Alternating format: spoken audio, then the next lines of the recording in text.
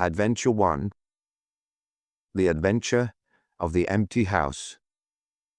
It was in the spring of the year 1894 that all London was interested, and the fashionable world dismayed, by the murder of the Honourable Ronald Adair under most unusual and inexplicable circumstances.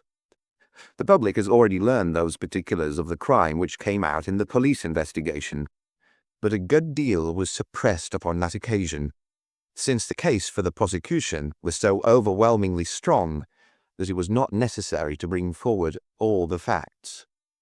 Only now, at the end of nearly 10 years, am I allowed to supply those missing links which make up the whole of that remarkable chain. The crime was of interest in itself, but that interest was as nothing to me compared to the inconceivable sequel which afforded me the greatest shock and surprise of any event in my adventurous life. Even now, after this long interval, I find myself thrilling as I think of it, and feeling once more that sudden flood of joy, amazement, and incredulity which utterly submerged my mind. Let me say to that public which has shown some interest in those glimpses which I have occasionally given them of the thoughts and actions of a very remarkable man, that they are not to blame me if I have not shared my knowledge with them, for I should have considered it my first duty to do so, had I not been barred by a positive prohibition from his own lips, which was only withdrawn upon the 3rd of last month. It can be imagined that my close intimacy with Sherlock Holmes had interested me deeply in crime, and that after his disappearance, I never failed to read with care the various problems which came before the public, and I even attempted more than once, for my own private satisfaction, to employ his methods in their solution, though with indifferent success. There was none, however, which appealed to me like this tragedy of Ronald Adair. As I read the evidence at the inquest, which led up to a verdict of wilful murder against some person or persons unknown, I realized more clearly than I had ever done the loss which the community had sustained by the death of Sherlock Holmes. There were points about this strange business which would, I was sure, have specially appealed to him, and the efforts of the police would have been supplemented, or more probably anticipated, by the trained observation and the alert mind of the first criminal agent in Europe. All day, as I drove upon my round, I turned over the case in my mind, and found no explanation which appeared to me to be adequate.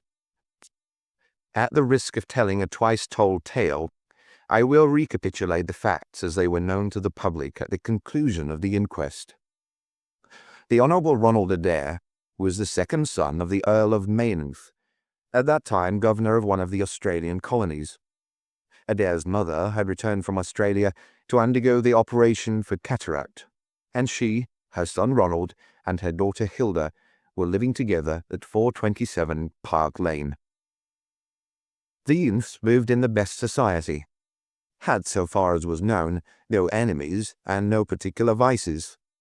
He had been engaged to Miss Edith Woodley of Carstairs, but the engagement had been broken off by mutual consent some months before, and there was no sign that it had left any very profound feeling behind it. For the rest, the man's life moved in a narrow and conventional circle, for his habits were quiet and his nature unemotional. Yet it was upon this easy-going young aristocrat that death came, in most strange and unexpected form, between the hours of 10 and 11:20 on the night of March 30th, 1894. Ronald Adair was fond of cards, playing continually, but never for such stakes as would hurt him. He was a member of the Baldwin, the Cavendish, and the Bagatelle card clubs. It was shown that after dinner on the day of his death, he had played a rubber of whist at the latter club. He also played there in the afternoon. The evidence of those who had played with him, Mr. Murray, Sir John Hardy, and Colonel Moran, showed that the game was whist, and that there was a fairly equal fall of the cards. Adair might have lost £5, but no more. His fortune was a considerable one, and such a loss could not in any way affect him. He had played nearly every day at one club or other, but he was a cautious player, and usually rose a winner. It came out in evidence that in partnership with Colonel Moran, he had actually won as much as £420 in a sitting some weeks before from Godfrey Milner and Lord Balmoral. So much for his recent history as it came out at the inquest. On the evening of the crime, he returned from the club exactly at 10. His mother and sister were out spending the evening with a relation. The servant deposed that she heard him enter the front room on the second floor, generally used as his sitting room. She had lit a fire there, and as it smoked, she had opened the window. No sound was heard from the room until 11:20, the hour of the return of Lady Meanings and her daughter. Desiring to say good night, she attempted to enter her son's room. The door was locked on the inside, and no answer could be got to their cries and knocking. Help was obtained, and the door forced. The unfortunate young man was found lying near the table. His head had been horribly mutilated by an expanding revolver bullet, but no weapon of any sort was to be found in the room. On the table lay 2 banknotes for £10 each and £17.10 in silver and gold, the money arranged in little piles of varying amount. There were some figures also upon a sheet of paper, with the names of some club friends opposite to them, from which it was conjectured that before his death he was endeavouring to make out his losses or winnings at cards. A minute examination of the circumstances served only to make the case more complex. In the first place, no reason could be given why the young man should have fastened the door upon the inside. There was the possibility that the murderer had done this, and had afterwards escaped by the window. The drop was at least 20 feet, however, and a bed of crocuses in full bloom lay beneath. Neither the flowers nor the earth showed any sign of having been disturbed, nor were there any marks upon the narrow strip of grass which separated the house from the road. Apparently, therefore, it was the young man himself who had fastened the door. But how did he come by his death? No one could have climbed up to the window without leaving traces. Suppose the man had fired through the window, he would indeed be a remarkable shot who could with a revolver inflict so deadly a wound. Again, Park Lane is a frequented thoroughfare. There's a cab stand within 100 yards of the house. No one had heard a shot.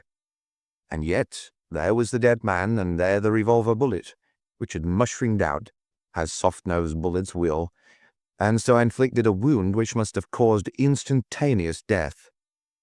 Such were the circumstances of the Park Lane mystery, which were further complicated by entire absence of motive, since, as I have said, young Adair was not known to have any enemy, and no attempt had been made to remove the money or valuables in the room. All day I turned these facts over in my mind, endeavouring to hit upon some theory which could reconcile them all, and to find that line of least resistance which my poor friend had declared to be the starting point of every investigation. I confess that I made little progress. In the evening I strolled across the park and found myself about 6 o'clock at the Oxford Street end of Park Lane. A group of loafers upon the pavements, all staring up at a particular window, directed me to the house which I had come to see. A tall, thin man with coloured glasses, whom I strongly suspected of being a plainclothes detective, was pointing out some theory of his own, while the others crowded round to listen to what he said. I got as near him as I could, but his observations seemed to me to be absurd, so I withdrew again in some disgust. As I did so, I struck against an elderly, deformed man who had been behind me, and I knocked down several books which he was carrying. I remember that as I picked them up, I observed the title of one of them, The Origin of Tree Worship. It struck me that the fellow must be some poor bibliophile, who either as a trade or as a hobby was a collector of obscure volumes. I endeavoured to apologize for the accident, but it was evident that these books which I had so unfortunately maltreated were very precious objects in the eyes of their owner. With a snarl of contempt, he turned upon his heel, and I saw his curved back and white side whiskers disappear among the throng. My observations of number 427 Park Lane did little to clear up the problem in which I was interested. The house was separated from the street by a low wall and railing, the whole not more than 5 feet high. It was perfectly easy, therefore, for anyone to get into the garden. But the window was entirely inaccessible, since there was no water pipe or anything which could help the most active man to climb it. More puzzled than ever, I retraced my steps to Kensington. I had not been in my study 5 minutes when the maid entered to say that a person desired to see me. To my astonishment, it was none other than my strange old book collector, his sharp, wizened face peering out from a frame of white hair, and his precious volumes, a dozen of them at least, wedged under his right arm. "You're surprised to see me, sir," said he in a strange, croaking voice. I acknowledged that I was. "Well, I have a conscience, sir, and when I chanced to see you go into this house, as I came hobbling after you, I thought to myself, I'll just step in and see what kind of gentleman, and tell him that if I was a bit gruff in my manner, that there was not any harm meant, and that I am much obliged to him for picking up my books." "You make too much of a trifle," said I. "May I ask how you knew who I was?" "Well, sir, it isn't too great a liberty. I am a neighbour of yours, for you'll find my little bookshop at the corner of Church Street, and very happy to see you, I am sure. Maybe you collect yourself, sir. Here's British Birds, and Catullus, and the Holy War. A bargain, every one of them. With 5 volumes you could just fill that gap on that second shelf. It looks untidy, does it not, sir?" I moved my head to look at the cabinet behind me. When I turned again, Sherlock Holmes was standing smiling at me across my study table.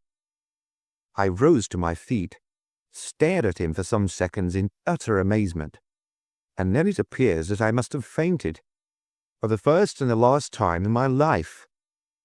Certainly a grey mist swirled before my eyes, and when it cleared I found my collar ends undone and the tingling aftertaste of brandy upon my lips. Holmes was bending over my chair, his flask in his hand. "My dear Watson," said the well-remembered voice, "I owe you 1,000 apologies. I had no idea that you would be so affected." I gripped him by the arms. "Holmes," I cried, "is it really you? Can it indeed be that you are alive? Is it possible that you succeeded in climbing out of that awful abyss?" "Wait a moment," said he. "Are you sure that you're really fit to discuss things? I have given you a serious shock by my unnecessarily dramatic reappearance." "I'm all right, but indeed, Holmes, I can hardly believe my eyes. Good heavens, to think that you of all men, shall be standing in my study." Again I gripped him by the sleeve, and felt the thin, sinewy arm beneath it. "Well, you're not a spirit anyhow," said I. "My dear chap, I'm overjoyed to see you. Sit down and tell me how you came alive out of that dreadful chasm." He sat opposite to me, and lit a cigarette in his old, nonchalant manner. He was dressed in the seedy frock-coat of the book merchant, but the rest of that individual lay in a pile of white hair and old books upon the table. Holmes looked even thinner and keener than of old, but there was a dead white tinge in his aquiline face, which told me that his life recently had not been a healthy one. "I am glad to stretch myself, Watson," said he. "It is no joke when a tall man has to take a foot off his stature for several hours on end. Now, my dear fellow, in the matter of these explanations we have, if I may ask for your cooperation, a hard and dangerous night's work in front of us. Perhaps it would be better if I gave you an account of the whole situation when that work is finished." "I am full of curiosity. I should much prefer to hear it now." "You'll come with me tonight?" "When you like and where you like." This is indeed like the old days. We shall have time for a mouthful of dinner before we need go. Well then, about that chasm. I had no serious difficulty in getting out of it, for the very simple reason that I never was in it. You never were in it? No, Watson, I never was in it. My note to you was absolutely genuine. I had little doubt that I had come to the end of my career when I perceived the somewhat sinister figure of the late Professor Moriarty standing upon the narrow pathway which led to safety. I read an inexorable purpose in his grey eyes. I exchanged some remarks with him, therefore, and obtained his courteous permission to write the short note which you afterwards received. I left it with my cigarette box and my stick, and I walked along the pathway, Moriarty still at my heels. When I reached the end, I stood at bay. He drew no weapon, but he rushed at me and threw his long arms around me. He knew that his own game was up, and was only anxious to revenge himself upon me. We tottered together upon the brink of the fall. I have some knowledge, however, of baritsu, or the Japanese system of wrestling, which has more than once been very useful to me. I slipped through his grip, and he, with a horrible scream, kicked madly for a few seconds and clawed the air with both his hands. But for all his efforts, he could not get his balance, and over he went. With my face over the brink, I saw him fall for a long way. Then he struck a rock, bounded off, and splashed into the water. I listened with amazement to this explanation which Holmes delivered between the puffs of his cigarette. "But the tracks," I cried. "I saw with my own eyes that two went down the path, and none returned." It came about in this way. The instant that the professor had disappeared, it struck me was a really extraordinarily lucky chance fate had placed in my way. I knew that Moriarty was not the only man who had sworn my death. There were at least 3 others whose desire for vengeance upon me would only be increased by the death of their leader. They were all most dangerous men. One or other would certainly get me. On the other hand, if all the world was convinced that I was dead, they would take liberties, these men. They would soon lay themselves open, and sooner or later I could destroy them. Then it would be time for me to announce that I was still in the land of the living. So rapidly does the brain act, that I believe I had sought this all out before Professor Moriarty had reached the bottom of the Reichenbach fall. I stood up and examined the rocky wall behind me. In your picturesque account of the matter, which I read with great interest some months later, you assert that the wall was sheer. That was not literally true. A few small footholds presented themselves, and there was some indication of a ledge. The cliff is so high that to climb it all was an obvious impossibility, and it was equally impossible to make any way along the wet path without leaving some tracks. I might, it is true, have reversed my boots, as I have done on similar occasions, but the sight of 3 sets of tracks in one direction would certainly have suggested a deception. On the whole, then, it was best that I should risk the climb. It was not a pleasant business, Watson. The fall roared beneath me. I am not a fanciful person, but I give you my word that I seemed to hear Moriarty's voice screaming at me out of the abyss. A mistake would have been fatal. More than once, as tufts of grass came out in my hand or my foot slipped in the wet notches of the rock, I thought that I was gone. But I struggled upward, and at last I reached a ledge several feet deep and covered with soft green moss, where I could lie unseen in the most perfect comfort. There I was stretched when you, my dear Watson, and all your following were investigating in the most sympathetic and inefficient manner the circumstances of my death. At last, when you had all formed your inevitable and totally erroneous conclusions, you departed for the hotel, and I was left alone. I had imagined that I had reached the end of my adventures, but a very unexpected occurrence showed me that there were surprises still in store for me. A huge rock, falling from above, boomed past me, struck the path, and bounded over into the chasm. For an instant I thought that it was an accident, but a moment later, looking up, I saw a man's head against the darkening sky, and another stone struck the very ledge upon which I was stretched, within a foot of my head. Of course, the meaning of this was obvious. Moriarty had not been alone. A confederate, and even that one glance had told me how dangerous a man that confederate was, had kept guard while the professor had attacked me. From a distance, unseen by me, he had been a witness of his friend's death and of my escape. He had waited, and then making his way round to the top of the cliff, he had endeavored to succeed where his comrade had failed. I did not take long to think about it, Watson. Again I saw that grim face look over the cliff, and I knew that it was the precursor of another stone. I scrambled down onto the path. I don't think I could have done it in cold blood. It was 100 times more difficult than getting up. But I had no time to think of the danger, for another stone sang past me as I hung by my hands from the edge of the ledge. Halfway down I slipped, but by the blessing of God, I landed torn and bleeding upon the path. I took to my heels, did 10 miles over the mountains in the darkness, and a week later I found myself in Florence, with the certainty that no one in the world knew what had become of me. I had only one confidant, my brother Mycroft. I owe you many apologies, my dear Watson, but it was all important that it should be thought I was dead, and it is quite certain that you would not have written so convincing an account of my unhappy end had you not yourself thought that it was true. Several times during the last 3 years, I have taken up my pen to write to you, but always I feared lest your affectionate regard for me should tempt you to some indiscretion which would betray my secret.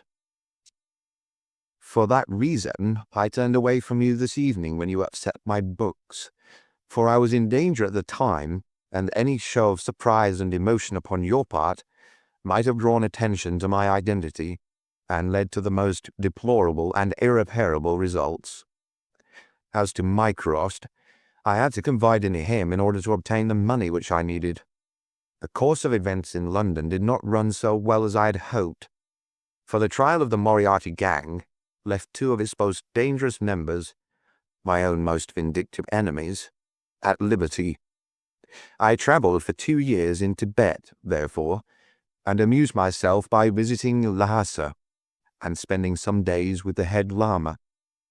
You may have read of the remarkable explorations of a Norwegian named Sigerson, but I'm sure that it never occurred to you that you were receiving news of your friend.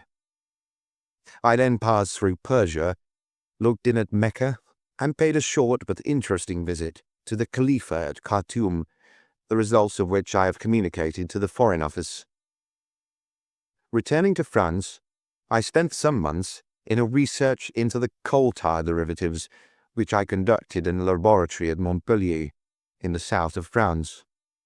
Having concluded this to my satisfaction, and learning that only one of my enemies was now left in London, I was about to return when my movements were hastened by the news of this very remarkable Park Lane mystery, which not only appealed to me by its own merits, but which seemed to offer some most peculiar personal opportunities. I came over at once to London, called in my own person at Baker Street, threw Mrs. Hudson into violent hysterics, and found that Mycroft had preserved my rooms and my papers exactly as they had always been. So it was, my dear Watson, that at 2 o'clock today I found myself in my old armchair in my own old room, and only wishing that I could have seen my old friend Watson in the other chair which he had so often adorned. Such was the remarkable narrative to which I listened on that April evening, a narrative which would have been utterly incredible to me had it not been confirmed by the actual sight of the tall, spare figure and the keen, eager face which I had never thought to see again. In some manner he had learned of my own sad bereavement, and his sympathy was shown in his manner rather than in his words. "Work is the best antidote to sorrow, my dear Watson," said he, "and I have a piece of work for us both tonight which, if we can bring it to a successful conclusion, will in itself justify a man's life on this planet. In vain I begged him to tell me more. You will hear and see enough before morning, he answered. We have 3 years of the past to discuss. Let that suffice until 9:30, when we start upon the notable adventure of the empty house. It was indeed like old times, when at that hour I found myself seated beside him in a hansom, my revolver in my pocket, and the thrill of adventure in my heart. Holmes was cold and stern and silent. As the gleam of the street lamps flashed upon his austere features, I saw that his brows were drawn down in thought, and his thin lips compressed. I knew not what wild beast we were about to hunt down in the dark jungle of criminal London, but I was well assured from the bearing of this master huntsman that the adventure was a most grave one, while the sardonic smile which occasionally broke through his ascetic gloom boded little good for the object of our quest. I had imagined that we were bound for Baker Street, but Holmes stopped the cab at the corner of Cavendish Square. I observed that as he stepped out, he gave a most searching glance to right and left, and at every subsequent street corner he took the utmost pains to assure that he was not followed. Our route was certainly a singular one. Holmes's knowledge of the byways of London was extraordinary, and on this occasion he passed rapidly and with an assured step through a network of mews and stables, the very existence of which I had never known. We emerged at last into a small road, lined with old gloomy houses, which led us into Manchester Street, and so to Blandford Street. Here he turned swiftly down a narrow passage, passed through a wooden gate into a deserted yard, and then opened with a key the back door of a house. We entered together, and he closed it behind us. The place was pitch dark, but it was evident to me that it was an empty house.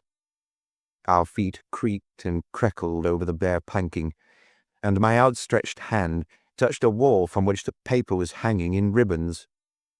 Holmes's cold, thin fingers closed round my wrist and led me forward down a long hall until I dimly saw the murky fanlight over the door. Here, Holmes turned suddenly to the right, and we found ourselves in a large, square, empty room, heavily shadowed in the corners, but faintly lit in the centre from the lights of the street beyond. There was no lantern here, and the window was thick with dust, so that we could only just discern each other's figures within. My companion put his hand upon my shoulder, and his lips close to my ear.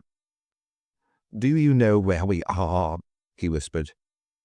"Surely that is Baker Street," I answered, staring through the dim window. "Exactly. We are in Camden House, which stands opposite to our own old quarters. But why are we here?" "Because it commands so excellent a view of that picturesque pile. Might I trouble you, my dear Watson, to draw a little nearer to the window, taking every precaution not to show yourself, and then to look up at our old rooms, the starting point of so many of your little fairy tales. We will see if my 3 years of absence have entirely taken away my power to surprise you." I crept forward and looked across at the familiar window. As my eyes fell upon it, I gave a gasp and a cry of amazement. The blind was down, and a strong light was burning in the room. The shadow of a man who was seated in a chair within was thrown in hard, black outline upon the luminous screen of the window.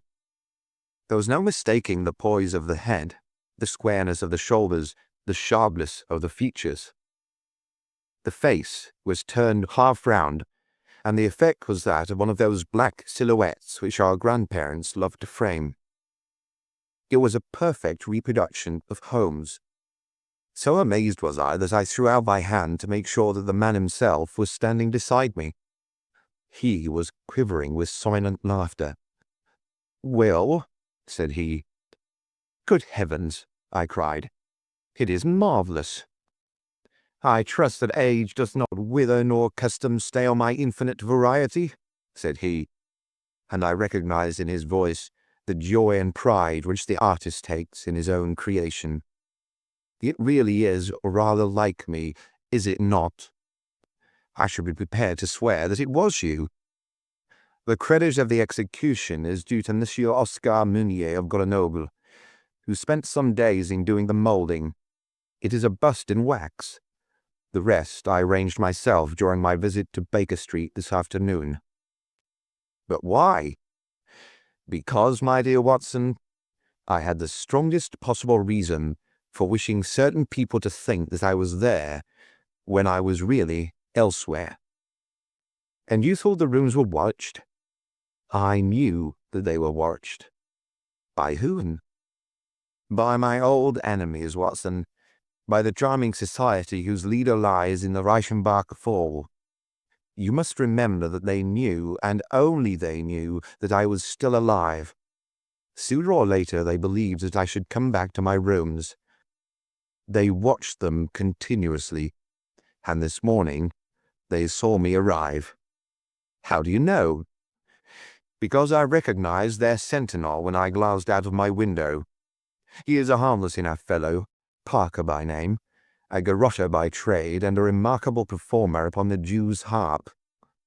I cared nothing for him, but I cared a great deal for the much more formidable person who was behind him, the bosom friend of Moriarty, the man who dropped the rocks over the cliff, the most cunning and dangerous criminal in London. That is the man who is after me tonight, Watson, and that is the man who is quite unaware that we are after him. My friend's plans were gradually revealing themselves. From this convenient retreat, the watchers were being watched and the trackers tracked. That angular shadow up yonder was the bait, and we were the hunters. In silence we stood together in the darkness and watched the hurrying figures who passed and repassed in front of us. Holmes was silent and motionless, but I could tell that he was keenly alert, and that his eyes were fixed intently upon the stream of passers-by. It was a bleak and boisterous night, and the wind whistled shrilly down the long street. Many people were moving to and fro, most of them muffled in their coats and cravats. Once or twice it seemed to me that I had seen the same figure before, and I especially noticed two men who appeared to be sheltering themselves from the wind in the doorway of a house some distance up the street. I tried to draw my companion's attention to them, but he gave a little ejaculation of impatience and continued to stare into the street. More than once he fidgeted with his feet and tapped rapidly with his fingers upon the wall. It was evident to me that he was becoming uneasy, and that his plans were not working out altogether as he had hoped. At last, as midnight approached and the street gradually cleared, he paced up and down the room in uncontrollable agitation. I was about to make some remark to him when I raised my eyes to the lighted window and again experienced almost as great a surprise as before. I clutched Holmes's arm and pointed upwards. "The shadows moved," I cried. It was indeed no longer the profile but the back which was turned towards us. 3 years had certainly not smoothed the asperities of his temper or his impatience with a less active intelligence than his own. "Of course it has moved," said he. "Am I such a farcical bungler, Watson, that I should erect an obvious dummy and expect that some of the sharpest men in Europe would be deceived by it? We have been in this room 2 hours, and Mrs. Hudson has made some change in that figure 8 times, or once in every quarter of an hour. She worked it from the front, so that her shadow may never be seen. Ah!" He drew in his breath with a shrill, excited intake. In the dim light, I saw his head thrown forward, his whole attitude rigid with attention. Outside the street was absolutely deserted. Those 2 men might still be crouching in the doorway, but I could no longer see them. All was still and dark, save only that brilliant yellow screen in front of us, with the black figure outlined upon its center. Again, in the utter silence, I heard that thin, sibilant note which spoke of intense, suppressed excitement. An instant later, he pulled me back into the blackest corner of the room, and I felt his warning hand upon my lips. The fingers which clutched me were quivering. Never had I known my friend more moved, and yet the dark street still stretched lonely and motionless before us. But suddenly I was aware of that which his keener senses had already distinguished. A low, stealthy sound came to my ears, not from the direction of Baker Street, but from the back of the very house in which we lay concealed. A door opened and shut.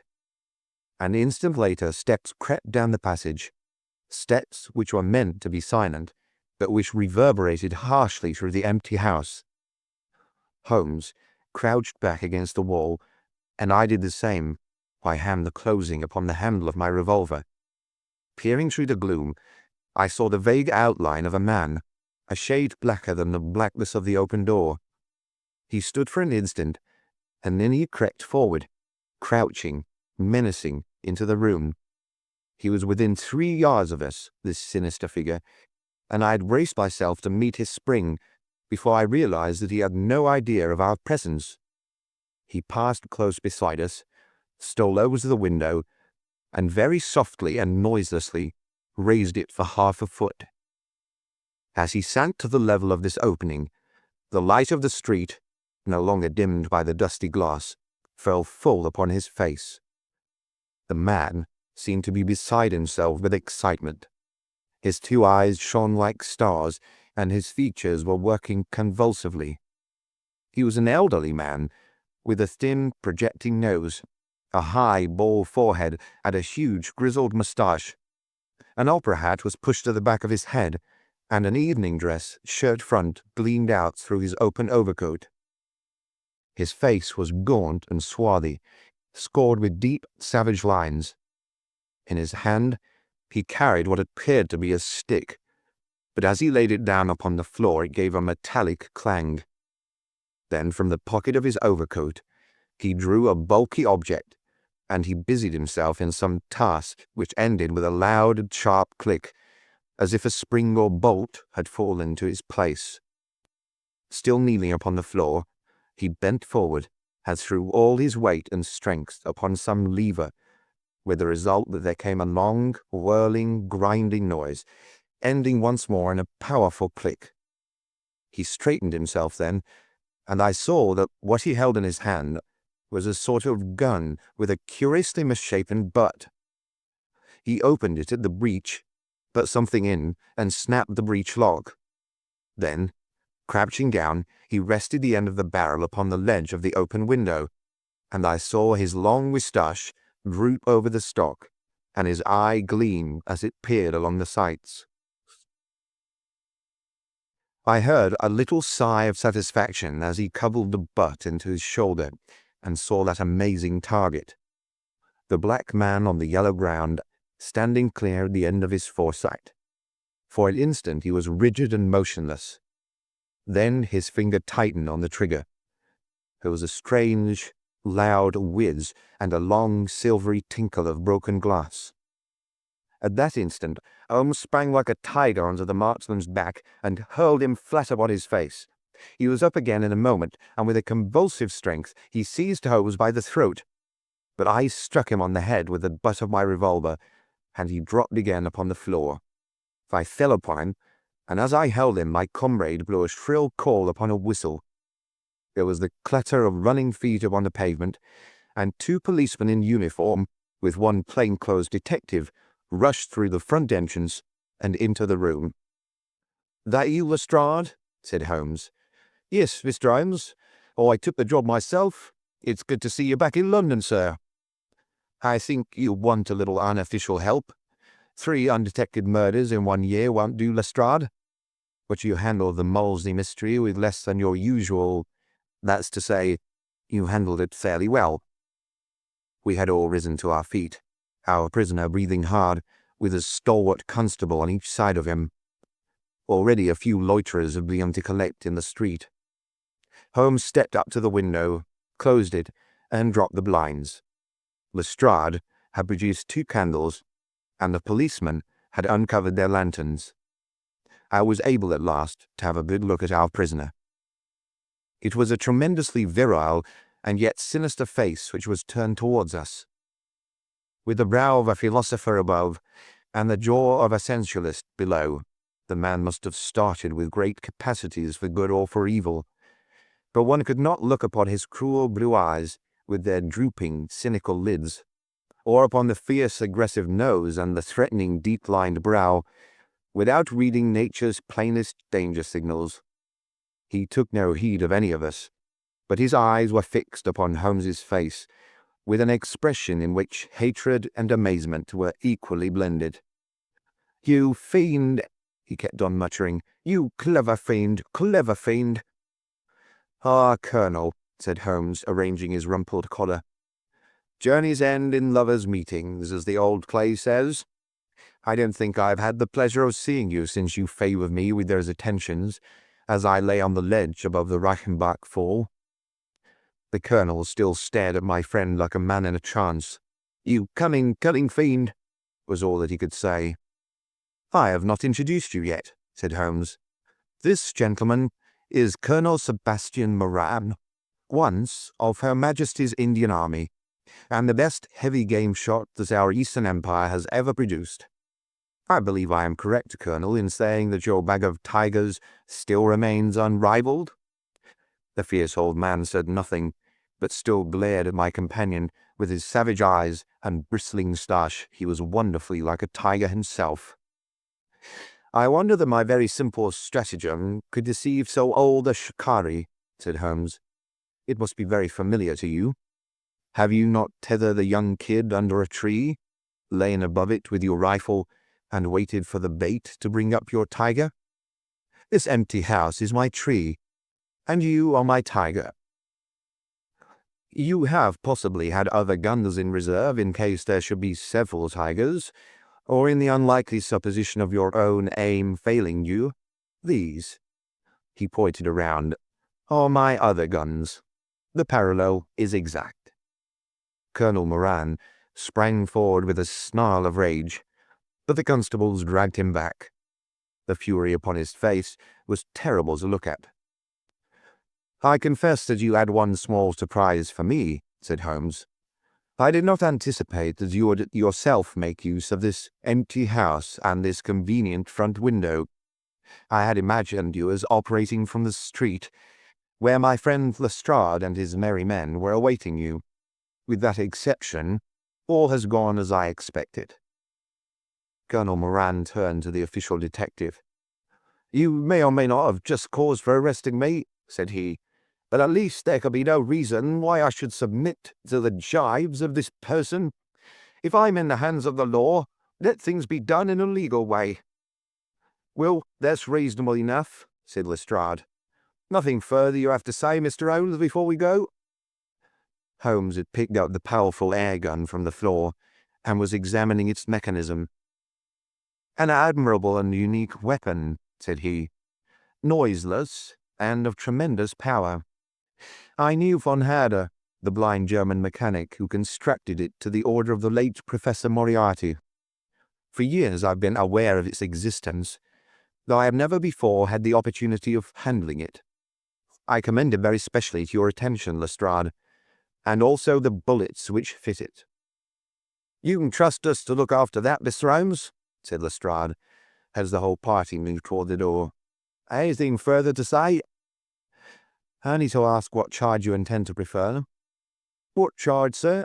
"Why, of course, the attempted murder of Mr. Sherlock Holmes." "Not so, Lestrade. But I do not propose to appear in the matter at all. To you, and to you only, belongs the credit of the remarkable arrest which you have effected. Yes, Lestrade, I congratulate you. With your usual happy mixture of cunning and audacity, you have got him." "Going? Go home, Mr. Holmes." "The man that the whole force has been seeking in vain. Colonel Sebastian Moran, who shot the Honourable Ronald Adair with an expanding bullet from an air gun through the open window of the second-floor front of number 427 Park Lane upon the 30th of last month. That's the charge, Lestrade. And now, Watson, if you can endure the draught from a broken window, I think that half an hour in my study over a cigar may afford you some profitable amusement." Our old chambers had been left unchanged through the supervision of Mycroft Holmes and the immediate care of Mrs. Hudson. As I entered, I saw, it is true, an unwonted tidiness, but the old landmarks were all in their place. There were the chemical corner and the acid-stained deal-top table. There upon a shelf was the row of formidable scrapbooks and books of reference which many of our fellow citizens would have been so glad to burn. The diagrams, the violin case, and the pipe rack, even the Persian slipper which contained the tobacco, all met my eyes as I glanced around me.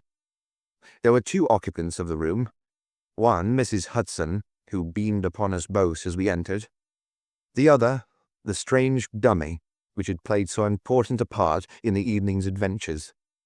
It was a wax-coloured model of my friend, so admirably done that it was a perfect facsimile. It stood on a small pedestal table with an old dressing-gown of Holmes's so draped around it that the illusion from the street was absolutely perfect. "I hope you observed all precautions, Mrs. Hudson," said Holmes. "I went it on my knees, sir, just as you told me." "Excellent. You carried the thing out very well.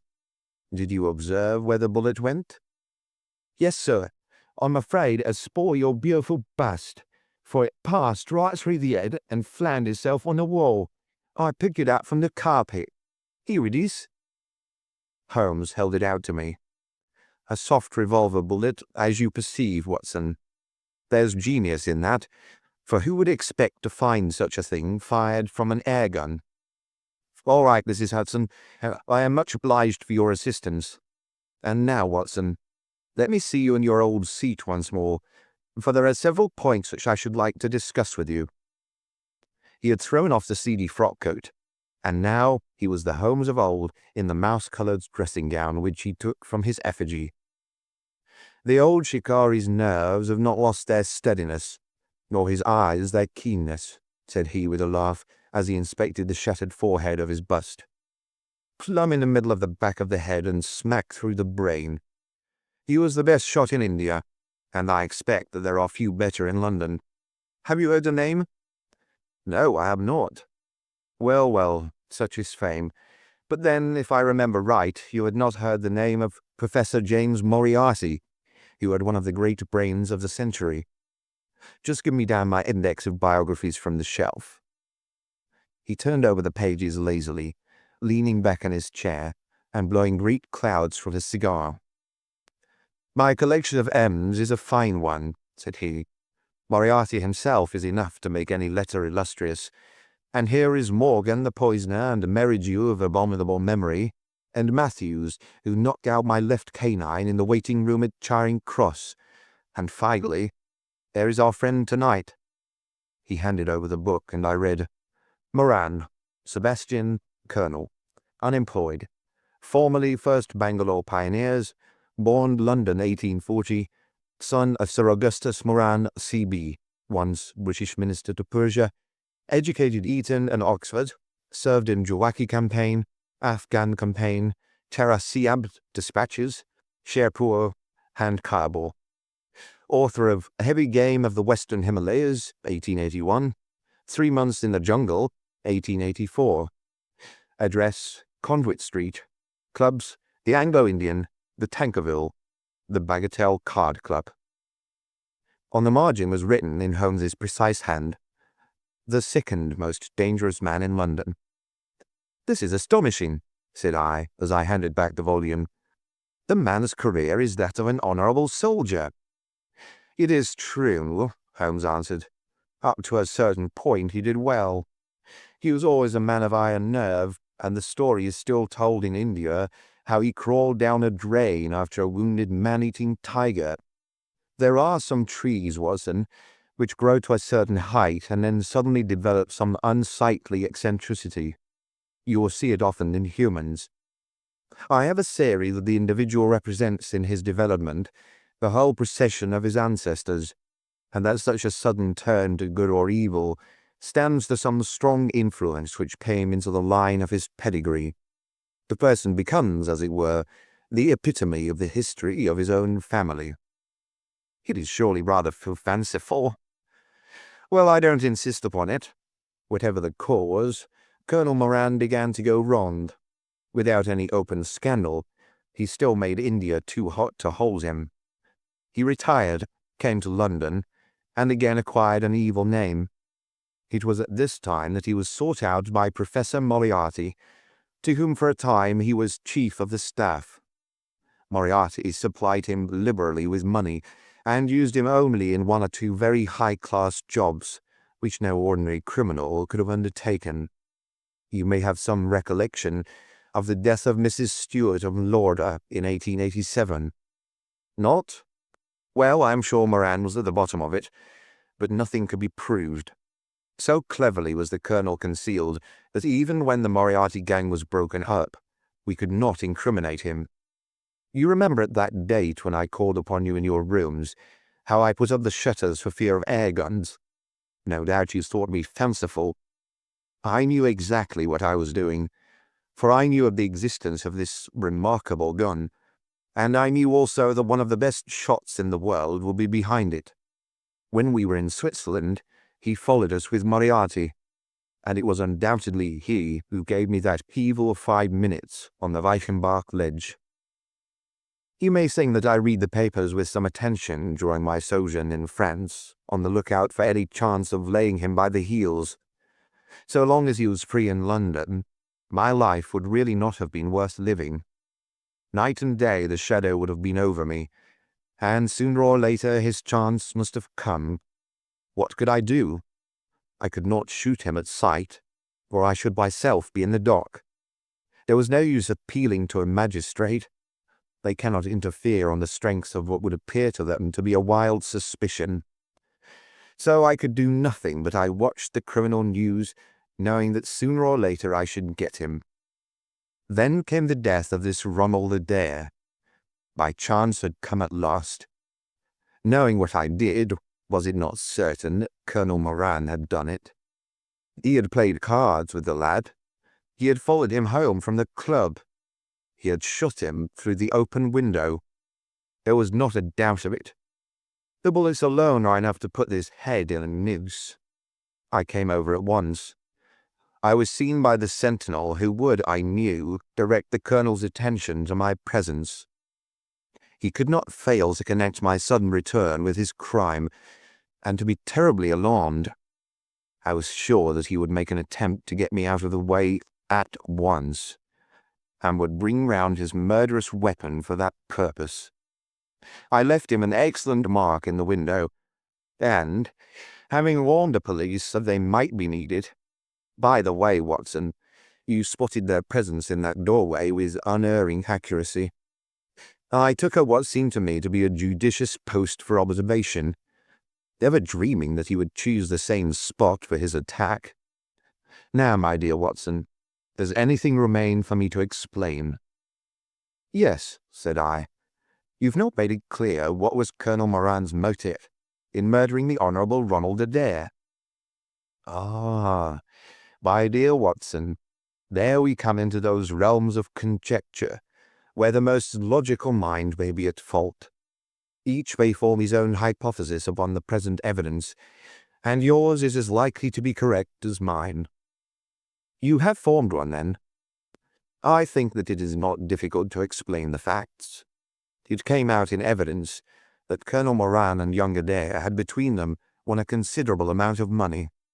Now, Moran undoubtedly played foul. Of that I've long been aware. I believe that on the day of the murder Adair had discovered that Moran was cheating. Very likely he had spoken to him privately, and had threatened to expose him unless he voluntarily resigned his membership of the club, and promised not to play cards again. It is unlikely that a youngster like Adair would at once make a hideous scandal by exposing a well-known man so much older than himself. Probably he acted as I suggest. The exclusion from his clubs would mean ruin to Moran, who lived by his ill-gotten card gains. He therefore murdered Adair, who at the time was endeavouring to work out how much money he should himself return, since he could not profit by his partner's foul play. He locked the door lest the ladies should surprise him, and insist upon knowing what he was doing with these names and coins. Will it pass? I have no doubt that you have hit upon the truth. It will be verified or disproved at the trial. Meanwhile, come what may, Colonel Moran will trouble us no more. The famous air gunner von Herder will embellish the Scotland Yard's museum, and once again, Mr. Sherlock Holmes is free to devote his life to examining those interesting little problems which the complex life of London so plentifully presents. End of The Empty House.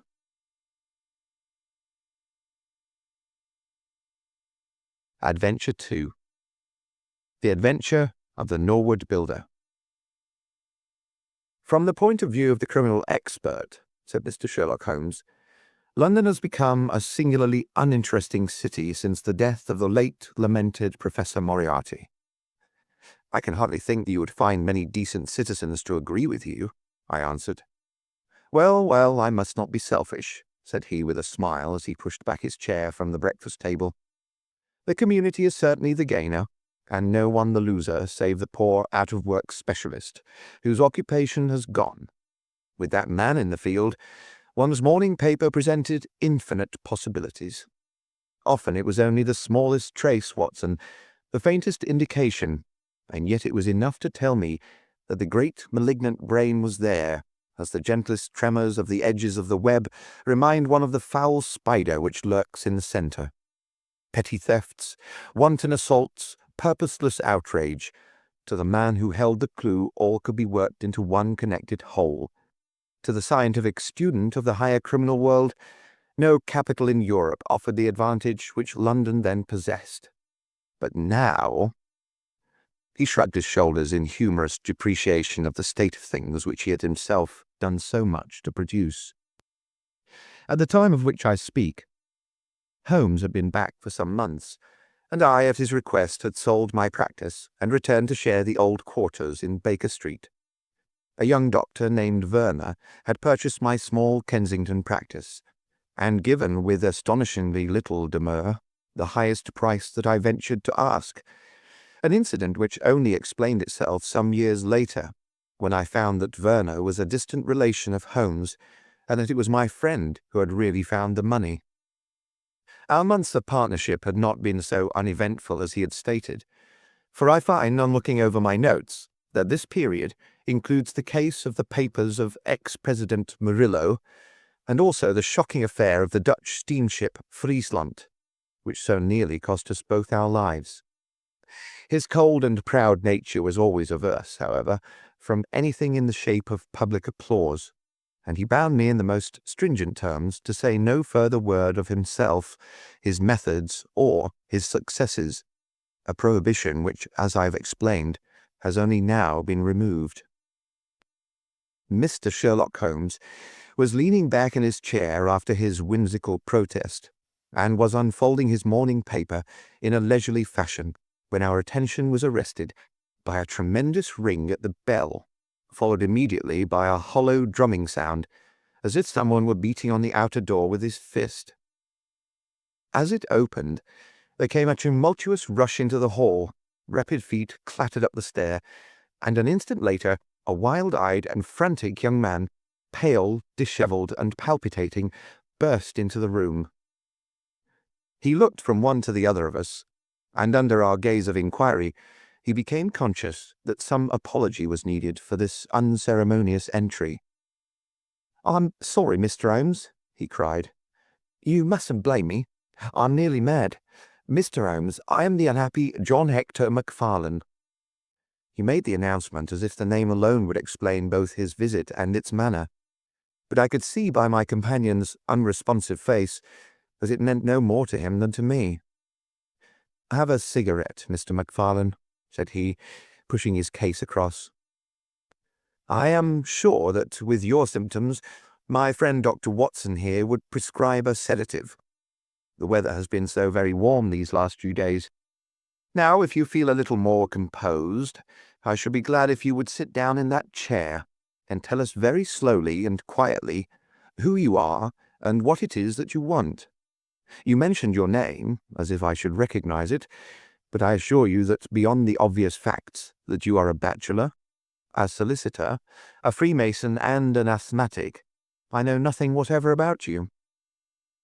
Familiar as I was with my friend's methods, it was not difficult for me to follow his deductions and to observe the untidiness of attire, the sheaf of legal papers, the watch charm, and the breathing which had prompted them. Our client, however, stared in amazement. "Yes, I'm all that, Mr. Holmes, and in addition I am the most unfortunate man at this moment in London. For heaven's sake, don't abandon me, Mr. Holmes. If they come to arrest me before I have finished my story, make them give me time so that I may tell you the whole truth. I could go to jail happy if I knew that you were working for me outside." "Arrest you?" said Holmes. "This is really most gratis, most interesting. On what charge do you expect to be arrested?" "Upon the charge of murdering Mr. James Oldacre of Lower Norwood." My companion's expressive face showed a sympathy which was not, I am afraid, entirely unmixed with satisfaction. "Dear me," said he, "it was only this moment at breakfast that I was saying to my friend Dr. Watson that sensational cases had disappeared out of our papers." Our visitor stretched forward a quivering hand and picked up the Daily Telegraph, which still lay upon Holmes's knee. "If you had looked at it, sir, you would have seen at a glance what the errand is on which I have come to you this morning. I feel as if my name and my misfortune must be in every man's mouth." He turned it over to expose the central page. "Here it is, and with your permission I will read it to you. Listen to this, Mr. Holmes. The headlines are 'Mysterious Affair at Lower Norwood. Disappearance of a well-known builder. Suspicion of murder and arson. A clue to the criminal.' That is the clue which they are already following, Mr. Holmes, and I know that it leads infallibly to me. I have been followed from London Bridge Station, and I am sure that they are only waiting for the warrant to arrest me. It will break my mother's heart. It will break her heart." He wrung his hands in an agony of apprehension, and swayed backward and forward in his chair. I looked with interest upon this man, who was accused of being the perpetrator of a crime of violence. He was flaxen-haired and handsome, in a washed-out, negative fashion, with frightened blue eyes and a clean-shaven face, with a weak, sensitive mouth. His age may have been about 27, his dress and bearing that of a gentleman. From the pocket of his light summer overcoat protruded the bundle of endorsed papers which proclaimed his profession. "We must use what time we have," said Holmes. "Watson, would you have the kindness to take the paper and to read the paragraph in question?" Underneath the vigorous headlines, which our client had quoted, I read the following suggestive narrative. "Late last night or early this morning, an incident occurred at Lower Norwood, which points, it is feared, to a serious crime. Mr. Jonas Oldacre is a well-known resident of that suburb, where he has carried on his business as a builder for many years. Mr. Oldacre is a bachelor, 52 years of age, and lives in Deep Dean House at the Sydenham end of the road of that name. He has had the reputation of being a man of eccentric habits, secretive and retiring. For some years he has practically withdrawn from the business in which he is said to have amassed considerable wealth. A small timber yard still exists, however, at the back of the house, and last night, about 12 o'clock, an alarm was given that one of the stacks was on fire. The engines were soon upon the spot, but the dry wood burned with great fury, and it was impossible to arrest the conflagration until the stack had been entirely consumed. Up to this point the incident bore the appearance of an ordinary accident, but fresh indications seemed to point to serious crime. Surprise was expressed at the absence of the master of the establishment from the scene of the fire, and an inquiry followed which showed that he had disappeared from the house. An examination of his room revealed that the bed had not been slept in, that a safe which stood in it was open, that a number of important papers were scattered about the room, and finally that there were signs of a murderous struggle, slight traces of blood being found within the room. and an oaken walking stick, which also showed stains of blood upon the handle.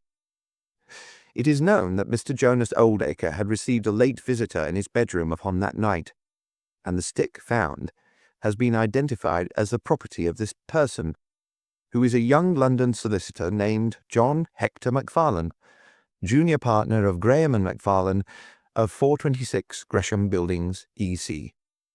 The police believe that they have evidence in their possession which supplies a very convincing motive for the crime, and altogether it cannot be doubted that sensational developments will follow. Later. It is rumoured as we go to press that Mr. John Hector Macfarlane has actually been arrested on the charge of the murder of Mr. Jonas Oldacre. It is at least certain that a warrant has been issued. There have been further and sinister developments in the investigation at Norwood. Besides the signs of a struggle in the room of the unfortunate builder, it is now known that the French windows of his bedroom, which is on the ground floor, were found to be open, that there were marks as if some bulky object had been dragged across to the woodpile, and finally it is asserted that charred remains have been found among the charcoal ashes of the fire. The police theory is that a most sensational crime has been committed, that the victim was clubbed to death in his own bedroom, his papers rifled, and his dead body dragged across to the woodstack, which was then ignited so as to hide all traces of the crime. The conduct of the criminal investigation has been left in the experienced hands of Inspector Lestrade of Scotland Yard, who is following up the clues with his accustomed energy and sagacity. Sherlock Holmes listened with closed eyes and fingertips together to this remarkable account. "The case has certainly some points of interest," said he in his languid fashion. "May I ask, in the first place, Mr. Macfarlane, how it is that you are still at liberty, since there appears to be enough evidence to justify your arrest?" "I live at Torrington Lodge, Blackheath, with my parents, Mr. Holmes, but last night, having to do business very late with Mr. Jonas Oldacre, I stayed at an hotel in Norwood, and came to my business from there. I knew nothing of this affair until I was in the train, when I read what you have just heard. I at once saw the horrible danger of my position, and I hurried to put the case into your hands. I have no doubt that I should have been arrested, either at my city office or at my home. A man followed me from London Bridge Station, and I have no doubt— Great Heaven, what is that?" It was a clang of the bell, followed instantly by heavy steps upon the stair. A moment later, our old friend Lestrade appeared in the doorway. Over his shoulder, I caught a glimpse of one or two uniformed policemen outside. "Mr. John Hector Macfarlane," said Lestrade. Our unfortunate client rose with a ghastly face. "I arrest you for the wilful murder of Mr. Jonas Oldacre of Lower Norwood." Macfarlane turned to us with a gesture of despair, and sank into his chair once more like one who is crushed. "One moment, Lestrade," said Holmes. "Half an hour more or less can make no difference to you," and the gentleman was about to give us an account of this very interesting affair, which might aid us in clearing it up. "I think there will be no difficulty in clearing it up," said Lestrade grimly. "None the less, with your permission, I should be much interested to hear his account." "Well, Mr. Holmes, it is difficult for me to refuse you anything, for you have been of use to the force once or twice in the past, and we owe you a good turn at Scotland Yard," said Lestrade.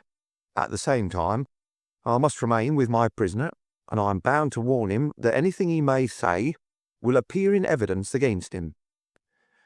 "I wish nothing better," said our client. "All I ask is that you should hear and recognize the absolute truth." Lestrade looked at his watch. "I'll give you half an hour," said he. "I must explain first," said Macfarlane, "that I knew nothing of Mr. Jonas Oldacre. His name was familiar to me. For many years ago, my parents were acquainted with him, but they drifted apart. I was very much surprised, therefore, when yesterday, about 3 o'clock in the afternoon, he walked into my office in the city. But I was still more astonished when he told me the object of his visit, He had in his hand several sheets of a notebook covered with scribbled writing. "Here they are," and he laid them on my table. "Here is my will," said he. "I want you, Mr. Macfarlane, to cast it into proper legal shape. I will sit here while you do so." I set myself to copy it, and you can imagine my astonishment when I found that, with some reservations, he had left all his property to me.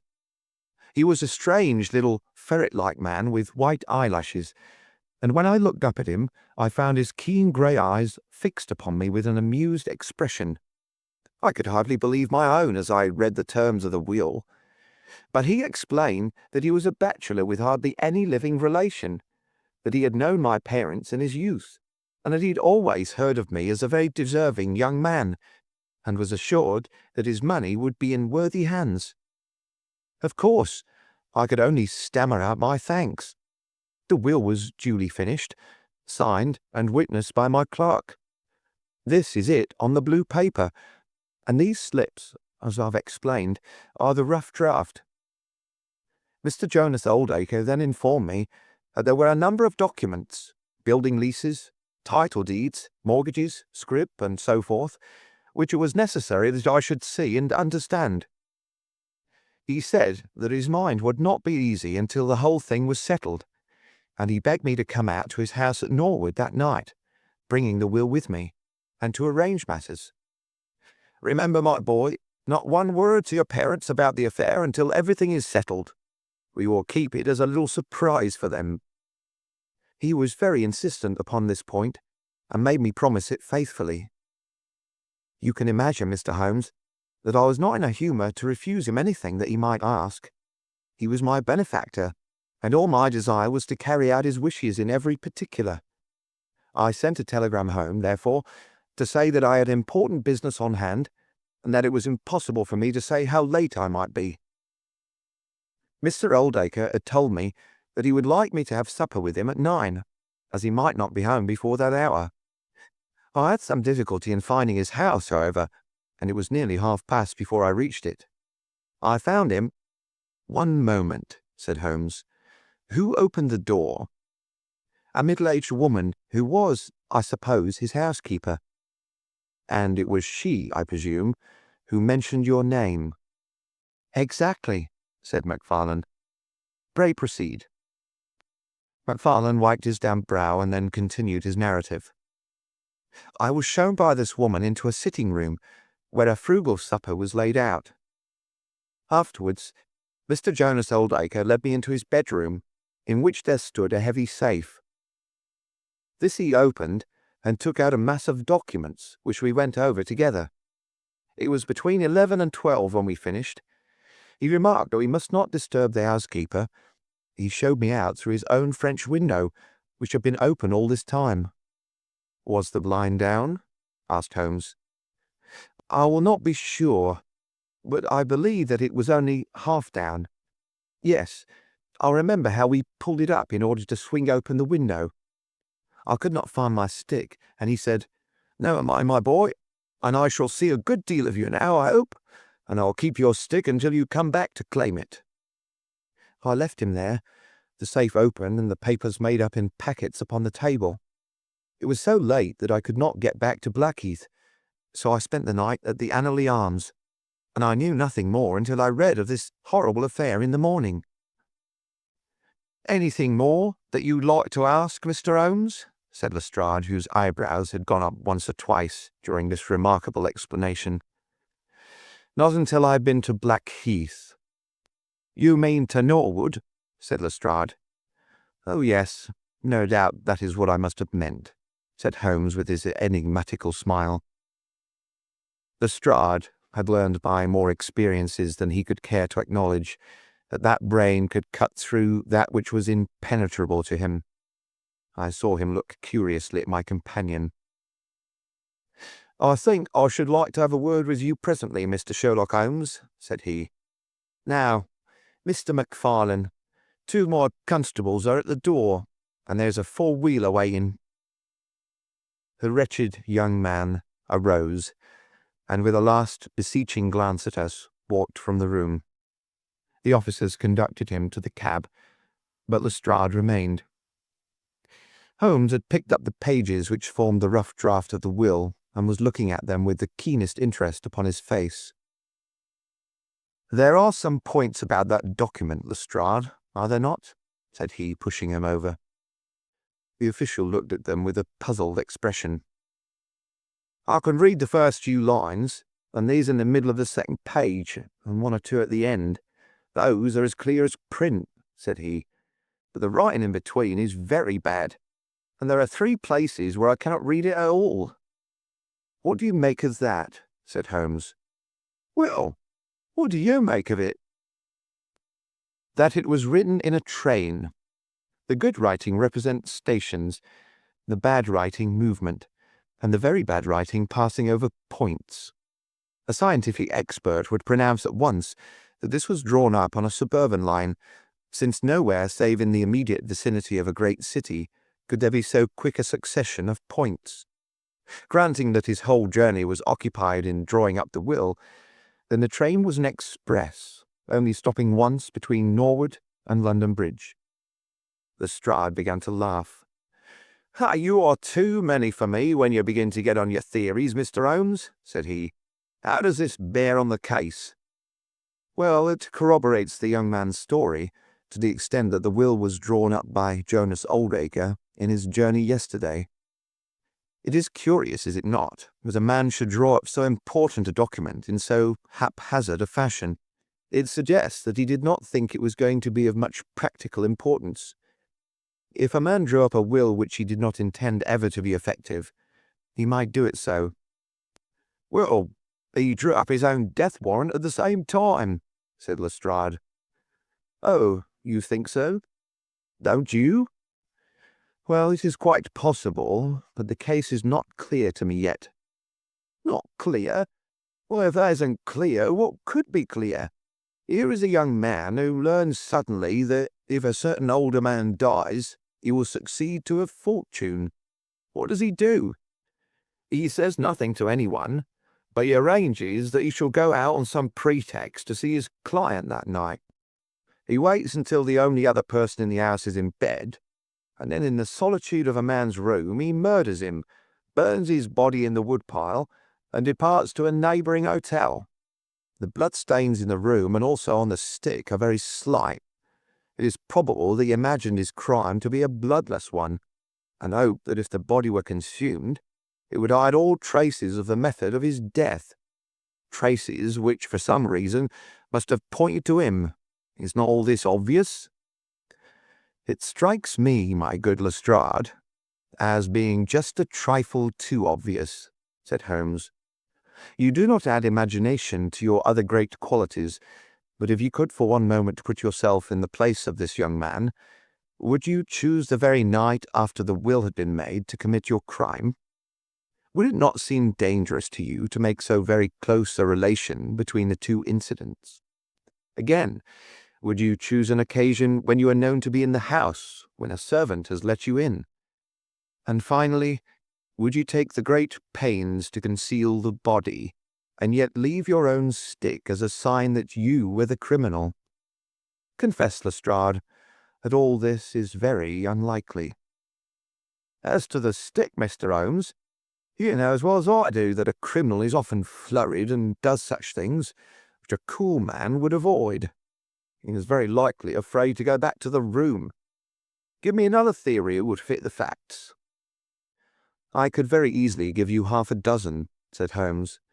"Here, for example, is a very possible and even probable one. I make you a free present of it. The older man is showing documents which are of evident value. A passing tramp sees them through the window, the blind of which is only half down. Exit the solicitor, enter the tramp. He seizes a stick, which he observes there, kills Oldacre, and departs after burning the body." "Why should the tramp burn the body?" "For the matter of that, why should Macfarlane?" "To hide some evidence." "Possibly the tramp wanted to hide that any murder at all had been committed." "And why did the tramp take nothing?" "Because they were papers that he could not negotiate." Lestrade shook his head, though it seemed to me that his manner was less absolutely assured than before. "Well, Mr. Sherlock Holmes, you may look for your tramp, and while you're finding him, we will hold on to our man. The future will show which is right. Just notice this point, Mr. Holmes, that so far as we know, none of the papers were removed, and that the prisoner is the one man in the world who had no reason for removing them, since he was heir at law, and would come into them in any case." My friend seemed struck by this remark. "I don't mean to deny that the evidence is in some ways very strongly in favour of your theory," said he. "I only wish to point out that there are other theories possible. As you say, the future will decide. Good morning. I dare say that in the course of the day I shall drop in at Norwood and see how you're getting on." When the detective departed, my friend rose and made his preparations for the day's work with the alert air of a man who has a congenial task before him. "My first movement, Watson," said he as he bustled into his frock-coat, "must, as I said, be in the direction of Blackheath." "And why not Norwood?" "Because we have in this case one singular incident coming close to the heels of another singular incident. The police are making the mistake of concentrating their attention upon the second, because it happens to be the one which is actually criminal. But it is evident to me that the logical way to approach the case is to begin by trying to throw some light upon the first incident, the curious will, so suddenly made, and to so unexpected an heir. It may do something to simplify what followed. No, my dear fellow, I don't think you can help me. There is no prospect of danger, or I should not dream of stirring out without you. I trust that when I see you in the evening, I will be able to report that I have been able to do something for this unfortunate youngster who has thrown himself upon my protection." It was late when my friend returned, and I could see by a glance at his haggard and anxious face that the high hopes with which he had started had not been fulfilled.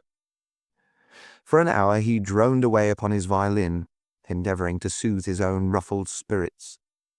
At last he flung down the instrument and plunged into a detailed account of his misadventures. "It's all going wrong, Watson. All as wrong as it can go. I kept a bold face before Lestrade, but upon my soul, I believe that for once the fellow is on the right track, and we are on the wrong. All my instincts are one way, and all the facts are the other, and I much fear that British juries have not yet attained that pitch of intelligence when they will give the preference to my theories over Lestrade's facts. Did you go to Blackheath?" "Yes, Watson. I went there, and I found very quickly that the late lamented Oldacre was a pretty considerable blackguard. The father was away in search of his son. The mother was at home, a little fluffy blue-eyed person, in a tremor of fear and indignation. Of course, she would not admit even the possibility of his guilt, but she would not express either surprise or regret over the fate of Oldacre. On the contrary, she spoke of him with such bitterness that she was unconsciously considerably strengthening the case of the police, for of course if her son had heard her speak of the man in this fashion, it would predispose him towards hatred and violence. "He was more like a malignant and cunning ape than a human being," said she, "and he always was, ever since he was a young man." "You knew him at that time," said I. "Yes, I knew him well, in fact. He was an old suitor of mine. Thank heaven that I had the sense to turn away from him and to marry a better, if poorer man. I was engaged to him, Mr. Holmes, when I heard a shocking story of how he had turned a cat loose in an aviary, and I was so horrified at this brutal cruelty that I would have nothing more to do with him." She rummaged in a bureau, and presently she produced a photograph of a woman, shamefully defaced and mutilated with a knife. "My own photograph," she said. "He sent it to me in that state, with this curse upon my wedding morning." "Well," said I, "at least he has forgiven you now, since he has left all his property to your son." Neither my son nor I want anything from Jonas Oldacre, dead or alive," she cried with a proper spirit. "There is a God in heaven, Mr. Holmes, and that same God who has punished that wicked man will show in his own good time that my son's hands are guiltless of his blood." Well, I tried one or two leads, but could get at nothing which would help our hypothesis, and several points which would make against it. I gave it up at last, and off I went to Norwood. This place, Deepdene House, is a big modern villa of staring brick, standing back in its own grounds with a laurel-clumped lawn in front of it. To the right and some distance back from the road was the timber yard which had been the scene of the fire. Here's a rough plan on a leaf of my notebook. This window on the left is the one which opens into Oldacre's room. You can look into it from the road, you see. That is about the only bit of consolation I've had today. Lestrade was not there, but his head constable did the honours. They had just found a great treasure trove. They had spent the morning raking among the ashes of the burned woodpile, and besides the charred organic remains they had secured several discoloured metal discs. I examined them with care, and there was no doubt that they were trouser buttons. I even distinguished that one of them was marked with the name of Hyams, who was Oldacre's tailor. I then worked the lawn very carefully for signs and traces, but this drought has made everything as hard as iron. Nothing was to be seen, save that some body or bundle had been dragged through a low privet hedge, which is in a line with the woodpile. All that, of course, fits in with the official theory. I crawled about the lawn with an August sun on my back, but I got up at the end of an hour, no wiser than before. Well, after this fiasco, I went into the bedroom and examined that also. The blood stains were very slight, mere smears and discolorations, but undoubtedly fresh. The stick had been removed, but there also the remarks were slight. There is no doubt about the stick belonging to our client. He admits it.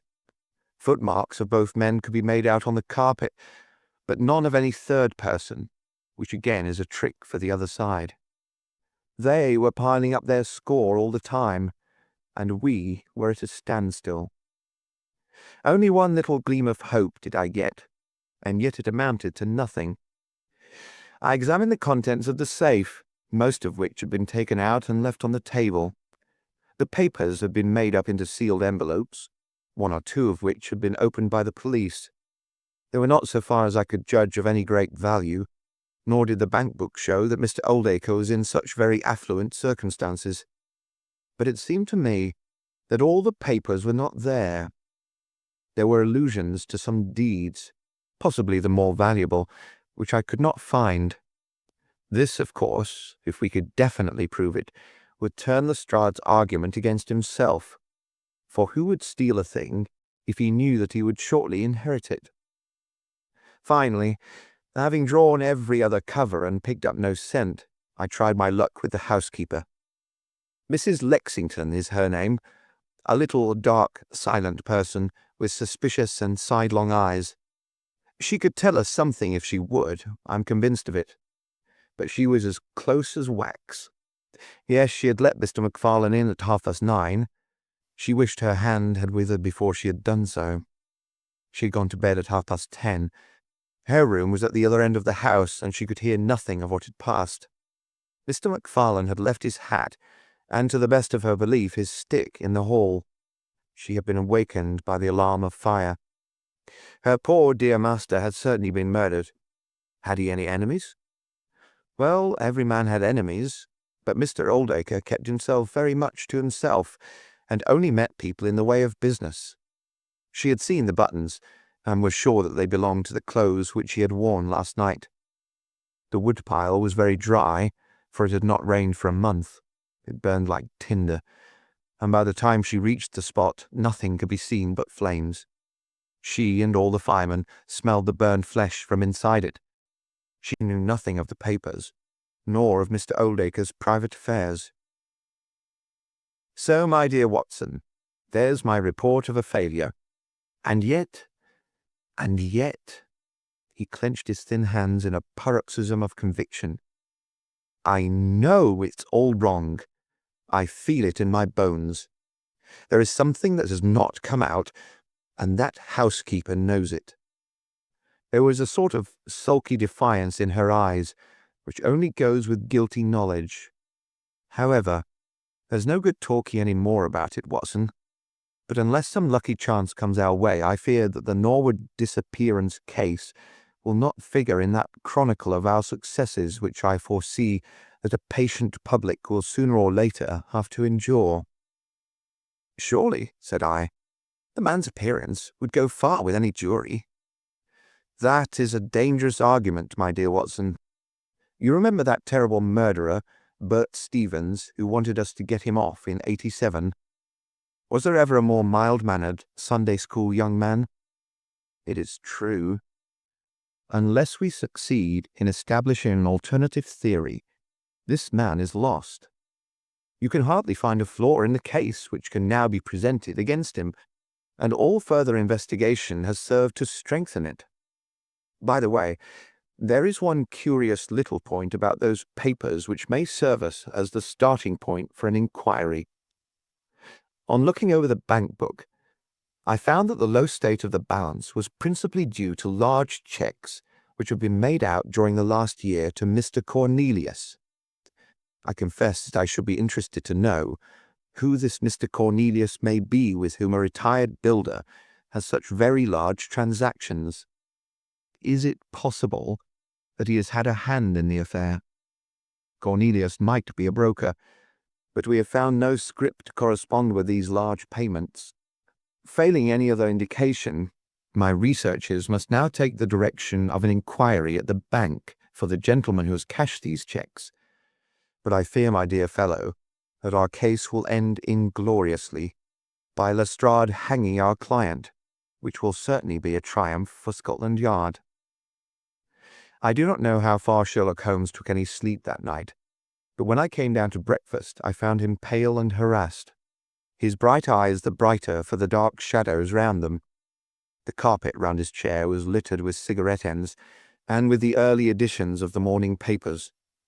An open telegram lay upon the table.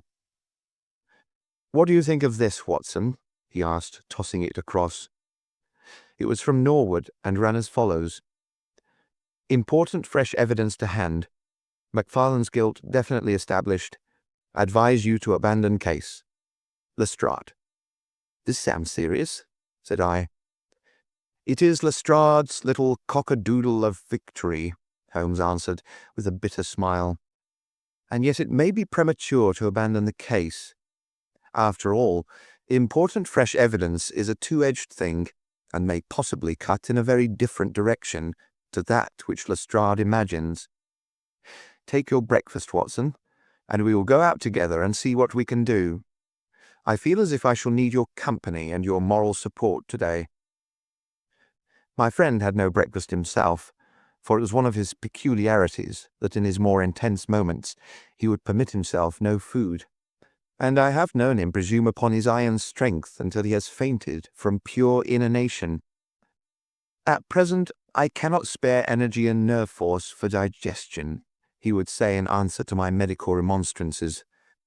I was not surprised, therefore, when this morning he left his untouched meal behind him and started with me for Norwood. A crowd of morbid sightseers were still gathered around Deepdene House, which was just such a suburban villa as I had pictured. Within the gates, Lestrade met us, his face flushed with victory, his manner grossly triumphant.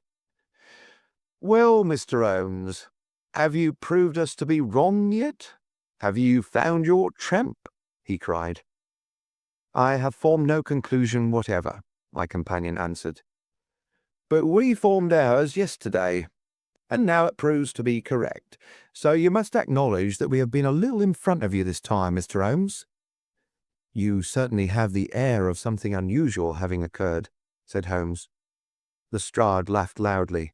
"Ha! You don't like being beaten any more than the rest of us do," said he. "A man can't expect always to have his own way, can he, Dr. Watson? Step this way, if you please, gentlemen, and I think I can convince you once for all that it was John Macfarlane who did this crime." He led us through the passage and out into a dark hall beyond. "This is where young MacFarlane must have come out to get his hat after the crime was done," said he. "Now look at this." With dramatic suddenness, he struck a match, and by its light exposed a stain of blood upon the whitewashed wall. As he held the match nearer, I saw that it was more than a stain. It was a well-marked print of a thumb. "Look at that with your magnifying glass, Mr. Holmes." "Yes, I am doing so." "You are aware that no two thumb marks are alike?" "I have heard something of the kind." "Well then, will you please compare that print with this wax impression of young MacFarlane's right thumb, taken by my orders this morning?" As he held the waxen print close to the bloodstain, it did not take a magnifying glass to see that the two were undoubtedly from the same thumb. It was evident to me that our unfortunate client was lost. "That is final," said Lestrade. "Yes, that is final," I involuntarily echoed. "It is final," said Holmes. Something in his tone caught my ear, and I turned to look at him. An extraordinary change had come over his face. It was writhing with inward merriment. His two eyes were shining like stars. It seemed to me that he was making desperate efforts to restrain a convulsive attack of laughter. Dear me, he said at last. "Oh, now, who would have thought it? And how deceptive appearances may be, to be sure. Such a nice young man to look at. It is a lesson to us not to trust our own judgment, is it not, Lestrade?" "Yes, some of us are a little too much inclined to be cockasure, Mr. Holmes," said Lestrade. The man's insolence was maddening, but we could not resent it. What a providential thing that this young man should press his right thumb against the wall in taking his hat from the peg. Such a very natural action, too, if you come to think of it. Holmes was outwardly calm, but his whole body gave a wriggle of suppressed excitement as he spoke. "By the way, Lestrade, who made this remarkable discovery?" "It was the housekeeper, Mrs. Lexington, who drew the night constable's attention to it." "Where was the night constable?" "He remained on guard in the bedroom where the crime was committed, so to see that nothing was touched." "But why didn't the police see this mark yesterday?" "Well, we had no particular reason to make a careful examination of the hall. Besides, it's not in a very prominent place, as you see." No, of course not. I suppose there is no doubt that the mark was there yesterday." Lestrade looked at Holmes as if he thought he was going out of his mind. I confess that I was myself surprised, both at his hilarious manner and at his rather wild observation. "I don't know whether you think that MacFarlane came out of jail in the dead of the night in order to strengthen the evidence against himself," said Lestrade. "I leave it to any expert in the world whether that is not the mark of his thumb." "It is unquestionably the mark of his thumb." "There, that's enough," said Lestrade. "I'm a practical man, Mr. Holmes, and when I've got my evidence, I come to my conclusions. If you have anything to say, you'll find me writing my report in my sitting-room." Holmes had recovered his equanimity, though I still seemed to detect gleams of amusement in his expression. "Dear me, this is a very sad development, Watson, is it not?" said he. "And yet there are singular points about it which hold out some hopes for our client." "I'm delighted to hear it," said I heartily. "I was afraid it was all up with him." "I would hardly go so far as to say that, my dear Watson. The fact is that there is one really serious flaw in this evidence to which our friend attaches so much importance." "Indeed, Holmes, what is it?" "Only this, that I know that that mark was not there when I examined the hall yesterday. And now, Watson, let us have a little stroll round in the sunshine."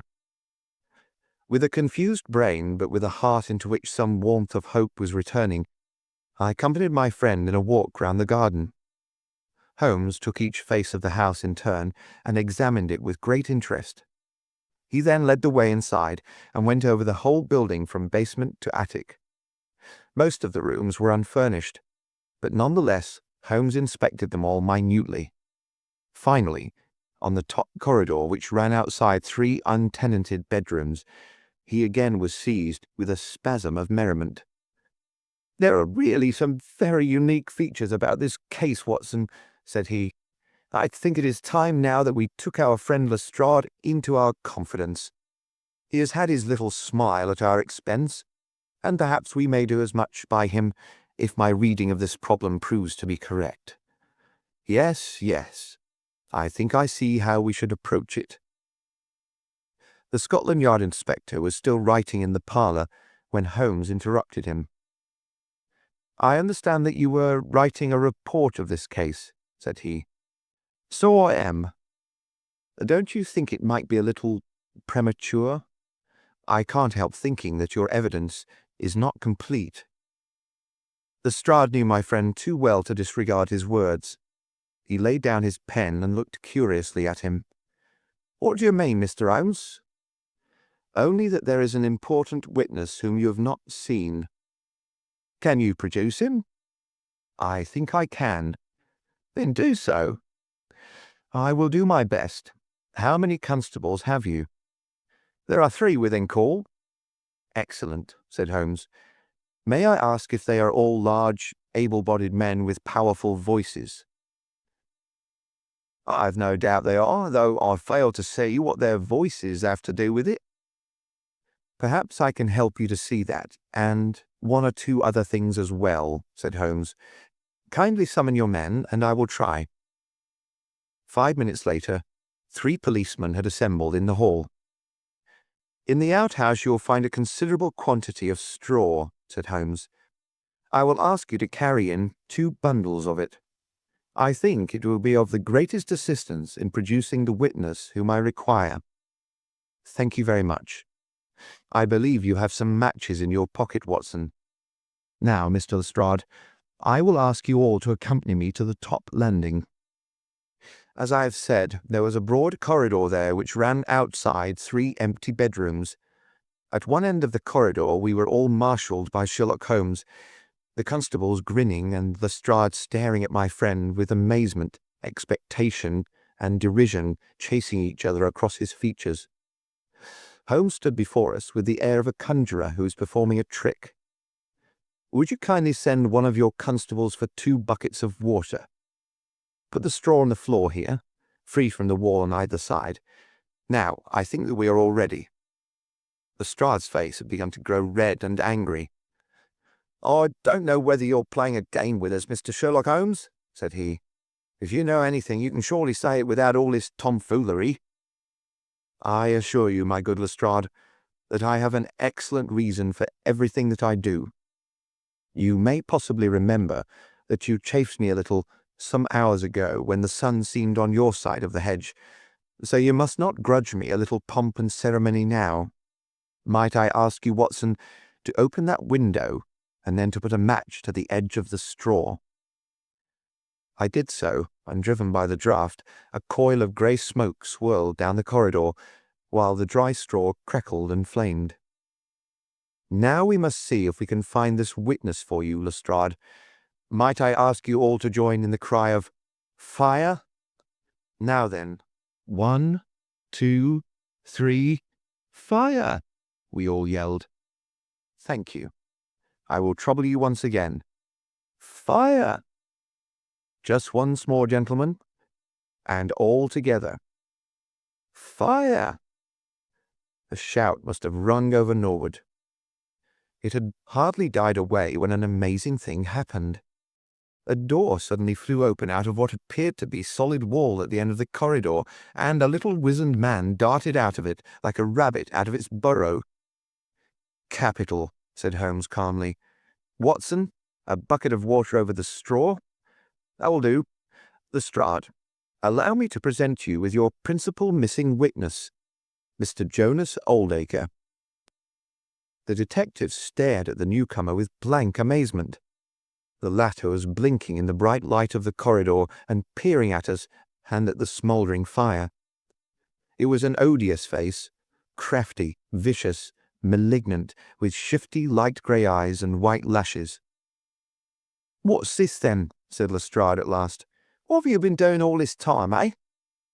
Oldacre gave an uneasy laugh, shrinking back from the furious red face of the angry detective. "I have done no harm." "No harm? You've done your best to get an innocent man hanged. If it wasn't for this gentleman here, I'm not sure that you would not have succeeded." The wretched creature began to whimper. "I'm sure, sir, it was only my practical joke." "Oh, a joke, was it? You won't find the laugh on your side, I promise you. Take him down, and keep him in the sitting-room until I come. Mr. Holmes," he continued when they had gone, "I could not speak before the constables, but I don't mind saying, in the presence of Dr. Watson, that this is the brightest thing that you have done yet, though it is a mystery to me how you did it. You have saved an innocent man's life, and you have prevented a very grave scandal, which would have ruined my reputation in the force." Holmes smiled and clapped Lestrade upon the shoulder. "Instead of being ruined, my good sir, you will find that your reputation has been enormously enhanced. Just make a few alterations in that report which you are writing, and they will understand how hard it is to throw dust in the eyes of Inspector Lestrade." "And you don't want your name to appear?" "Not at all. The work is its own reward. Perhaps I shall get the credit also at some distant day, when I permit my zealous historian to lay out his foolscap once more. Eh, Watson? Well, now, let us see where this rat has been lurking." A lath and plaster partition had been run across the passage, 6 feet from the end, with a door cunningly concealed in it. It was lit within by slits under the eaves. A few articles of furniture and a supply of food and water were within, together with a number of books and papers. "There's the advantage of being a builder," said Holmes as we came out. "He was able to fix up his own little hiding place without any confederate, save, of course, that precious housekeeper of his, whom I should lose no time in adding to your bag, Lestrade." "I'll take your advice. But how did you know of this place, Mr. Holmes?" "I made up my mind that the fellow was in hiding in the house. When I paced one corridor and found it 6 feet shorter than the corresponding one below, it was pretty clear where he was. I thought he had not the nerve to lie quiet before an alarm of fire. We could, of course, have gone in and taken him, but it amused me to make him reveal himself. Besides, I owed you a little mystification, Lestrade, for your chaff in the morning." "Well, sir, you certainly got equal with me on that. But how in the world did you know that he was in the house at all?" "The thumb mark, Lestrade. You said it was final, and so it was, in a very different sense. I knew it had not been there the day before. I pay a good deal of attention to matters of detail, as you may have observed, and I had examined the hall and was sure that the wall was clear. Therefore, it had been put on during the night." "But how?" "Very simply. When those packets were sealed up, Jonas Oldacre got MacFarlane to secure one of the seals by putting his thumb upon the soft wax. It would be done so quickly and so naturally that I dare say the young man himself has no recollection of it. Very likely it just so happened, and Oldacre had himself no notion of the use he would put it to. Brooding over the case in that den of his, it suddenly struck him what absolutely damning evidence he could make against MacFarlane by using that thumb mark. It was the simplest thing in the world for him to take a wax impression from the seal, to moisten it in as much blood as he could get from a pinprick, and to put the mark upon the wall during the night, either with his own hand or with that of his housekeeper. If you examine among those documents which he took with him into his retreat, I will lay you a wager that you will find the seal with the thumb mark upon it." "Wonderful," said Lestrade. "Wonderful. It's all as clear as crystal, as you put it. But what is the object of this deep deception, Mr. Holmes?" It was amusing to me to see how the detective's overbearing manner had changed suddenly to that of a child asking questions of its teacher. "Well, I don't think that it is very hard to explain. A very deep, malicious, vindictive person is the gentleman who is now waiting us downstairs. You know that he was once refused by Macfarlane's mother. You don't? I told you that you should go to Blackheath first and Norwood afterwards. Well, this injury, as he would consider it, has rankled in his wicked, scheming brain, and all his life he has longed for vengeance, but never seen his chance. During the last year or two, things have gone against him. Secret speculation, I think, and he finds himself in a bad way. He determines to swindle his creditors, and for this purpose he pays large cheques to a certain Mr. Cornelius, who is, I imagine, himself under another name. I have not traced these cheques yet, but I have no doubt that they were banked under that name at some provincial town where Oldacre from time to time led a double existence. He intended to change his name altogether, draw this money, and vanish, starting life again elsewhere. Well, that's likely enough. It would strike him that in disappearing he might throw all pursuit off his track, and at the same time have an ample and crushing revenge upon his old sweetheart, if he could give the impression that he had been murdered by her only child. It was a masterpiece of villainy, and he carried it out like a master. The idea of the will, which would have given an obvious motive for the crime, the secret visit unknown to his own parents, the retention of the stick, the blood, and the animal remains and buttons in the woodpile, all were admirable. It was a net from which it seemed to me a few hours ago that there was no possible escape. But he had not that supreme gift of the artist, the knowledge of when to stop. He wished to improve that which was already perfect, to draw the rope tighter yet round the neck of his unfortunate victim, and so he ruined all. Let us descend, Lestrade. There are just one or two questions that I would ask him. The malignant creature was seated in his own parlour, with a policeman upon each side of him. "It was a joke, my good sir, a practical joke, nothing more," he whined incessantly. "I assure you, sir, that I simply concealed myself in order to see the effect of my disappearance, and I am sure that you would not be so unjust as to imagine that I would have allowed any harm to befall poor young Macfarlane." "That's for a jury to decide," said Lestrade. "Anyhow, we shall have you on a charge of conspiracy, if not for attempted murder. And you'll probably find that your creditors will impound the banking account of Mr. Cornelius," said Holmes. The little man started and turned his malignant eyes upon my friend. "I have to thank you for a good deal," said he. "Perhaps I'll pay my debt some day." Holmes smiled indulgently. "I fancy that, for some few years, you will find your time very fully occupied," said he. "By the way, what was it you put into the woodpile beside your old trousers?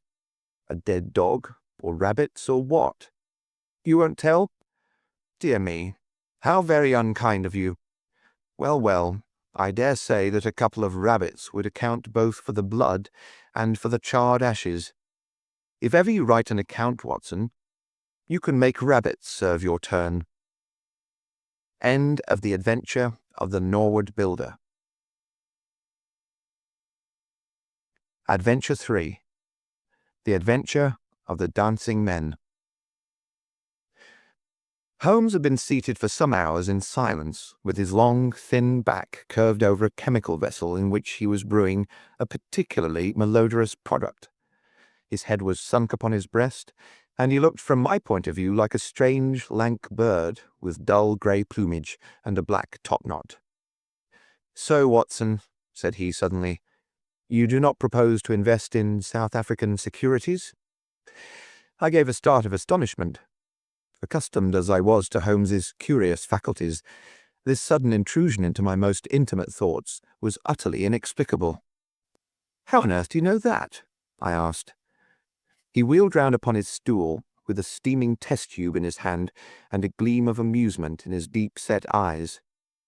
"Now, Watson, confess yourself utterly taken aback," said he. "I am."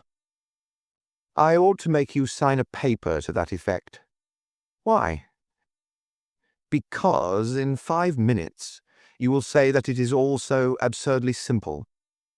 I'm sure that I shall say nothing of the kind. You see, my dear Watson, he propped his test tube in the rack and began to lecture with the air of a professor addressing his class. It is not really difficult to construct a series of inferences, each dependent upon its predecessor, and each simple in itself. If after doing so one simply knocks out all the central inferences and presents one's audience with the starting point and the conclusion, one may produce a startling, though possibly a meretricious effect. Now it was not really difficult, by an inspection of the groove between your left forefinger and thumb, to feel sure that you did not propose to invest your small capital in the goldfields. I see no connection. Very likely not, but I can quickly show you a close connection. Here are the missing links of the very simple chain. 1. You had chalk between your left finger and thumb when you returned from the club last night. 2. You put chalk there when you play billiards to steady the cue. 3. You never play billiards except with Thurston. 4. You told me 4 weeks ago that Thurston had an option on some South African property which would expire in a month, and which he desired you to share with him. 5. Your checkbook is locked in my drawer, and you have not asked for the key. 6. You do not propose to invest your money in this manner. How absurdly simple, I cried. Quite so, said he, a little nettled. Every problem becomes very childish when once it is explained to you. Here is an unexplained one. See what you can make of that, friend Watson. He tossed a sheet of paper upon the table and turned once more to his chemical analysis. I looked with amazement at the absurd hieroglyphics upon the paper. Why, Holmes, it is a child's drawing, I cried. Oh, that's your idea. What else should it be? That is what Mr. Hilton Cubitt of Ridingthorpe Manor, Norfolk, is very anxious to know. This little conundrum came by the first post, and he was to follow by the next train. There's a ring at the bell, Watson. I should not be very much surprised if this were he. A heavy step was heard upon the stairs, and an instant later there entered a tall, ruddy, clean-shaven gentleman, whose clear eyes and florid cheeks told of a life led far from the fogs of Baker Street. He seemed to bring a whiff of his strong, fresh, bracing East Coast air with him as he entered. Having shaken hands with each of us, he was about to sit down, when his eye rested upon the paper with the curious markings, which I had just examined and left upon the table. "Well, Mr. Holmes, what do you make of these?" he cried. "They told me that you are fond of queer mysteries, and I don't think you would find a queerer one than that. I sent the paper on ahead, so that you might have time to study it before I came." "It is certainly rather a curious production," said Holmes. "At first sight it would appear to be some childish prank. It consists of a number of absurd little figures dancing across the paper upon which they are drawn. Why should you attribute any importance to so grotesque an object?" "I never should, Mr. Holmes, but my wife does.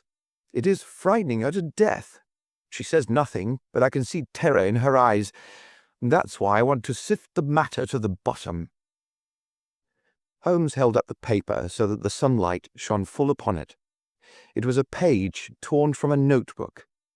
The markings were done in pencil, and ran in a particular way. Holmes examined it for some time and then folded it carefully up. He placed it in his pocketbook. "This promises to be a most interesting and unusual case," said he. "You gave me a few particulars in your letter, Mr. Hilton Cubitt, but I should be very much obliged if you would kindly go over it all again for the benefit of my dear friend, Dr. Watson." "I'm not much of a storyteller," said our visitor, nervously clasping and unclasping his great, strong hands. "You'll just ask me anything that I don't make clear. I'll begin at the time of my marriage, last year.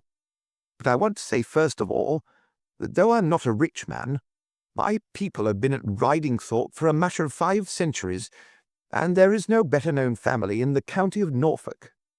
Last year I came up to London for the Jubilee, and I stopped at a boarding-house in Russell Square because Parker, the vicar of our parish, was staying in it. There was an American young lady there. Patrick was the name. Elsie Patrick. In some way we became friends until before my month was up I was as much in love as man could be. We were quietly married at a registry office, and we returned to Norfolk, a wedded couple. You'll think it very mad, Mr. Holmes, that a man of a good old family should marry a wife in this fashion, knowing nothing of her past or of her people. But if you saw her and knew her, it would help you to understand. She was very straight about it, was Elsie. I can't say that she did not give me every chance of getting out of it if I wished to do so. "I've had some very disagreeable associations in my life," said she. "I wish to forget all about them.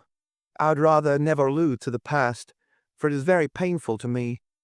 If you take me, Hilton, you'll take a woman who has nothing that she need be personally ashamed of, but you'll have to be content with my word for it, and to allow me to be silent as to all that passed up to the time when I became yours. If these conditions are too hard, then go back to Norfolk, and leave me to the lonely life in which you found me." It was only the day before our wedding that she said those very words to me. I told her that I was content to take her on her own terms, and I have been as good as my word. Well, we've been married now for a year, and very happy we've been. But about a month ago, at the end of June, I saw for the first time signs of trouble. One day my wife received a letter from America. I saw the American stamp. She turned deadly white, read the letter, and threw it into the fire. She made no allusion to it afterwards. And I made none, for a promise is a promise. But she has never known an easy hour from that moment. There's always a look of fear upon her face, a look as if she were waiting and expecting. She would do better to trust me. She would find that I was her best friend. But until she speaks, I can say nothing. Mind you, she is a truthful woman, Mr. Holmes, and whatever trouble there may have been in her past life, it has been no fault of hers. I'm only a simple Norfolk squire, but there's not a man in England who ranks his family honour more highly than I do. She knows it well, and she knew it well before she married me. She would never bring any stain upon it, of that I am sure. Well now, I come to the queer part of my story. About a week ago, it was the Tuesday of last week, I found on one of the window-sills a number of absurd little dancing figures, like these, upon the paper. They were scrawled with chalk. I thought it was a stable boy who'd drawn them, but the lad swore he knew nothing about it. Anyhow, they had come there during the night. I had them washed out, and I only mentioned the matter to my wife afterwards. To my surprise, she took it very seriously, and begged me, if any more came, to let her see them. None did come for a week, and then yesterday morning I found this paper lying on the sundial in the garden. I showed it to Elsie, and down she dropped in a dead faint. Since then she'd looked like a woman in a dream, half dazed and with terror always lurking in her eyes. It was then that I wrote and sent the paper to you, Mr. Holmes. It was not a thing that I could take to the police, for they would have laughed at me. But you will tell me what to do. I'm not a rich man, but if there is any danger threatening my little woman, I would spend my last copper to shield her." He was a fine creature, this man of the old English soil, simple, straight, and gentle, with his great, earnest blue eyes and broad, comely face. His love for his wife and his trust in her shone in his features. Holmes had listened to his story with the utmost attention, and now he sat for some time in silent thought. "Don't you think, Mr. Cubitt," said he at last, "that your best plan would be to make a direct appeal to your wife, and to ask her to share her secret with you?" Hilton Cubitt shook his massive head. "A promise is a promise, Mr. Holmes. If Elsie wished to tell me, she would. If not, it is not for me to force her confidence. But I am justified in taking my own line, and I will. Then I'll help you with all my heart. In the first place, have you heard of any strangers being seen in your neighborhood? No. I presume that it is a very quiet place. Any fresh face would cause comment? In the immediate neighborhood, yes. But we have several small watering places not very far away, and the farmers take in lodgers. These hieroglyphics have evidently a meaning.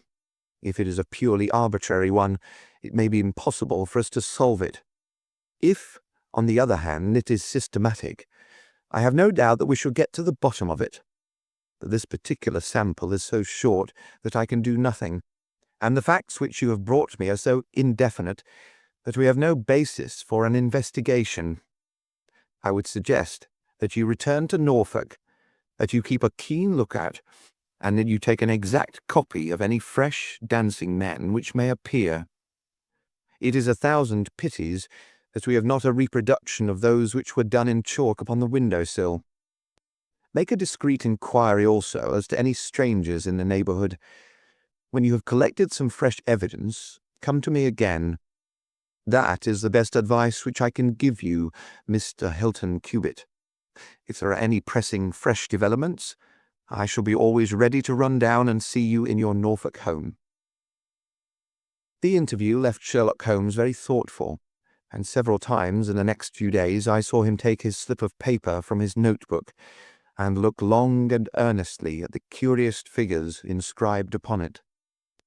He made no allusion to the affair, however, until one afternoon a fortnight or so later. I was going out when he called me back. "You had better stay here, Watson." "Why?" "Because I had a wire from Hilton Cubitt this morning. You remember Hilton Cubitt, of the Dancing Men? He was to reach Liverpool Street at 1:20. He may be here at any moment. I gather from his wire that there have been some new incidents of importance." We had not long to wait, for our Norfolk squire came straight from the station as fast as a hansom could bring him. He was looking worried and depressed, with tired eyes and a lined forehead. "It's getting on my nerves, this business, Mr. Holmes," said he as he sank, like a wearied man, into an armchair. "It's bad enough to feel that you are surrounded by unseen, unknown folk who have some kind of design upon you. But when, in addition to that, you know that it is just killing your wife by inches, then it becomes as much as flesh and blood can endure. She's wearing away under it, just wearing away before my eyes." "Has she said anything yet?" "No, Mr. Holmes, she has not. And yet there have been times when the poor girl has wanted to speak, and yet could not quite bring herself to take the plunge. I have tried to help her, but I dare say I did it clumsily and scared her from it. She has spoken about my old family and our reputation in the county, and our pride in our unsullied honor, and I always felt it was leading to the point. But somehow it turned off before we got there." "But you have found out something for yourself." "A good deal, Mr. Holmes. I have several fresh dancing men pictures for you to examine, and what is more important, I have seen the fellow." "What, the man who draws them?" "Yes, I saw him at his work, but I will tell you everything in order. When I got back after my first visit to you, the very first thing I saw next morning was a fresh crop of dancing men. They had been drawn in chalk upon the black wooden door of the tool house, which stands beside the lawn in full view of the front windows. I took an exact copy, and here it is." He unfolded a paper and laid it upon the table. "Here is a copy of the hieroglyphics." "Excellent," said Holmes. "Excellent. Pray continue." "When I had taken the copy, I rubbed out the marks, but 2 mornings later a fresh inscription had appeared. I have a copy of it here." Holmes rubbed his hands and chuckled with delight. "Our material is rapidly accumulating," said he. 3 days later, a message was left scrawled upon paper and placed under a pebble on the sundial. Here it is, The characters are, as you see, exactly the same as the last one. After that, I determined to lie in wait, so I got out my revolver, and I sat up in my study, which overlooks the lawn and garden. About 2 in the morning, I was seated by the window, all being dark save for the moonlight outside, when I heard steps behind me, and there was my wife in her dressing gown. She implored me to come to bed. I told her frankly that I wished to see who it was who played such absurd tricks upon us. She answered that it was some senseless practical joke, and that I should not take any notice of it. If it really annoys you, Hilton, we might go and travel, you and I, and so avoid this nuisance. What? Be driven out of our own house by a practical joker? Said I. Why, we should have the whole county laughing at us. Well, come to bed, said she, and we can discuss it in the morning. Suddenly, as she spoke, I saw her white face grow whiter yet in the moonlight, and her hand tightened upon my shoulder. Something was moving in the shadow of the tool-house. I saw a dark, creeping figure which crawled around the corner and squatted in front of the door. Seizing my pistol, I was rushing out when my wife threw her arms around me and held me with convulsive strength. I tried to throw her off, but she clung to me most desperately. At last I got clear. But by the time I had opened the door and reached the house, the creature was gone. He had left a trace of his presence, however, for there on the door was the very same arrangement of dancing men which had already twice appeared, and which I had copied on that paper. There was no other sign of the fellow anywhere, though I ran all over the grounds. And yet the amazing thing is that he must have been there all the time, for when I examined the door again in the morning, he had scrawled some more of his pictures under the line which I had already seen. Have you that fresh drawing? Yes, it is very short, but I made a copy of it, and here it is. Again he produced a paper. The new dance was in a different form. Tell me, said Holmes, and I could see by his eyes that he was much excited. Was this a mere addition to the first, or did it appear to be entirely separate? It was on a different panel of the door. Excellent. This is far the most important of all for our purpose. It fills me with hopes. Now, Mr. Hilton Cubitt, please continue your most interesting statement. I have nothing more to say, Mr. Holmes, except that I was angry with my wife that night for having held me back when I might have caught the skulking rascal. She said that she feared that I might come to harm. For an instant it had crossed my mind that perhaps what she really feared was that he might come to harm, for I could not doubt that she knew who this man was, and what he meant by these strange signals. But there is a tone in my wife's voice, Mr. Holmes, and a look in her eyes which forbid doubt, and I am sure that it was indeed my own safety that was in her mind. There's the whole case, and now I want your advice as to what I ought to do. My own inclination is to put 6 of my farm lads in the shrubbery, and when this fellow comes again to give him such a hiding that he will leave us in peace for the future. I fear it is too deep a case for such simple remedies, said Holmes. How long can you stay in London? I must go back today. I would not leave my wife alone all night for anything. She is very nervous, and begged me to come back. I dare say you are right, but if he could have stopped, I might possibly have been able to return with you in a day or two. Meanwhile, you will leave me these papers, and I think that it is very likely that I shall be able to pay you a visit shortly, and to throw some light upon your case.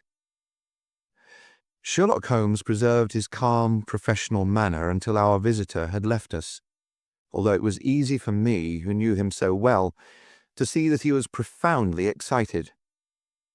The moment that Hilton Cubitt's broad back had disappeared through the door, my comrade rushed to the table, laid out all the slips of paper containing dancing men in front of him, and threw himself into an intricate and elaborate calculation. For 2 hours, I watched him as he covered sheet after sheet of paper with figures and letters, so completely absorbed in his task that he had evidently forgotten my presence. Sometimes he was making progress and whistled and sang at his work. Sometimes he was puzzled and would sit for long spells with a furrowed brow and a vacant eye. Finally, he sprang from his chair with a cry of satisfaction and walked up and down the room, rubbing his hands together. And he wrote a long telegram upon a cable form. "If my answer to this is as I hope, you will have a very pretty case to add to your collection, Watson," said he.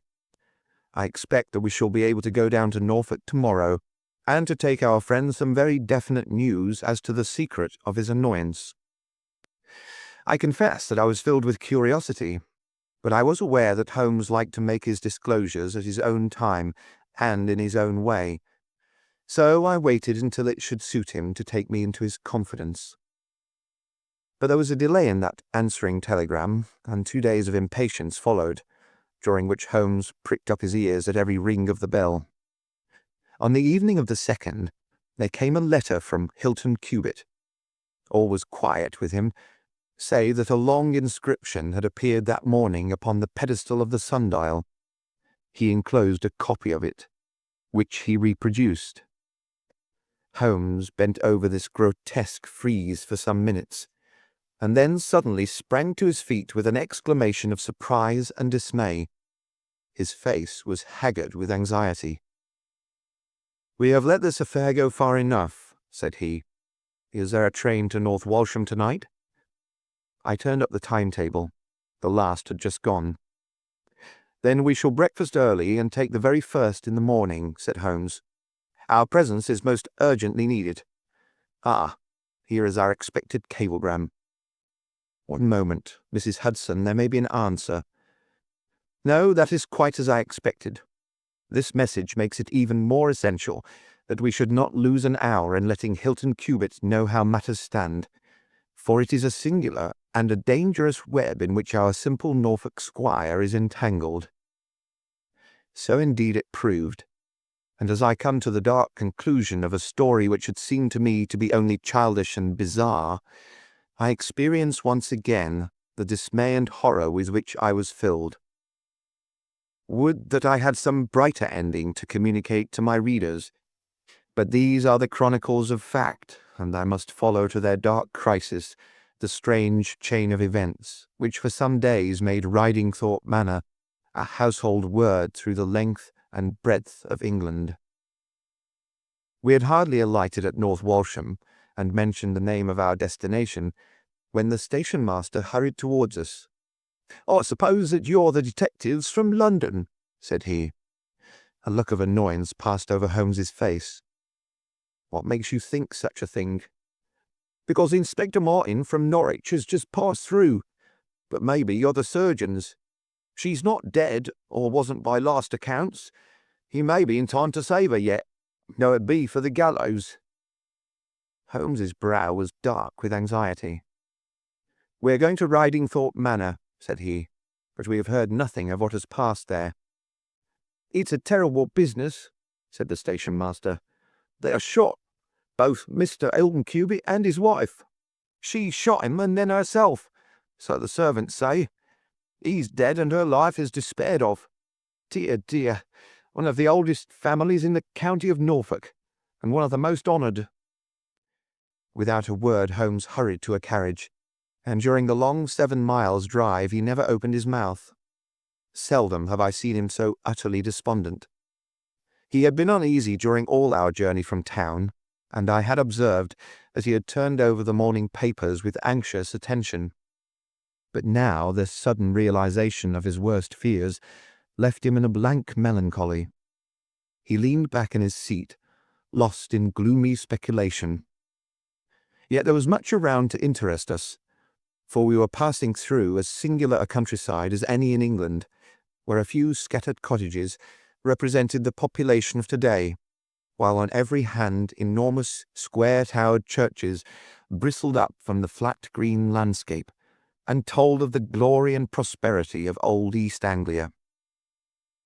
At last the violent rim of the German Ocean appeared over the green edge of the Norfolk coast, and the driver pointed with his whip to two old brick and timber gables which projected from a grove of trees. "That's Ridingthorpe Manor," said he.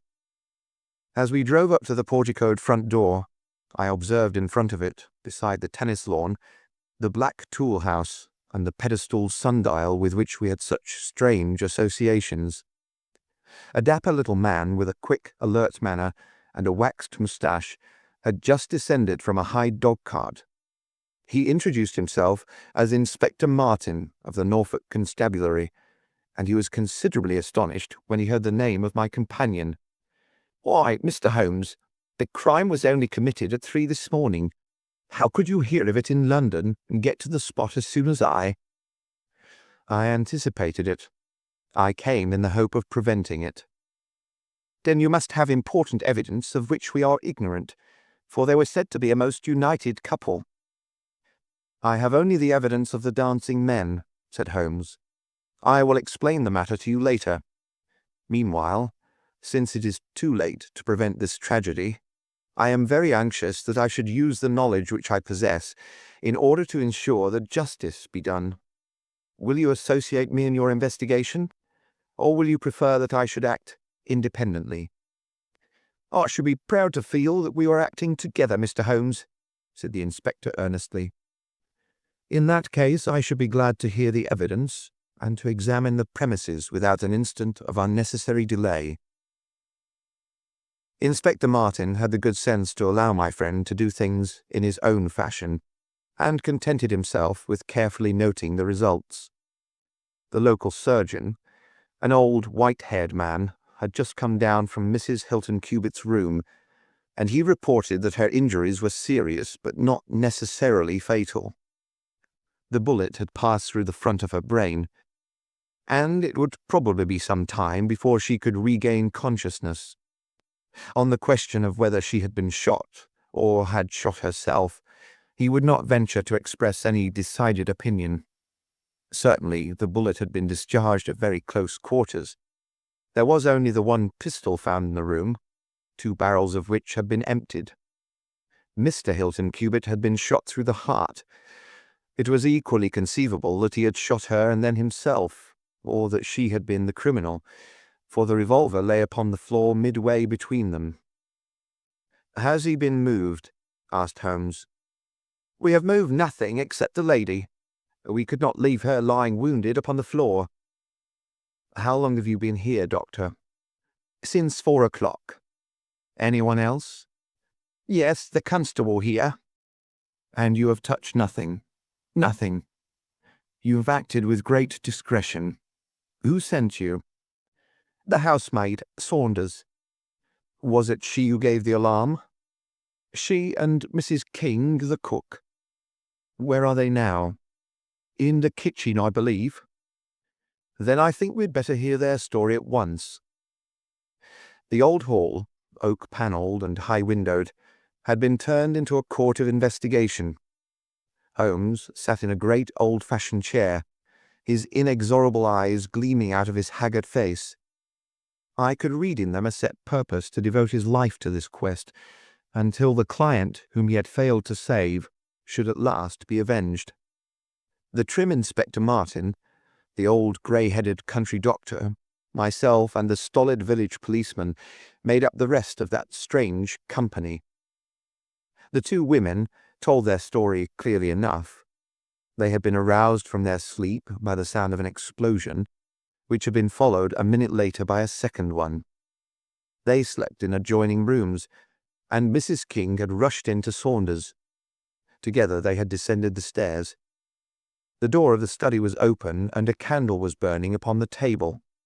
Their master lay upon his face in the centre of the room. He was quite dead. Near the window, his wife was crouching, her head leaning against the wall. She was horribly wounded, and the side of her face was red with blood. She breathed heavily, but was incapable of saying anything. The passage, as well as the room, was full of smoke and the smell of powder. The window was certainly shut and fastened upon the inside. Both women were positive upon the point. They had at once sent for the doctor and for the constable. Then, with the aid of the groom and the stable boy, they had conveyed their injured mistress to her room.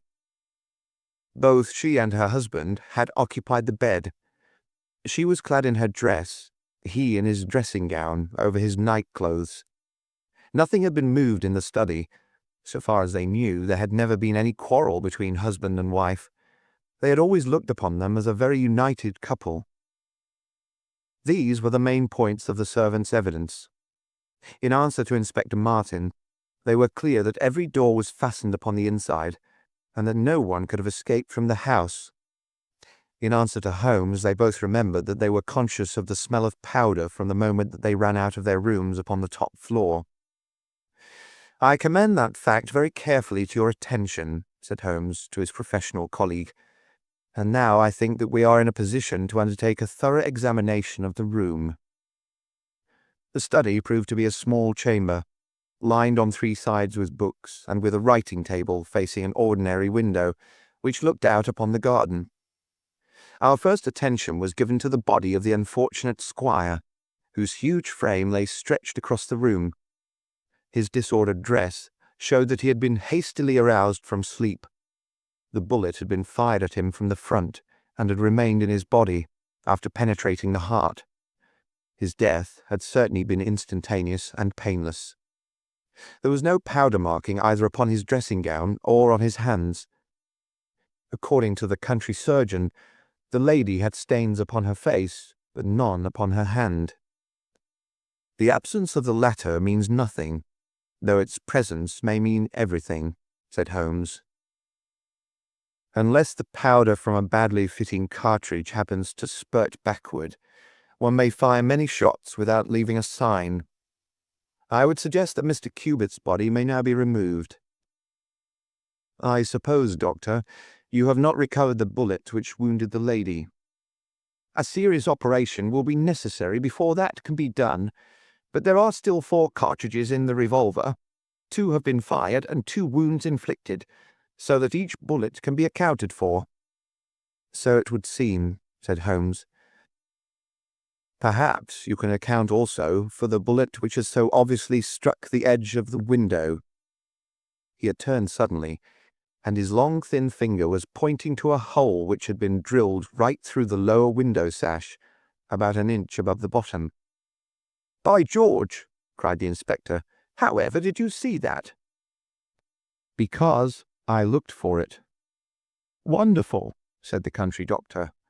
"You are certainly right, sir. Then a 3rd shot has been fired, and therefore a 3rd person must have been present. But who could that have been, and how could he have got away?" "That is the problem which we are now about to solve," said Sherlock Holmes. "You remember, Inspector Martin, when the servants said that on leaving their room they were at once conscious of a smell of powder. I remarked that the point was an extremely important one." "Yes, sir, but I confess I did not quite follow you." "It suggested that at the time of the firing the window as well as the door of the room had been open. Otherwise the fumes of powder could not have been blown so rapidly through the house. A draught in the room was necessary for that. Both door and window were only open for a very short time, however." "How could you prove that?" "Because the candle was not guttered." "Capital!" cried the inspector. "Capital!" Feeling sure that the window had been open at the time of the tragedy, I conceived that there might have been a 3rd person in the affair, who stood outside this opening and fired through it. Any shot directed at this person might hit the sash. I looked, and there, sure enough, was the bullet mark. "But how came the window to be shut and fastened?" "The woman's first instinct would be to shut and fasten the window. But, hello, what is this?" It was a lady's handbag which stood upon the study table, a trim little handbag of crocodile skin and silver.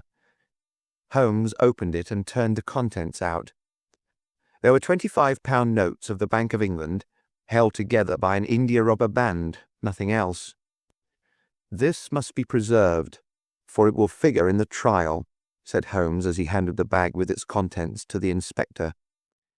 It is now necessary that we should try to throw some light upon this third bullet, which has clearly, from the splintering of the wood, been fired from inside the room. I should like to see Mrs. King, the cook, again. You said, Mrs. King, that you were awakened by a loud explosion.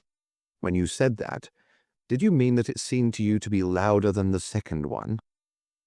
Well, sir, it wakened me from my sleep, so it is hard to judge, but it did seem very loud. You don't think that it might have been 2 shots fired almost at the same instant? I'm sure I couldn't say, sir. I believe that it was undoubtedly so. I rather think, Inspector Martin, that we have now exhausted all that this room can teach us. If you will kindly step round with me, we shall see what fresh evidence the garden has to offer. A flower bed extended up to the study window, and we all broke into an exclamation as we approached it. The flowers were trampled down, and the soft soil was imprinted all over with footmarks. Large, masculine feet they were, with peculiarly long, sharp toes. Holmes hunted about among the grass and leaves like a retriever after a wounded bird. Then, with a cry of satisfaction, he bent forward and picked up a little brazen cylinder. "I thought so," said he. "The revolver had an ejector, and here is the third cartridge. I really think, Inspector Martin, that our case is almost complete." The country inspector's face had shown his intense amazement at the rapid and masterful progress of Holmes's investigation. At first he had shown some disposition to assert his own position, but now he was overcome with admiration and ready to follow without question wherever Holmes led. "Whom do you suspect?" he asked. "I'll go into that later. There are several points in this problem which I have not been able to explain to you yet. Now that I have got so far, I had best proceed on my own lines, and then clear the whole matter up once and for all." "Just as you wish, Mr. Holmes, so long as we get on, man." "I have no desire to make mysteries, but it is impossible at the moment of action to enter into long and complex explanations. I have the threads of this affair all in my hand. Even if this lady should never recover consciousness, we can still reconstruct the events of last night and ensure that justice be done. First of all, I wish to know whether there is any inn in this neighborhood known as Elridge's." The servants were cross-questioned, but none of them had heard of such a place. The stable-boy threw a light upon the matter by remembering that a farmer of that name lived some miles off in the direction of East Ruston. "Is it a lonely farm?" "Very lonely, sir." "Perhaps they have not heard yet of all that happened here during the night." "Maybe not, sir." Holmes thought for a little, and then a curious smile played over his face. "Saddle a horse, my lad," said he. "I shall wish you to take a note to Elridge's farm." He took from his pocket the various slips of the dancing men. With these in front of him, he worked for some time at the study table. Finally, he handed a note to the boy with directions to put it into the hands of the person to whom it was addressed, and especially to answer no questions of any sort which might be put to him. I saw the outside of the note, addressed in straggling, irregular characters, very unlike Holmes's usual precise hand. It was consigned to Mr. Abe Slaney, Elridge's Farm, East Ruston, Norfolk. "I think, Inspector," Holmes remarked, "that you would do well to telegraph for an escort, as if my calculations prove to be correct, you may have a particularly dangerous prisoner to convey to the county jail. The boy who takes this note could no doubt forward your telegram. If there is an afternoon train to town, Watson, I think we should do well to take it, as I have a chemical analysis of some interest to finish, and this investigation draws rapidly to a close." When the youth had been dispatched with the note, Sherlock Holmes gave his instructions to the servants. If any visitor were to call asking for Mrs. Hilton Cubitt, no information should be given as to her condition, but he was to be shown at once into the drawing-room. He impressed these points upon them with the utmost earnestness.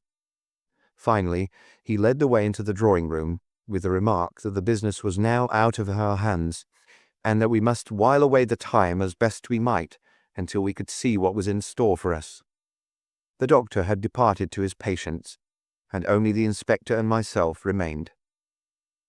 "I think that I can help you to pass an hour in an interesting and profitable manner," said Holmes, drawing his chair up to the table and spreading out in front of him the various papers upon which were recorded the antics of the dancing men. "As to you, friend Watson, I owe you every atonement for having allowed your natural curiosity to remain so long unsatisfied. To you, Inspector, the whole incident may appeal as a remarkable professional study. I must tell you, first of all, the interesting circumstances connected with the previous consultations which Mr. Hilton Cubitt had with me in Baker Street." He then shortly recapitulated the facts which have already been recorded. "I have here in front of me these singular productions at which one might smile, had they not proved themselves to be the forerunners of so terrible a tragedy. I am fairly familiar with all forms of secret writings, and am myself the author of a trifling monograph upon the subject, in which I analyze 160 separate ciphers. But I confess that this is entirely new to me. The object of those who invented the system has apparently been to conceal that these characters convey a message, and to give the idea that they are the mere random sketches of children.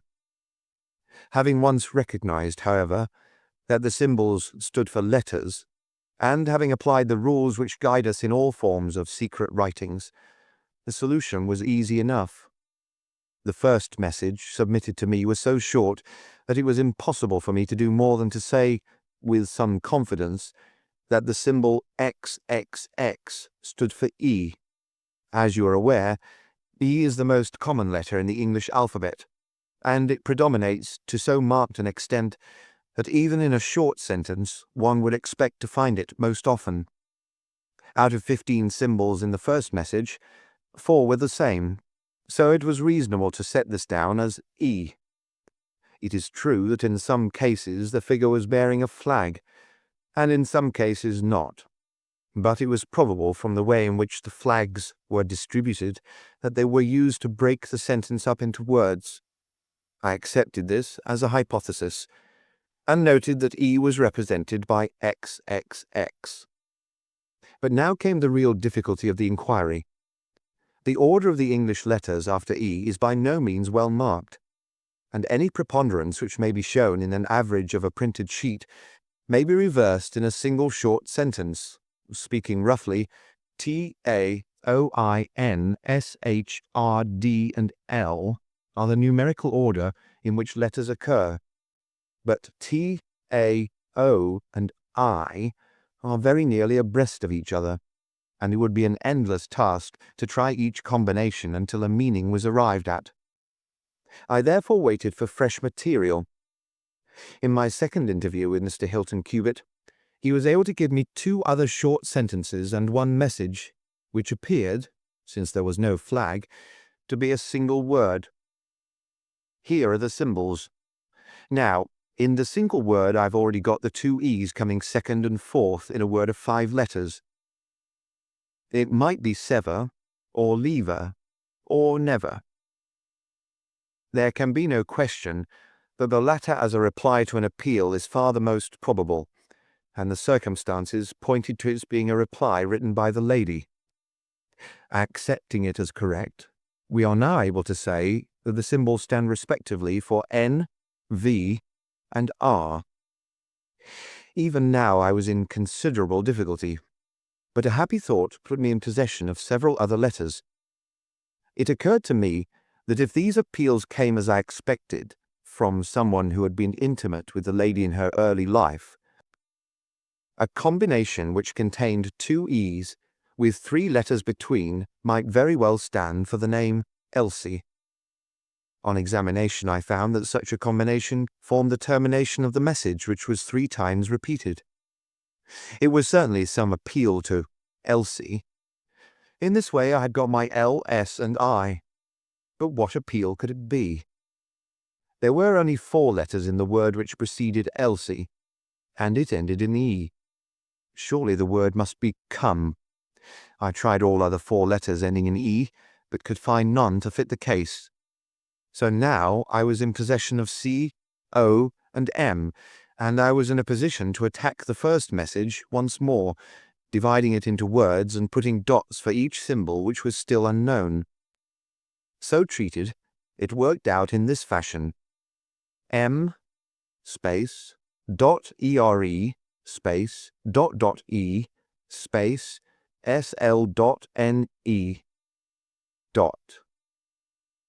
Now the first letter can only be A, which is a most useful discovery since it occurs no fewer than 3 times in this short sentence. And the H is also apparent in the second word. Now it becomes am here A.E slain.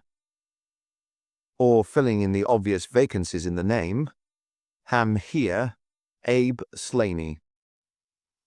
I had so many letters now that I could proceed with considerable confidence to the second message, which worked out in this fashion: A dot space ELRI dot space ES. Here I could only make sense by putting T and G for the missing letters, and supposing that the name was that of some house or inn at which the writer was staying. Inspector Martin and I had listened with the utmost interest to the full and clear account of how my friend had produced results which had led to so complete a command over our difficulties. "What did you do then, sir?" asked the inspector. I had every reason to suppose that this Abe Slaney was an American, since Abe is an American contraction, and since the letter from America had been the starting point of all the trouble. I had also every cause to think that there was some criminal secret in the matter. The lady's allusions to her past, and her refusal to take her husband into her confidence, both pointed in that direction. I therefore cabled to my friend Wilson Hargreave of the New York Police Bureau, who has more than once made his use of my knowledge of London crime. I asked him whether the name of Abe Slaney was known to him. Here is his reply: "The most dangerous crook in Chicago." On the very evening upon which I had his answer, Hilton Cubitt sent me the last message from Slaney. Working with known letters, it took this form: Elsie .re.are space to meet thy go. The addition of a P and a D completed a message which showed me that the rascal was proceeding from persuasion to threats, and my knowledge of the crooks of Chicago prepared me to find that he might very rapidly put his words into action. I at once came to Norfolk with my friend and colleague, Dr. Watson, but unhappily only in time to find that the worst had already occurred. "It is a privilege to be associated with you in the handling of a case," said the inspector warmly. "You will excuse me, however, if I speak frankly to you. You are only answerable to yourself, but I have to answer to my superiors. If this Abe Slaney, living at Elridge's, is indeed the murderer, and if he has made his escape while I am seated here, I should certainly get into serious trouble." "You need not be uneasy. He will not try to escape." "How do you know?" "To fly would be a confession of guilt." "Then let us go arrest him." "I expect him here every instant." "But why should he come?" "Because I have written and asked him." "But this is incredible, Mr. Holmes. Why should he come because you have asked him? Would not such a request rather rouse his suspicions and cause him to fly?" "I think I have known how to frame the letter," said Sherlock Holmes. "In fact, if I am not very much mistaken, here is the gentleman himself coming up the drive." A man was striding up the path which led to the door.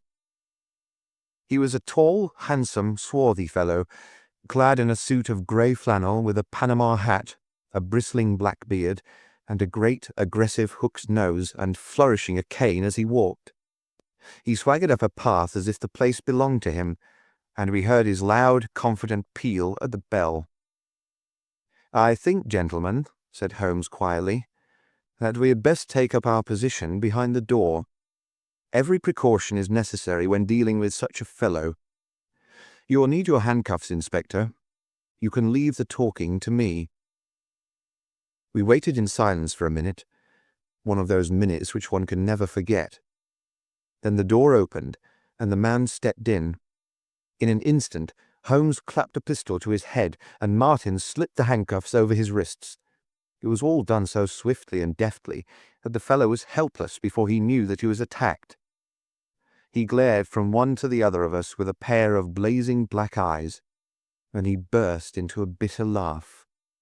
"Well, gentlemen, you have the drop on me this time. I seem to have knocked up against something hard, but I came here in answer to a letter from Mrs. Hilton Cubitt. Don't tell me that she is in this. Don't tell me that she helped to set a trap for me." "Mrs. Hilton Cubitt was seriously injured, and is at death's door." The man gave a hoarse cry of grief which rang through the house. "You're crazy," he cried fiercely. "It was he that was hurt, not she. Who would have hurt little Elsie? I may have threatened her, God forgive me, but I would not have touched a hair of her pretty head. Take it back, you. Say that she's not hurt." "She was found badly wounded by the side of her dead husband." He sank with a deep groan on the settee, and buried his face in his manacled hands. For 5 minutes he was silent. Then he raised his face once more, and spoke with the cold composure of despair. "I have nothing to hide from you, gentlemen," said he. "If I shot the man, he had a shot at me, and there's no murder in that. But if you think I could have hurt that woman, then you don't know either me or her. I tell you, there was never a man in this world loved a woman more than I loved her. I had a right to her. She was pledged to me years ago. Who was this Englishman that he should come between us? I tell you that I had the first right to her, and that I was only claiming my own." "She broke away from your influence when she found the man that you are," said Holmes sternly. "She fled from America to avoid you, and she married an honorable gentleman in England. You dogged her and followed her, and made her life a misery to her, in order to induce her to abandon the husband whom she loved and respected in order to fly with you, whom she feared and hated. You have ended by bringing about the death of a noble man and driving his wife to suicide. That is your record in this business, Mr. Abe Slaney, and you will answer for it to the law." "If Elsie dies, I care nothing what becomes of me," said the American. He opened one of his hands and looked at a note crumpled up in his palm. "See here, mister," he cried with a gleam of suspicion in his eyes. "You're not trying to scare me over this, are you? If the lady is hurt as bad as you say, who was it that wrote this note?" He tossed it forward onto the table. "I wrote it, to bring you here." "You wrote it? There was no one on earth outside the joint who knew the secret of the dancing men. How came you to write it?" "What one man can invent, another can discover," said Holmes. "There is a cab coming to convey you to Norwich, Mr. Slaney. But meanwhile, you have time to make some small reparation for the injury you have wrought. Are you aware that Mrs. Hilton Cubitt has herself lain under grave suspicion of the murder of her husband, and that it was only my presence here, and the knowledge which I happen to possess, which has saved her from the accusation? The least that you owe her is to make it clear to the whole world that she was in no way, directly or indirectly, responsible for his tragic end." "I ask nothing better," said the American. "I guess the very best case I can make for myself is the absolute naked truth." "It is my duty to warn you that it will be used against you," cried the inspector, with the magnificent fair play of the British criminal law. Slaney shrugged his shoulders. "I'll chance that," said he. "First of all, I want you gentlemen to understand that I've known this lady since she was a child.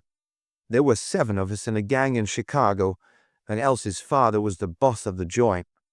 He was a clever man, was old Patrick. It was he who had invented that writing, which would pass as a child's scrawl unless she just happened to have the key to it. Well, Elsie learned some of our ways, but she couldn't stand the business, and she had a bit of honest money of her own, so she gave us all the slip and got away to London. She'd been engaged to me, and she would have married me, I believe, if I'd taken over another profession. But she would have nothing to do with anything on the cross. It was only after her marriage to this Englishman that I was able to find out where she was. I wrote to her, but got no answer. After that I came over, and as letters were no use, I put my messages where she could read them. Well, I've been here a month now.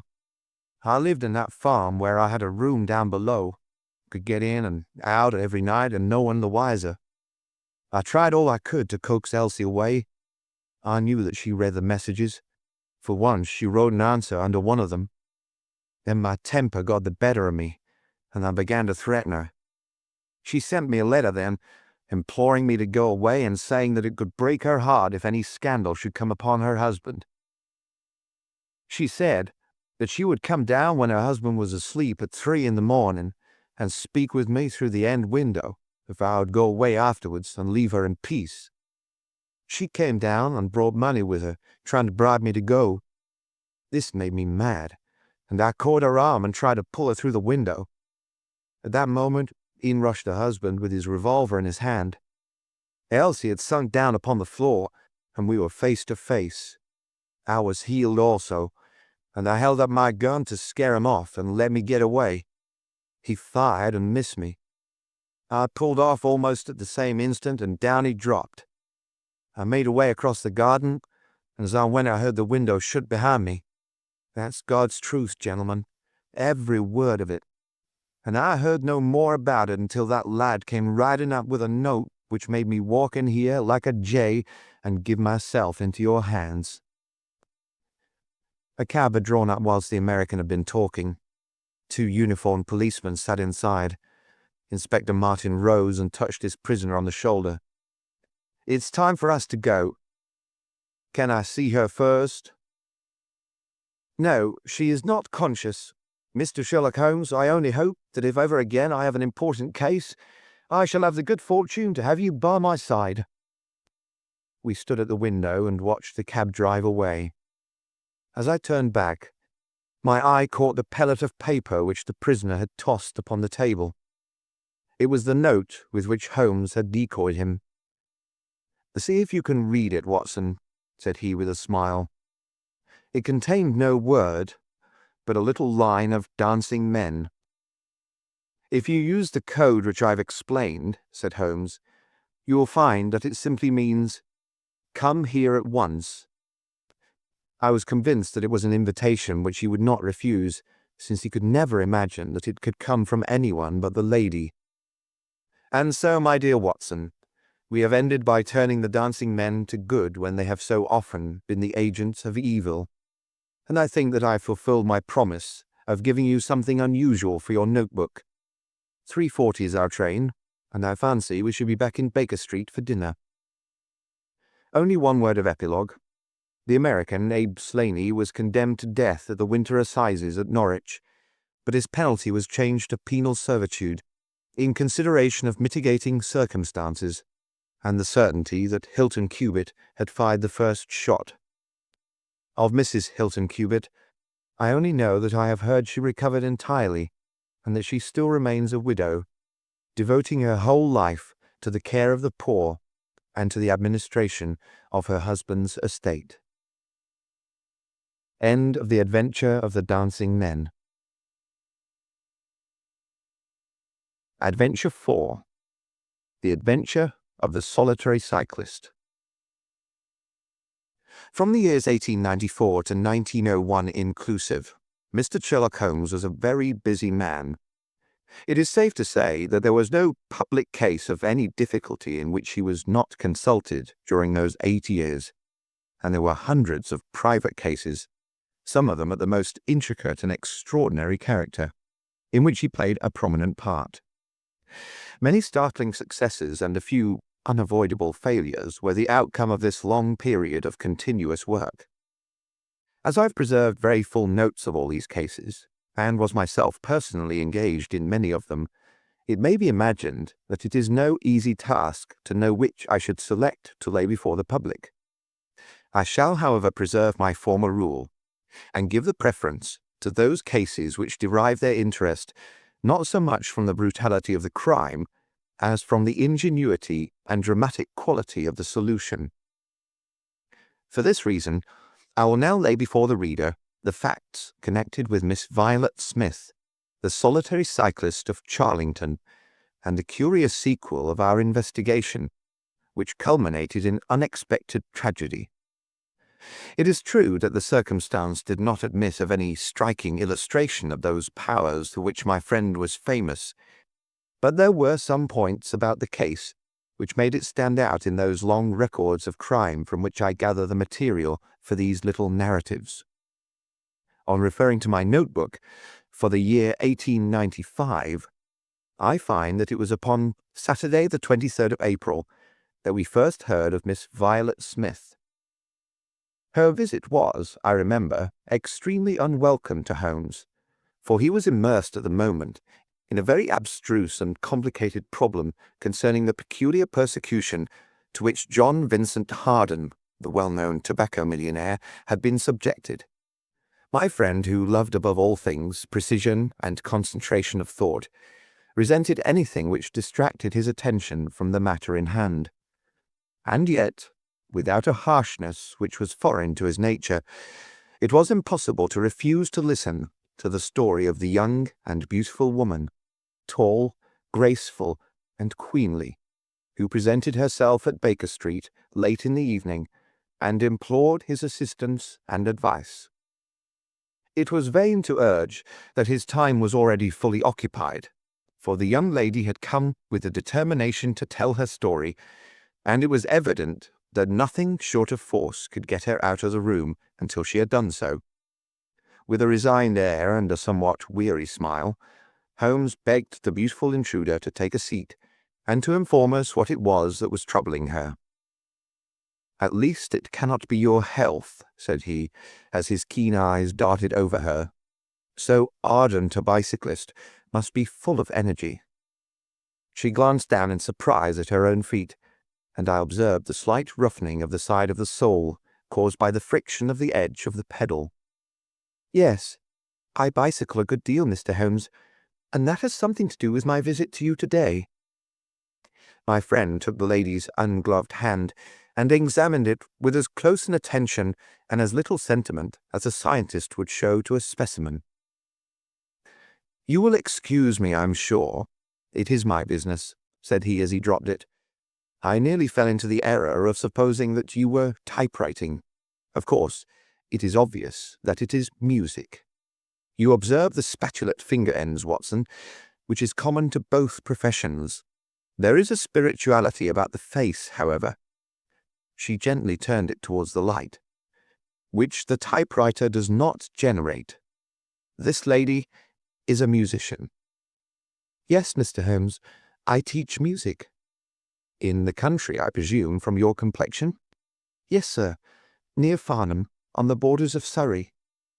"A beautiful neighbourhood, and full of the most interesting associations. You remember, Watson, that it was near there that we took Archie Stamford, the forger. Now, Miss Violet, what has happened to you near Farnham, on the borders of Surrey?" The young lady, with great clearness and composure, made the following curious statement. "My father is dead, Mr. Holmes. He was James Smith, who conducted the orchestra at the old Imperial Theatre. My mother and I were left without a relation in the world, except one uncle, Ralph Smith, who went to Africa 25 years ago, and we've never had a word from him since. When father died, we were left very poor, but one day we were told that there was an advertisement in the Times inquiring for our whereabouts. You can imagine how excited we were, for we thought that someone had left us a fortune. We went at once to the lawyer whose name was given in the paper. There we met two gentlemen, Mr. Carruthers and Mr. Woodley, who were home on a visit from South Africa. They said that my uncle was a friend of theirs, that he had died some months before in great poverty in Johannesburg, and that he had asked them with his last breath to hunt up his relations and see that they were in no want. It seemed strange to us that Uncle Ralph, who took no notice of us when he was alive, should be so careful to look after us when he was dead. But Mr. Carruthers explained that the reason was that my uncle had just heard of the death of his brother, and so felt responsible for our fate. "Excuse me," said Holmes. "When was this interview?" "Last December, 4 months ago." "Pray proceed." "Mr. Woodley seemed to me to be a most odious person. He was forever making eyes at me, a coarse, puffy-faced, red-moustached young man with his hair plastered down on each side of his forehead. I thought that he was perfectly hateful, and I was sure that Cyril would not wish me to know such a person." "Oh, Cyril is his name?" said Holmes, smiling. The young lady blushed and laughed. "Yes, Mr. Holmes, Cyril Morton, an electrical engineer, and we hope to be married at the end of the summer. Dear me, how did I get talking about him? What I wished to say was that Mr. Woodley was perfectly odious, but that Mr. Carruthers, who was a much older man, was more agreeable. He was a dark, sallow, clean-shaven, silent person, but he had polite manners and a pleasant smile. He inquired how we were left, and on finding that we were very poor, he suggested that I should come and teach music to his only daughter, aged 10. I said that I did not like to leave my mother, on which he suggested that I should go home to her every weekend, and he offered me 100 a year, which was certainly splendid pay. So it ended by my accepting, and I went down to Chiltern Grange, about 6 miles from Farnham. Mr. Carruthers was a widower, but he had engaged a lady housekeeper, a very respectable, elderly person called Mrs. Dixon, to look after his establishment. The child was a dear, and everything promised well. Mr. Carruthers was very kind and very musical, and we had most pleasant evenings together. Every weekend I went home to my mother in town.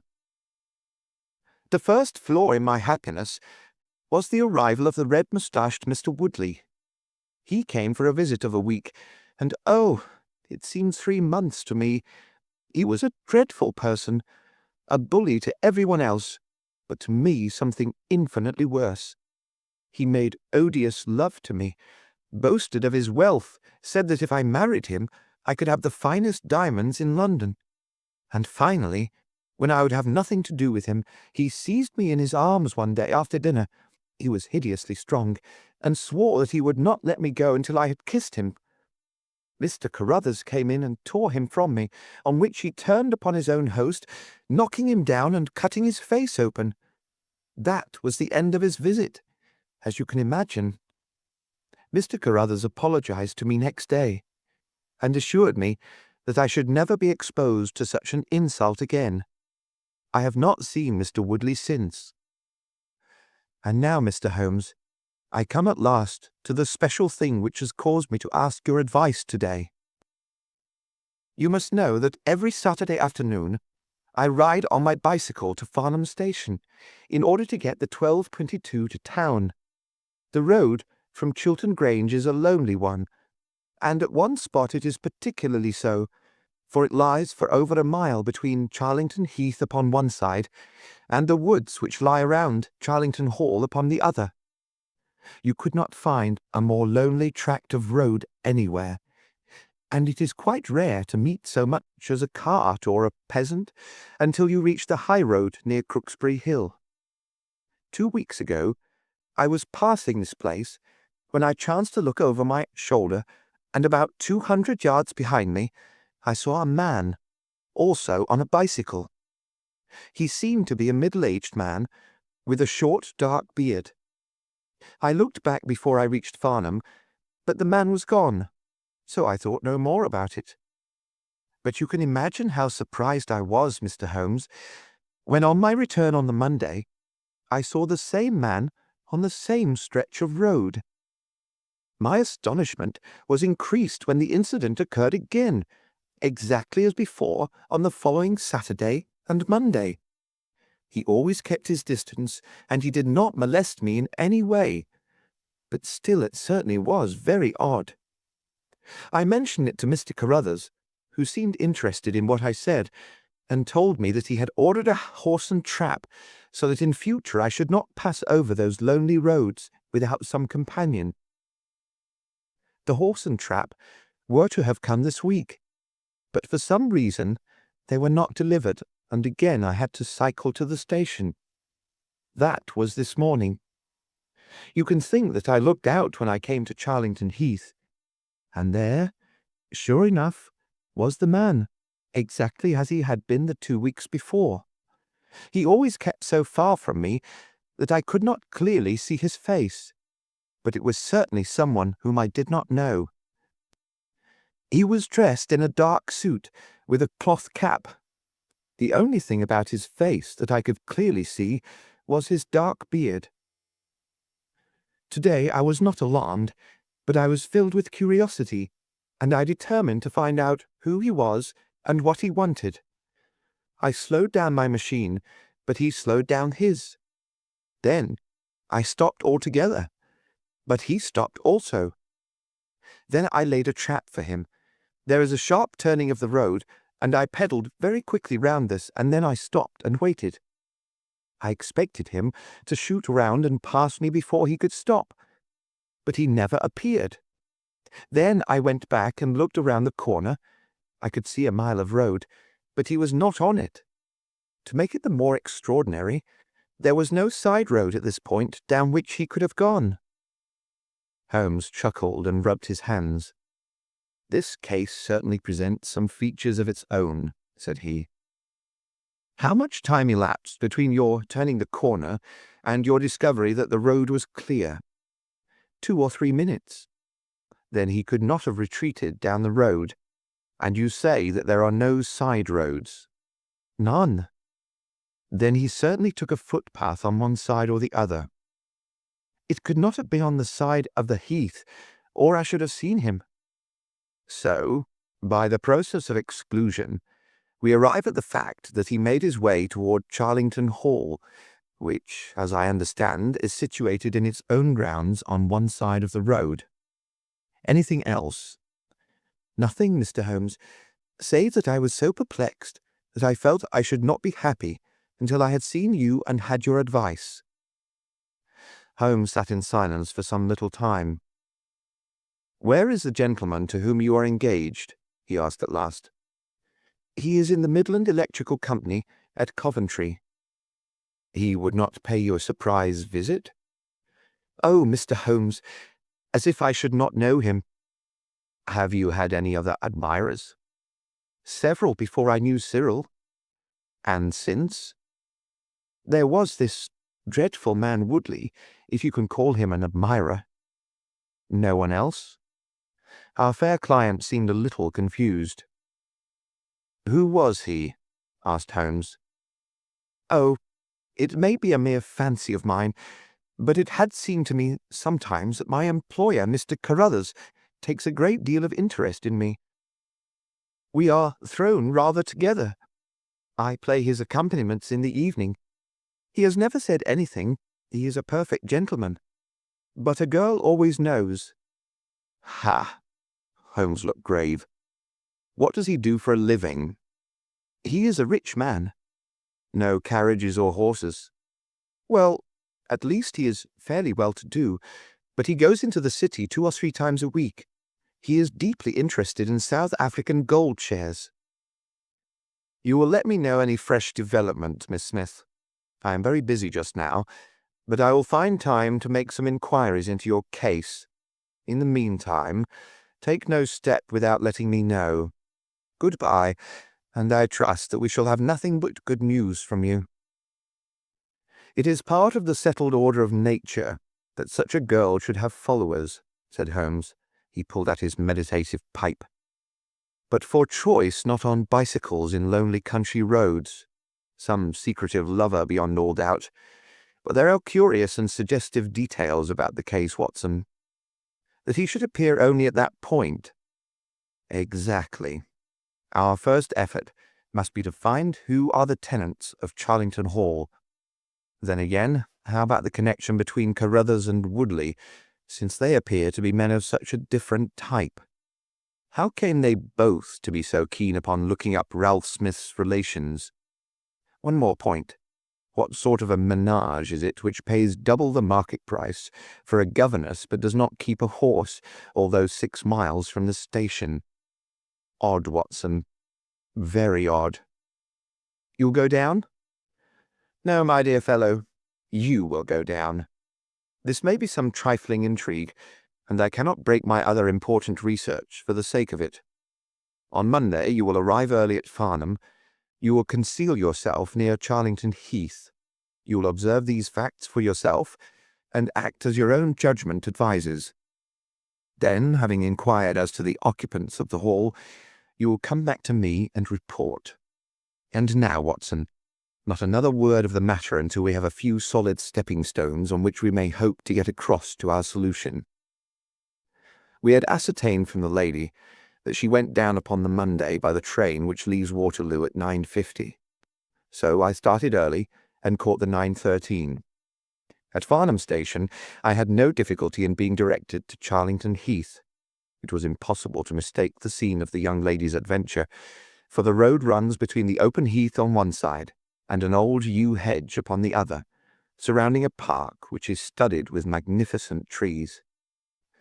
There was a main gateway of a lichen-studded stone, each side pillar surmounted by mouldering heraldic emblems, but besides this central carriage drive I observed several points where there were gaps in the hedge and paths leading through them. The house was invisible from the road, but the surroundings all spoke of gloom and decay. The heath was covered with golden patches of flowering gorse, gleaming magnificently in the light of the bright spring sunshine. Behind one of these clumps, I took up my position so as to command both the gateway of the hall and a long stretch of the road upon either side. It had been deserted when I left it, but now I saw a cyclist riding down it from the opposite direction to that in which I had come. He was clad in a dark suit, and I saw that he had a black beard.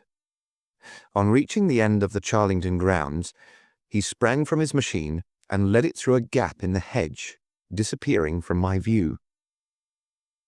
A quarter of an hour passed, and then a second cyclist appeared. This time it was the young lady coming from the station. I saw her look about her as she came to the Charlington hedge. An instant later, the man emerged from his hiding place, sprang upon his cycle, and followed her. In all the broad landscape, those were the only moving figures, the graceful girl sitting very straight upon her machine, and the man behind her bending low over his handlebar with a curiously furtive suggestion in every movement. She looked back at him and slowed her pace. He slowed also. She stopped. He at once stopped too, keeping 200 yards behind her. Her next movement was as unexpected as it was spirited. She suddenly whisked her wheels round and dashed straight at him. He was as quick as she, however, and darted off in desperate flight. Presently she came back up the road again, her head haughtily in the air, not deigning to take any further notice of her silent attendant. He had turned also, and still kept his distance until the curve of the road hid them from my sight. I remained in my hiding place, and it was well that I did so, for presently the man reappeared, cycling slowly back.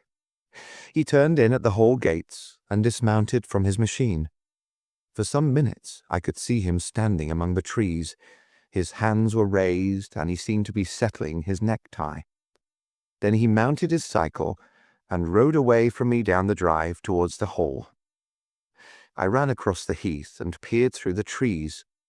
Far away, I could catch glimpses of the old grey building with its bristling Tudor chimneys, but the drive ran through a dense shrubbery, and I saw no more of my man.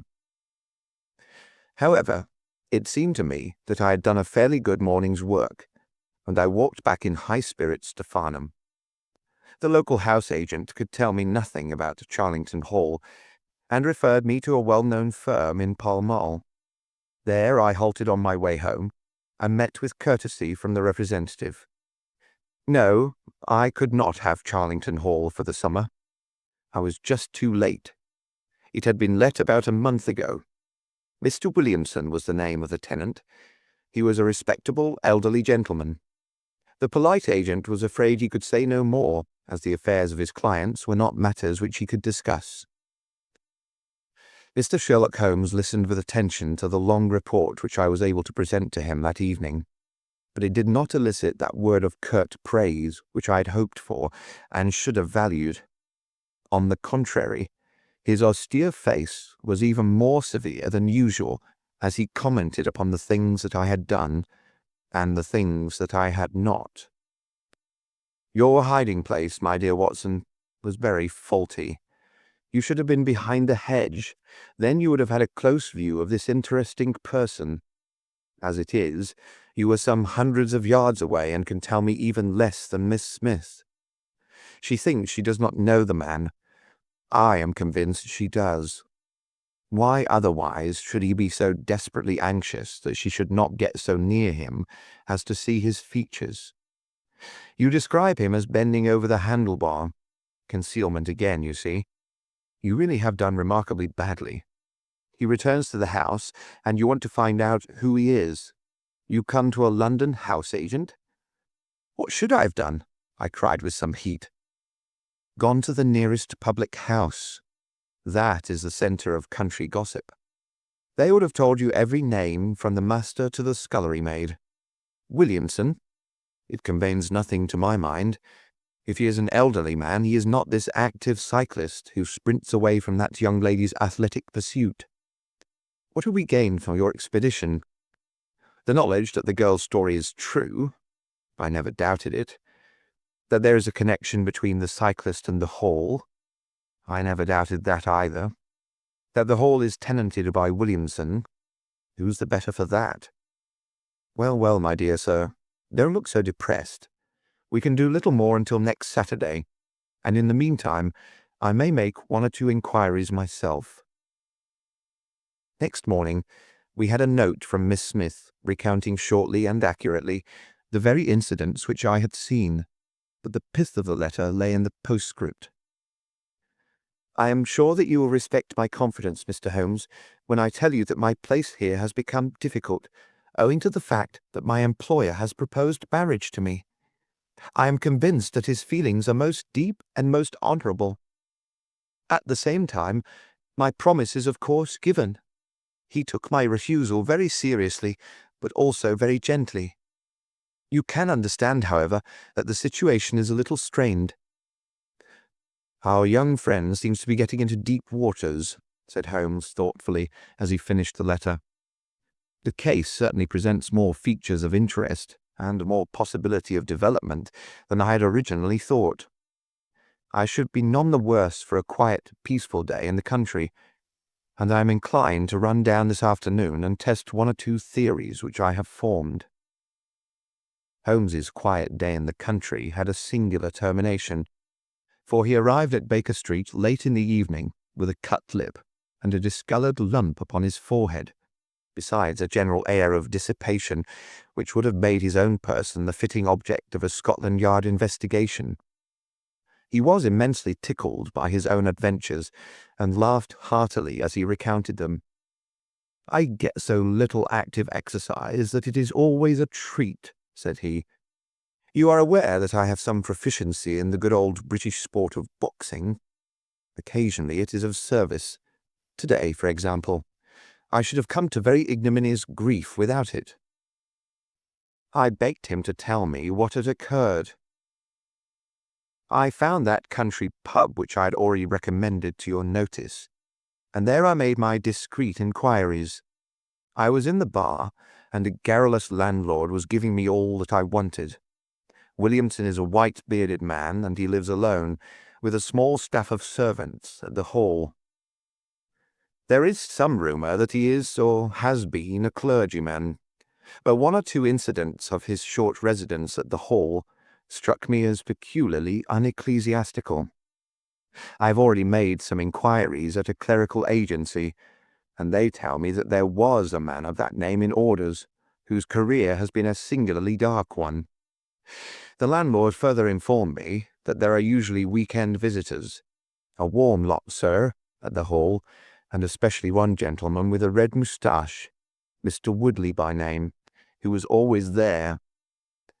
We had got as far as this, when who should walk in but the gentleman himself, who'd been drinking his beer in the tap-room, and had heard the whole conversation. Who was I? What did I want? What did I mean by asking questions? He had a fine flow of language, and his adjectives were very vigorous. He ended a string of abuse by a vicious backhander, which I failed to entirely avoid. The next few minutes were delicious. It was a straight left against the slogging ruffian. I emerged, as you see me. Mr. Woodley went home in a cart. So ended my country trip, and it must be confessed that, however enjoyable, my day on the Surrey border has not been much more profitable than your own. The Thursday brought us another letter from our client. "You will not be surprised, Mr. Holmes," said she, "to hear that I am leaving Mr. Carruthers' employment. Even the high pay cannot reconcile me to the discomforts of my situation.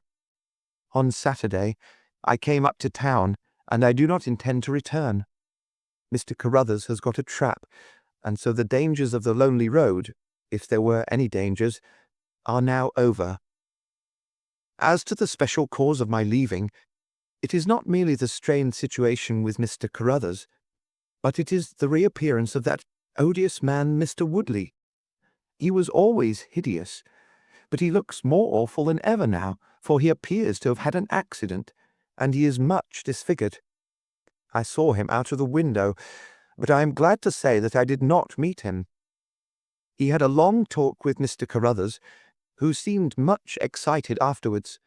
Woodley must be staying in the neighbourhood, for he did not sleep here, and yet I caught a glimpse of him again this morning, slinking about in the shrubbery.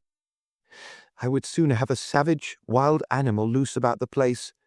I loathe and fear him more than I can say. How can Mr. Carruthers endure such a creature for a moment? However, all my troubles will be over on Saturday." "So I trust, Watson, so I trust," said Holmes gravely. "There is some deep intrigue going on round that little woman, and it is our duty to see that no one molests her upon that last journey. I think, Watson, that we must spare time to run down together on Saturday morning and make sure that this curious and inclusive investigation has no untoward ending." I confess that I had not up to now taken a very serious view of the case, which had seemed to me rather grotesque and bizarre than dangerous. That a man should lie in wait for and follow a very handsome woman is no unheard of thing, and if he has so little audacity that he had not only dared not address her, but even fled from her approach, he was not a very formidable assailant. The ruffian Woodley was a very different person, but, except on one occasion, he had not molested our client, and now he visited the house of Carruthers without intruding upon her presence. The man on the bicycle was doubtless a member of those week-end parties at the Hall of which the publican had spoken. But who he was, or what he wanted, was as obscure as ever. It was the severity of Holmes's manner, and the fact that he slipped a revolver into his pocket before leaving our rooms, which impressed me with the feeling that tragedy might prove to lurk behind this curious train of events. A rainy night had been followed by a glorious morning, and the heath-covered countryside, with the glowing clumps of flowering gorse, seemed all the more beautiful to eyes which were weary of the duns and drabs and slate-greys of London. Holmes and I walked along the broad sandy road, inhaling the fresh morning air, and rejoicing in the music of the birds and the fresh breath of the spring. From a rise of the road on the shoulder of Crooksbury Hill, we could see the grim hall bristling out from amidst the ancient oaks, which, old as they were still younger than the building which they surrounded.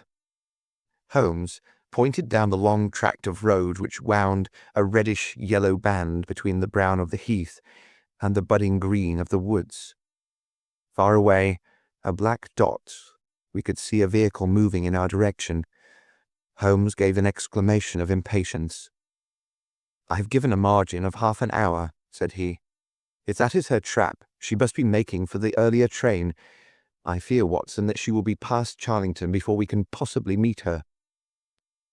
From the instant that we passed the rise, we could no longer see the vehicle, but we hastened onward at such a pace that my sedentary life began to tell upon me, and I was compelled to fall behind. Holmes, however, was always in training, for he had inexhaustible stores of nervous energy upon which to draw.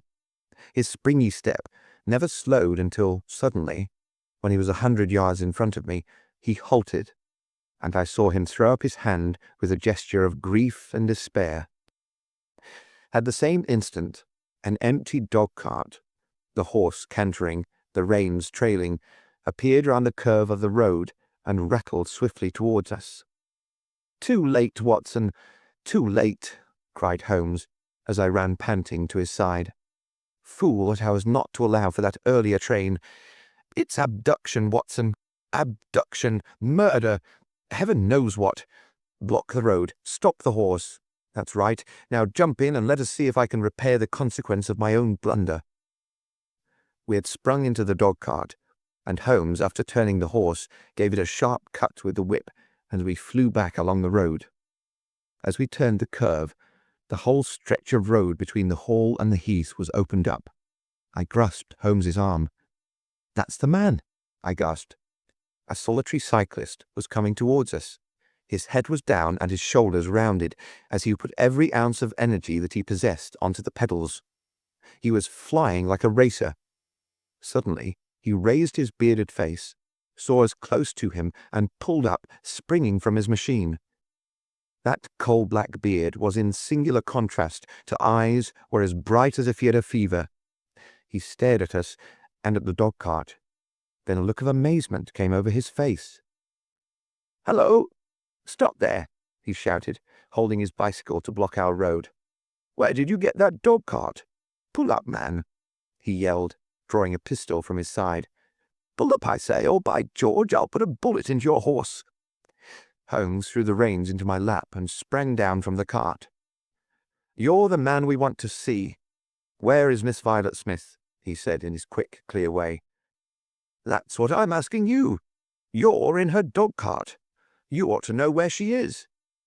"We met the dog-cart on the road. There was no one in it. We drove back to help the young lady." "Good Lord! Good Lord! What shall I do?" cried the stranger in an ecstasy of despair. "They've got her, that hellhound Woodley and the blackguard parson. Come, man, come. If you really are friend, stand by me and we'll save her, if I have to leave my carcass in Charlington Wood." He ran distractedly, his pistol in his hand, towards a gap in the hedge. Holmes followed him, and I, leaving the horse grazing beside the road, followed Holmes. "This is where they came through," said he, pointing to the marks of several feet upon the muddy path. "Hello! Stop a minute. Who's this in the bush?" It was a young fellow about 17, dressed like an ostler, with leather cords and gaiters. He lay upon his back, his knees drawn up, a terrible cut upon his head. He was insensible, but alive. A glance at his wound told me that it had not penetrated the bone. "That's Peter the groom," cried the stranger. "He drove her. The beasts have pulled him off and clubbed him. Let him lie. We can't do him any good, but we may save her from that worse fate that can befall a woman." He ran frantically down the path, which wound among the trees. We had reached the shrubbery which surrounded the house when Holmes pulled up. "They didn't go to the house. Here are their marks on the left, here beside the laurel bushes. Ah, I said so." As he spoke, a woman's shrill scream, a scream which vibrated with a frenzy of horror, burst from the thick green clump of bushes in front of us. It ended suddenly on its highest note with a choke and a gurgle. "This way! This way! They're in the bowling alley!" cried the stranger, darting through the bushes. "Oh, the cowardly dogs! Follow me, gentlemen! Too late, by the living jingo!" We had broken suddenly into a lovely glade of greensward, surrounded by ancient trees. On the farther side of it, under the shadow of a mighty oak, there stood a singular group of 3 people. One was a woman, our client, drooping and faint, a handkerchief round her mouth. Opposite her stood a brutal, heavy-faced, red-moustached young man, his gaitered legs parted wide, one arm akimbo, the other waving a riding crop, his whole attitude suggestive of triumphant bravado. Between them, an elderly, grey-bearded man, wearing a short surplice over a light tweed suit, had evidently just completed the wedding service, for he pocketed his prayer book as we appeared and slapped the sinister bridegroom upon the back in jovial congratulation. "They're married," I gasped. "Come on," cried our guide. "Come on!" He rushed across the glade, Holmes and I at his heels. As we approached, the lady staggered against the trunk of the tree for support. Williamson, the ex-clergyman, bowed to us with mock politeness, and the bully Woodley advanced with a shout of brutal and exultant laughter. "You can take your beard off, Bob," said he. "I know you right enough.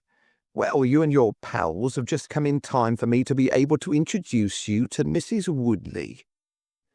Our guide's answer was a singular one. He snatched off the dark beard which had disguised him and threw it on the ground, disclosing a long, sallow, clean-shaven face below it. Then he raised his revolver and covered the young ruffian who was advancing upon him with his dangerous riding crop swinging in his hand. "Yes," said our ally, "I am Bob Carruthers, and I'll see this woman righted if I had to swing for it. I told you what I'd do if you molested her, and by the Lord I'll be as good as my word. You're too late. She's my wife. No, she's your widow." His revolver cracked, and I saw the blood spurt from the front of Woodley's waistcoat. He spun round with a scream and fell upon his back, his hideous red face turning suddenly to a dreadful mottled pallor. The old man, still clad in his surplice, burst into such a string of foul oaths as I have never heard, and pulled out a revolver of his own. But before he could raise it, he was looking down the barrel of Holmes's weapon. "Enough of this," said my friend coldly. "Drop that pistol. Watson, pick it up. Hold it to his head. Thank you. You, Carruthers, give me that revolver. We'll have no more violence. Come, hand it over." "Who are you, then?" "My name's Sherlock Holmes." "Good Lord." "You've heard of me, I see. I will represent the official police until their arrival. Here, you," he shouted to a frightened groom who'd appeared at the edge of the glade. "Come here. Take this note as hard as you can ride to Farnham." He scribbled a few words upon a leaf from his notebook. "Give it to the superintendent at the police station. Until he comes, I must detain you all under my personal custody." The strong, masterful personality of Holmes dominated the tragic scene, and all were equally puppets in his hands. Williamson and Carruthers found themselves carrying the wounded Woodley into the house, and I gave my arm to the frightened girl. The injured man was laid on his bed, and at Holmes's request I examined him. I carried my report to where he sat in the old tapestry-hung dining room with his 2 prisoners before him. "He'll live," said I. "What?" cried Carruthers, springing out of his chair. "I'll go upstairs and finish him off first. Do you tell me that that angel is to be tied to Roaring Jack Woodley for life?" "You need not concern yourself about that," said Holmes. "There are 2 very good reasons why she should, under no circumstances, be his wife. In the first place, we are very safe in questioning Mr. Williamson's right to solemnize a marriage." "I have been ordained," cried the old rascal. "And also unfrocked. Once a clergyman, always a clergyman." "I think not.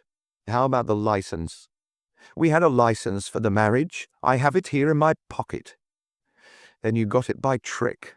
But in any case, a forced marriage is no marriage, but it is a very serious felony, as you will discover before you have finished. You'll have time to think the point out during the next 10 years or so, unless I'm mistaken. As to you, Carruthers, you would have done better to keep your pistol in your pocket." "I begin to think so, Mr. Holmes, but when I thought of all the precaution I had taken to shield this girl, for I loved her, Mr. Holmes, and it is the only time that ever I knew what love was, it fairly drove me mad to think that she was in the power of the greatest brute and bully in South Africa, a man whose name is a holy terror from Kimberley to Johannesburg. Why, Mr. Holmes, you will hardly believe it, but ever since that girl has been in my employment, I never once let her go past this house, where I knew the rascals were lurking, without following her on my bicycle, just to see that she came to no harm. I kept my distance from her, and I wore a beard so that she should not recognize me, for she is a good and high-spirited girl, and she wouldn't have stayed in my employment long if she had thought that I was following her about the country roads." "Why didn't you tell her of her danger?" "Because then, again, she would have left me, and I couldn't bear to face that. Even if she couldn't love me, it was a great deal to me just to see her dainty form about the house, and to hear the sound of her voice." "Well," said I, "you call that love, Mr. Carruthers, but I should call it selfishness." "Maybe the two things go together. Anyhow, I couldn't let her go. Besides, with this crowd about, it was well that she should have someone near to look after her. Then, when the cable came, I knew they were bound to make a move." "What cable?" Carruthers took a telegram from his pocket. "That's it," said he. It was short and concise. "The old man is dead." Said Holmes. "I think I see how things worked, and I can understand how this message would, as you say, bring them to a head. But while you wait, you might tell me what you can." The old reprobate with the surplice burst into a volley of bad language. "By heaven," said he, "if you squeal on us, Bob Carruthers, I'll serve you as you served Jack Woodley. You can bleat about the girl to your heart's content, for that's your own affair, but if you round on your pals to this plain-clothes copper, it'll be the worst day's work that ever you did." "Your reverence need not be excited," said Holmes, lighting a cigarette. "The case is clear enough against you, and all I ask is a few details for my private curiosity. However, if there's any difficulty in your telling me, I'll do the talking, and then you will see how far you have a chance of holding back your secrets. In the first place, 3 of you came from South Africa on this game. You, Williamson, you, Carruthers, and Woodley." "Lie number 1, said the old man. "I never saw either of them until 2 months ago, and I've never been in Africa in my life. So you can put that in your pipe and smoke it, Mr. Busybody Holmes." "What he says is true," said Carruthers. Well, 2 of you came over. His reverence is our own homemade article. You had known Ralph Smith in South Africa. You had reason to believe he would not live long. You found out that his niece would inherit his fortune. How's that, eh?" Carruthers nodded, and Williamson swore. "She was next of kin, no doubt, and you were aware that the old fellow would make no will." "Couldn't read or write," said Carruthers. "So you came over, the 2 of you, and hunted up the girl. The idea was that one of you was to marry her and the other have a share of the plunder. For some reason, Woodley was chosen as the husband. Why was that?" "We played cards for her and on the voyage, and he won." "I see. You got the young lady into your service, and there Woodley was to do the courting. She recognized the drunken brute that he was, and would have nothing to do with him. Meanwhile, your arrangement was rather upset by the fact that you had yourself fallen in love with the lady. You could no longer bear the idea of this ruffian owning her." "No, by George, I couldn't." "There was a quarrel between you. He left you in a rage and began to make his own plans independently of you." "It strikes me, Williamson, there isn't very much that we can tell this gentleman," cried Carruthers with a bitter laugh. "Yes, we quarrelled, and he knocked me down. I am level with him on that anyhow. Then I lost sight of him. That was when he picked up with this outcast padre here. I found that they had set up housekeeping together at this place on the line that she had to pass for the station. I kept my eye on her after that, for I knew there was some devilry in the wind. I saw them from time to time, for I was anxious to know what they were after. 2 days ago, Woodley came up to my house with this cable which showed that Ralph Smith was dead. He asked me if I would stand by the bargain. I said I would not. He asked me if I would marry the girl myself and give him a share. I said I would willingly do so, but that she would not have me. He said, "Let us get her married first, and after a week or two she may see things a bit different." I said I'd had nothing to do with violence, so he went off cursing like the foul-mouthed blackguard that he was, and swearing that he would have her yet. She was leaving me this weekend, and I'd got a trap to take her to the station, but I was so uneasy in my mind that I followed her on my bicycle. She'd got a start, however, and before I could catch her, the mischief was done. The first thing I knew about it was when I saw you two gentlemen driving back in her dog-cart. Holmes rose and tossed the end of his cigarette into the grate. "I've been very obtuse, Watson," said he. "When in your report you said that you had seen the cyclist, as you thought, arrange his necktie in the shrubbery, that alone should have told me all. However, we may congratulate ourselves upon a curious and, in some respects, a unique case. I perceive 3 of the county constabulary in the drive, and I am glad to see that the little ostler is able to keep pace with them, so it is likely that neither he nor the interesting bridegroom will be permanently damaged by their morning's adventures. I think, Watson, that in your medical capacity you might wait upon Miss Smith and tell her that if she is sufficiently recovered, we shall be happy to escort her to her mother's home.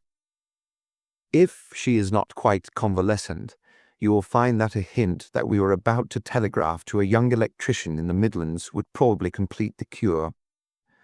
As to you, Mr. Carruthers, I think that you have done what you could do to make amends for your share in an evil plot.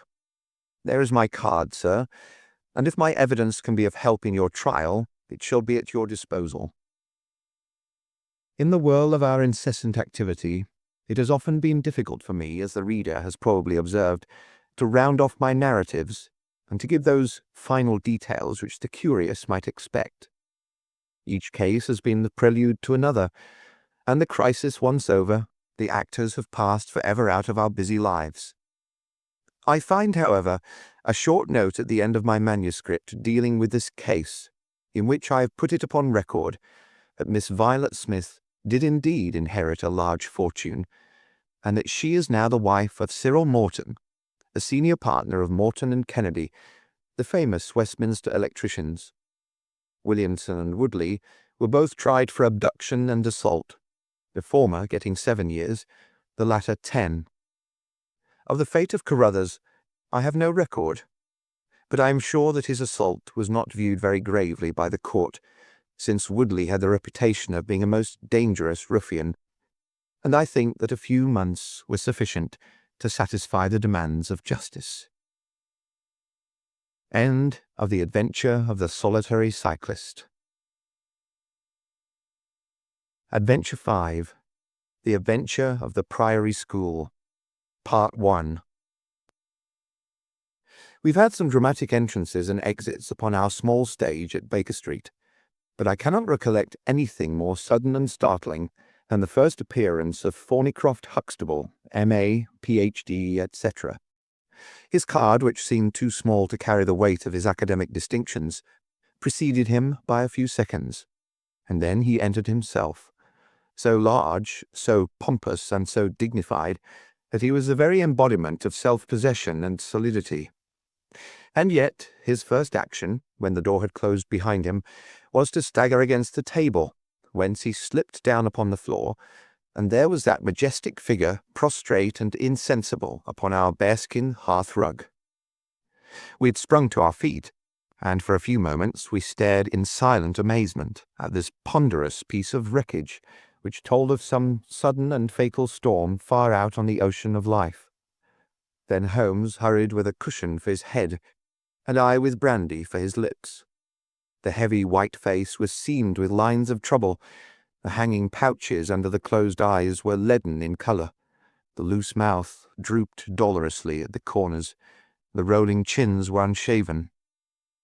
Collar and shirt bore the grime of a long journey, and the hair bristled unkempt from the well-shaped head. It was a sorely stricken man who lay before us. "What is it, Watson?" asked Holmes.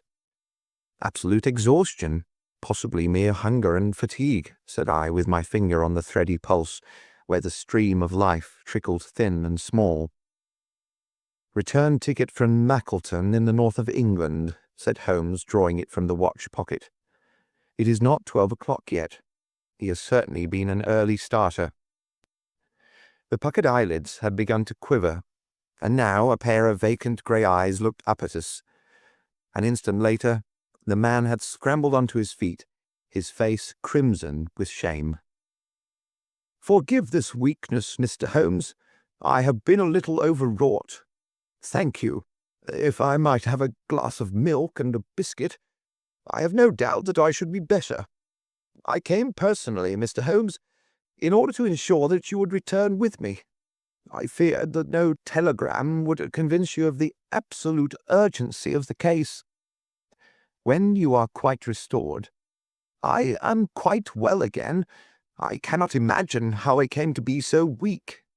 I wish you, Mr. Holmes, to come to Mackleton with me by the next train." My friend shook his head. "My colleague, Dr. Watson, could tell you that we are very busy at present.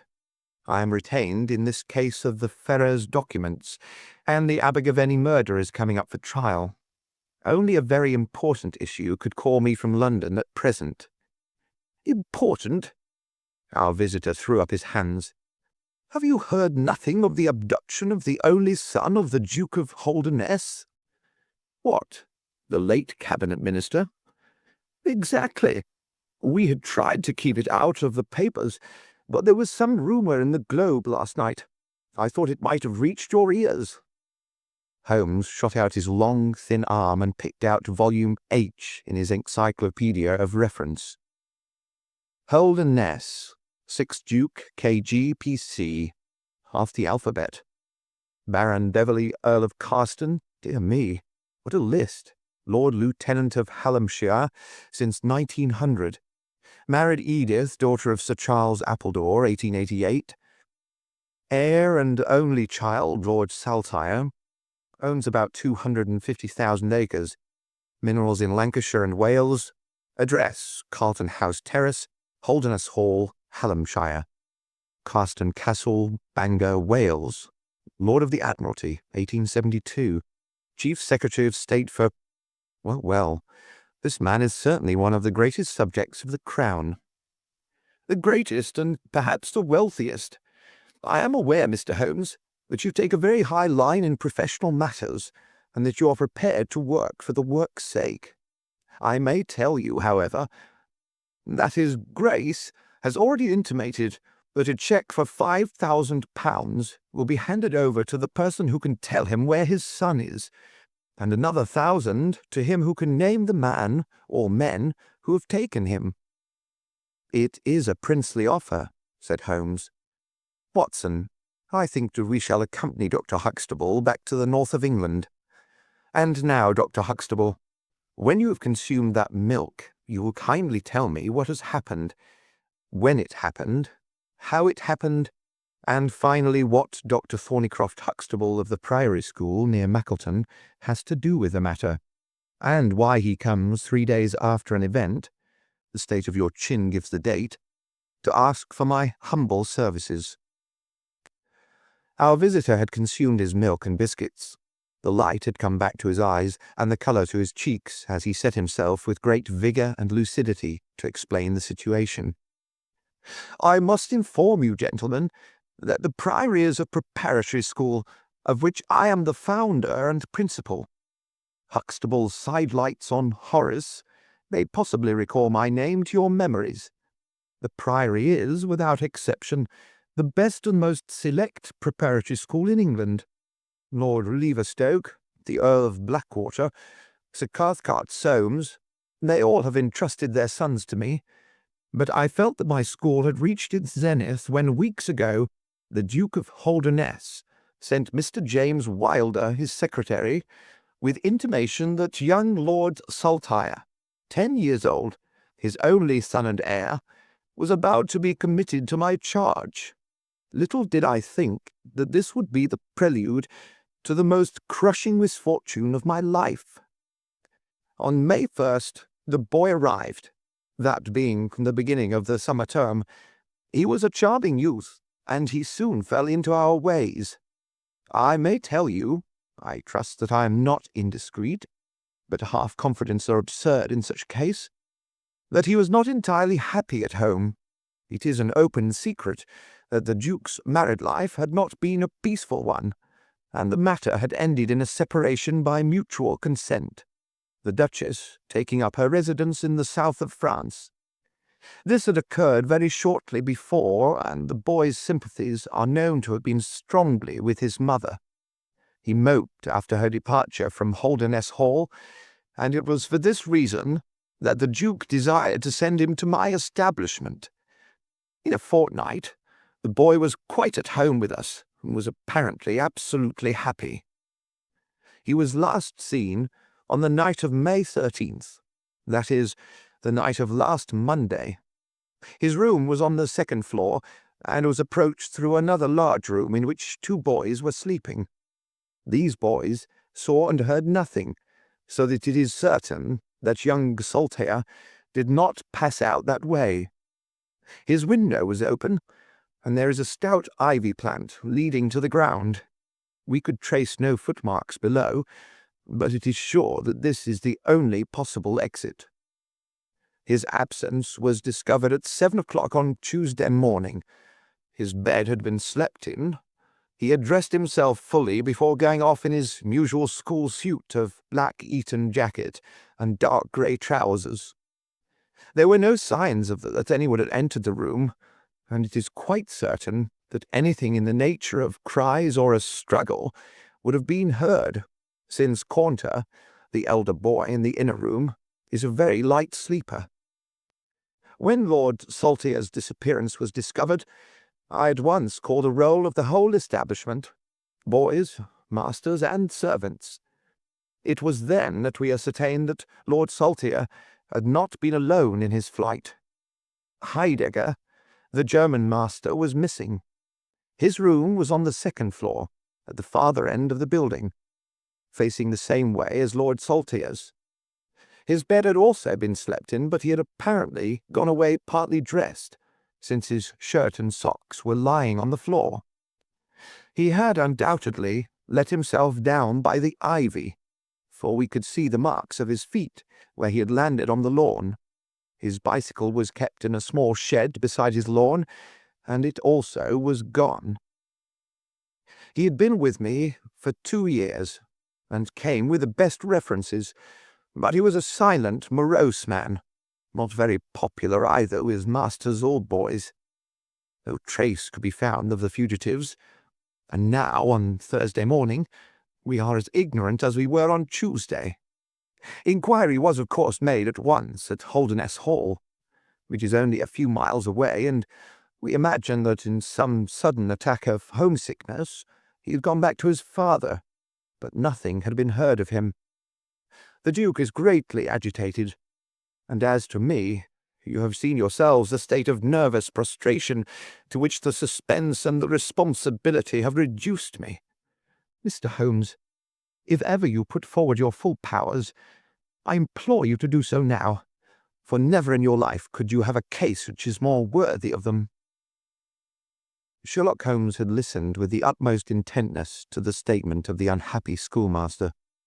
His drawn brows and the deep furrow between them showed that he needed no exhortation to concentrate all his attention upon a problem which, apart from the tremendous interests involved, must appeal so directly to his love of the complex and the unusual. He now drew out his notebook and jotted down 1 or 2 memoranda. "You have been very remiss in not coming to me sooner," said he severely. You start me on my investigation with a very serious handicap. It is conceivable, for example, that this ivy and this lawn would have yielded nothing to an expert observer. I am not to blame, Mr. Holmes. His Grace was extremely desirous to avoid all public scandal. He was afraid of his family unhappiness being dragged before the world. He has a deep horror of anything of the kind. But there has been some official investigation? Yes, sir, and it has proved most disappointing. An apparent clue was at once obtained, since a boy and a young man were reported to have been seen leaving a neighbouring station by an early train. Only last night we had news that the couple had been hunted down in Liverpool, and they proved to have no connection whatever with the matter in hand. Then it was that in my despair and disappointment, after a sleepless night, I came straight to you by the early train. I suppose the local investigation was relaxed while this false clue was being followed up? It was entirely dropped. So that 3 days have been wasted. The affair has been most deplorably handled. I feel it and admit it. And yet the problem should be capable of ultimate solution. I shall be very happy to look into it. Have you been able to trace any connection between the missing boy and his German master? None at all. Was he in the master's class? No, he never exchanged a word with him so far as I know. That is certainly very singular. Had the boy a bicycle? No. Was any other bicycle missing? No. Is that certain? Quite. Well now, you do not mean to seriously suggest that this German rode off upon a bicycle in the dead of the night, bearing the boy in his arms? Certainly not. Then what is the theory in your mind? The bicycle may have been a blind. It may have been hidden somewhere and the pair gone off on foot. Quite so. But it seems rather an absurd blind, does it not? Were there other bicycles in this shed? Several. Would he not have hidden a couple, had he desired to give the idea that they had gone off upon them? I suppose he would. Of course he would. The blind theory won't do. But the incident is an admirable starting point for an investigation. After all, a bicycle is not an easy thing to conceal or to destroy. One other question. Did anyone call to see the boy on the day before he disappeared? No. Did he get any letters? Yes, one letter. From whom? From his father. Do you open the boy's letters? No. How do you know it was from the father? The coat of arms was on the envelope, and it was addressed in the Duke's peculiarly stiff hand. Besides, the Duke remembers having written. When had he a letter before that? Not for several days. Had he ever one from France? No, never. You see the point of my questions, of course. Either the boy was carried off by force, or he went of his own free will. In the latter case, you would expect that some prompting from outside would be needed to make so young a lad do such a thing. If he has had no visitors, that prompting must have come in letters. Hence I try to find out who were his correspondents. I fear I cannot help you much. His only correspondent, so far as I know, was his own father, who wrote to him on the very day of his disappearance. Were the relations between father and son very friendly? His Grace is never very friendly with anyone. He is completely immersed in large public questions, and is rather inaccessible to all ordinary emotions. But he was always kind to the boy in his own way. But the sympathies of the latter were with the mother. Yes. Did he say so? No. The Duke, then? Good heaven, no. Then how could you know? I have had some confidential talks with Mr. James Wilder, His Grace's secretary. It was he who gave me the information about Lord Saltire's feelings." "I see. By the way, that last letter of the Duke's, was it found in the boy's room after he was gone?" "No, he had taken it with him. I think, Mr. Holmes, it is time that we were leaving for Euston." "I will order a four-wheeler. In a quarter of an hour we shall be at your service. If you are telegraphing home, Mr. Huxtable, it would be well to allow the people in your neighbourhood to imagine that the inquiry is still going on in Liverpool or wherever else that red herring led your pack. In the meantime, I will do a little quiet work at your own doors, and perhaps the scent is not so cold but that two old hounds like Watson and myself may get a sniff of it."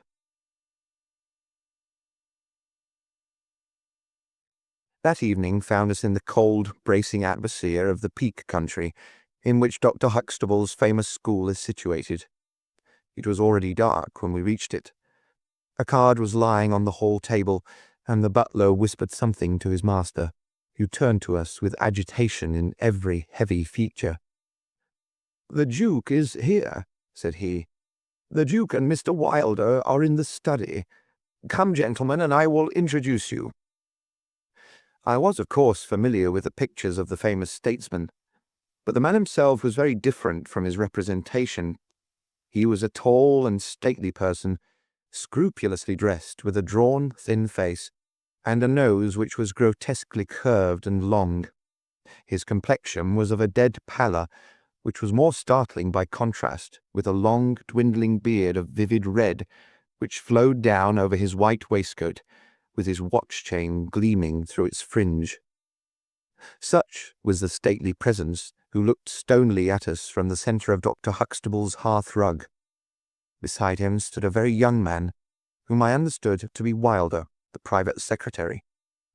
He was small, nervous, alert, with intelligent light blue eyes and mobile features.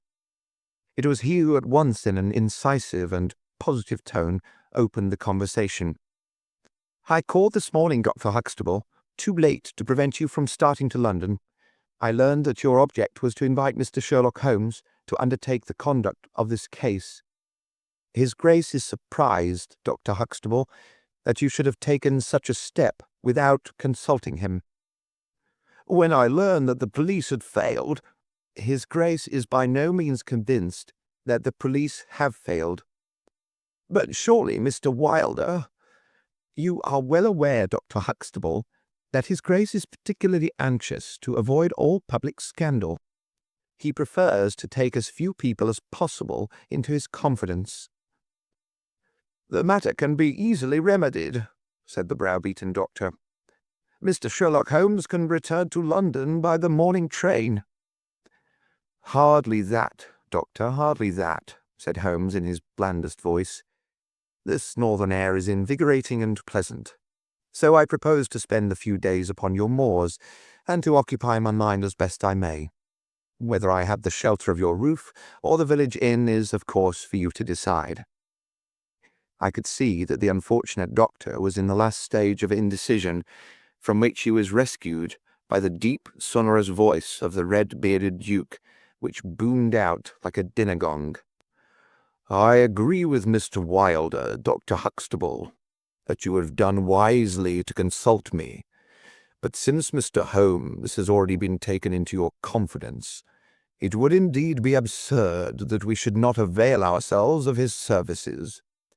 Far from going to the inn, Mr. Holmes, I should be pleased if you would come and stay with me at Holderness Hall." "I thank your Grace. For the purposes of my investigation, I think that it would be wiser for me to remain at the scene of the mystery." "Just as you like, Mr. Holmes. Any information which Mr. Wilder or I can give you is, of course, at your disposal."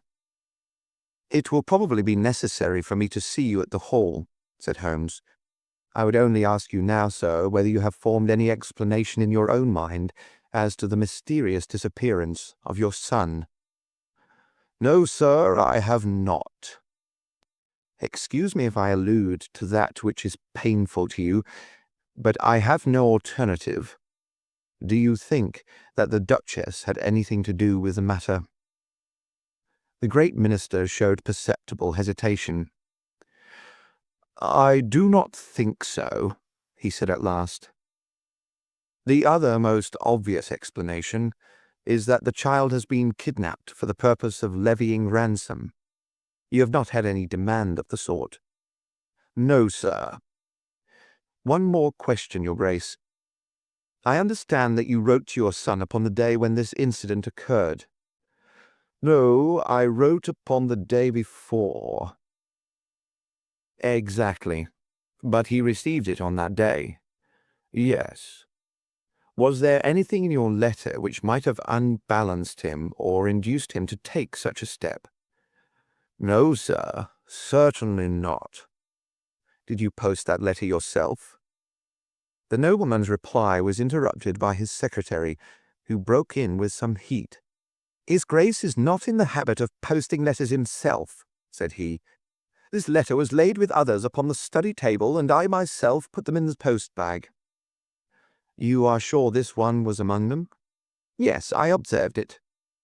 "How many letters did your Grace write that day?" 20 or 30. I have a large correspondence, but surely this is somewhat irrelevant." "Not entirely," said Holmes. "For my own part," the Duke continued, "I have advised the police to turn their attention to the south of France.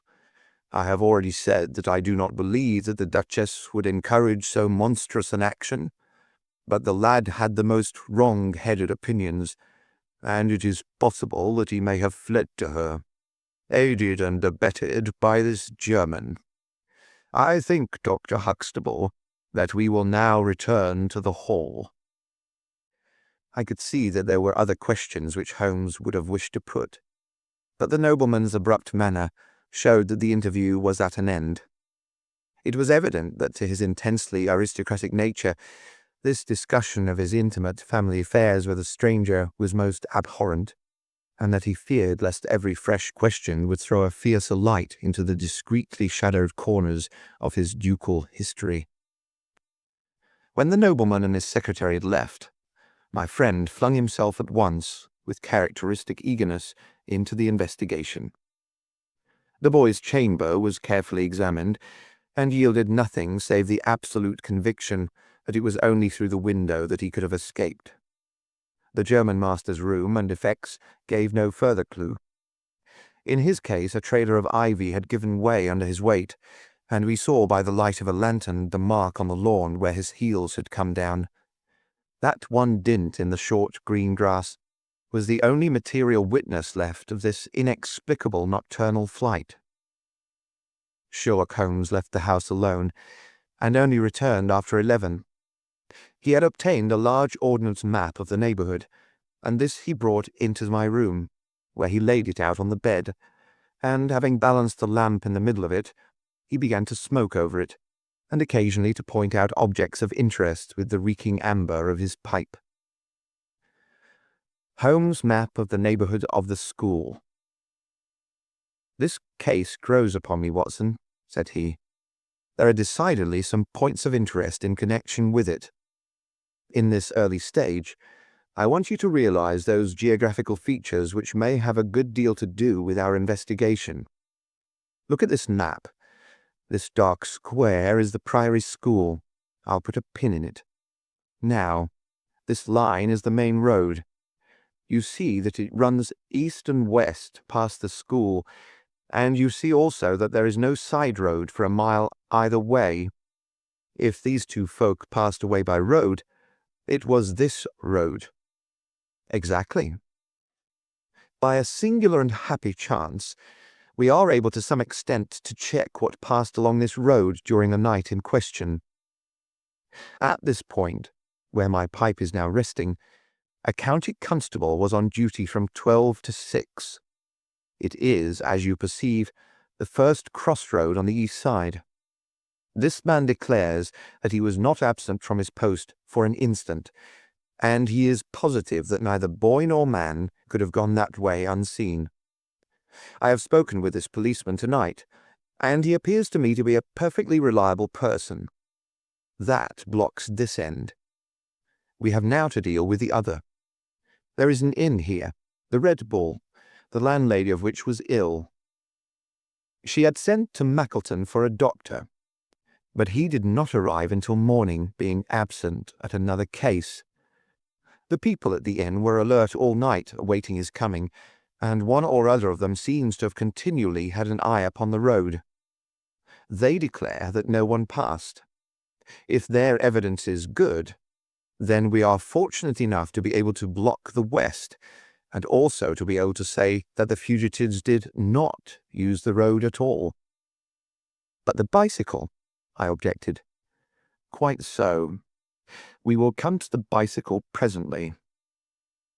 To continue our reasoning, if these people did not go by the road, they must have traversed the country to the north of the house, or to the south of the house. That is certain. Let us weigh the one against the other. On the south of the house is, as you perceive, a large district of arable land, cut up into small fields with stone walls between them. There, I admit that a bicycle is impossible. We can dismiss the idea. We turn to the country on the north. Here there lies a grove of trees marked as the Ragged Shore, and on the farther side stretches a great rolling moor, Lower Gill Moor, extending for 10 miles and sloping gradually upward. Here, at one side of this wilderness, is Holderness Hall, 10 miles by road, but only 6 across the moor. It is a peculiarly desolate plain. A few more farmers have small holdings where they rear sheep and cattle. Except these, the plover and the curlew are the only inhabitants until you come to the Chesterfield high road. There is a church there, you see, a few cottages and an inn. Beyond that, the hills become precipitous. Surely it is here to the north that our quest must lie. But the bicycle, I persisted. Well, well, said Holmes impatiently. A good cyclist does not need a high road. The moor is intersected with paths, and the moon was at the full. Hello? What's this? There was an agitated knock at the door, and an instant afterwards Dr. Huxtable was in the room. In his hand he held a blue cricket cap with a white chevron on the peak. "At last we have a clue," he cried. "Thank heaven! At last we are on the dear boy's track. It is his cap." "Where was it found?" "In the van of the gypsies who camped on the moor. They left on Tuesday. Today the police traced them down and examined their caravan. This was found." "How do they account for it?" "They shuffled and lied, said that they found it on the moor on Tuesday morning. They know where he is, the rascals, thank goodness. They're all safe under lock and key.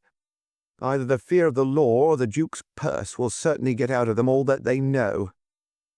"So far so good," said Holmes, when the doctor had at last left the room. "It at least bears out the theory that it is on the side of the Lower Gill Moor that we must hope for results. The police have really done nothing locally, save the arrest of those gypsies. Look here, Watson. There's a watercourse across the moor.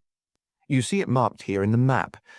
In some parts it widens into a morass. This is particularly so in the region between Holderness Hall and the school. It is vain to look elsewhere for tracks in this dry weather, but at that point there is certainly a chance of some record being left. I will call you early tomorrow morning, and you and I will try if we can throw some light upon the mystery." The day was just breaking when I woke to find the long, thin form of Holmes by my bedside. He was fully dressed, and had apparently already been out. "I have done the lawn and the bicycle shed," said he. "I have also had a rumble through the Ragged Shore. Now, Watson, there is cocoa ready in the next room. I must beg you to hurry, for we have a great day before us." His eyes shone, and his cheek was flushed with the exhilaration of the master workman who sees his work lie ready before him. A very different Holmes, this active, alert man, from the introspective and pallid dreamer of Baker Street. I felt, as I looked upon that supple figure, alive with nervous energy, that it was indeed a strenuous day that awaited us. And yet, It opened in the blackest disappointment. With high hopes, we struck across the peaty russet moor, intersected with 1,000 sheep paths, until we came to the broad, light green belt which marked the morass between us and Holderness. Certainly, if the lad had gone homeward, he must have passed this, and he could not pass it without leaving his traces. But no sign of him or the German could be seen. With a darkening face, my friend strode along the margin, eagerly observant of every muddy stain upon the mossy surface.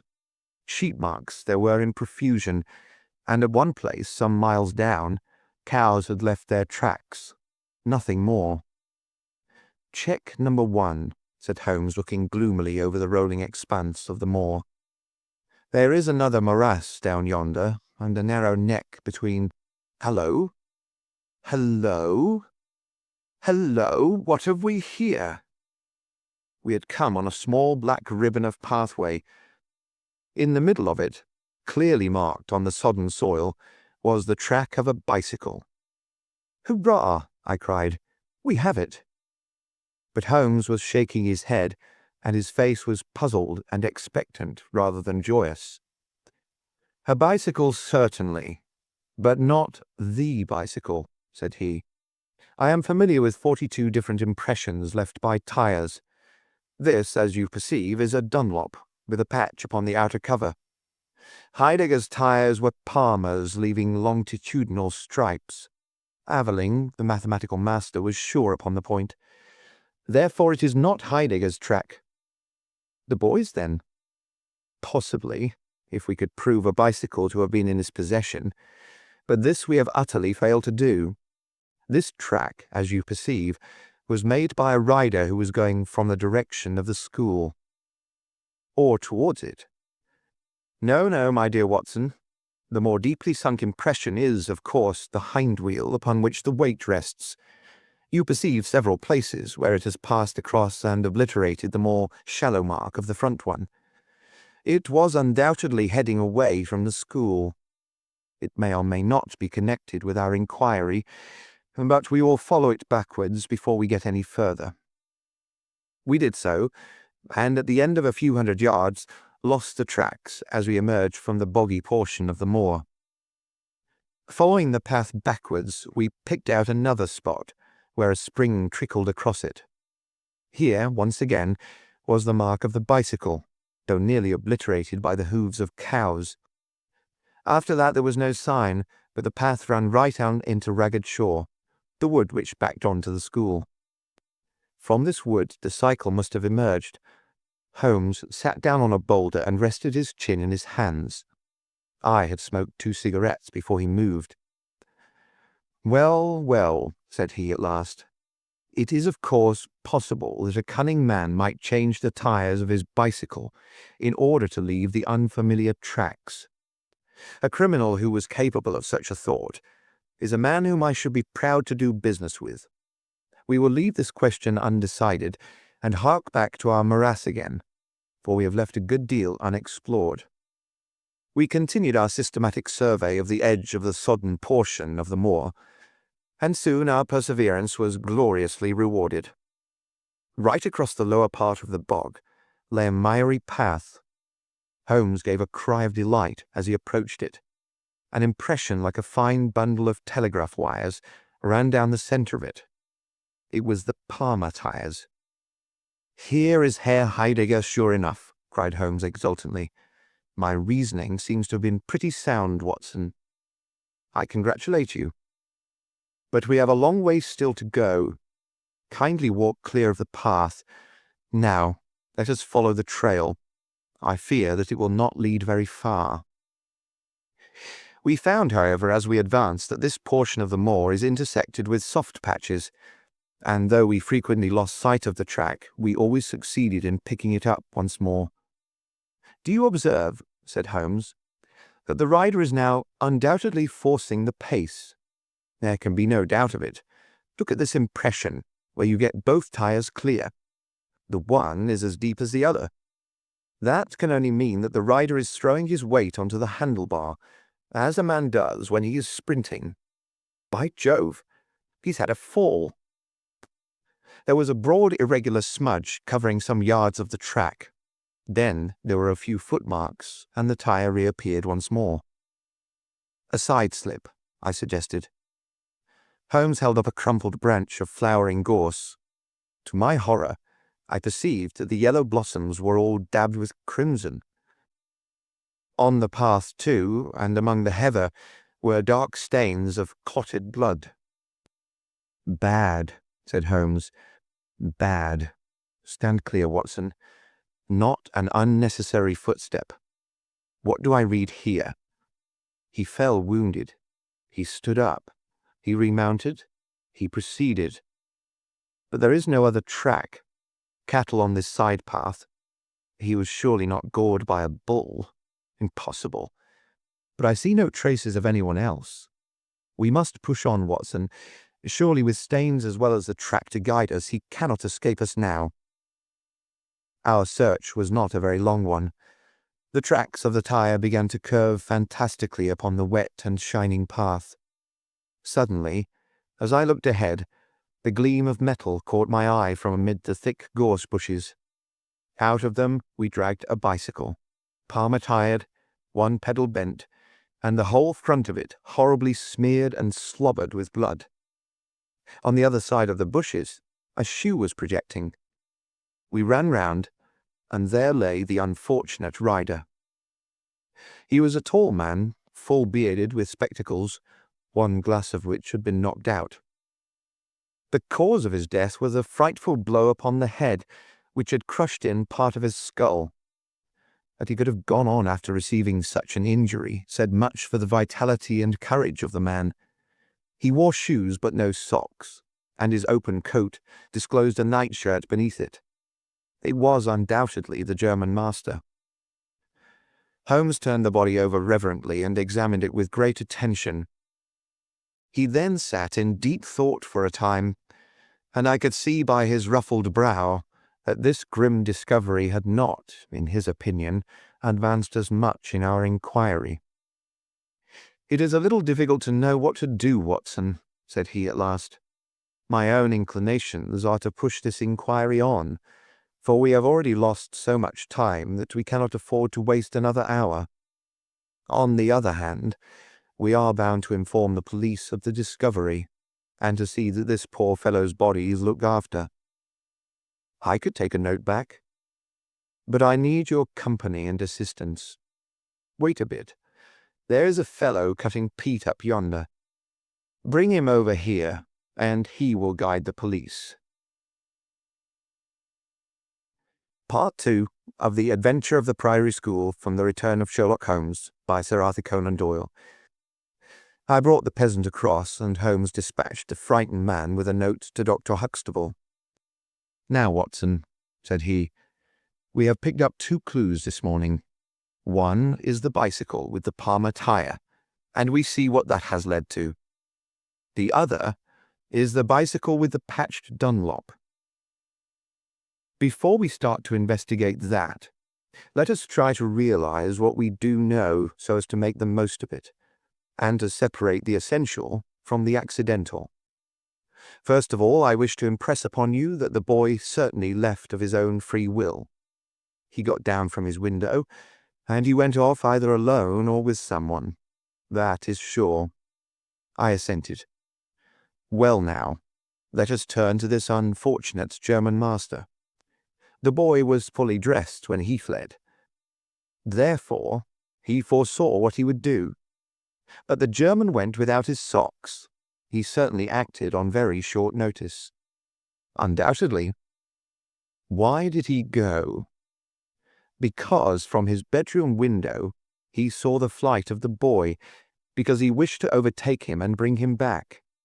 He seized his bicycle, pursued the lad, and in pursuing him met his death." "So it would seem."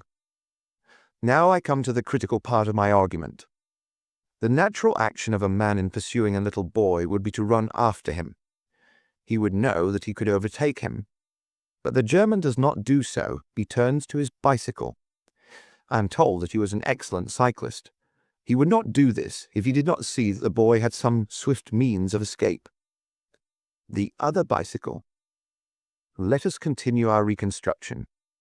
He meets his death 5 miles from the school. Not by a bullet, mark you, which even a lad might conceivably discharge, but by a savage blow dealt by a vigorous arm. The lad, then, had a companion in his flight, and the flight was a swift one, since it took 5 miles before an expert cyclist could overtake them. Yet we survey the ground round the scene of the tragedy. What do we find? A few cattle tracks, nothing more. I took a wide sweep round, and there is no path within 50 yards. Another cyclist could have had nothing to do with the actual murder, nor were there any human footmarks. "Holmes," I cried, "this is impossible." "Admirable," he said. "A most illuminating remark. It is impossible as I state it, and therefore I must in some respect have stated it wrong. Yet you saw for yourself. Can you suggest any fallacy?" "He could not have fractured his skull in a fall." "In a morass, Watson?" "I'm at my wit's end." "Tut, tut. We have solved some worse problems. At least we have plenty of material, if we can only use it. Come then, and having exhausted the Palmer, let us see what the Dunlop with the patched cover has to offer us." We picked up the track and followed it onward for some distance, but soon the moor rose into a long, heather-tufted curve, and we left the watercourse behind us. No further help from tracks could be hoped for. At the spot where we saw the last of the Dunlop tire, it might equally have led to Holderness Hall, the stately towers of which rose some miles to our left, or to a low grey village which lay in front of us, and marked the position of the Chesterfield highroad. As we approached the forbidding and squalid inn, with the sign of a gamecock above the door, Holmes gave a sudden groan and clutched me by the shoulder to save himself from falling. He had had one of those violent strains of the ankle which leave a man helpless. With difficulty he limped up to the door, where a squat, dark, elderly man was smoking a black clay pipe. "How are you, Mr. Reuben Hayes?" said Holmes. "Who are you? And how do you get my name so pat?" the countryman answered, with a suspicious flash of a pair of cunning eyes. "Well, it's printed on the board above your head. It's easy to see a man who is master of his own house. I suppose you haven't such a thing as a carriage in your stables?" "No, I have not."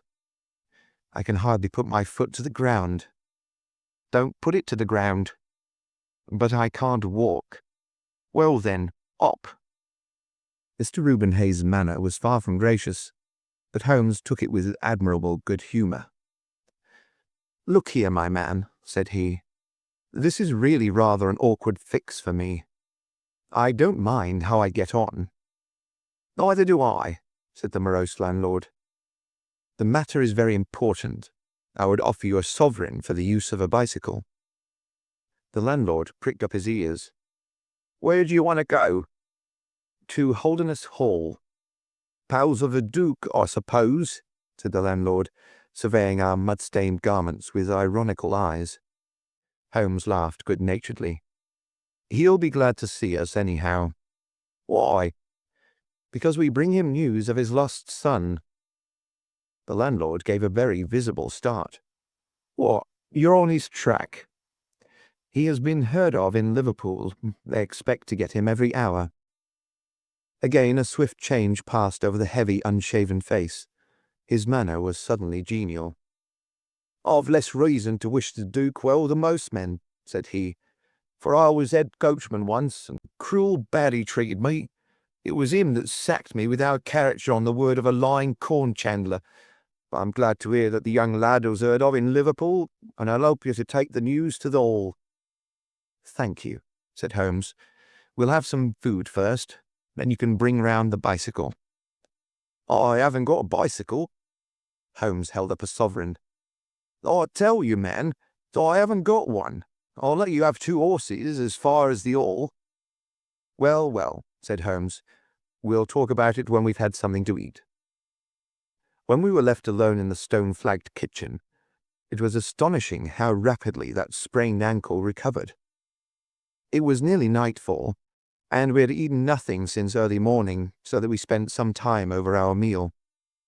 Holmes was lost in thought, and once or twice he walked over to the window and stared earnestly out. It opened onto a squalid courtyard. In the far corner was a smithy, where a grimy lad was at work. On the other side were the stables. Holmes had sat down again after one of those excursions when he suddenly sprang out of his chair with a loud exclamation. "By heaven, Watson, I believe that I've got it," he cried. "Yes, yes, it must be so, Watson. Do you remember seeing any cow tracks today?" "Yes, several." "Where?" "Well, everywhere. They were at the morass, and again on the path, and again near where poor Heidegger met his death." "Exactly. Well now, Watson, how many cows did you see on the moor?" "I don't remember seeing any."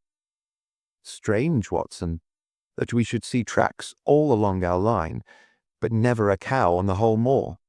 Very strange, Watson, eh?" "Yes, it is strange." "Now, Watson, make an effort. Throw your mind back. Can you see those tracks upon the path?" "Yes, I can."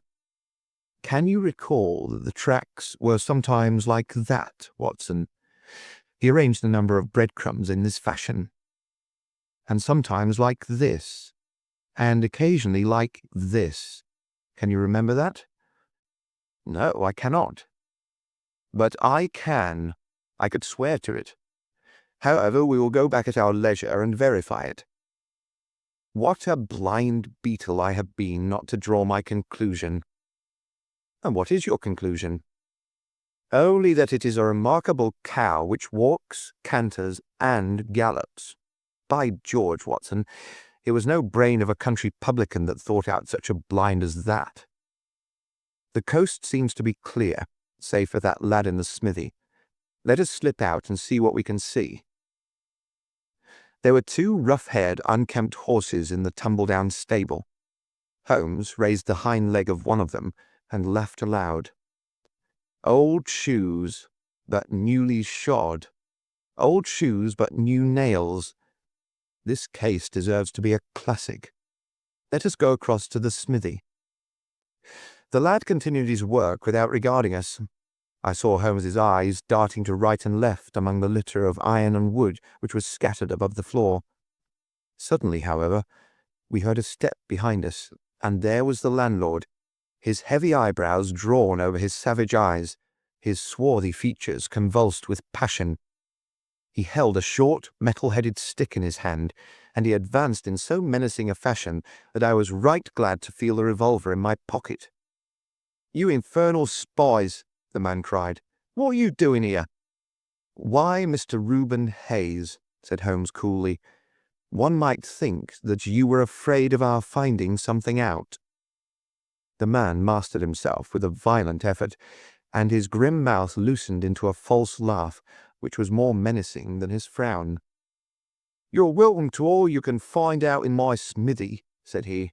"But look here, mister, I don't care for folk poking about my place without my leave, so the sooner you pay your score and get out of this, the better I shall be pleased."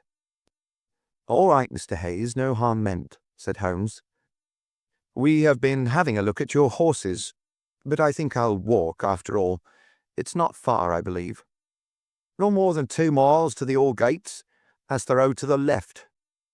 He watched us with sullen eyes until we had left his premises.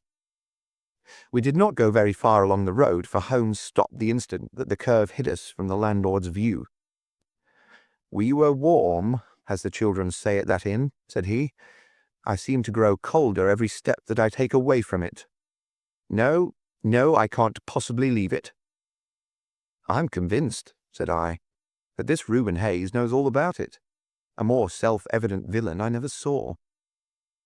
"Oh, he impressed you in that way, did he? There are the horses, there is the smithy. Yes, it is an interesting place, this Fighting Cock. I think we shall have another look at it in an unobtrusive way." A long sloping hillside, dotted with grey limestone boulders, stretched behind us. We had turned off the road, and were making our way up the hill when, looking in the direction of Holderness Hall, I saw a cyclist coming swiftly along. "Get down, Watson," cried Holmes with a heavy hand upon my shoulder. We had hardly sunk from view when the man flew past us on the road, amid a rolling cloud of dust. I caught a glimpse of a pale, agitated face, a face with horror in every lineament, the mouth open, the eyes staring wildly in front. It was like some strange caricature of the dapper James Wilder whom we had seen the night before. "The Duke's secretary," cried Holmes. "Come, Watson, let us see what he does." We scrambled from rock to rock, until in a few moments we had made our way to a point from which we could see the front door of the inn. Wilder's bicycle was leaning against the wall beside it. No one was moving about the house, nor could we catch a glimpse of any faces at the windows. Slowly, the twilight crept down as the sun sank behind the high towers of Holderness Hall. Then, in the gloom, we saw the two side lamps of a trap light up in the stable yard of the inn, and shortly afterwards heard the rattle of hoofs as it wheeled out into the road and tore off at a furious pace in the direction of Chesterfield. "What do you make of that, Watson?" Holmes whispered. "It looks like a flight. A single man in a dog-cart, so far as I could see. Well, it certainly was not Mr. James Wilder, for there he is at the door." A red square of light had sprung out of the darkness. In the middle of it was the black figure of the secretary, his head advanced, peering out into the night. It was evident that he was expecting someone. Then at last there were steps in the road. A second figure was visible for an instant against the light. The door shut, and all was black once more. 5 minutes later, a lamp was lit in a room upon the first floor. "It seems to be a curious class of custom that is done by the Fighting Cock," said Holmes. "The bar is on the other side." "Quite so. These are what one may call the private guests. Now, what in the world is Mr. James Wilder doing in that den at this hour of night? And who is the companion who comes to meet him there? Come, Watson, we must really take a risk and try to investigate this a little more closely." Together we stole down to the road and crept across to the door of the inn. The bicycle still leaned against the wall. Holmes struck a match and held it to the back wheel, and I heard him chuckle as the light fell upon a patched Dunlop tire. Up above us was the lighted window. "I must have a peep through that, Watson. If you bend your back and support yourself upon the wall, I think that I can manage." An instant later, his feet were on my shoulders, but he was hardly up before he was down again. "Come, my friend," said he. "Our day's work has been quite long enough. I think that we have gathered all that we can. It's a long walk to the school, and the sooner we get started, the better." He hardly opened his lips during that weary trudge across the moor, nor would he enter the school when he reached it, but went on to Mackleton Station, whence he could send some telegrams. Late at night, I heard him consoling Dr. Huxtable, prostrated by the tragedy of his master's death, and later still he entered my room as alert and vigorous as he had been when he started in the morning. "All goes well, my friend," said he. "I promise that before tomorrow evening we shall have reached the solution of the mystery." At 11 o'clock next morning, my friend and I were walking up the famous yew avenue of Holderness Hall. We were ushered through the magnificent Elizabethan doorway and into His Grace's study, where we found Mr. James Wilder, demure and courtly, but with some trace of that wild terror of the night before still lurking in his furtive eyes and in his twitching features. "You have come to see His Grace. I am sorry, but the fact is that the Duke is far from well. He's been very much upset by the tragic news. We received a telegram from Dr. Huxtable yesterday afternoon which told us of your discovery." "I must see the Duke, Mr. Wilder." "But he's in his room." "Then I must go to his room." "I believe he's in his bed." "I will see him there." Holmes's cold and inexorable manner showed the secretary that it was useless to argue with him. "Very good, Mr. Holmes. I will tell him that you're here." After an hour's delay, the great nobleman appeared. His face was more cadaverous than ever. His shoulders had rounded, and he seemed to me to be an altogether older man than he had been the morning before. He greeted us with a stately courtesy, and seated himself at his desk, his red beard streaming down on the table. "Well, Mr. Holmes," said he, but my friend's eyes were fixed upon the secretary, who stood by his master's chair. "I think, Your Grace, that I could speak more freely in Mr. Wilder's absence." The man turned a shade paler and cast a malignant glance at Holmes. "If Your Grace wishes—" Yes, you had better go. Now, Mr. Holmes, what have you to say?" My friend waited until the door had closed behind the retreating secretary.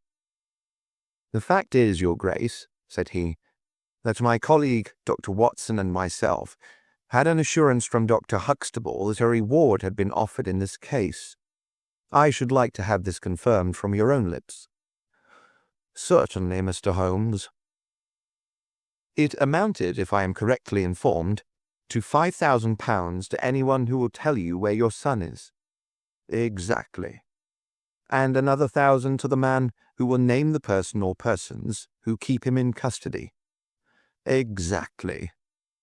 Under the latter heading is included, no doubt, not only those who may have taken him away, but also those who conspire to keep him in his present position.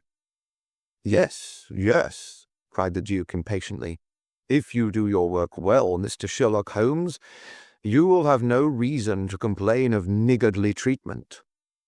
My friend rubbed his thin hands together with an appearance of avidity which was a surprise to me, who knew his frugal tastes. "I fancy that I see your Grace's cheque-book upon the table," said he. "I should be glad if you would make me out a cheque for £6,000. It would be as well, perhaps, for you to cross it. The Capital and Counties Bank, Oxford Street, branch, are my agents." His Grace sat very stern and upright in his chair, and looked stonily at my friend. "Is this a joke, Mr. Holmes? It is hardly a subject for pleasantry." "Not at all, Your Grace. I was never more earnest in my life." "What do you mean, then?" "I mean that I have earned the reward. I know where your son is, and I know some, at least, of those who are holding him." The Duke's beard had turned more aggressively red than ever against his ghastly white face. "Where is he?" "He is, or was last night, at the Fighting Cock Inn, about 2 miles from your park gate." The Duke fell back in his chair. "And whom do you accuse?" Sherlock Holmes's answer was an astounding one. He stepped swiftly forward and touched the Duke upon the shoulder. "I accuse you," said he. "And now, Your Grace, I'll trouble you for that cheque." Never shall I forget the Duke's appearance as he sprang up and clawed with his hands like one who is sinking into an abyss. Then, with an extraordinary effort of aristocratic self-command, he sat down and sank his face in his hands. It was some minutes before he spoke. "How much do you know?" he asked at last without raising his head. "I saw you together last night." "Does anyone else beside your friend know?" "I have spoken to no one." The Duke took a pen in his quivering fingers and opened his cheque-book. "I shall be as good as my word, Mr. Holmes. I am about to write your cheque. However unwelcome the information which you have gained may be to me. When the offer was first made, I little thought the turn which events might take. But you and your friend are men of discretion, Mr. Holmes." "I hardly understand, Your Grace." "I must put it plainly, Mr. Holmes. If only you two know of this incident, there is no reason why it should go any farther. I think £12,000 is a sum that I owe you, is it not?" But Holmes smiled and shook his head. "I fear, Your Grace, that matters can hardly be arranged so easily. There is the death of this schoolmaster to be accounted for." "But James knew nothing of that." You cannot hold him responsible for that. It was the work of this brutal ruffian whom he had the misfortune to employ.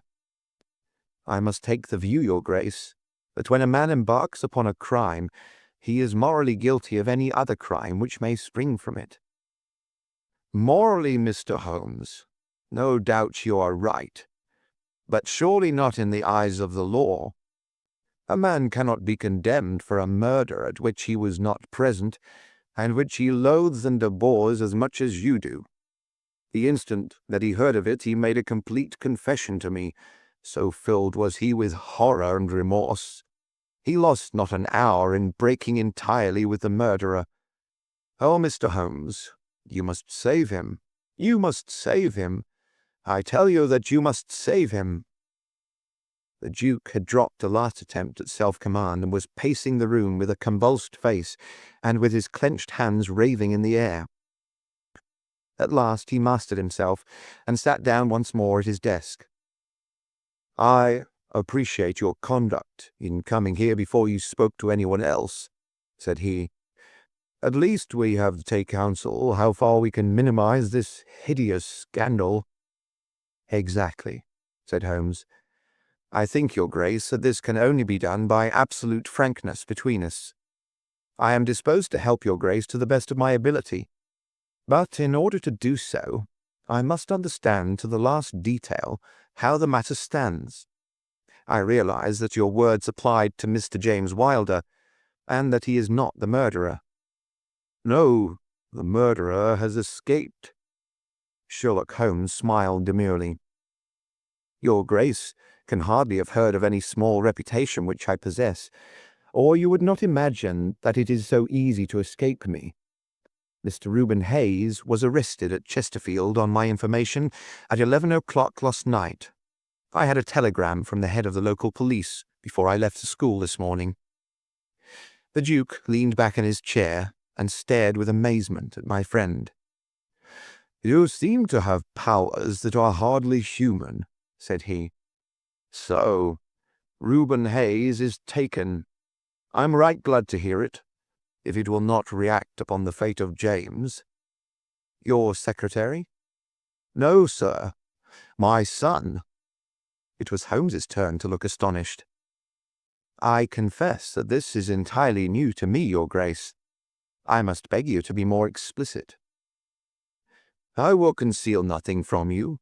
I agree with you that complete frankness, however painful it may be to me, is the best policy in this desperate situation to which James's folly and jealousy have reduced us. When I was a very young man, Mr. Holmes, I loved with such a love as comes only once in a lifetime. I offered the lady marriage, but she refused it on the grounds that such a match might mar my career. Had she lived, I would certainly never have married anyone else. She died and left this one child whom for her sake I have cherished and cared for. I could not acknowledge the paternity to the world, but I gave him the best of educations, and since he came to manhood, I have kept him near my person. He surmised my secret, and was presumed ever since upon the claim which he has upon me, and upon his power of provoking a scandal which would be abhorrent to me. His presence had something to do with the unhappy issue of my marriage. Above all, he hated my young legitimate heir from the first, with a persistent hatred. You may well ask me why, under these circumstances, I still kept James under my roof. I answer that it was because I could see his mother's face in his, and that for her dear sake there was no end to my long suffering. All her pretty ways, too. There was not one of them which he could not suggest and bring back to my memory. I could not send him away, but I feared so much lest he should do Arthur, that is, Lord Saltire, a mischief, that I dispatched him for safety to Dr. Huxtable's school. James came into contact with this fellow Hayes, because the man was a tenant of mine, and James acted as agent. The fellow was a rascal from the beginning, but in some extraordinary way James became intimate with him. He had always a taste for low company. When James determined to kidnap Lord Saltire, it was of this man's service that he availed himself. You remember that I wrote to Arthur upon that last day? Well, James opened the letter and inserted a note asking Arthur to meet him in a little wood called the Ragged Shaw, which is near to the school. He used the Duchess's name, and in that way got the boy to come. That evening, James bicycled over. I'm telling you what he has himself confessed to me, and he told Arthur, whom he met in the wood, that his mother longed to see him, that she was awaiting him on the moor, and that if he would come back into the wood at midnight, he would find a man with a horse who would take him to her. Poor Arthur fell into the trap. He came to the appointment, and found this fellow Hayes with a led pony. Arthur mounted, and they set off together. It appears, though, this James only heard yesterday, that they were pursued, that Hayes struck the pursuer with his stick, and that the man died of his injuries. Hayes brought Arthur to his public house, the Fighting Cock, where he was confined in an upper room under the care of Mrs. Hayes, who is a kindly woman, but entirely under the control of her brutal husband. Well, Mr. Holmes, that was the state of affairs when I first saw you 2 days ago. I had no more idea of the truth than you. You will ask me what was James's motive in doing such a deed. I answer that there was a great deal which was unreasoning and fanatical in the hatred which he bore my heir. In his view, he should himself have been heir of all my estates, and he deeply resented those social laws which made it impossible. At the same time, he had a definite motive also. He was eager that I should break the entail, and he was of opinion that it lay in my power to do so. He intended to make a bargain with me, to restore Arthur if I would break the entail, and so make it possible for the estate to be left to him by will. He knew well that I should never willingly invoke the aid of the police against him. I say that he would have proposed such a bargain to me, but he did not actually do so, for events moved too quickly for him, and he had no time to put his plans into practice. What brought all this wicked scheme to wreck was your discovery of this man Heidegger's dead body. James was seized with horror at the news. It came to us yesterday as we sat together in this study. Dr. Huxtable had sent a telegram. James was so overwhelmed with grief and agitation that my suspicions, which had never been entirely absent, rose instantly to a certainty, and I taxed him with the deed. He made a complete voluntary confession. Then he implored me to keep his secret for 3 days longer, so as to give his wretched accomplice a chance of saving his guilty life. I yielded, as I have always yielded, to his prayers, and instantly James hurried off to the Fighting Cock to warn Hayes and give him the means of flight. I could not go there by daylight without provoking comment, but as soon as night fell I hurried off to see my dear Arthur. I found him safe and well, but horrified beyond expression by the dreadful deed he had witnessed. In deference to my promise, and much against my will, I consented to leave him there for 3 days, under the charge of Mrs. Hayes, since it was evident that it was impossible to inform the police where he was, without telling them also who was the murderer, and I could not see how that murderer could be punished without ruin to my unfortunate James. You asked for frankness, Mr. Holmes, and I have taken you at your word, for I have now told you everything without an attempt at circumlocution or concealment. Do you in turn be as frank with me?" "I will," said Holmes. "In the first place, Your Grace, I am bound to tell you that you have placed yourself in a most serious position in the eyes of the law. You have condoned a felony, and you have aided the escape of a murderer, for I cannot doubt that any money which was taken by James Wilder to aid his accomplice in his flight came from your Grace's purse." The Duke bowed his assent. "This is indeed a most serious matter. Even more culpable, in my opinion, your Grace, is your attitude towards your younger son. You leave him in this den for 3 days." "Under solemn promises." "What are promises to such people as these? You have no guarantee that he will not be spirited away again. To humour your guilty elder son, you have exposed your innocent younger son to imminent and unnecessary danger. It was a most unjustifiable action." The proud Lord of Holderness was not accustomed to be so rated in his own ducal hall. The blood flushed into his high forehead, but his conscience held him dumb. "I will help you, but on one condition only.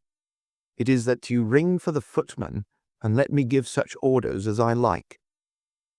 Without a word, the Duke pressed the electric bell. A servant entered. "You will be glad to hear," said Holmes, "that your young master is found. It is the Duke's desire that the carriage shall go at once to the Fighting Cock Inn to bring Lord Saltire home." "Now," said Holmes, when the rejoicing lackey had disappeared, "having secured the future, we can afford to be more lenient with the past. I am not in an official position, and there is no reason, so long as the ends of justice are served, why I should disclose all that I know. As to Hayes, I say nothing. The gallows awaits him, and I would do nothing to save him from it. What he will divulge I cannot tell, but I have no doubt that your Grace could make him understand that it is to his interest to be silent. From the police point of view, he will have kidnapped the boy for the purpose of ransom. If they do not themselves find it out, I see no reason why I should prompt them to take a broader point of view. I would warn your Grace, however, that the continued presence of Mr. James Wilder in your household can only lead to misfortune." "I understand that, Mr. Holmes, and it is already settled that he shall leave me forever, and go to seek his fortune in Australia." "In that case, your Grace, since you have yourself stated that any unhappiness in your married life was caused by his presence, I would suggest that you make such amends as you can to the Duchess, and that you try to resume those relations which have been so unhappily interrupted." "That also I have arranged, Mr. Holmes. I wrote to the Duchess this morning." "In that case," said Holmes, rising, "I think that my friend and I can congratulate ourselves upon several most happy results from our little visit to the north. There is one other small point upon which I desire some light. This fellow Hayes had shod his horses with shoes which counterfeited the tracks of cows. Was it from Mr. Wilder that he learned so extraordinary a device?" The Duke stood in thought for a moment, with a look of intense surprise on his face. Then he opened a door and showed us into a large room furnished as a museum. He led the way to a glass case in a corner and pointed to the inscription. "These shoes," it ran, "were dug up in the moat of Holderness Hole. They are for the use of horses, but they are shaped below with a cloven foot of iron so as to throw pursuers off the track. They are supposed to have belonged to some of the marauding barons of Holderness in the Middle Ages." Holmes opened the case, and moistening his finger he passed it along the shoe. A thin film of recent mud was left upon his skin. "Thank you," said he, as he replaced the glass. "It is the second most interesting object that I have seen in the north." "And the first?" Holmes folded up his cheque and placed it carefully in his notebook. "I am a poor man," said he, as he patted it affectionately and thrust it into the depths of his inner pocket. End of the adventure of the Priory School. Adventure 6. The Adventure of Black Peter. I have never known my friend to be in better form, both mental and physical, than in the year 95. His increasing fame had brought with it an immense practice, and I should be guilty of an indiscretion if I were even to hint at the identity of some of the illustrious clients who crossed our humble threshold in Baker Street. Holmes, however, like all great artists, lived for his art's sake, and, save in the case of the Duke of Holderness, I have seldom known him claim any large reward for his inestimable services. So unworldly was he, or so capricious, that he frequently refused his help to the powerful and wealthy where the problem made no appeal to his sympathies, while he would devote weeks of most intense application to the affairs of some humble client whose case presented those strange and dramatic qualities which appealed to his imagination and challenged his ingenuity. In this memorable year 95, a curious and incongruous succession of cases had engaged his attention, ranging from his famous investigation of the sudden death of Cardinal Tosca, an inquiry which was carried out by him at the express desire of His Holiness the Pope, down to his arrest of Wilson, the notorious canary trainer, which removed a plague spot from the East End of London. Close on the heels of these two famous cases came the tragedy of Woodman's Lee, and the very obscure circumstances which surrounded the death of Captain Peter Carey. No record of the doings of Mr. Sherlock Holmes would be complete which did not include some account of this very unusual affair. During the first week of July, my friend had been absent so often and so long from our lodgings that I knew he had something on hand. The fact that several rough-looking men called during that time and inquired for Captain Basil made me understand that Holmes was working somewhere under one of the numerous disguises and names with which he concealed his own formidable identity. He had at least 5 small refuges in different parts of London, in which he was able to change his personality. He said nothing of his business to me, and it was not my habit to force a confidence. The first positive sign which he gave me of the direction which his investigation was taking was an extraordinary one. He had gone out before breakfast, and I had sat down to mine when he strode into the room, his hat upon his head, as a huge, barbed-headed spear tucked like an umbrella under his arm. "Good gracious, Holmes," I cried. "You don't mean to say that you've been walking about London with that thing?" "I drove to the butcher's and back." "The butcher's?" "And I return with an excellent appetite. There can be no question, my dear Watson, of the value of exercise before breakfast. But I am prepared to bet that you will not guess the form that my exercise has taken." "I will not attempt it." He chuckled as he poured out the coffee. "If you could have looked into Allardyce's back shop, you would have seen a dead pig swung from a hook in the ceiling, and a gentleman in his shirt sleeves furiously stabbing at it with this weapon. I was that energetic person, and I have satisfied myself that by no exertion of my strength can I transfix the pig with a single blow. Perhaps you would care to try." "Not for worlds. Why were you doing this?" "Because it seemed to me to have an indirect bearing upon the mystery of Woodman's Lee. Ah, Hopkins, I got your wire last night, and I've been expecting you. Come and join us." Our visitor was an exceedingly alert man, 30 years of age, dressed in a quiet tweed suit, but retaining the erect bearing of one who was accustomed to official uniform. I recognized him at once as Stanley Hopkins, a young police inspector for whose future Holmes had high hopes, while he in turn professed the admiration and respect of a pupil for the scientific methods of the famous amateur. Hopkins's brow was clouded, and he sat down with an air of deep dejection. "No, thank you, sir. I breakfasted before I came round. I spent the night in town, for I came up yesterday to report." "And what have you to report?" "Failure, sir. Absolute failure." "You have made no progress?" "None." "Dear me, I must have a look at the matter." "I wish to heavens that you would, Mr. Holmes. It's my first big chance, and I'm at my wit's end. For goodness sake, come down and lend me a hand."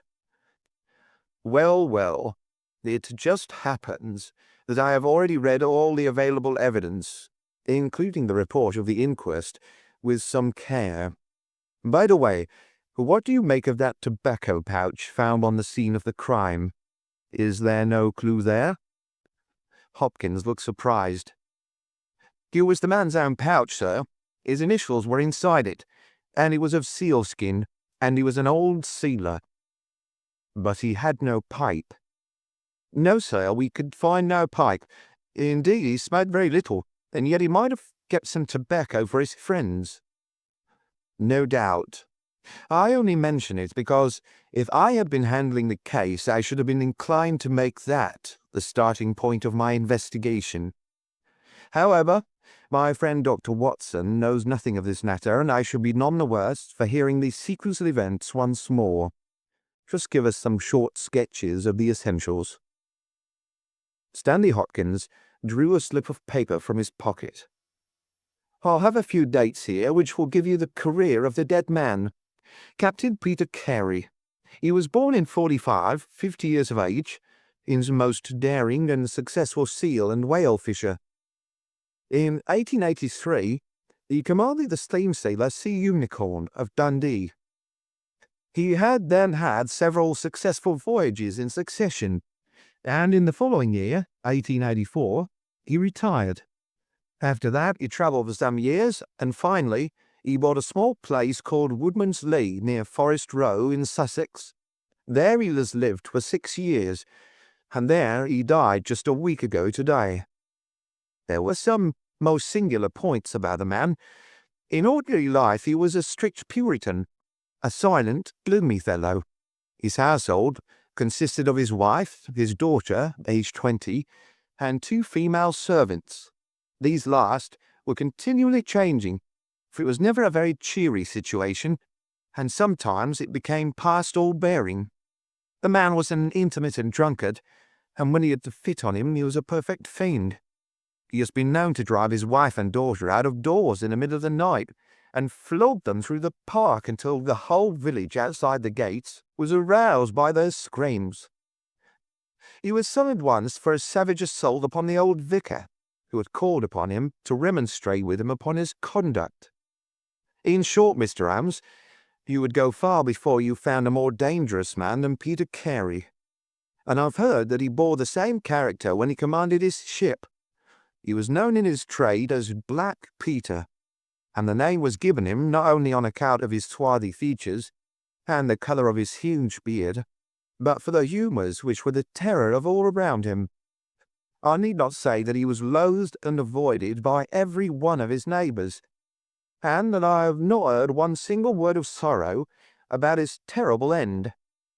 You must have read in the account of the inquest about the man's cabin, Mr. Holmes, but perhaps your friend here has not heard of it. He had built himself a wooden outhouse. He always called it the cabin, a few hundred yards from his house, and it was here that he slept every night. It was a little, single-roomed hut, 16 feet by 10. He kept the key in his pocket, made his own bed, cleaned it himself, and allowed no other foot to cross the threshold. There are small windows on each side which were covered by curtains and never opened. One of these windows was turned towards the high road, and when the light burned in it, at night the folk used to point it out to each other and wonder what Black Peter was doing in there. That's the window, Mr. Holmes, which gave us one of the few bits of positive evidence that came out at the inquest. You remember that a stonemason named Slater, walking from Forest Row about 1 o'clock in the morning, 2 days before the murder, stopped as he passed the grounds and looked at the square of light still shining among the trees. He swears that the shadow of a man's head turned sideways was clearly visible on the blind, and that this shadow was certainly not that of Peter Carey, whom he knew well. It was that of a bearded man, but the beard was short and bristled forward in a way very different from that of the captain. So he says, but he had been 2 hours in the public house, and it is some distance from the road to the window. Besides, This refers to the Monday, and the crime was done upon the Wednesday. On the Tuesday, Peter Carey was in one of his blackest moods, flushed with drink and as savage as a dangerous wild beast. He ran about the house, and the women ran for it when they heard him coming. Late in the evening, he went down to his own hut. About 2 o'clock the following morning, his daughter, who slept with her window open, heard a most fearful yell from that direction. But it was no unusual thing for him to bawl and shout when he was in drink, so no notice was taken. On rising at 7, one of the maids noticed that the door of the hut was open, but so great was the terror which the man caused that it was midday before anyone would venture down to see what had become of him. Peeping into the oaken door, they saw a sight which sent them flying with white faces into the village. Within an hour, I was on the spot and had taken over the case. Well, I have fairly steady nerves, as you know, Mr. Holmes, but I'll give you my word that I got a shake when I put my head into that little house. It was droning like a harmonium with flies and bluebottles, and the floor and the walls were like a slaughterhouse. You'd called it a cabin, and a cabin it was, sure enough, for you'd have thought that you were in a ship. There was a bunk at one end, a sea chest, maps and charts, a picture of the sea unicorn, a line of logbooks on a shelf, all exactly as one would expect to find it in a captain's room.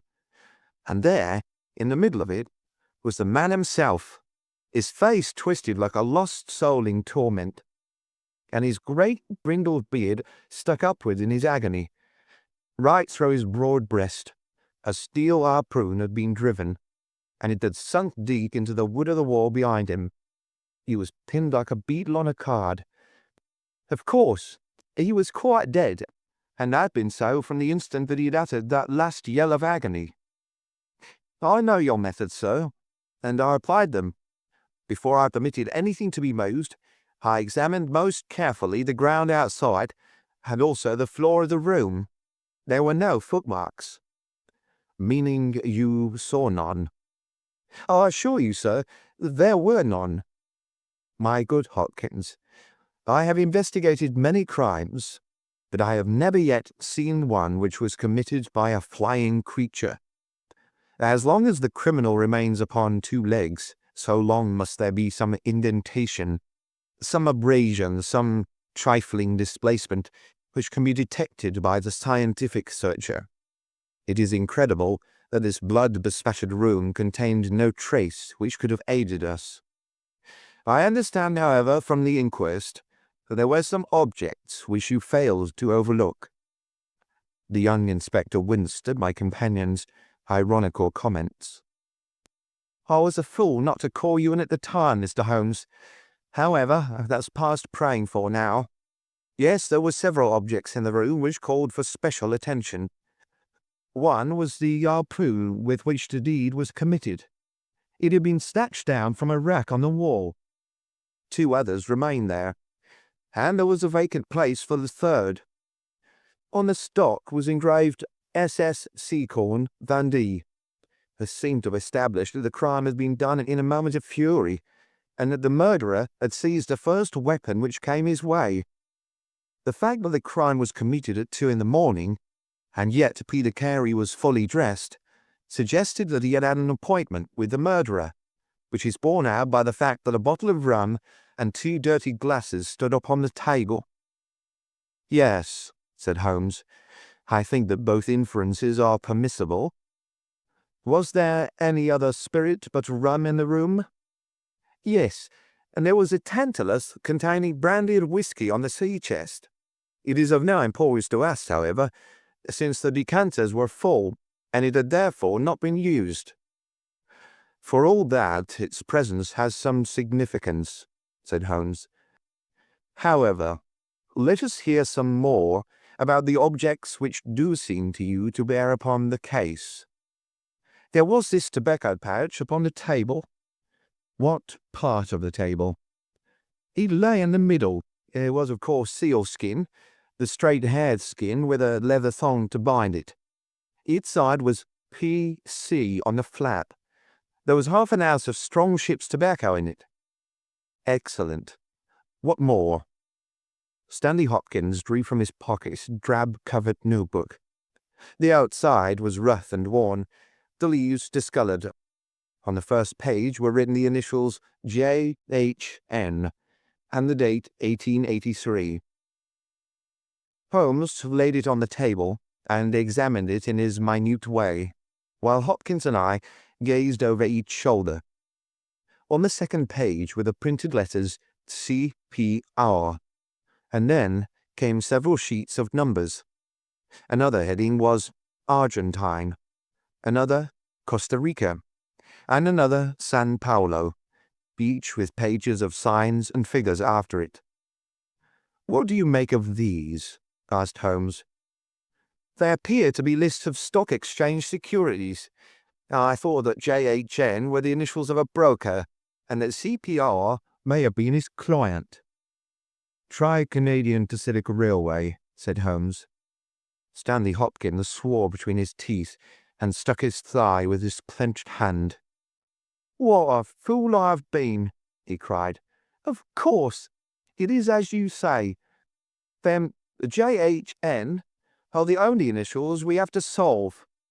I have already examined the old stock exchange lists, and I can find no one in 1883, either in the house or among the outside brokers, whose initials correspond with these.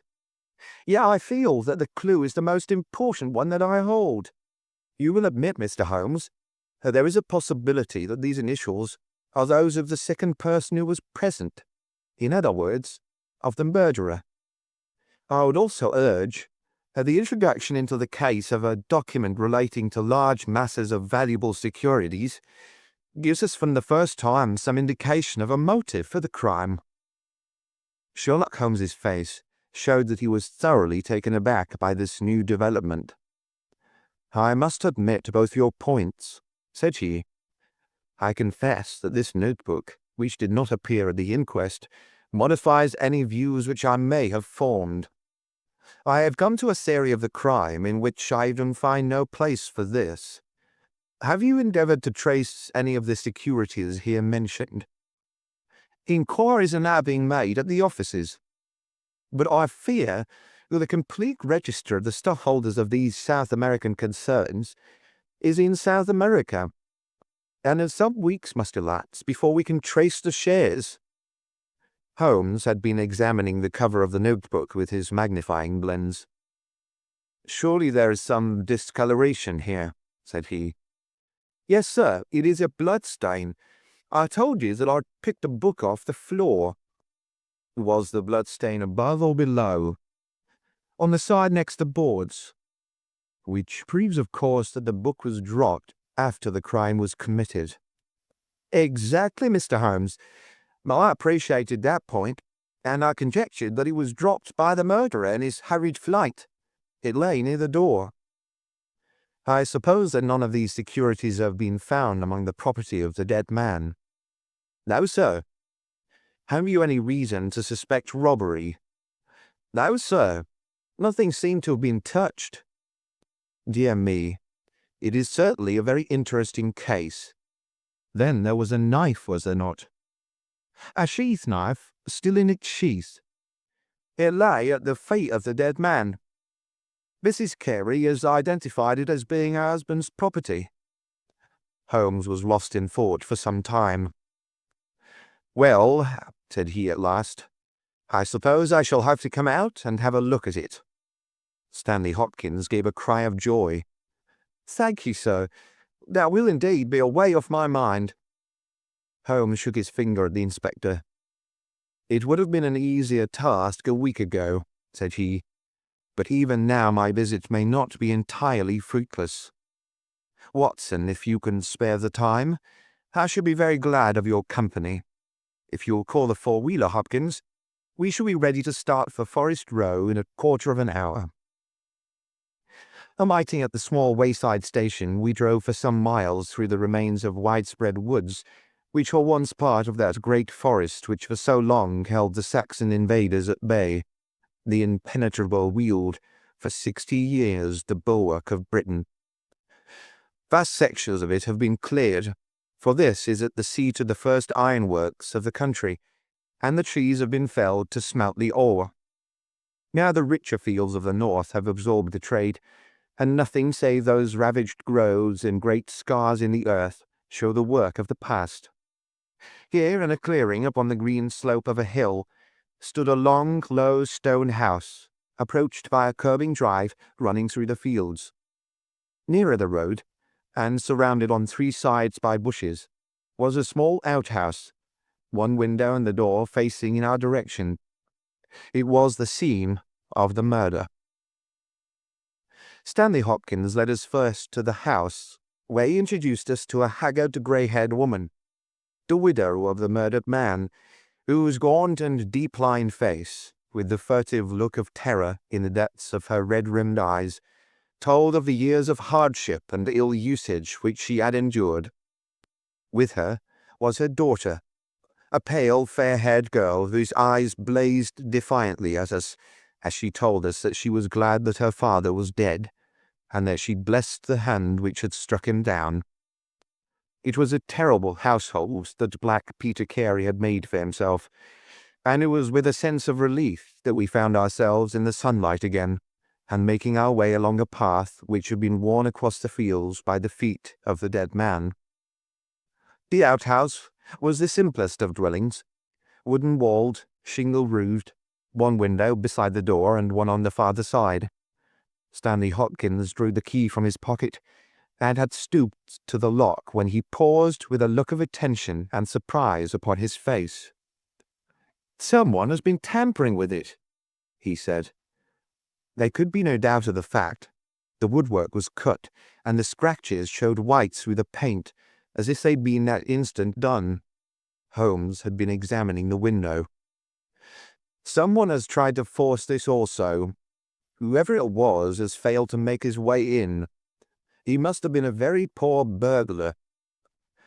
"This is a most extraordinary thing," said the inspector. "I could swear that these marks were not here yesterday evening." "Some curious person from the village, perhaps?" I suggested. "Very unlikely. The few of them would dare to set foot in the grounds, far less try to force their way into the cabin. What do you think of it, Mr. Holmes?" "I think that fortune is very kind to us." "You mean that the person will come again?" "It is very probable. He came expecting to find the door open. He tried to get in with the blade of a very small penknife. He could not manage it. What would he do?" "Come again next time with a more useful tool." "So I should say. It will be our fault if we are not there to receive him.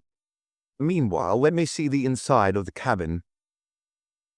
The traces of the tragedy had been removed, but the furniture within the little room still stood as it had been on the night of the crime. For 2 hours, with most intense concentration, Holmes examined every object in turn, but his face showed that his quest was not a successful one. Only once he paused in his patient investigation. "Have you taken anything off this shelf, Hopkins?" "No, I've moved nothing." "Something has been taken. There is less dust in this corner of the shelf than elsewhere. It may have been a book lying on its side. It may have been a box. Well, well, I can do nothing more. Let us walk in these beautiful woods, Watson, and give a few hours to the birds and the flowers. We shall meet you here later, Hopkins, and see if we can come closer quarters with the gentleman who has paid this visit in the night." It was past 11 o'clock when we formed our little ambuscade. Hopkins was for leaving the door of the hut open, but Holmes was of the opinion that this would rouse the suspicions of the stranger. The lock was a perfectly simple one, and only a strong blade was needed to push it back. Holmes also suggested that we should wait not inside the hut but outside it, among the bushes which grew round the farther window. In this way we should be able to watch our man if he struck a light, and see what his object was in this stealthy nocturnal visit. It was a long and melancholy vigil, and yet brought with it something of the thrill which the hunter feels when he lies beside the water pool and waits for the coming of the thirsty beast of prey. What savage creature was it which might steal upon us out of the darkness? Was it a fierce tiger of crime, which could only be taken fighting hard with flashing fang and claw, or would it prove to be some skulking jackal, dangerous only to the weak and unguarded? In absolute silence, we crouched amongst the bushes, waiting for whatever might come. At first, the steps of a few belated villagers, or the sound of voices from the village, lightened our vigil. But one by one these interruptions died away, and an absolute stillness fell upon us, save for the chimes of the distant church, which told us of the progress of the night, and for the rustle and a whisper of a fine rain falling amid the foliage which roofed us in. 2:30 had chimed, and it was the darkest hour which precedes the dawn, when we all started, as a low but sharp click came from the direction of the gate. Someone had entered the drive. Again, there was a long silence, and I had begun to fear that it was a false alarm, when a stealthy step was heard upon the other side of the hut, and a moment later a metallic scraping and clinking. The man was trying to force the lock. This time his skill was greater, or his tool was better, for there was a sudden snap and the creak of the hinges. Then a match was struck, and next instant the steady light from a candle filled the interior of the hut. Through the gauze curtain our eyes were all riveted upon the scene within. The nocturnal visitor was a young man, frail and thin, with a black moustache which intensified the deadly pallor of his face. He could not have been much above 20 years of age. I have never seen any human being who appeared to be in such a pitiable fright, for his teeth were visibly chattering, and he was shaky in every limb. He was dressed like a gentleman, in Norfolk jacket and knickerbockers, with a cloth cap upon his head. We watched him, staring round with frightened eyes. Then he laid the candle end upon the table, and disappeared from our view into one of the corners. He returned with a large book, one of the logbooks which formed a line upon the shelves. Leaning on the table, he rapidly turned over the leaves of this volume until he came to the entry which he sought. Then, with an angry gesture of his clenched hand, he closed the book, replaced it in the corner, and put out the light. He had hardly turned to leave the hut when Hopkins' hand was on the fellow's collar, and I heard his loud gasp of terror as he understood that he was taken. The candle was relit, and there was our wretched captive, shivering and cowering in the grasp of the detective. He sank down upon the sea-chest, and looked helplessly from one of us to the other. "Now, my fine fellow," said Stanley Hopkins, "who are you, and what do you want here?" The man pulled himself together and faced us with an effort at self-composure. "You are detectives, I suppose," said he.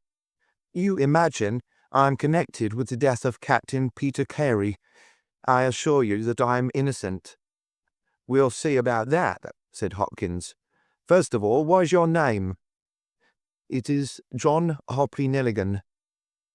I saw Holmes and Hopkins exchange a quick glance. "What are you doing here?" "Can I speak confidentially?" "No, certainly not."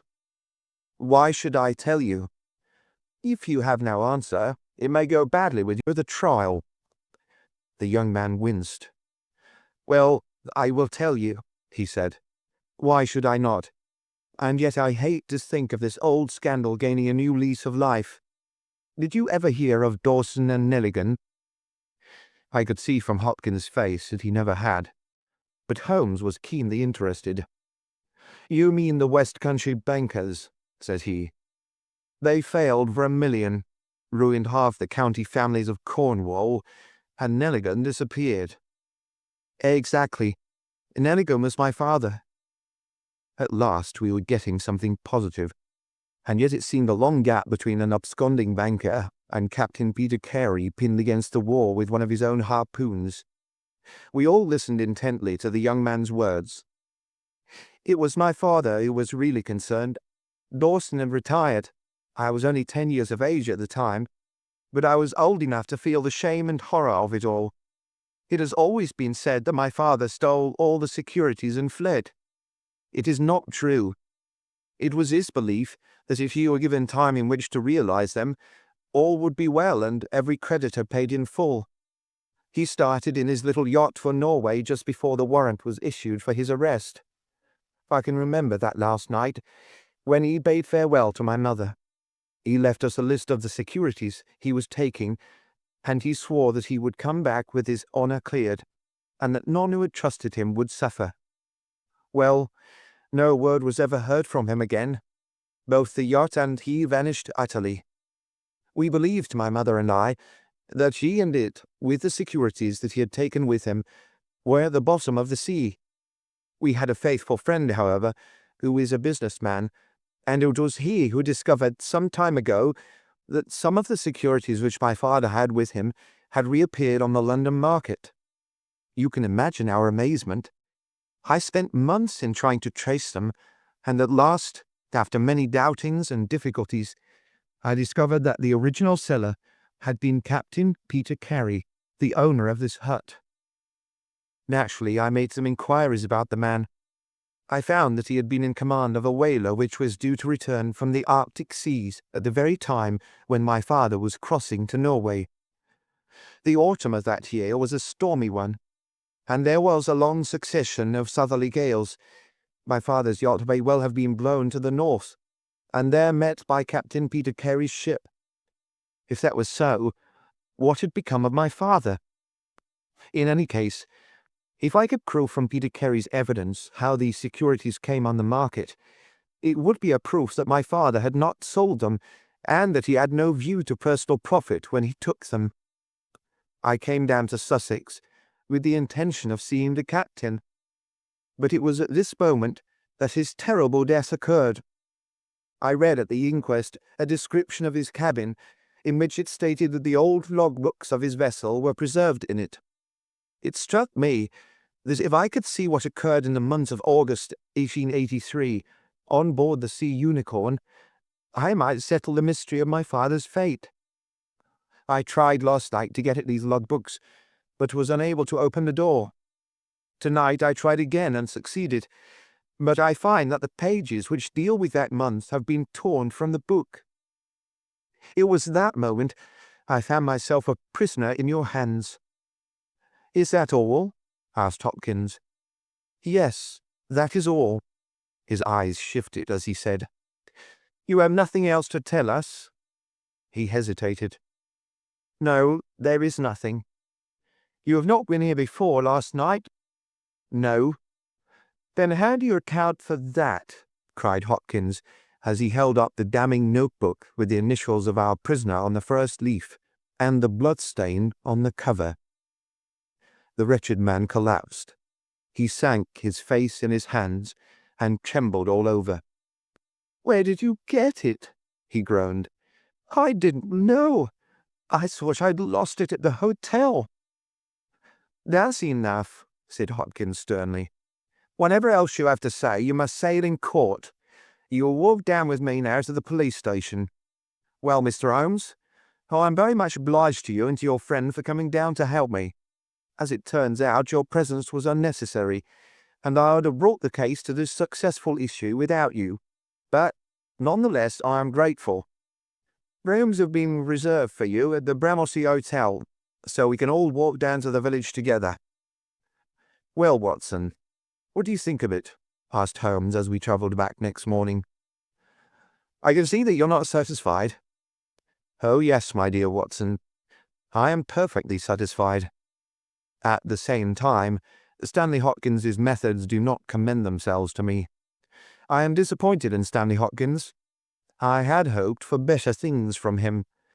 One should always look for a possible alternative and provide against it. It is the first rule of criminal investigation. What, then, is the alternative? The line of investigation which I have myself been pursuing. It may give us nothing, I cannot tell, but at least I shall follow it to the end. Several letters were waiting for Holmes at Baker Street. He snatched one of them, opened it, and burst out into a triumphant chuckle of laughter. Ha! Excellent, Watson. The alternative develops. Have you telegraph forms? Just write a couple of messages for me. Sumner, shipping agent, Ratcliffe Highway. Send 3 men on to arrive 10 tomorrow morning, Basil. That's my name in those parts. And the other is Inspector Stanley Hopkins, 46 Lord Street, Brixton. Come breakfast tomorrow at 9:30. Important. Wire if unable to come. Sherlock Holmes. There, Watson. This infernal case has haunted me for 10 days. I hereby banish it completely from my presence. Tomorrow, I trust that we shall hear the last of it forever. Sharp at the hour named, Inspector Stanley Hopkins appeared, and we sat down together to the excellent breakfast which Mrs. Hudson had prepared. The young detective was in high spirits at his success. "You really think that your solution must be correct?" asked Holmes. "I could not imagine a more complete case." "It did not seem to me conclusive." "You astonish me, Mr. Holmes. What more could one ask for?" "Does your explanation cover every point?" "Undoubtedly. I find that young Nelligan arrived at the Bramley Hotel on the very day of the crime. He came on the pretence of playing golf. His room was on the ground floor, and he could get out when he liked. That very night he went down to the Woodman's Lee, saw Peter Carey at the hut, quarrelled with him and killed him with the harpoon. Then, horrified by what he'd done, he fled out of the hut, dropping the notebook which he had brought with him in order to question Peter Carey about those different securities. You may have observed that some of them were marked with ticks and the others, the great majority, were not.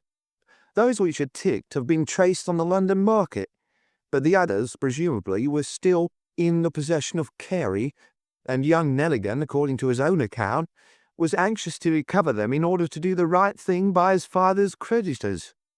After his flight, he did not dare to approach the hut again for some time, but at last he forced himself to do so in order to obtain the information which he needed. Surely that is all simple and obvious." Holmes smiled and shook his head. "It seems to me to have only one drawback, Hopkins, and that is that it is intrinsically impossible. Have you tried to drive a harpoon through a body?"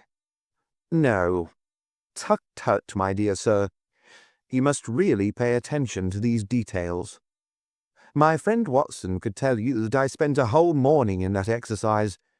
It is no easy matter, and requires a strong and practised arm. But this blow was delivered with such violence that the head of the weapon sank deep into the wall. Do you imagine that this anemic youth was capable of so frightful an assault? Is he the man who hobnobbed in rum and water with Black Peter in the dead of the night? Was it his profile that was seen on the blind 2 nights before? No, no, Hopkins. It is another and more formidable person for whom we must seek." The detective's face had grown longer and longer during Holmes's speech. His hopes and his ambitions were all crumbling about him, but he would not abandon his position without a struggle. "You can't deny that Nelligan was present that night, Mr. Holmes." "The book will prove that. I fancy that I have evidence enough to satisfy a jury, even if you are able to pick a hole in it. Besides, Mr. Holmes, I have laid my hand upon my man. As to this terrible person of yours, where is he?" "I rather fancy that he is on the stair," said Holmes serenely. "I think, Watson, that you would do well to put that revolver where you can reach it." He rose and laid a written paper upon a side table. "Now we are ready," said he. There had been some talking in gruff voices outside, and now Mrs. Hudson opened the door to say that there were 3 men inquiring for Captain Basil. "Show them in one by one," said Holmes. The first who entered was a little Ridston Pippin of a man, with ruddy cheeks and fluffy white side whiskers. Holmes had drawn a letter from his pocket. "What name?" he asked. "James Lancaster." "I'm sorry, Lancaster, but the berth is full. Here is half a sovereign for your trouble. Just step into this room and wait there for a few minutes." The second man was a long, dried-up creature with lank hair and sallow cheeks. His name was Hugh Pattins. He also received his dismissal, his half-sovereign, and the order to wait.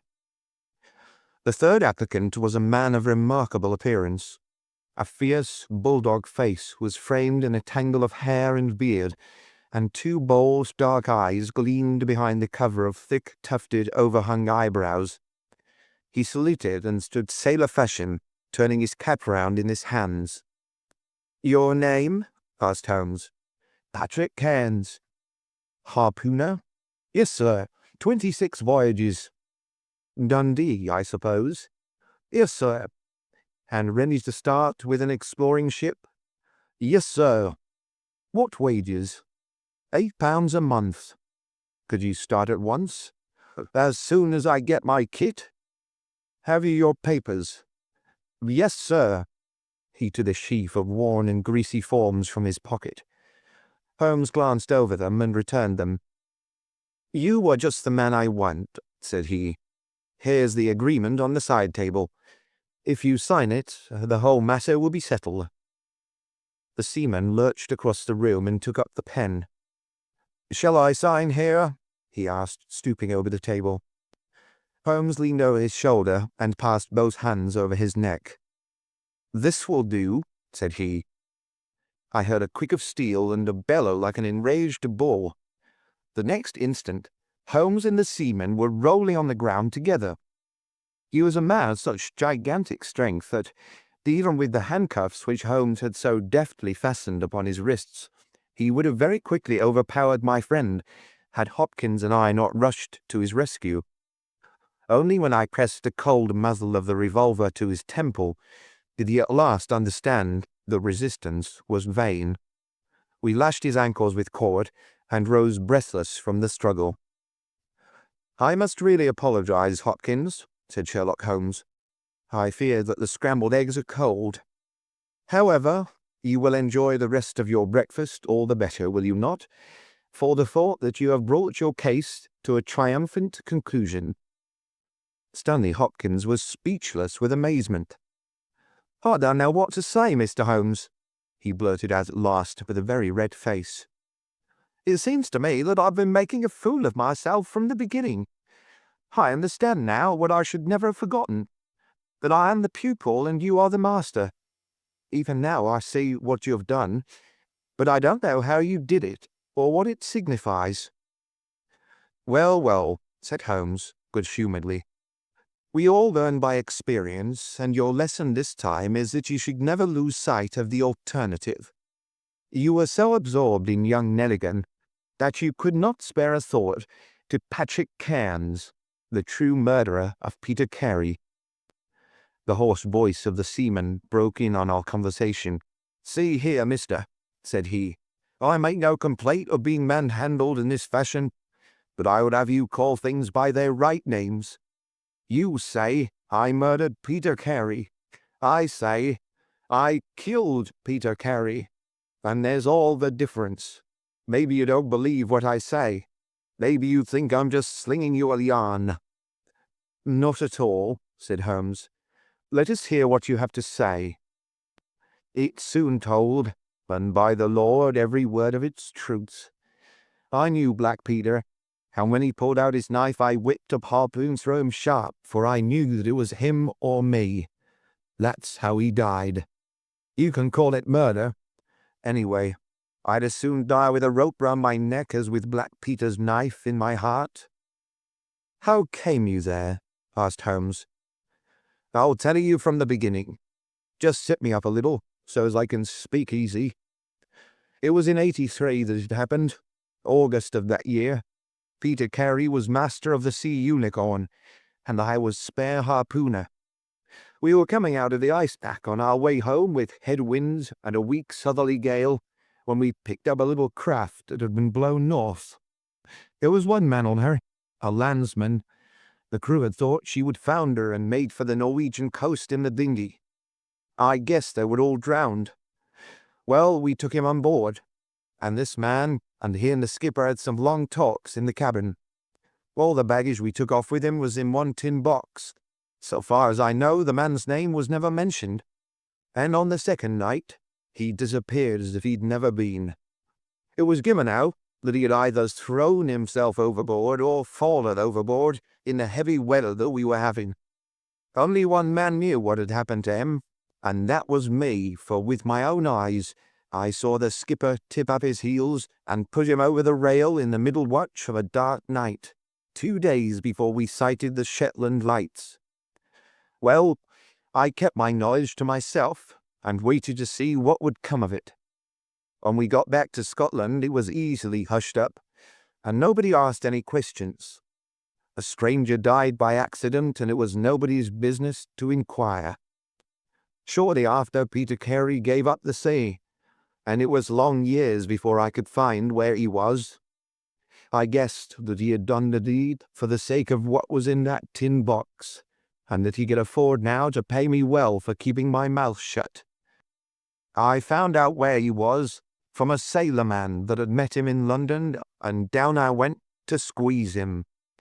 The first night he was reasonable enough, and was ready to give me what would make me free of the sea for life. We were to fix it all 2 nights later. When I came, I found him 3 parts drunk and in a vile temper. We sat down and we drank and we yarned about old times, but the more he drank, the less I liked the look on his face. I spotted that harpoon upon the wall, and I thought I might need it before I was through. Then at last he broke out at me, spitting and cursing, with murder in his eyes, and a great clasp knife in his hand. He had not time to get it from the sheath before I had the harpoon through him. Heavens, what a yell he gave, and his face gets between me and my sleep. I stood there with his blood splashing round me, and I waited for a bit, but all was quiet, so I took heart once more. I looked round, and there was the tin box on the shelf. I had as much right to it as Peter Carey anyhow, so I took it with me and left the hut. Like a fool, I left my baccy pouch upon the table. Now I'll tell you the queerest part of the whole story. I had hardly got outside the hut when I heard someone coming, and I hid among the bushes. A man came slinking along, went into the hut, gave a cry as if he'd seen a ghost, and legged it as hard as he could run until he was out of sight. Who he was, or what he wanted, is more than I can tell. For my part, I walked 10 miles, got a train at Tunbridge Wells, and so reached London, and no one the wiser. Well, when I came to examine the box, I found there was no money in it, and nothing but papers that I would not dare to sell. I had lost my hold on Black Peter and was stranded in London without a shilling. There was only my trade left. I saw these advertisements about harpooners and higher wages, so I went to the shipping agents and they sent me here. That's all I know, and I say again that if I killed Black Peter, the law should give me thanks, for I saved them the price of a hempen rope." "A very clear statement," said Holmes, rising and lighting his pipe. "I think, Hopkins, that you should lose no time in conveying your prisoner to a place of safety. This room is not well adapted for a cell, and Mr. Patrick Cairns occupies too large a proportion of our carpet." "Mr. Holmes," said Hopkins, "I do not know how to express my gratitude. Even now I don't understand how you attained this result." "Simply by having the good fortune to get the right clue from the beginning. It is very possible if I had known about this notebook it might have led away my thoughts as it did yours. But all I heard pointed in the one direction: the amazing strength, the skill in the use of the harpoon, the rum and water, the sealskin tobacco pouch with the coarse tobacco. All these pointed to a seaman, and one who had been a whaler. I was convinced that the initials P.C. upon the pouch were a coincidence and not those of Peter Carey, since he seldom smoked, and no pipe was found in his cabin. You remember that I asked whether whiskey and brandy were in the cabin. You said they were.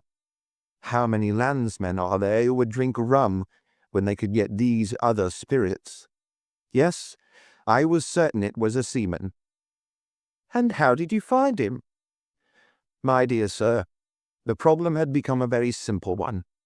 If it were a seaman, it could only be a seaman who had been with him on the Sea Unicorn. So far as I could learn, he had sailed in no other ship. I spent 3 days in wiring to Dundee, and at the end of that time I had ascertained the names of the crew of the Sea Unicorn in 1883. When I found Patrick Cairns among the harpooners, my research was nearing its end. I argued that the man was probably in London, and that he would desire to leave the country for a time. I therefore spent some days in the East End, devised an Arctic expedition, put forth tempting terms for harpooners who would serve under Captain Basil, and behold the result. Wonderful, cried Hopkins. Wonderful. You must obtain the release of young Nelligan as soon as possible, said Holmes. I confess that I think you owe him some apology. The tin box must be returned to him, but of course the securities which Peter Carey has sold are lost forever. There's the cab, Hopkins, and you can remove your man. If you want me for the trial, my address and that of Watson will be somewhere in Norway. I'll send particulars later. End of the Adventure of Black Peter. Adventure 7. The Adventure of Charles Augustus Milverton. It is years since the incidents of which I speak took place, and yet it is with diffidence that I allude to them. For a long time, even with the utmost discretion and reticence, it would have been impossible to make the facts public. But now the principal person concerned is beyond the reach of human law, and with due suppression, the story may be told in such fashion as to injure no one. It records an absolutely unique experience in the career both of Mr. Sherlock Holmes and of myself. The reader will excuse me if I conceal the date or any other fact by which he might trace the actual occurrence. We had been out for one of our evening rambles, Holmes and I, and had returned about 6 o'clock on a cold, frosty winter's evening.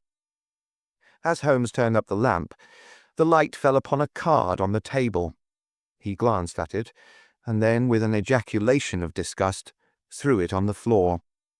I picked it up and read, Charles Augustus Milverton, Appledore Towers, Hampstead, Agent. Who is he? I asked. The worst man in London, Holmes answered, as he sat down and stretched his legs before the fire. Is anything on the back of the card? I turned it over. We'll call at 6:30. C.A.M., I read. He's about due. Do you feel a creeping, shrinking sensation, Watson, when you stand before the serpents in the zoo and see the slithery, gliding, venomous creatures with their deadly eyes and wicked, flattened faces? Well, that's how Milverton impresses me. I've had to do with 50 murderers in my career, but the worst of them never gave me the repulsion which I have for this fellow. And yet I can't get out of doing business with him. Indeed, he's here at my invitation. But who is he? I'll tell you, Watson. He is the king of all the blackmailers. Heaven help the man, and still more the woman, whose secret and reputation come into the power of Milverton. With a smiling face and a heart of marble, he will squeeze and squeeze until he has drained them dry. The fellow is a genius in his way, and would have made his mark in some more savoury trade. His method is as follows. He allows it to be known that he is prepared to pay very high sums for letters which compromise people of wealth and position. He receives these wares, not only from treacherous valets or maids, but frequently from genteel ruffians who have gained the confidence and affection of trusting women. He deals with no niggard hand. I happen to know that he paid £700 to a footman for a note 2 lines in length, and that the ruin of a noble family was the result. Everything which is in the market goes to Milverton, and there are hundreds in this great city who turn white at his name.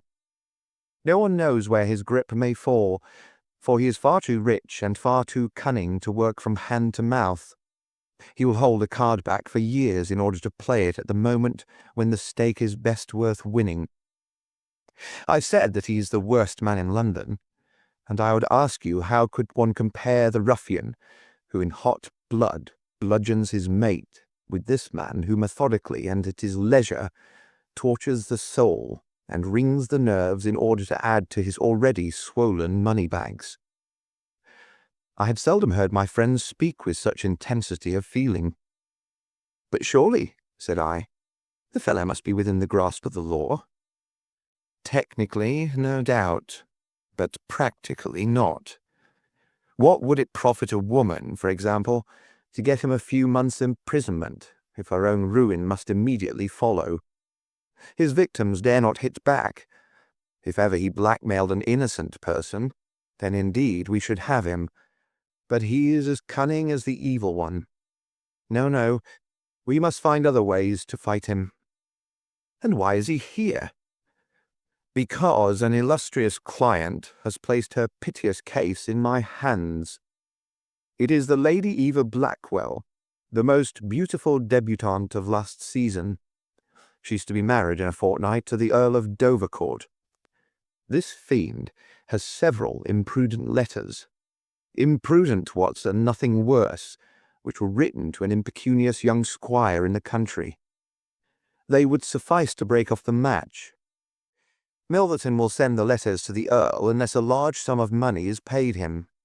I have been commissioned to meet him and to make the best terms I can."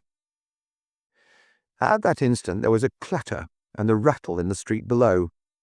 Looking down, I saw a stately carriage and pair, the brilliant lamps gleaming on the glossy haunches of the noble chestnuts. A footman opened the door, and a small, stout man in a shaggy astrakhan overcoat descended. A minute later, he was in the room. Charles Augustus Milverton was a man of 50, with a large intellectual head, a round, plump, hairless face, a perpetual frozen smile, and two keen grey eyes which gleamed brightly from behind broad, gold-rimmed glasses. There was something of Mr. Pickwick's benevolence in his appearance, marred only by the insincerity of the fixed smile and by the hard glitter of those restless and penetrating eyes. His voice was as smooth and suave as his countenance, as he advanced with a plump little hand extended, murmuring his regret for having missed us at his first visit. Holmes disregarded the outstretched hand and looked at him with a face of granite. Milverton's smile broadened. He shrugged his shoulders, removed his overcoat, folded it with great deliberation over the back of a chair, and then took a seat. "This gentleman," said he with a wave in my direction, "is it discreet? Is it right?" "Dr. Watson is my friend and partner." "Very good, Mr. Holmes. It is only in your client's interests that I protested. The matter is so very delicate." "Dr. Watson has already heard of it." "Then we can proceed to business.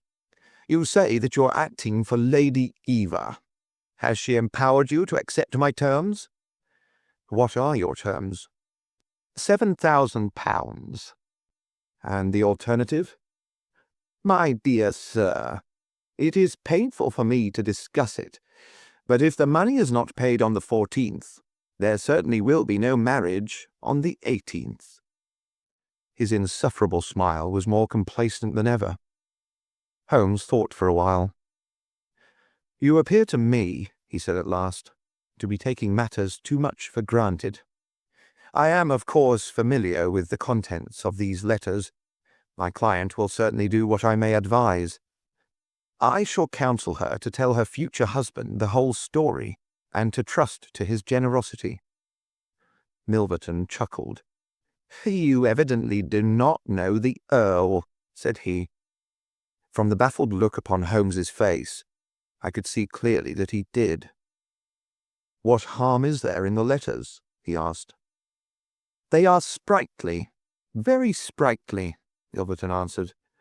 The lady was a charming correspondent, but I can assure you that the Earl of Dovercourt would fail to appreciate them. However, since you think otherwise, we'll let it rest at that. It is purely a matter of business. If you think that it is in the best interests of your client that these letters should be placed in the hands of the Earl, then you would indeed be foolish to pay so large a sum of money to regain them. He rose and seized his astrakhan coat. Holmes was grey with anger and mortification.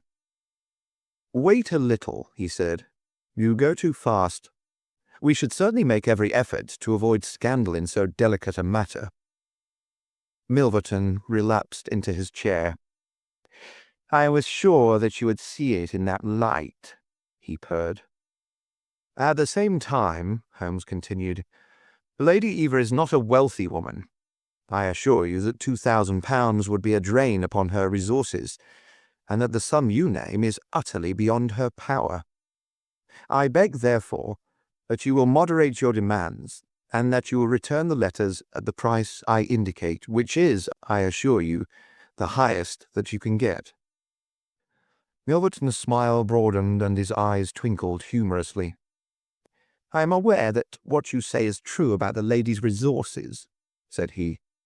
"At the same time, you must admit that the occasion of a lady's marriage is a very suitable time for her friends and relatives to make some little effort upon her behalf. They may hesitate as to an acceptable wedding present.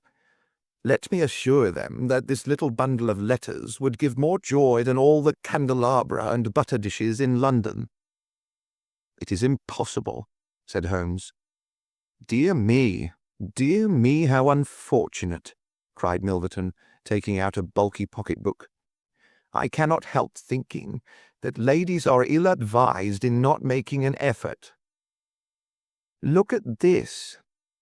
He held up a little note with a coat of arms upon the envelope. "That belongs to, well, perhaps it is hardly fair to tell the name until tomorrow morning. But at that time it will be in the hands of the lady's husband, and all because she will not find a beggarly sum which she could get by turning her diamonds into paste. It is such a pity. Now, you remember the sudden end of the engagement between the Honourable Miss Miles and Colonel Dorking? Only 2 days before the wedding, there was a paragraph in the Morning Post to say that it was all off, and why? It is almost incredible, but the absurd sum of £1,200 would have settled the whole question. Is it not pitiful? And here I find you, a man of sense, boggling about terms, when your client's future and honour are at stake. You surprise me, Mr. Holmes." "What I say is true," Holmes answered. "The money cannot be found. Surely it is better for you to take the substantial sum which I offer, and to ruin this woman's career which can profit you in no way." "There you make a mistake, Mr. Holmes. An exposure would profit me indirectly to a considerable extent. I have 8 or 10 similar cases maturing. If it was circulated among them that I had made a severe example of the Lady Eva, I should find all of them much more open to reason. You see my point." Holmes sprang from his chair. "Get behind him, Watson. Don't let him out. Now, sir, let us see the contents of that notebook." Milverton had glided as quickly as a rat to the side of the room and stood with his back against the wall. "Mr. Holmes, he said, turning the front of his coat and exhibiting the butt of a large revolver, which projected from the inside pocket. "I have been expecting you to do something original. This has been done so often, and what good has ever come from it? I assure you that I am armed to the teeth, and I am perfectly prepared to use my weapons, knowing that the law will support me. Besides, your supposition that I would bring the letters here in a notebook is entirely mistaken. I would do nothing so foolish. And now, gentlemen, I have one or two little interviews this evening, and it is a long drive to Hampstead." He stepped forward, took up his coat, laid his hand on his revolver, and turned to the door. I picked up a chair, but Holmes shook his head, and I laid it down again. With bow, a smile, and a twinkle, Milverton was out of the room, and a few moments after, we heard the slam of the carriage door and the rattle of the wheels as he drove away. Holmes sat motionless by the fire, his hands buried deep in his trouser pockets, his chin sunk upon his breast, his eyes fixed upon the glowing embers. For half an hour he was silent and still. Then, with the gesture of a man who has taken his decision, he sprang to his feet and passed into his bedroom. A little later, a rakish young workman with a goatee beard and a swagger lit his clay pipe at the lamp before descending into the street. "I'll be back sometime, Watson," said he, and vanished into the night. I understood that he had opened his campaign against Charles Augustus Milverton, but I little dreamed the strange shape which that campaign was destined to take. For some days Holmes came and went at all hours in this attire, but beyond the remark that his time was spent at Hampstead, and that it was not wasted, I knew nothing of what he was doing. At last, however, on a wild, tempestuous evening, when the wind screamed and rattled against the windows, he returned from his last expedition, and, having removed his disguise, he sat before the fire and laughed heartily in his silent, inward fashion. "You would not call me a marrying man, Watson?" "No, indeed." "You will be interested to hear that I am engaged." "My dear fellow, I congratulate to Milverton's housemaid." "Good heavens, Holmes!" "I wanted information, Watson." "Surely you've gone too far." "It was a most necessary step. I am a plumber with a rising business, Escott by name. I have walked out with her each evening, and I have talked with her. Good heavens, those talks! However, I have got all I wanted. I know Milverton's house as I know the palm of my hand." "But the girl, Holmes?" He shrugged his shoulders. "You can't help it, my dear Watson. You must play your cards as best you can when such a stake is on the table.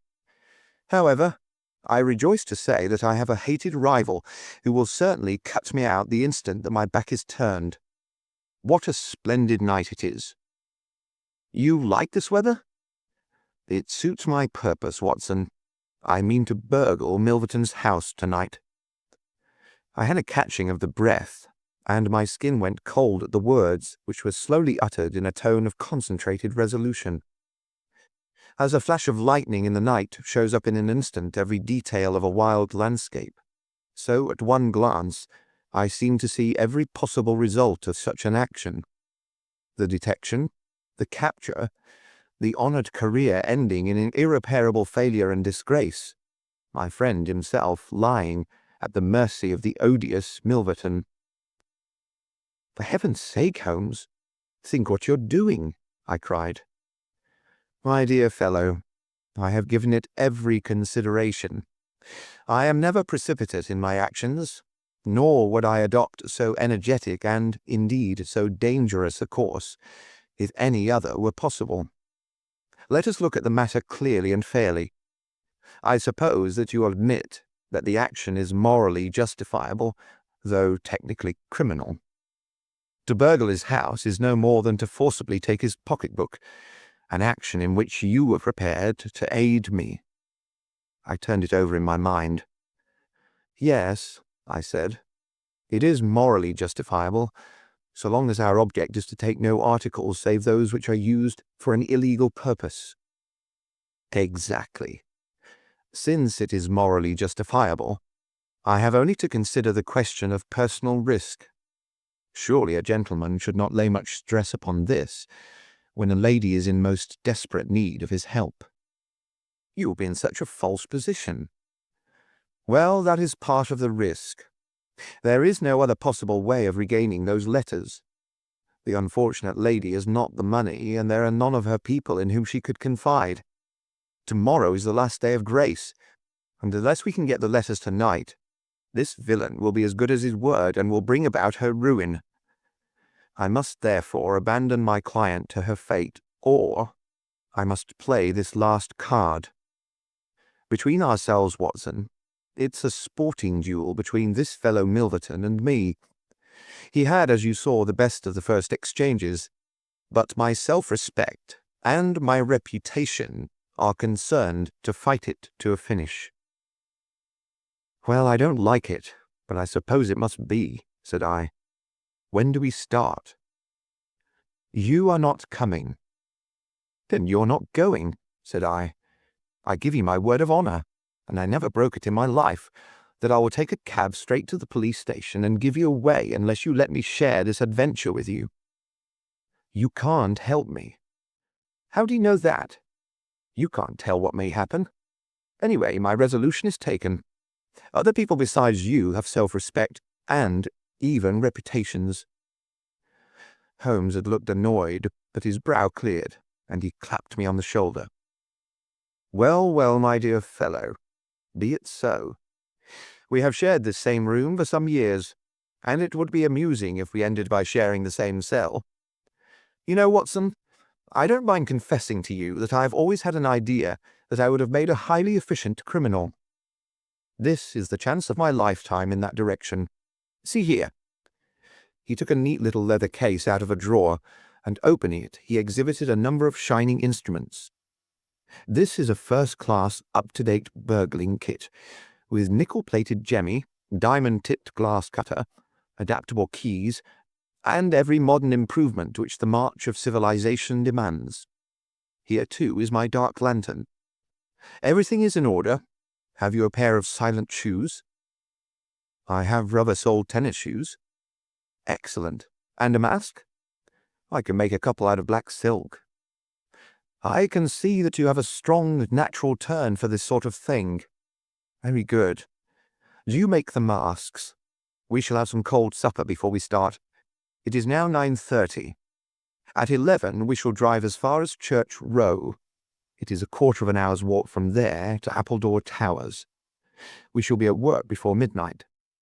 Milverton is a heavy sleeper, and retires punctually at 10:30.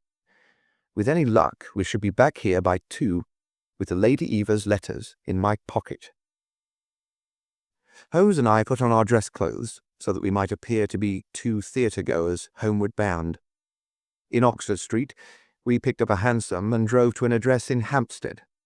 Here we paid off our cab, and with our greatcoats buttoned up, for it was bitterly cold, and the wind seemed to blow through us, we walked along the edge of the heath.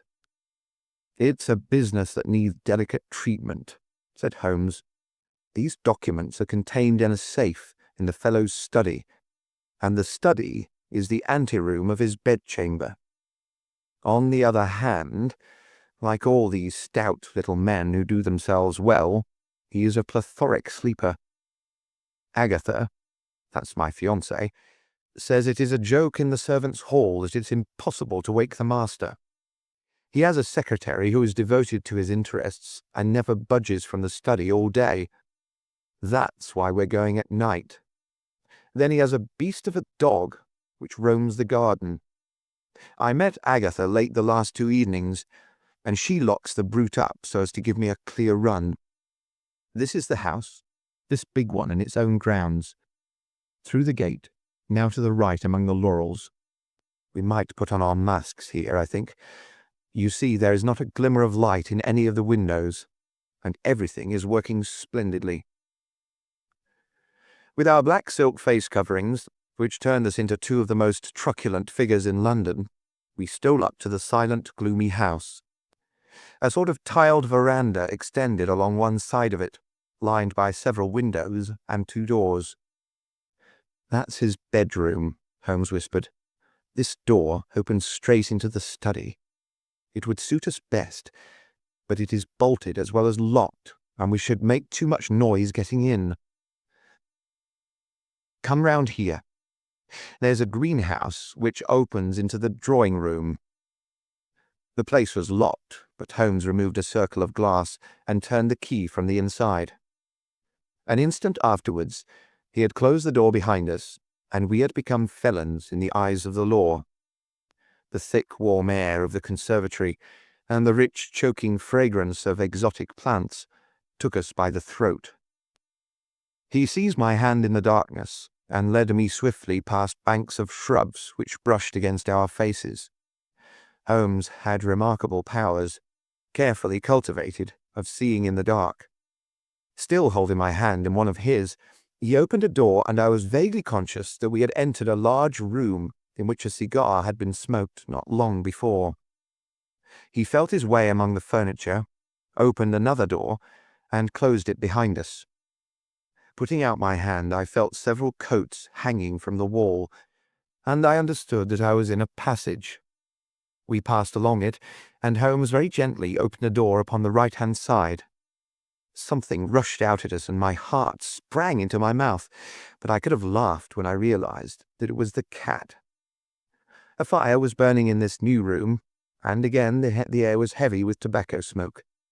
Holmes entered on tiptoe, waited for me to follow, and then very gently closed the door. We were in Milverton's study, and a portiere at the farther side showed the entrance to his bedroom. It was a good fire, and the room was illuminated by it. Near the door I saw the gleam of an electric switch, but it was unnecessary, even if it had been safe to turn it on. At one side of the fireplace was a heavy curtain which covered the bay window we had seen from outside. On the other side was the door which communicated with the veranda. A desk stood in the center, with a turning chair of shining red leather. Opposite was a large bookcase, with a marble bust of Athene on the top. In the corner, between the bookcase and the wall, there stood a tall green safe. The firelight flashing back from the polished brass knobs upon its face. Holmes stole across and looked at it. Then he crept to the door of the bedroom and stood with slanting head, listening intently. No sound came from within.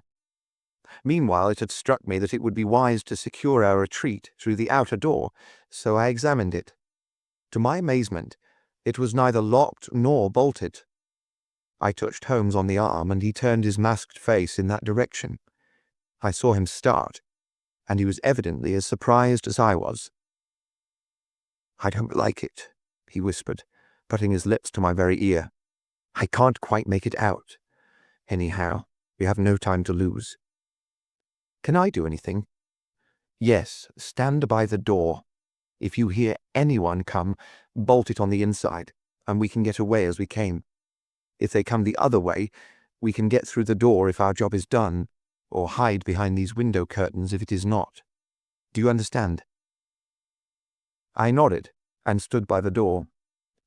My first feeling of fear had passed away, and I thrilled now with a keener zest than I had ever enjoyed when we were the defenders of the law, instead of its defiers. The high object of our mission, the consciousness that it was unselfish and chivalrous, the villainous character of our opponent, all added to the sporting interest of the adventure. Far from feeling guilty, I rejoiced and exulted in our dangers. With a glow of admiration, I watched Holmes unrolling his case of instruments and choosing his tool with the calm, scientific accuracy of a surgeon who performs a delicate operation. I knew that the opening of safes was a particular hobby with him, and I understood the joy which it gave him to be confronted with this green and gold monster, the dragon which held in its maw the reputations of many fair ladies. Turning up the cuffs of his dress coat, he had placed his overcoat on a chair. Holmes laid out 2 drills, a jemmy, and several skeleton keys. I stood at the center door with my eyes glancing at each of the others, ready for any emergency, though, indeed, my plans were somewhat vague as to what I should do if we were interrupted. For half an hour, Holmes worked with concentrated energy, laying down one tool, picking up another, handling each with the strength and delicacy of the trained mechanic. Finally, I heard a click. The broad green door swung open, and inside I had a glimpse of a number of paper packets, each tied, sealed, and inscribed. Holmes picked one out, but it was as hard to read by the flickering fire, and he drew out his little dark lantern, for it was too dangerous, with Milverton in the next room, to switch on the electric light. Suddenly, I saw him halt, listen intently, and then in an instant he had swung the door of the safe to, picked up his coat, stuffed his tools into the pockets, and darted behind the window curtain, motioning me to do the same. It was only when I had joined him there that I heard what had alarmed his quicker senses. There was a noise somewhere within the house. A door slammed in the distance. Then a confused, dull murmur broke itself into the measured thud of heavy footsteps rapidly approaching. They were in the passage outside the room. They paused at the door. The door opened. There was a sharp snick as the electric light was turned on. The door closed once more, and the pungent reek of a strong cigar was borne to our nostrils. Then the footsteps continued backward and forward, within a few yards of us. Finally, there was a creak from a chair, and the footsteps ceased. Then a key clicked in a lock, and I heard the rustle of papers. So far I had not dared to look out, but now I gently parted the division of the curtains in front of me and peeped through. From the pressure of Holmes's shoulder against mine, I knew that he was sharing my observations. Right in front of us, and almost within our reach, was the broad, rounded back of Milverton. It was evident that we had entirely miscalculated his movements, that he'd never been to his bedroom, but that he'd been sitting up in some smoking or billiard room in the farther wing of the house, the windows of which we had not seen. His broad, grizzled head, with its shining patch of baldness, was in the immediate foreground of our vision. He was leaning far back in the red leather chair, his legs outstretched, a long black cigar projecting at an angle from his mouth. He wore a semi-military smoking jacket, claret-coloured with a black velvet collar. In his hand he held a long legal document, which he was reading in an indolent fashion, blowing rings of tobacco smoke from his lips as he did so.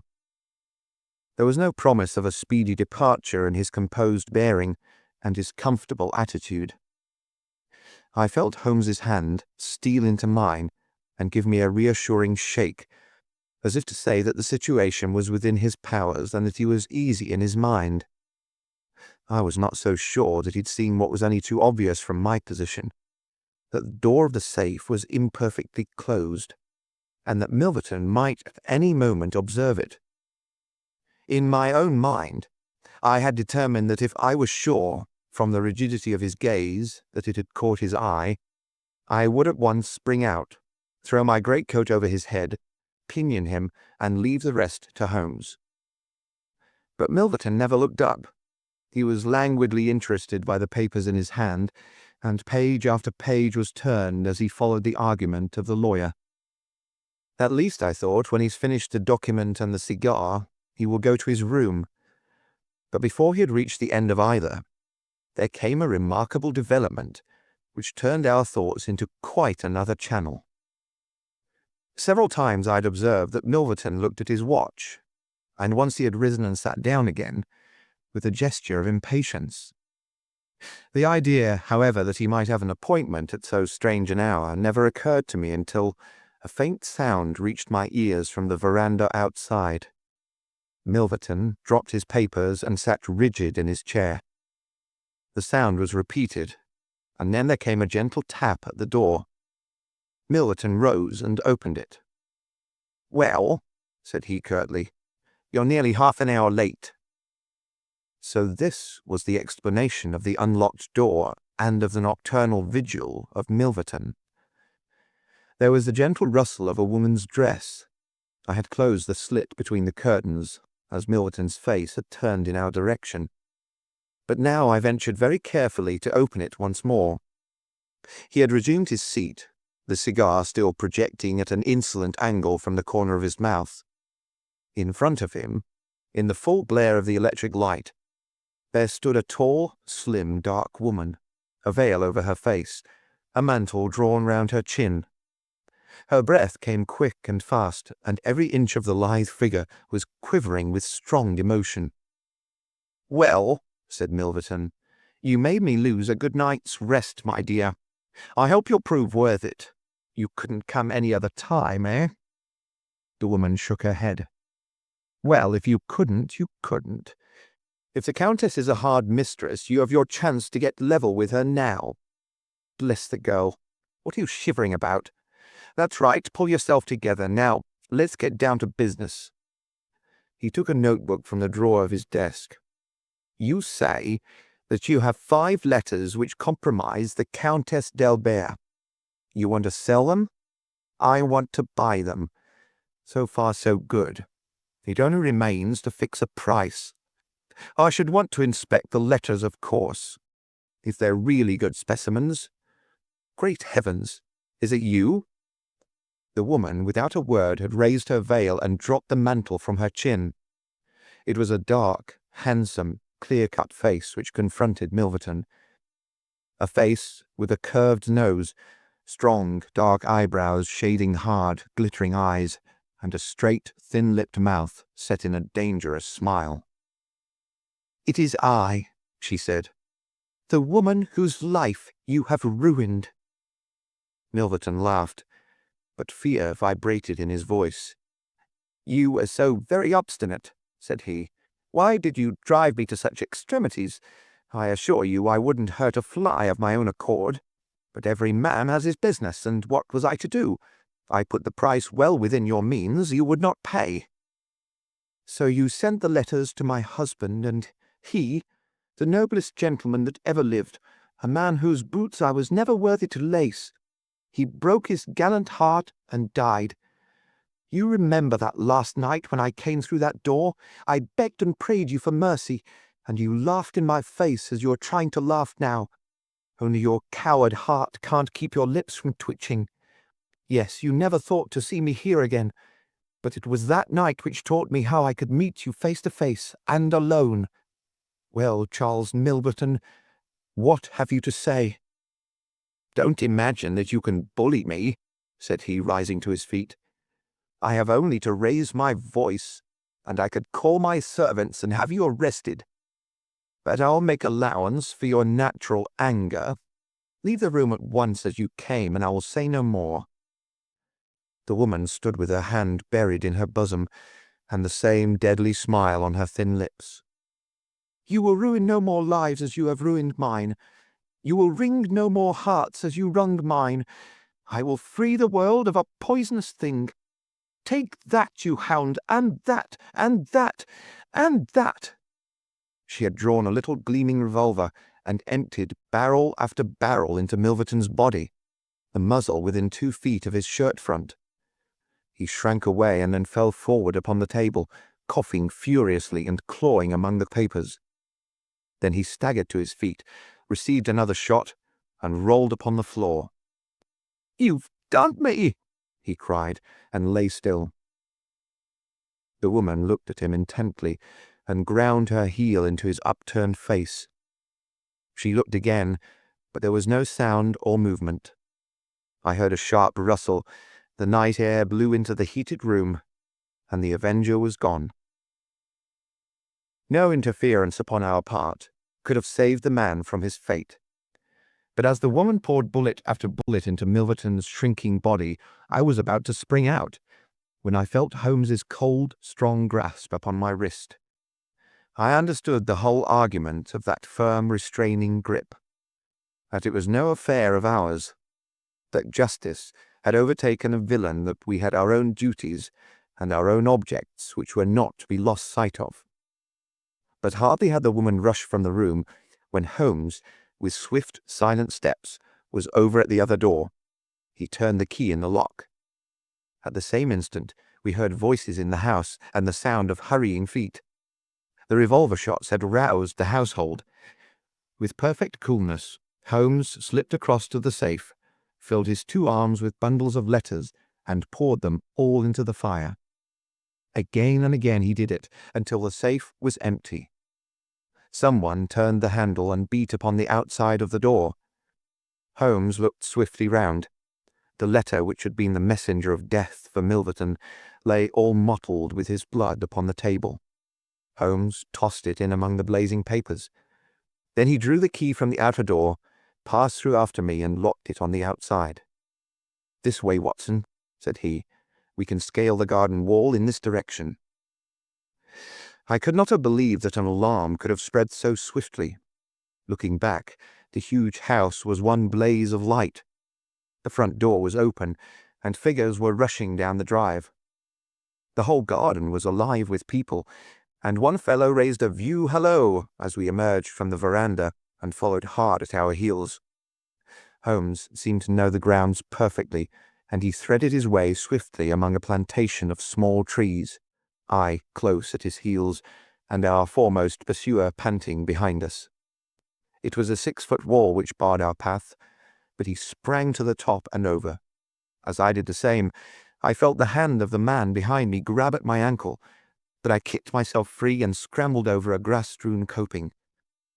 I fell upon my face among some bushes, but Holmes had me on my feet in an instant, and together we dashed away across the huge expanse of Hampstead Heath.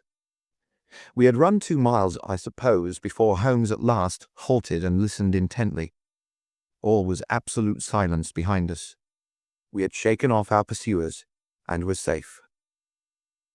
We had breakfasted and were smoking our morning pipe on the day after the remarkable experience which I have recorded, when Mr. Lestrade of Scotland Yard, very solemn and impressive, was ushered into our modest sitting-room.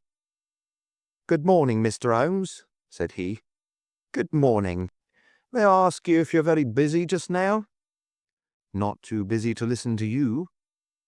"I thought that perhaps, if you'd nothing particular on hand, you might care to assist us in a most remarkable case which occurred only last night at Hampstead." "Dear me," said Holmes. "What was that?" "A murder. A most dramatic and remarkable murder. I know how keen you are upon those things, and I would take it as a great favour if you would step down to Appledore Towers and give us the benefit of your advice. It is no ordinary crime. We have had our eyes upon this Mr. Milverton for some time, and between ourselves it was a bit of a villain. He's known to have held papers which are used for blackmailing purposes. These papers have all been burned by the murderers. No article of value was taken, as it is probable that the criminals were men of good position, whose sole object was to prevent social exposure." "Criminals?" said Holmes. "Plural?" "Yes. There were 2 of them. They were as nearly as possible captured red-handed. We have their footmarks, we have their description. It's 10 to 1 that we trace them. The first fellow was a bit too active, but the second was caught by the under gardener and only got away after a struggle. He was a middle-sized, strongly built man, square jaw, thick neck, moustache, a mask over his eyes." "That's rather vague," said Sherlock Holmes. "My, it might be a description of Watson."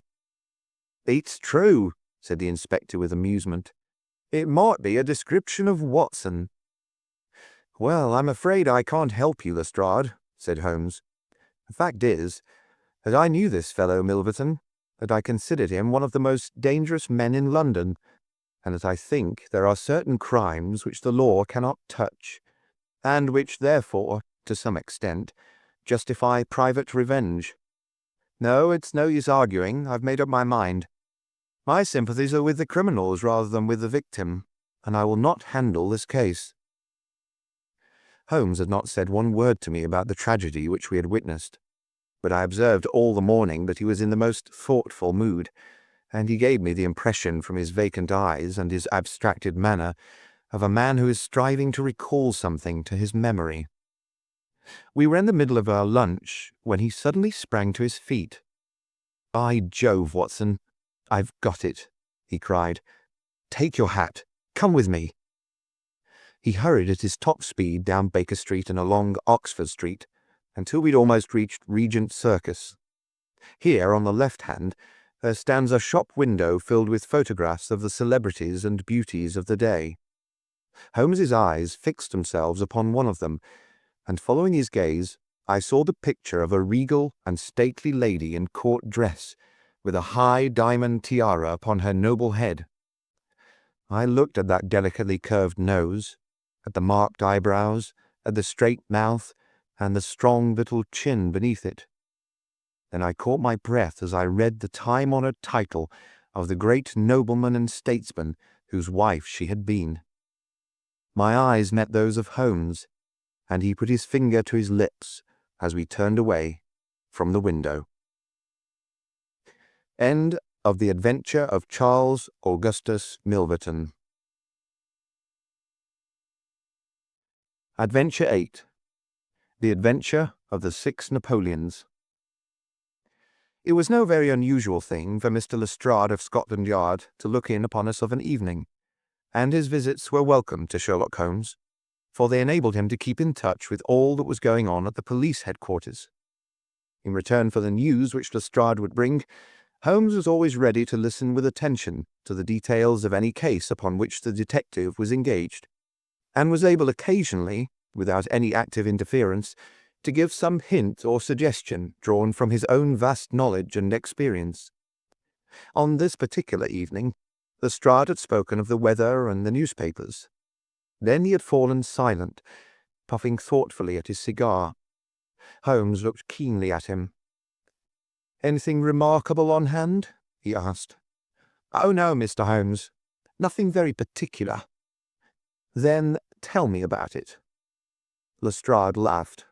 "Oh, well, Mr. Holmes, there's no use denying that there is something on my mind, and yet it is such an absurd business that I hesitated to bother you about it. On the other hand, although it is trivial, it is undoubtedly queer, and I know that you have a taste for all that is out of the common. But in my opinion, it comes more in Dr. Watson's line than ours." "Disease?" said I. "Madness, anyhow, and a queer madness too. You wouldn't think there was anyone living at this time of day who was such a hatred of Napoleon I that he would break any image of him that he could see." Holmes sank back in his chair. "That's no business of mine," said he. "Exactly. That's what I said. But then when the man commits burglary in order to break images which are not his own, that brings it away from the doctor and on to the policeman." Holmes sat up again. "Burglary? This is more interesting. Let me hear the details." Lestrade took out his official notebook and refreshed his memory from its pages. "The first case reported was 4 days ago," said he. "It was at the shop of Morse Hudson, who has a place for the sale of pictures and statues in the Kennington Road. The assistant had left the front shop for an instant when he heard a crash, and hurrying in he found a plaster bust of Napoleon, which stood with several other works of art upon the counter, lying shivered into fragments. He rushed out into the road, but although several passers-by declared that they had noticed a man run out of the shop, he could neither see anyone, nor could he find any means of identifying the rascal. It seemed to be one of those senseless acts of hooliganism which occur from time to time, and it was reported to the constable on the beat as such. The plaster cast was not worth more than a few shillings, and the whole affair appeared to be too childish for any particular investigation. The second case, however, was more serious, and also more singular. It occurred only last night. In Kennington Road, and within a few hundred yards of Morse Hudson's shop, there lives a well-known medical practitioner named Dr. Barnicot, who is one of the largest practices upon the south side of the Thames.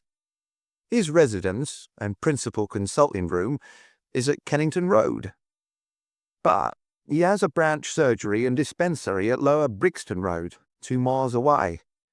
This Dr. Barnicot is an enthusiastic admirer of Napoleon, and his house is full of books, pictures, and relics of the French Emperor. Some little time ago, he purchased from Morse Hudson 2 duplicate plaster casts of the famous head of Napoleon by the French sculptor Devine. One of these he placed in his hall in the house at Kennington Road, and the other on the mantelpiece of the surgery at Lower Brixton. Well, when Dr. Barnicot came down this morning, He was astonished to find that his house had been burgled during the night, but that nothing had been taken save the plaster head from the hall. It had been carried out and had been dashed savagely against the garden wall, under which its splintered fragments were discovered. Holmes rubbed his hands. "This is certainly very novel," said he. "I thought it would please you, but I've not got to the end yet. Dr. Barnicot was due at his surgery at 12 o'clock, and you can imagine his amazement when, on arriving there, he found that the window had been opened in the night and that the broken pieces of his second bust were strewn all over the room.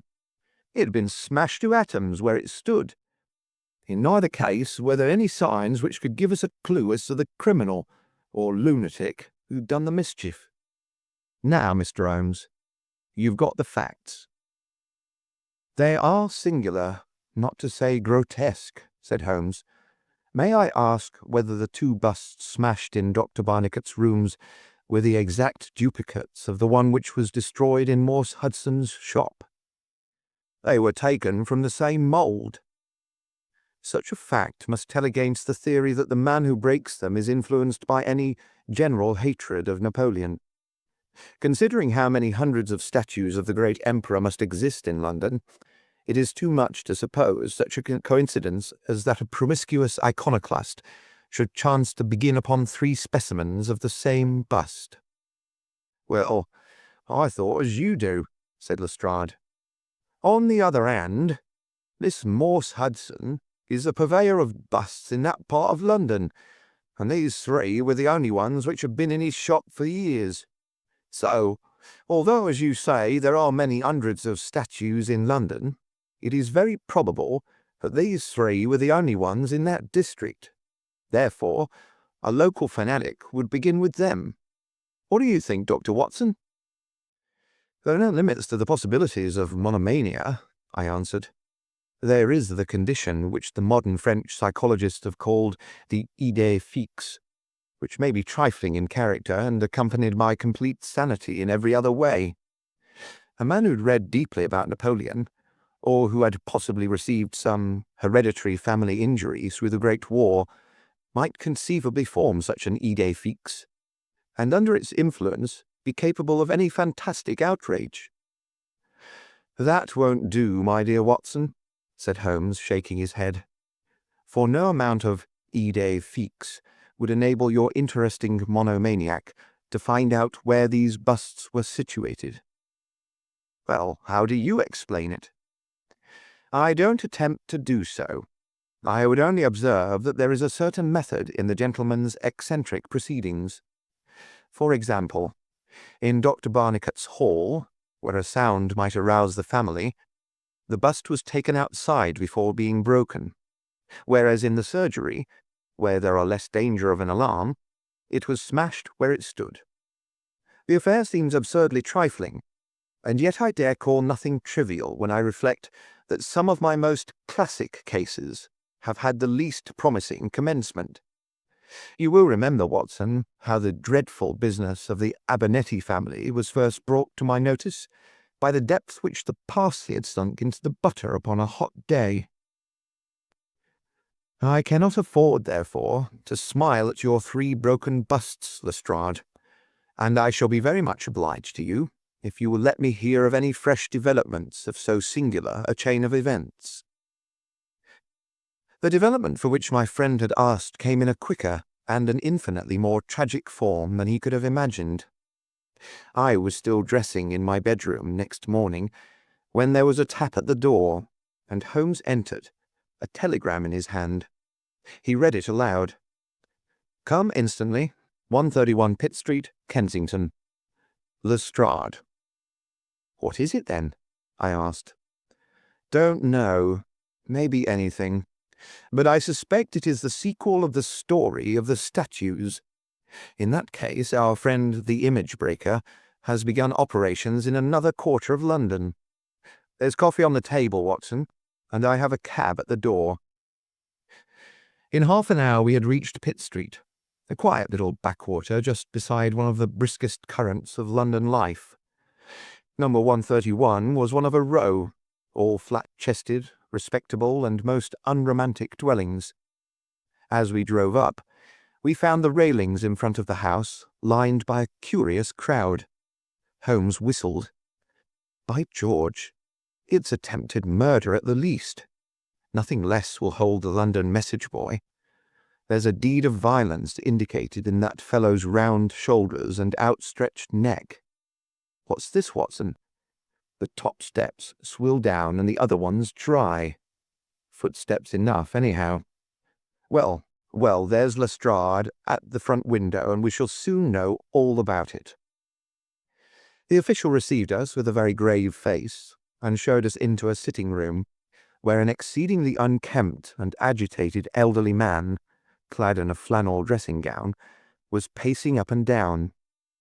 He was introduced to us as the owner of the house, Mr. Horace Harker, of the Central Press Syndicate. "It's the Napoleon bust business again," said Lestrade. "You seemed interested last night, Mr. Holmes, so I thought perhaps you would be glad to be present now that the affair has taken a very much graver turn." "What has it turned to, then?"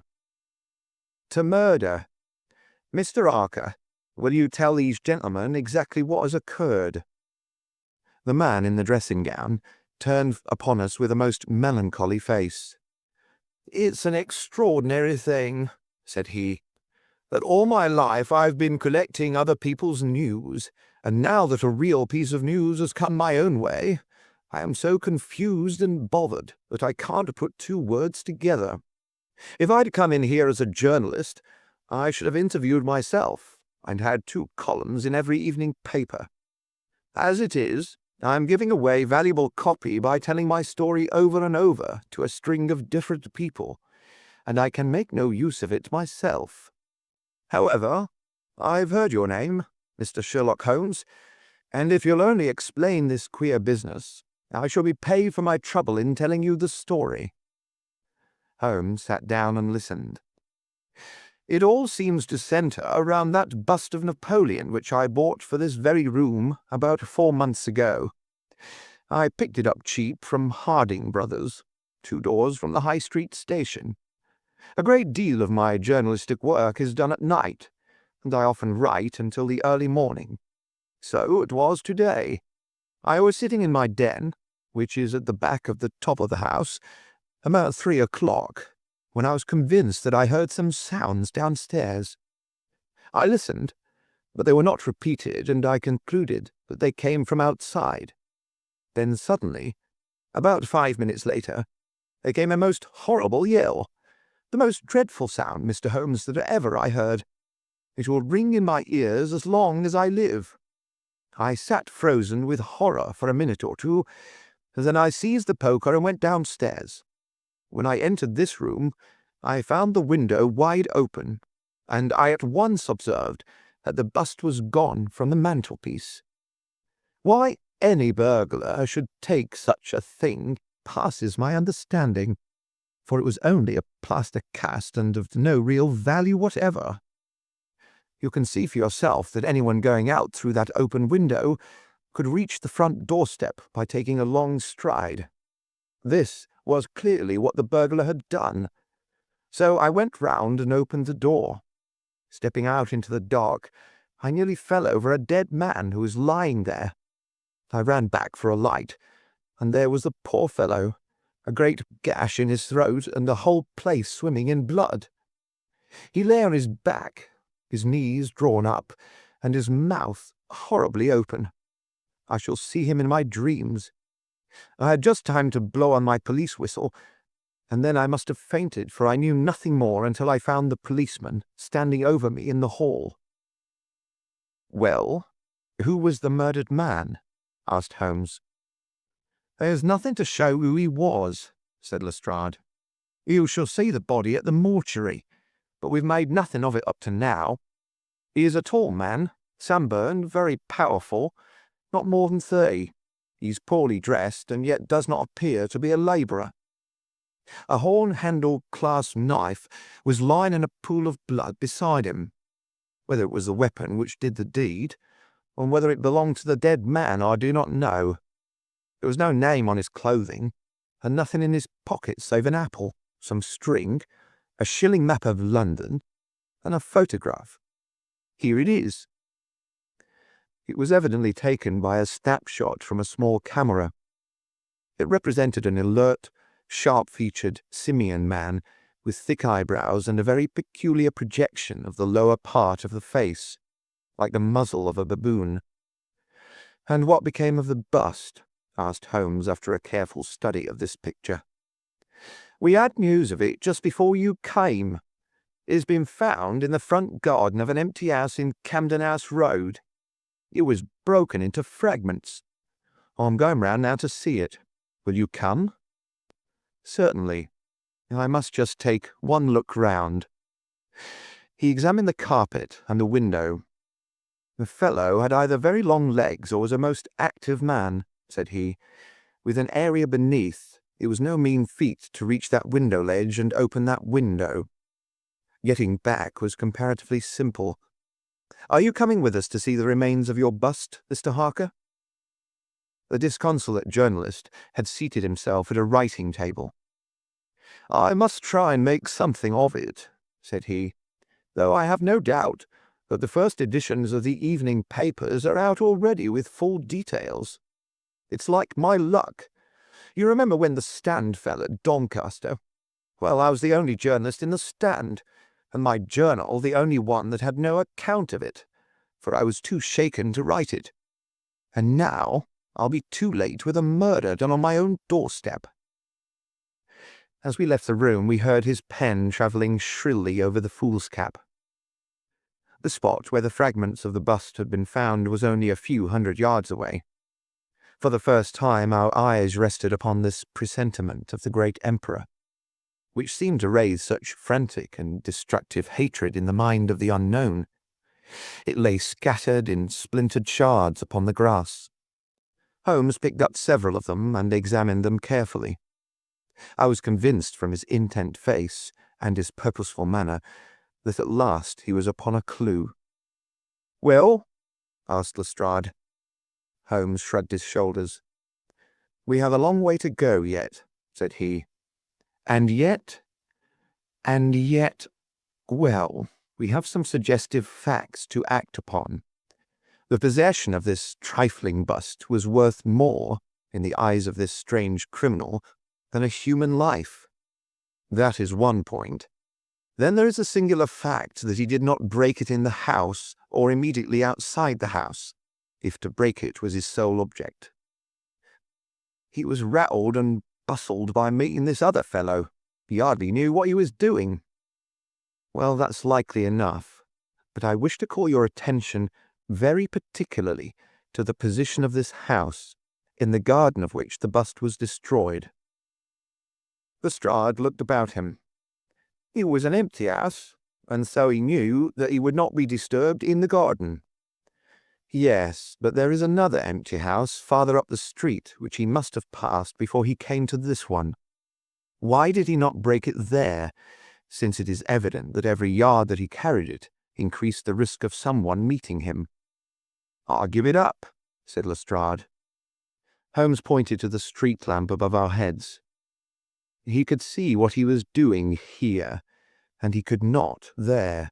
That was his reason. "By Jove, that's true," said the detective. "Now that I come to think of it, Dr. Barnicot's bust was broken not far from his red lamp. Well, Mr. Holmes, what are we to do with that fact? To remember it, to docket it. We may come on something later which will bear upon it. What steps do you propose to take now, Lestrade?" "The most practical way of getting at it, in my opinion, is to identify the dead man. There should be no difficulty about that. When we've found out who he is and who his associates are, we should have a good start in learning what he was doing in Pitt Street last night, and who it was who met him and killed him on the doorstep of Mr. Horace Harker. Don't you think so?" "No doubt, and yet it is not quite the way in which I should approach the case." "What would you do, then?" "Oh, you must not let me influence you in any way. I suggest that you go on your line, and I on mine. We can compare notes afterwards. and each will supplement the other." "Very good," said Lestrade. "If you are going back to Pitt Street, you might see Mr. Horace Harker. Tell him from me that I have quite made up my mind, and that it is certain that a dangerous homicidal lunatic with Napoleonic delusions was in his house last night. It will be useful for his article." Lestrade stared. "You don't seriously believe that?" Holmes smiled. "Don't I? Well, perhaps I don't. But I'm sure that it will interest Mr. Horace Harker and the subscribers of the Central Press Syndicate.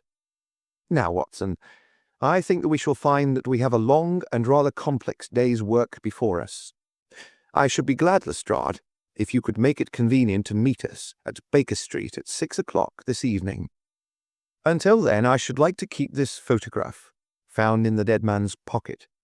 It is possible that I may have to ask your company and assistance upon a small expedition which will be undertaken tonight, if my chain of reasoning should prove to be correct. Until then, goodbye, and good luck." Sherlock Holmes and I walked together to the High Street, where we stopped at the shop of Harding Brothers, whence the bust had been purchased. A young assistant informed us that Mr. Harding would be absent until afternoon, and that he was himself a newcomer who could give us no information. Holmes's face showed his disappointment and annoyance.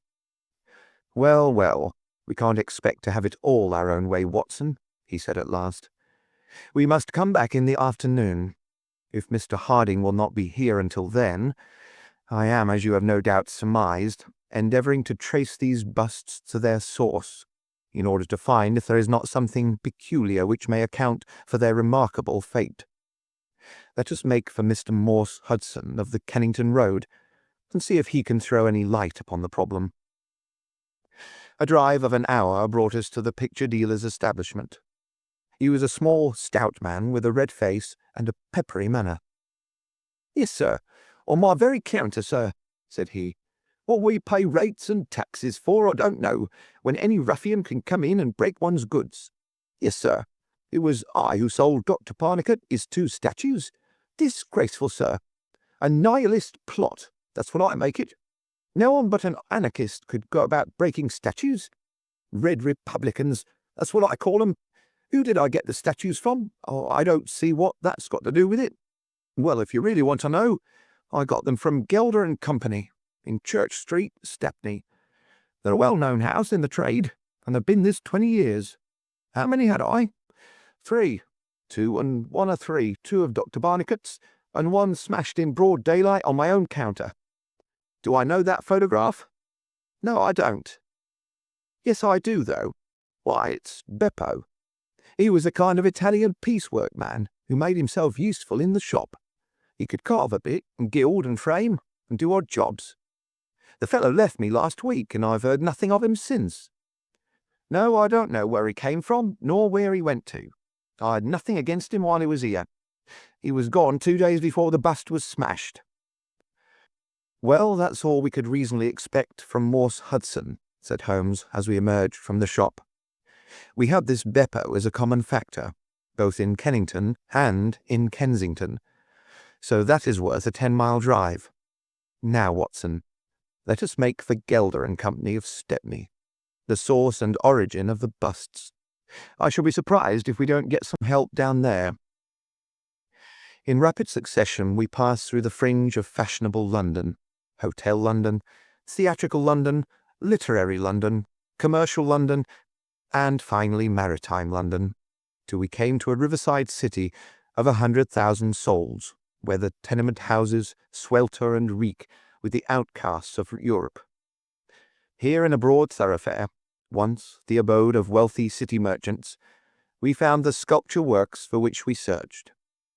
Outside was a considerable yard full of monumental masonry. Inside was a large room in which 50 workers were carving or moulding. The manager, a big blonde German, received us civilly and gave a clear answer to all Holmes's questions. A reference to his books showed that hundreds of casts had been taken from a marble copy of Devine's head of Napoleon, but that the 3 which had been sent to Morse Hudson a year or so before had been half of a batch of 6, the other 3 being sent to Harding Brothers of Kensington. There was no reason why those 6 should be different from any of the other casts. He could suggest no possible cause why anyone should wish to destroy them. In fact, he laughed at the idea. Their wholesale price was 6 shillings, but the retailer would get 12 or more.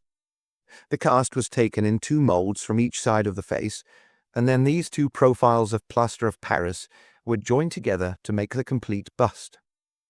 The work was usually done by Italians, in the room we were in. When finished, the busts were put on a table in the passage to dry, and afterwards stored. That was all he could tell us. But the production of the photograph had a remarkable effect upon the manager. His face flushed with anger, and his brows knotted over his blue Teutonic eyes. "Ah, the rascal!" he cried. "Yes, indeed, I know him very well. This has been also a respectable establishment, and the only time that we have ever had the police in it was over this very fellow. It was more than a year ago now. He knifed another Italian in the street, and then he came to the works with the police on his heels, and he was taken here. Beppo was his name. His second name I never knew. Served me right for engaging a man with such a face. But he was a good workman, one of the best." "What did he get?" "The man lived, and he got off with a year. I have no doubt he is out now, but he has not dared to show his nose here. We have a cousin of his here, and I dare say he could tell you where he is." "No, no," cried Holmes. "Not a word to the cousin. Not a word, I beg of you. The matter is very important, and the farther I go with it, the more important it seems to grow. When you referred in your ledger to the sale of those casts, I observed that the date was June 3rd of last year. Could you give me the date when Beppo was arrested?" "I could tell you roughly by the pay list," the manager answered. "Yes," he continued, after some turning over of the pages. "He was paid last on May 20th. "Thank you," said Holmes. "I don't think that I need intrude upon your time and patience any more." With a last word of caution that he should say nothing as to our researches, we turned our faces westward once more. The afternoon was far advanced before we were able to snatch a hasty luncheon at a restaurant.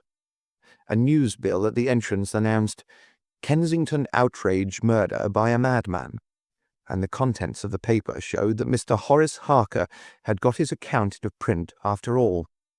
2 columns were occupied with a highly sensational and flowery rendering of the whole incident. Holmes propped it against the cruet stand and read it while he ate. Once or twice he chuckled. "This is all right, Watson," said he. "Listen to this.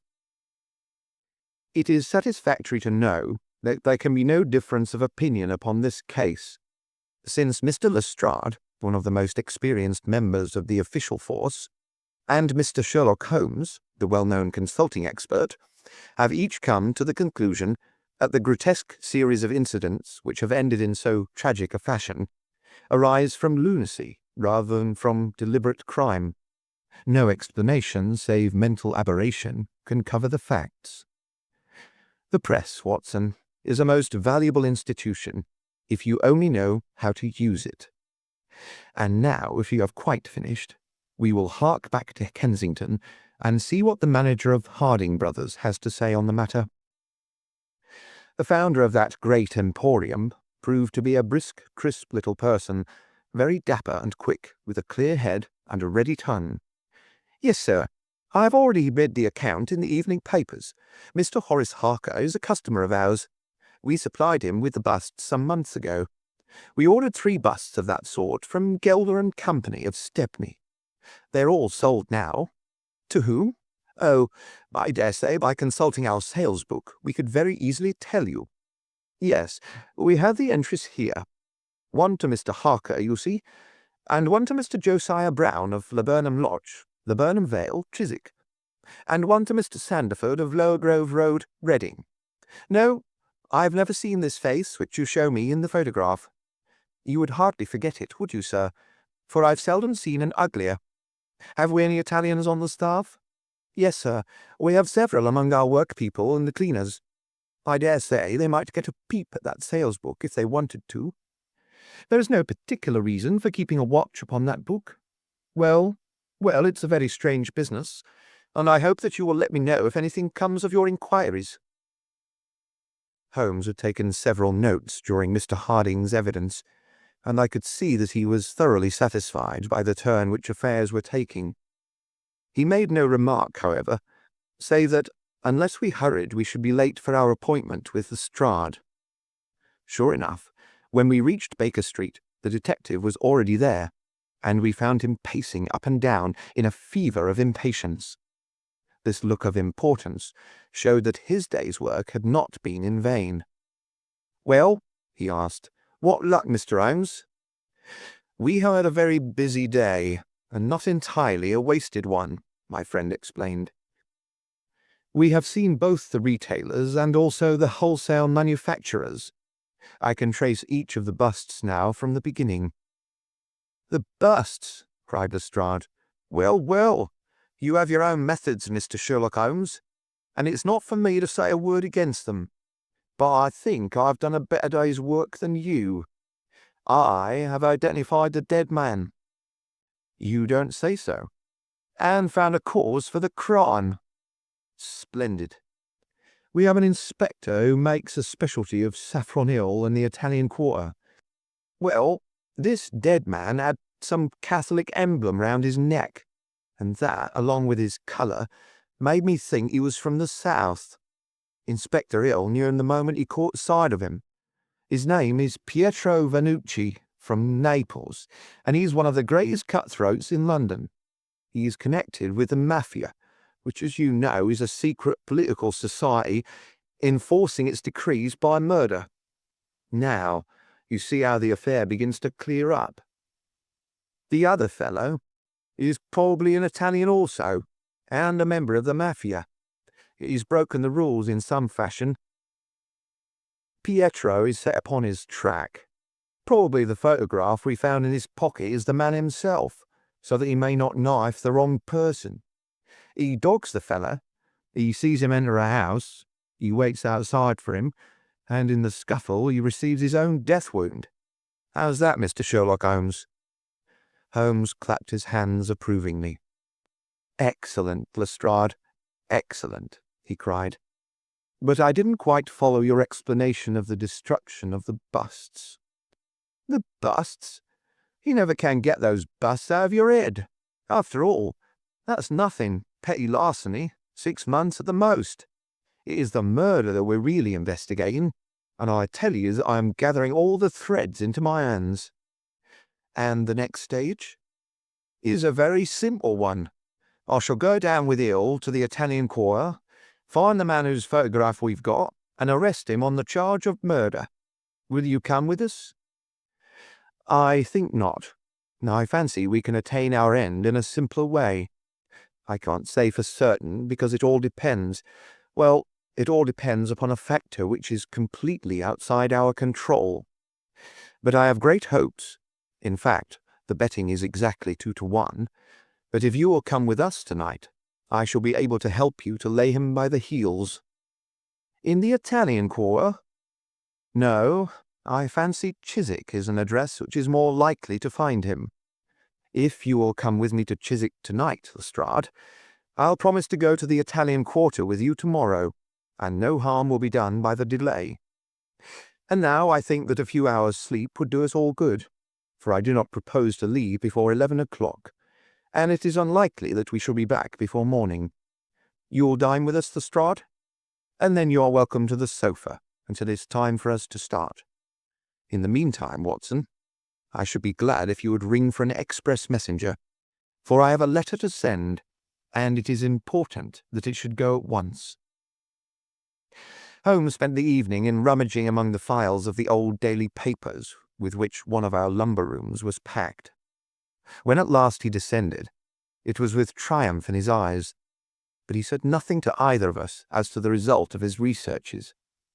For my own part, I had followed step by step the methods by which he had traced the various windings of this complex case, and though I could not yet perceive the goal which we would reach, I understood clearly that Holmes expected this grotesque criminal to make an attempt upon the two remaining busts, one of which, I remembered, was at Chiswick. No doubt the object of our journey was to catch him in the very act, and I could not but admire the cunning with which my friend had inserted a wrong clue in the evening paper, so as to give the fellow the idea that he could continue his scheme with impunity. I was not surprised when Holmes suggested that I should take my revolver with me. He had himself picked up the loaded hunting crop, which was his favourite weapon. A four-wheeler was at the door at 11, and in it we drove to a spot at the other side of Hammersmith Bridge. Here the cabman was directed to wait. A short walk brought us to a secluded road fringed with pleasant houses, each standing in its own grounds. In the light of a street lamp we read Laburnum Villa upon the gatepost of one of them. The occupants had evidently retired to rest, for all was dark save for a fanlight over the hall door, which shed a single blurred circle onto the garden path. The wooden fence which separated the grounds from the road threw a dense black shadow upon that inner side, and here it was that we crouched. "I fear that you'll have a long wait," Holmes whispered. "We may thank our stars that it is not raining. I don't think we can even venture to smoke to pass the time. However, it's a 2-to-1 chance that we get something to pay us for our trouble." It proved, however, that our vigil was not to be so long as Holmes had led us to fear, and it ended in a very sudden and singular fashion. In an instant, without the least sound to warn us of his coming, the garden gate swung open, and a lithe, dark figure, as swift and active as an ape, rushed up the garden path. We saw it whisk past the light thrown from over the door and disappear against the black shadow of the house. There was a long pause, during which we held our breath, and then a very gentle creaking sound came to our ears. The window was being opened. The noise ceased, and again there was a long silence. The fellow was making his way into the house. We saw the sudden flash of a dark lantern inside the room. What he sought was evidently not there, for again we saw the flash through another blind and then through another. "Let us go to the open window. We'll nab him as he climbs out," Lestrade whispered. But before we could move, the man had emerged again. As he came out into the glimmering patch of light, we saw that he carried something white under his arm. He looked stealthily all around him. The silence of the deserted street reassured him. Turning his back upon us, he laid down his burden, and the next instant there was the sound of a sharp tap followed by a clatter and rattle. The man was so intent upon what he was doing that he never heard our steps as we stole across the grass plot. With the bound of a tiger, Holmes was on his back, and an instant later Lestrade and I had him by either wrist, and the handcuffs had been fastened. As we turned him over, I saw a hideous, sallow face with writhing, furious features glaring up at us, and I knew that it was indeed the man of the photograph whom we had secured. But it was not our prisoner to whom Holmes was giving his attention. Squatted on the doorstep, he was engaged in most carefully examining that which the man had brought from the house. It was a bust of Napoleon, like the one which we had seen that morning, and it had been broken to similar fragments. Carefully, Holmes held each separate shard to the light, but in no way did it differ from any other shattered piece of plaster. He had just completed his examination when the hall lights flew up, the door opened, and the owner of the house, a jovial, rotund figure in shirt and trousers, presented himself. "Mr. Josiah Brown, I suppose," said Holmes. "Yes, sir, and you, no doubt, are Mr. Sherlock Holmes. I had the note which you sent by the express messenger, and I did exactly what you told me. We locked every door on the inside and awaited developments. Well, I'm very glad to see that you have got the rascal. I hope, gentlemen, that you will come in and have some refreshment." However, Lestrade was anxious to get his man into safe quarters, so within a few minutes our cab had been summoned, and we were all four upon our way to London. Not a word would our captive say, but he glared at us from the shadow of his matted hair, and once, when my hand seemed within his reach, he snapped at it like a hungry wolf. We stayed long enough at the police station to learn that a search of his clothing revealed nothing save a few shillings and a long sheath knife, the handle of which bore copious traces of recent blood. "That's all right," said Lestrade, as we parted. "He'll knows all these gentry, and we'll give a name to him. You'll find that my theory of the mafia will work out all right. But I'm sure I'm exceedingly obliged to you, Mr. Holmes, for the workmanlike way in which you've laid hands upon him. I don't quite understand it all yet." "I fear it is rather too late an hour for explanations," said Holmes. "Besides, there are one or two details which are not finished off, and it is one of those cases which are worth working out to the very end. If you will come round once more to my rooms at 6 o'clock tomorrow, I think I shall be able to show you that even now you have not grasped the entire meaning of this business, which presents some features which make it absolutely original in the history of crime. If ever I permit you to chronicle any more of my little problems, Watson, I foresee that you will enliven your pages by an account of the singular adventure of the Napoleonic busts." When we met again next evening, Lestrade was furnished with much information concerning our prisoner. His name, it appeared, was Beppo, second name unknown. He was a well-known ne'er-do-well among the Italian colony. He had once been a skilful sculptor, and had earned an honest living, but he had taken to evil courses, and had twice already been in jail, once for a petty theft, and once, as we had already heard, for stabbing a fellow countryman. He could talk English perfectly well. His reasons for destroying the busts were still unknown, and he refused to answer any questions upon the subject. But the police had discovered that these same busts might very well have been made by his own hands, since he was engaged in this class of work at the establishment of Gelder and Company. To all this information, much of which we already knew, Holmes listened with polite attention. But I, who knew him so well, could clearly see that his thoughts were elsewhere, and I detected a mixture of mingled uneasiness and expectation beneath that mask which he was wont to assume. At last he started in his chair, and his eyes brightened. There had been a ring at the bell.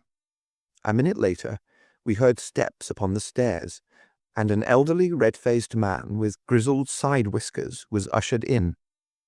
In his right hand he carried an old-fashioned carpet-bag, which he placed upon the table. "Is Mr. Sherlock Holmes here?" My friend bowed and smiled. "Mr. Sandford of Reading, I suppose," said he. "Yes, sir. I fear that I am a little late, but the trains were awkward. You wrote to me about a bust that is in my possession." "Exactly.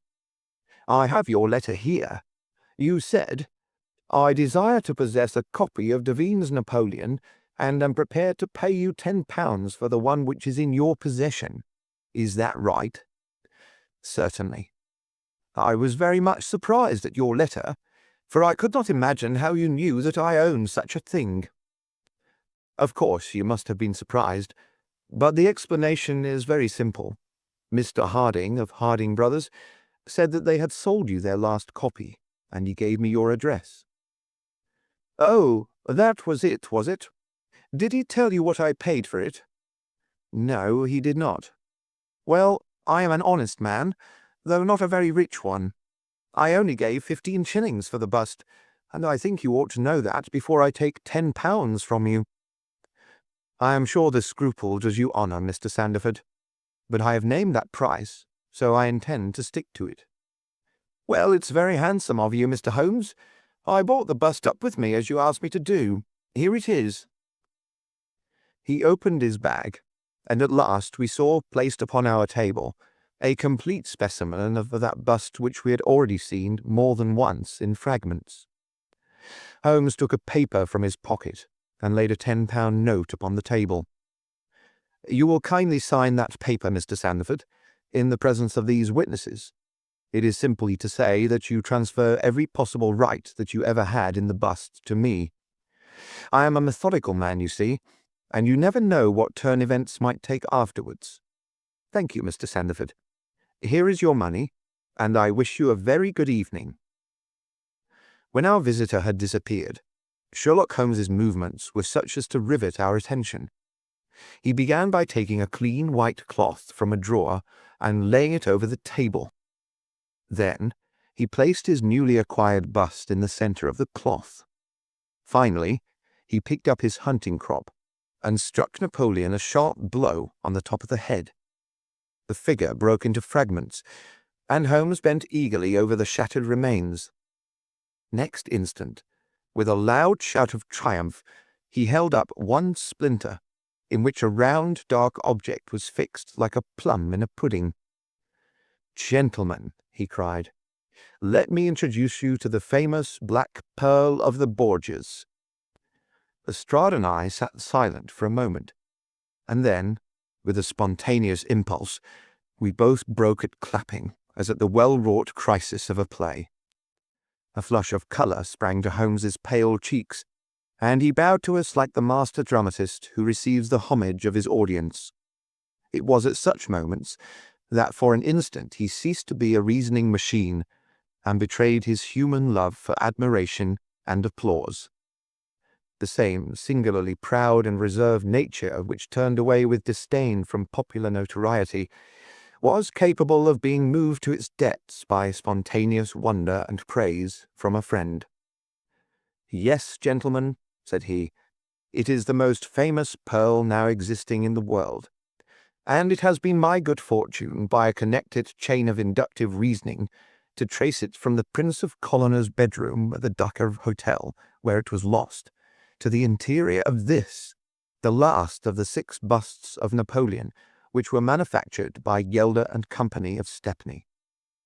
You will remember, Lestrade, the sensation caused by the disappearance of this valuable jewel, and the vain efforts of the London police to recover it.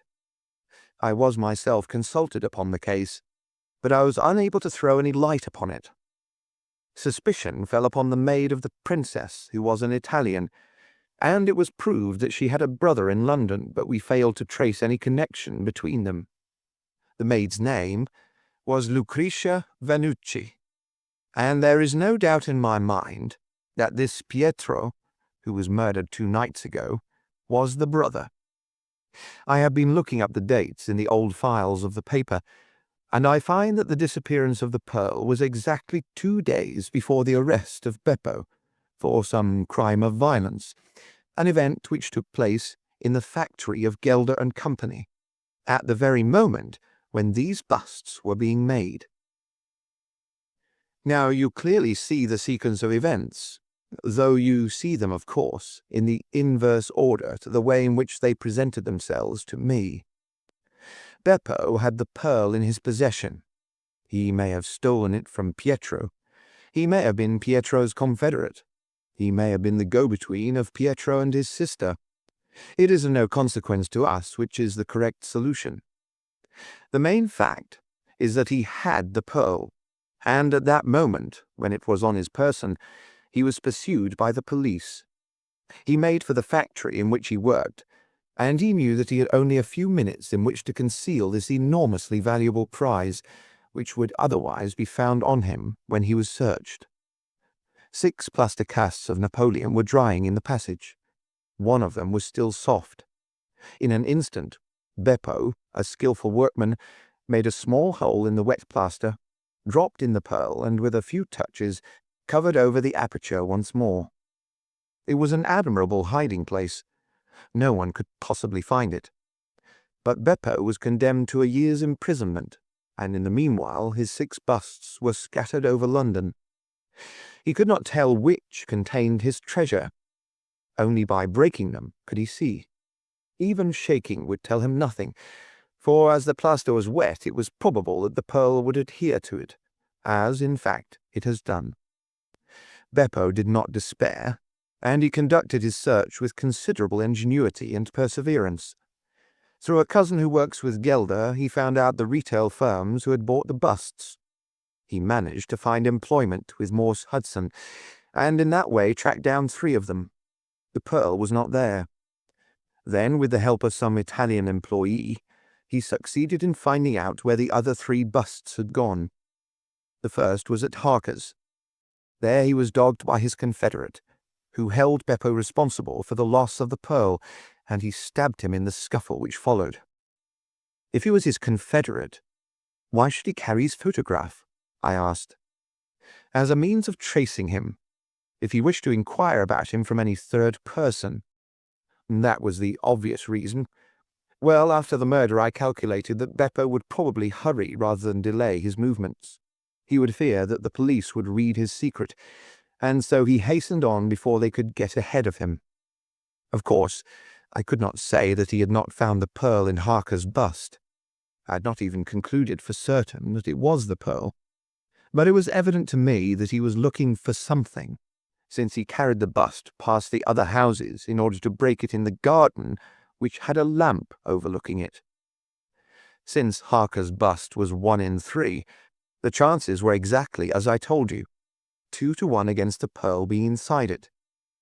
There remained 2 busts, and it was obvious that he would go for the London one first. I warned the inmates of the house so as to avoid a second tragedy, and we went down with the happiest results. By that time, of course, I knew for certain that it was the Borgia pearl that we were after. The name of the murdered man linked to one event with the other. There only remained a single bust, the Reading one, and the pearl must be there. I bought it in your presence from the owner, and there it lies. We sat in silence for a moment. "Well," said Lestrade, "I've seen you handle a good many cases, Mr. Holmes, but I don't know that I've ever known more workmanlike one than that. We're not jealous of you at Scotland Yard. No, sir. We're very proud of you, and if you come down tomorrow, there's not a man from the oldest inspector to the youngest constable who wouldn't be glad to shake you by the hand." "Thank you," said Holmes. "Thank you." And as he turned away, it seemed to me that he was more nearly moved by the softer human emotions than I had ever seen him. A moment later, he was the cold and practical thinker once more. "Put the pearl in the safe, Watson," said he, "and get out the papers of the Conk-Singleton forgery case. Goodbye, Lestrade. If any little problem comes your way, I shall be happy, if I can, to give you a hint or 2 as to its solution." End of the Adventure of the 6 Napoleons. Adventure 9. The Adventure of the 3 Students. It was in the year 95 that a combination of events into which I need not enter caused Mr. Sherlock Holmes and myself to spend some weeks in one of our great university towns, and it was during this time that the small but instructive adventure which I am about to relate befell us. It will be obvious that any details which would help the reader exactly to identify the college or the criminal would be injudicious and offensive. So painful a scandal may well be allowed to die out. With due discretion, the incident itself may, however, be described, since it serves to illustrate some of those qualities to which my friend was remarkable. I will endeavour in my statement to avoid such terms as would serve to limit the events to any particular place, or give a clue as to the people concerned. We were reading at the time in furnished lodgings close to a library where Sherlock Holmes was pursuing some laborious researches in early English charters, researches which led to results so striking that they may be the subject of one of my future narratives. Here it was that one evening we received a visit from an acquaintance, Mr. Hilton Soames, tutor and lecturer at the College of St. Luke's. Mr. Soames was a tall, spare man of a nervous and excitable temperament. I had always known him to be restless in his manner, but on this particular occasion he was in such a state of uncontrollable agitation that it was clear something very unusual had occurred. "I trust, Mr. Holmes, that you can spare me a few hours of your valuable time. We have had a very painful incident at St. Luke's, and really But for the happy chance of your being in town, I should have been at a loss what to do." "I am very busy just now, and I desire no distractions," my friend answered. "I should much prefer that you called in the aid of the police." "No, no, my dear sir. Such a course is utterly impossible.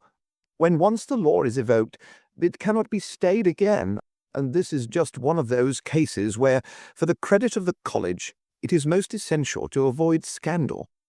Your discretion is as well known as your powers, and you are the one man in the world who can help me. I beg you, Mr. Holmes, to do what you can." My friend's temper had not improved since he had been deprived of the congenial surroundings of Baker Street. Without his scrapbooks, his chemicals, and his homely untidiness, he was an uncomfortable man. He shrugged his shoulders in ungracious acquiescence, while our visitor, in hurried words, and with much excitable gesticulation, poured forth his story. "I must explain to you, Mr. Holmes, that tomorrow is the first day of the examination for the Fortescue Scholarship. I am one of the examiners. My subject is Greek, and the first of the papers consists of a large passage of Greek translation which the candidate has not seen. This passage is printed on the examination paper, and it would naturally be an immense advantage if the candidate could prepare it in advance. For this reason, great care is taken to keep the paper secret. Today, about 3 o'clock, the proofs of this paper arrived from the printers. The exercise consists of half a chapter of Thucydides. I had to read it over carefully, as the text must be absolutely correct. At 4:30 my task was not yet completed. I had, however, promised to take tea in a friend's room, so I left the proof upon my desk. I was absent rather more than an hour. You are aware, Mr. Holmes, that our college doors are double, a green baize one within and a heavy oak one without. As I approached my outer door, I was amazed to see a key in it. For an instant I imagined that I had left my own there, but on feeling in my pocket, I found that it was all right. The only duplicate which existed, so far as I knew, was that which belonged to my servant Bannister, a man who has looked after my room for 10 years, and whose honesty is absolutely above suspicion.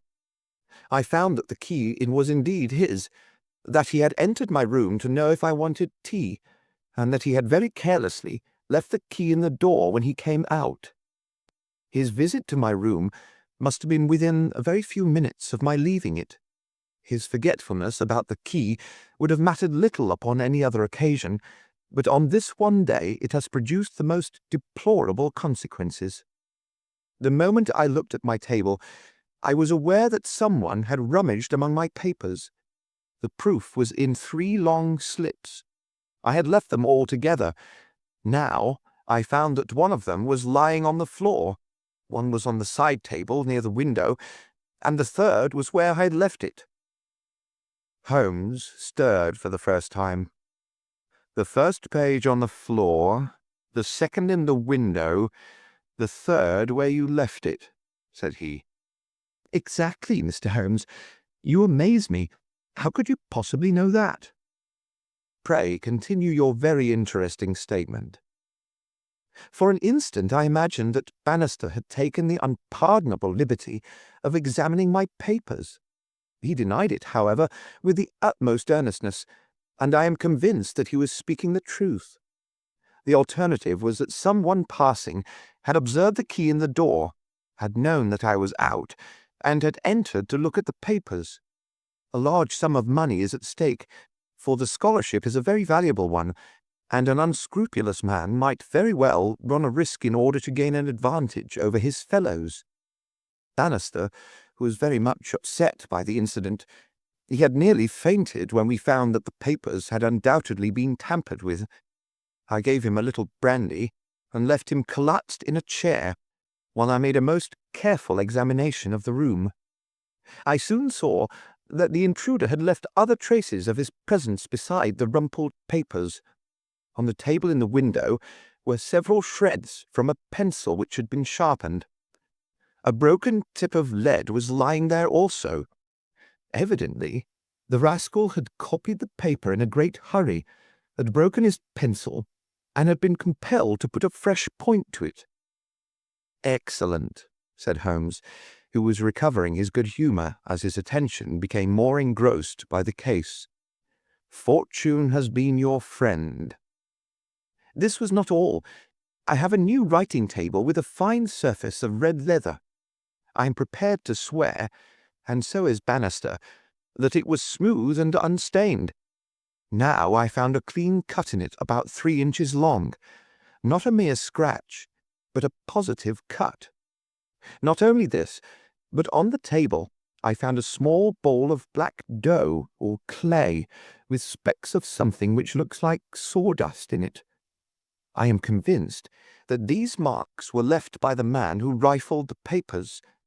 There were no footmarks and no other evidence as to his identity. I was at my wit's end when suddenly the happy thought occurred to me that you were in town, and I came straight round to put the matter into your hands. Do help me, Mr. Holmes. You see my dilemma. Either I must find the man, or else the examination must be postponed until fresh papers are prepared. And since this cannot be done without explanation, there will ensue a hideous scandal, which will throw a cloud not only on the college, but on the university. Above all things, I desire to settle the matter quietly and discreetly." "I shall be happy to look into it, and to give you such advice as I can," said Holmes, rising and putting on his overcoat. "The case is not entirely devoid of interest. Had anyone visited you in your room after the papers came to you?" "Yes, a young Dowlett Ras, an Indian student who lives on the same stair, came in to ask me some particulars about the examination." "For which he was entered?" "Yes." "And the papers were on your table?" "To the best of my belief, they were rolled up."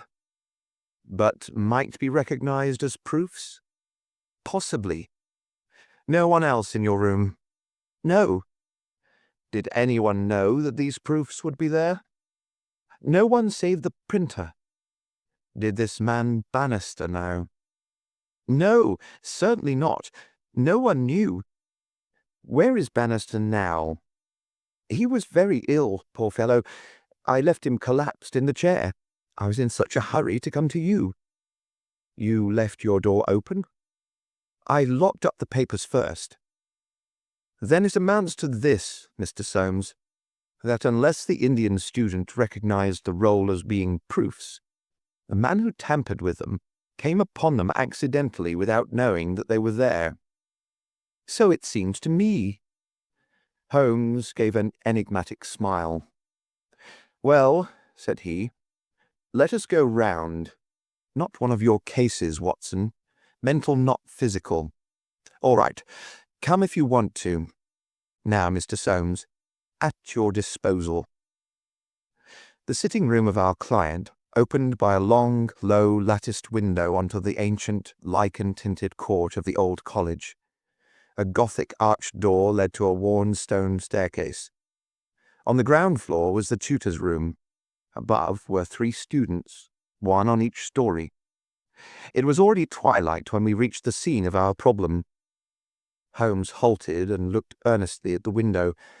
Then he approached it, and standing on tiptoe with his neck craned, he looked into the room. "He must have entered through the door. There is no opening except the one pane," said our learned guide. "Dear me," said Holmes, and he smiled in a singular way as he glanced at our companion. "Well, if there is nothing to be learned here, we had best go inside." The lecturer unlocked the outer door and ushered us into his room. We stood at the entrance while Holmes made an examination of the carpet. "I am afraid there are no signs here," said he. "One could hardly hope for any upon so dry a day. Your servant seems to have quite recovered. You left him in a chair, you say. Which chair?" "By the window there." "I see. Near this little table. You can come in now. I have finished with the carpet. Let us take the little table first. Of course, what has happened is very clear. The man entered and took the papers sheet by sheet from the central table. He carried them over to the window table because from there he could see if you came across the courtyard, and so could effect an escape. As a matter of fact, he could not, said Soames, for I entered by the side door. Ah, that's good. Well, anyhow, that was in his mind. Let me see the 3 strips. No finger impressions, no. Well, he carried over this one first, and he copied it. How long would it take him to do that, using every possible contraction? Quarter of an hour, not less. Then he tossed it down and seized the next. He was in the midst of that when your return caused him to make a very hurried retreat. Very hurried, since he had not time to replace the papers which would tell you that he'd been there. You were not aware of any hurrying feet on the stair as you entered the outer door? No, I can't say I was. Well, he wrote so furiously that he broke his pencil, and had, as you observed, to sharpen it again. This is of interest, Watson. The pencil was not an ordinary one. It was above the usual size, with a soft lead. The outer colour was dark blue, the maker's name was printed in silver lettering, and the piece remaining is only about 1.5 inches long. Look for such a pencil, Mr. Soames, and you have got your man. When I add that he possesses a large and very blunt knife, you have an additional aid. Mr. Soames was somewhat overwhelmed by this flood of information. I can follow the other points, said he, but really, in this matter of the length— Holmes held out a small chip with the letters N.N. and a space of clear wood after them. You see? No, I fear that even now— Watson, I have always done you an injustice. There are others. What could this N.N. be? Is it the end of a word? You are aware that Johann Faber is the most common maker's name. Is it not clear that there is just as much of the pencil left as usually follows the Johann? He held the small table sideways to the electric light. I was hoping that if the paper on which he wrote was thin, some trace of it might have come through upon this polished surface. No, I see nothing. I don't think there is anything more to be learned here. Now for the central table. This small pellet is, I presume, the black, doughy mass you spoke of. Roughly pyramidal in shape and hollowed out, I perceive. As you say, there appear to be grains of sawdust in it. Dear me, this is very interesting. And the cut, a positive tear, I see. It began with a thin scratch and ended in a jagged hole. I am much indebted to you for directing my attention to this case, Mr. Soames. Where does that door lead to? To my bedroom. Have you been in it since your adventure? No, I came straight away for you. I should like to have a glance around. What a charming old-fashioned room. Perhaps you'll kindly wait a minute until I have examined the floor.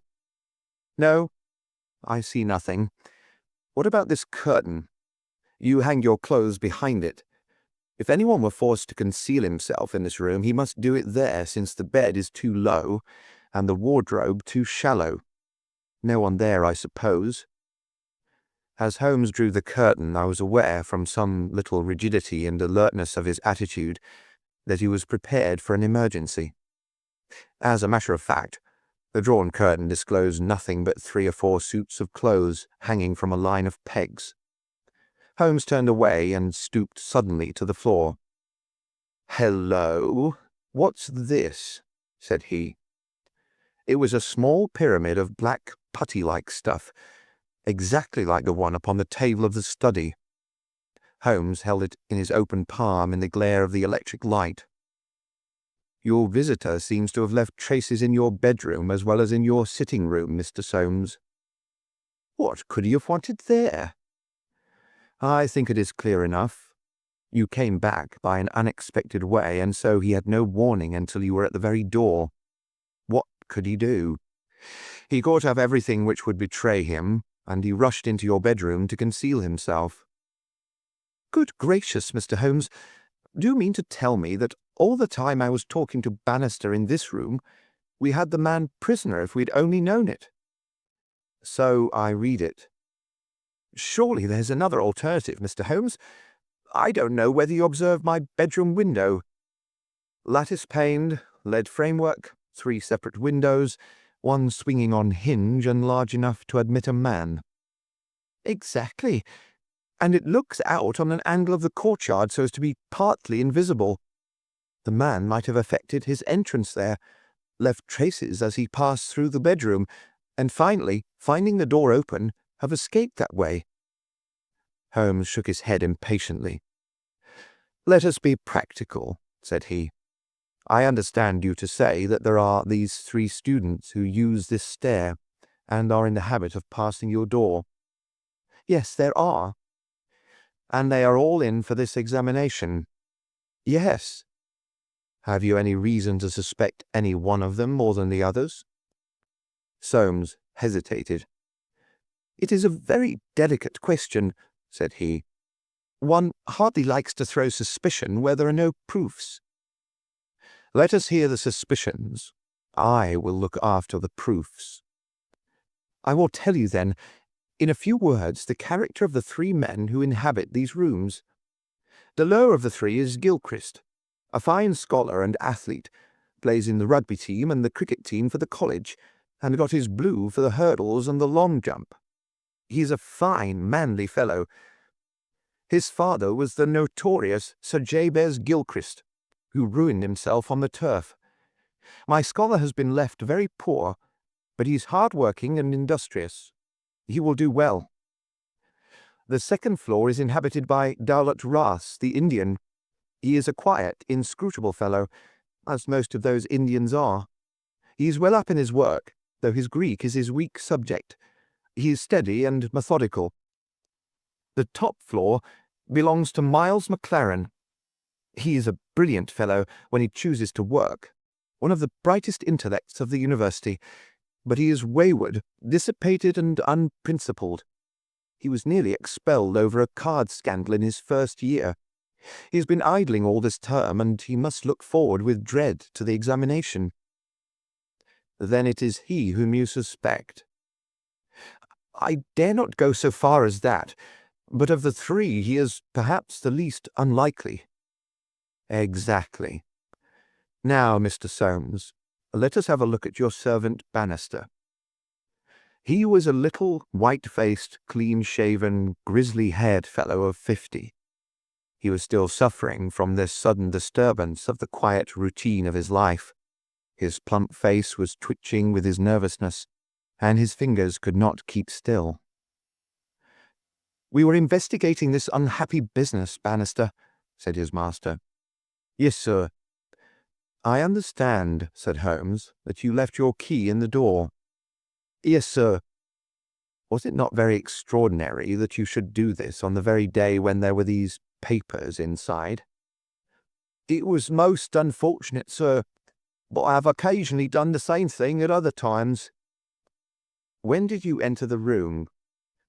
"It was about 4:30. That is Mr. Soames' tea time." "And how long did you stay?" "When I saw that he was absent, I withdrew at once." "Did you look at these papers on the table?" "No, sir, certainly not." "How came you to leave the key in the door?" "I had a tea tray in my hand, and I thought I'd come back for the key, then I forgot." "Has the outer door a spring lock?" "No, sir." "Then it was open all the time?" "Yes, sir." "Anyone in the room could get out?" "Yes, sir." "When Mr. Soames returned and called for you, you were very much disturbed?" "Yes, sir. Such a thing has never happened during the many years that I've been here. I nearly fainted, sir." "So I understand. Where were you when you began to feel bad?" "Where was I, sir? Why, here, near the door." "That is singular, because you sat down in that chair over yonder near the corner. Why did you pass these other chairs?" "I don't know, sir. It didn't matter to me where I sat." "I really don't think he knew much about it, Mr. Holmes. He was looking very bad, quite ghastly. You stayed here when your master left? Only for a minute or so. Then I locked the door and went to my room.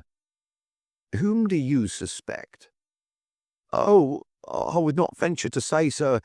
I don't believe there is any gentleman in this university who is capable of profiting by such an action. No, sir, I'll not believe it. Thank you. That'll do, said Holmes. Oh, one more word. You have not mentioned to any of the 3 gentlemen whom you attend that anything is amiss. No, sir, not a word. You haven't seen any of them? No, sir. Very good. Now, Mr. Soames, we will take a walk in the quadrangle, if you please. 3 yellow squares of light shone above us in the gathering gloom. Your 3 birds are all in their nests, said Holmes, looking up. Hello, what's that? One of them seems restless enough. It was the Indian, whose dark silhouette appeared suddenly upon his blind. He was pacing swiftly up and down his room. I should like to have a peep at each of them, said Holmes. Is it possible?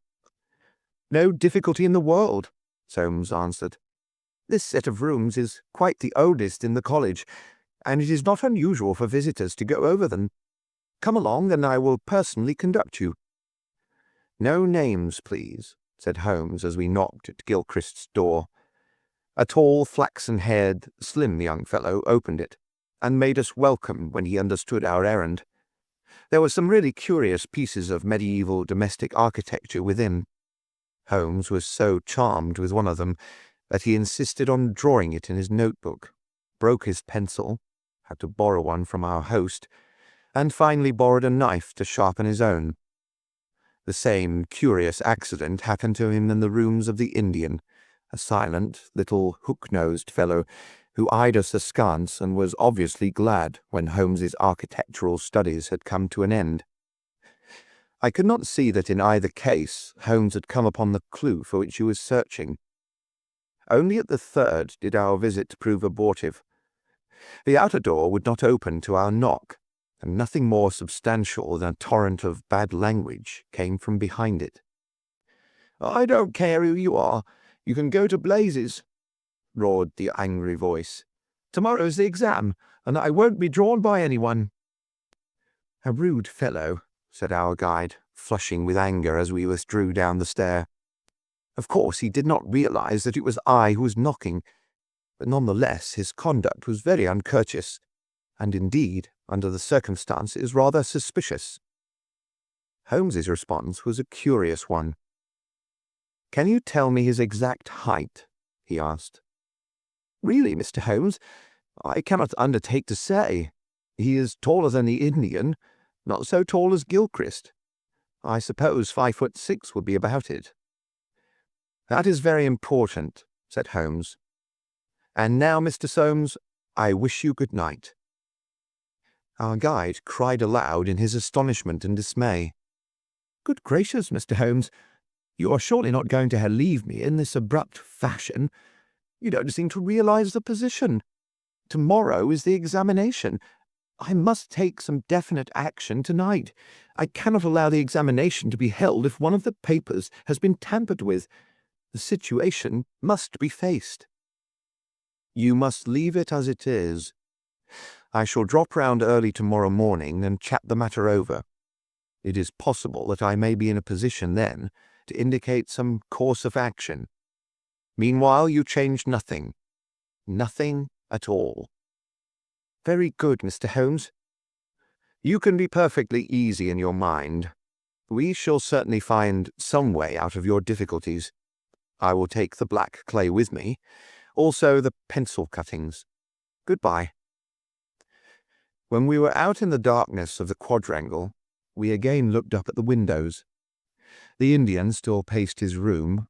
The others were invisible. Well, Watson, what do you think of it? Holmes asked as we came out into the main street. Quite a little parlour game. A sort of 3-card trick, is it not? There are your 3 men. It must be one of them. You take your choice. Which is yours? The foul-mouthed fellow at the top. He's the one with the worst record. And yet that Indian was a sly fellow also. Why should he be pacing his room all the time? There is nothing in that. Many men do it when you're trying to learn anything by heart. He looked at us in a queer way. So would you if a flock of strangers came in on you when you were preparing for an examination next day, and every moment was of value. No, I see nothing in that. Pencils, too, and knives always satisfactory. But that fellow does puzzle me. Who? Why, Bannister, the servant. What's his game in the matter? He impressed me as being a perfectly honest man. So he did me. That's the puzzling part. Why should a perfectly honest man... Well, here's a large stationer's. We shall begin our researches here. There were only 4 stationers of any consequence in the town, and at each Holmes produced his pencil chips and bid. All were agreed that one could be ordered, that it was not a usual size of pencil, and that it was seldom kept in stock. My friend did not appear to be depressed by his failure, but shrugged his shoulders in half-humorous resignation. No good, my dear Watson. This, the best and only final clue, has run to nothing. But indeed, I have little doubt that we can build up a sufficient case without it. By Jove, my dear fellow, it is nearly 9, and the landlady babbled of green peas at 7:30. What with your eternal tobacco, Watson, and your irregularity at meals, I expect that you will get notice to quit, and that I shall share your downfall. Not, however, before we have solved the problem of the nervous tutor, the careless servant, and the 3 enterprising students. Holmes made no further allusion to the matter that day, though he sat lost in thought for a long time after our belated dinner. At 8 in the morning he came into my room just as I finished my toilet. "Well, Watson," said he, "it is time we went down to St. Luke's. Can you do without breakfast?" "Certainly." "Soames will be in a dreadful fidget until we're able to tell him something positive." "Have you anything positive to tell him?" "I think so." "You have formed a conclusion?" "Yes, my dear Watson. I have solved the mystery." "But what fresh evidence could you have got?" "Aha! It is not for nothing that I have turned myself out of bed at the untimely hour of 6. I've put in 2 hours hard work, and covered at least 5 miles with something to show for it. Look at that." He held out his hand. On the palm were 3 little pyramids of black doughy clay. "Why, Holmes, you only had 2 yesterday." "And 1 more this morning. It is a fair argument that wherever number 3 came from is also the source of numbers 1 and 2. Eh, Watson? Well, come along and put friend Soames out of his pain." The unfortunate tutor was certainly in a state of pitiable agitation when we found him in his chambers. In a few hours the examination would commence, and he was still in the dilemma between making the facts public and allowing the culprit to compete for the valuable scholarship. He could hardly stand still, so great was his mental agitation, and he ran towards Holmes with 2 eager hands outstretched. "Thank heaven that you've come. I feared that you had given it up in despair. What am I to do? Shall the examination proceed?" "Yes, let it proceed by all means." "But this rascal—" "He shall not compete." "You know him?" "I think so. If this matter is not to become public, we must give ourselves certain powers and resolve ourselves into a small private court-martial. You there, if you please, Soames. Watson, you here. I'll take the armchair in the middle. I think that we're now sufficiently imposing to strike terror into a guilty breast. Kindly ring the bell." Bannister entered, and shrank back in evident surprise and fear at our judicial appearance. "You will kindly close the door," said Holmes. "Now, Bannister, will you please tell us the truth about yesterday's incident?" The man turned white to the roots of his hair. "I've told you everything, sir." "Nothing to add?" "Nothing at all, sir." "Well then, I must make some suggestions to you. When you sat down on that chair yesterday, did you do so in order to conceal some object which would have shown who had been in the room?" Bannister's face was ghastly. "No, sir, certainly not." "It is only a suggestion," said Holmes suavely. "I frankly admit that I am unable to prove it, but it seems probable enough. Since the moment that Mr. Soames's back was turned, you released the man who was hiding in that bedroom." Bannister licked his dry lips. "There was no man, sir." "Ah, that's a pity, Bannister. Up to now you may have spoken the truth, but now I know that you have lied." The man's face set in sullen defiance. "There was no man, sir." Come, Bannister." "No, sir, there was no one." "In that case, you can give us no further information. Would you please remain in the room? Stand over there near the bedroom door. Now, Soames, I'm going to ask you to have the great kindness to go up to the room of young Gilchrist and to ask him to step down into yours." An instant later, the tutor returned, bringing with him the student. He was a fine figure of a man, tall, lithe, and agile, with a springy step and a pleasant, open face. His troubled blue eyes glanced at each of us, and finally rested with an expression of blank dismay upon Bannister in the farther corner. "Just close the door," said Holmes. "Now, Mr. Gilchrist, we are all quite alone here, and no one need ever know one word of what passes between us. We can be perfectly frank with each other. We want to know, Mr. Gilchrist, how you, an honourable man, ever came to commit such an action as that of yesterday." The unfortunate young man staggered back and cast a look full of horror and reproach at Bannister. "No, Mr. Gilchrist, sir. I never said a word. Never one word," cried the servant. "No, but you have now," said Holmes. "Now, sir, you must see that after Bannister's words your position is hopeless, and that your only chance lies in a frank confession." For a moment Gilchrist, with upraised hand, tried to control his writhing features. The next he had thrown himself on his knees beside the table, and burying his face in his hands, he had burst into a storm of passionate sobbing. Come, said Holmes kindly. "It is human to err, and at least no one can accuse you of being a callous criminal. Perhaps it would be easier for you if I were to tell Mr. Soames what occurred, and you can check me where I am wrong. Shall I do so? Well, don't trouble to answer. Listen and see that I do you no injustice. From the moment, Mr. Soames, that you said to me that no one, not even Bannister, could have told that the papers were in your room, the case began to take a definite shape in my mind.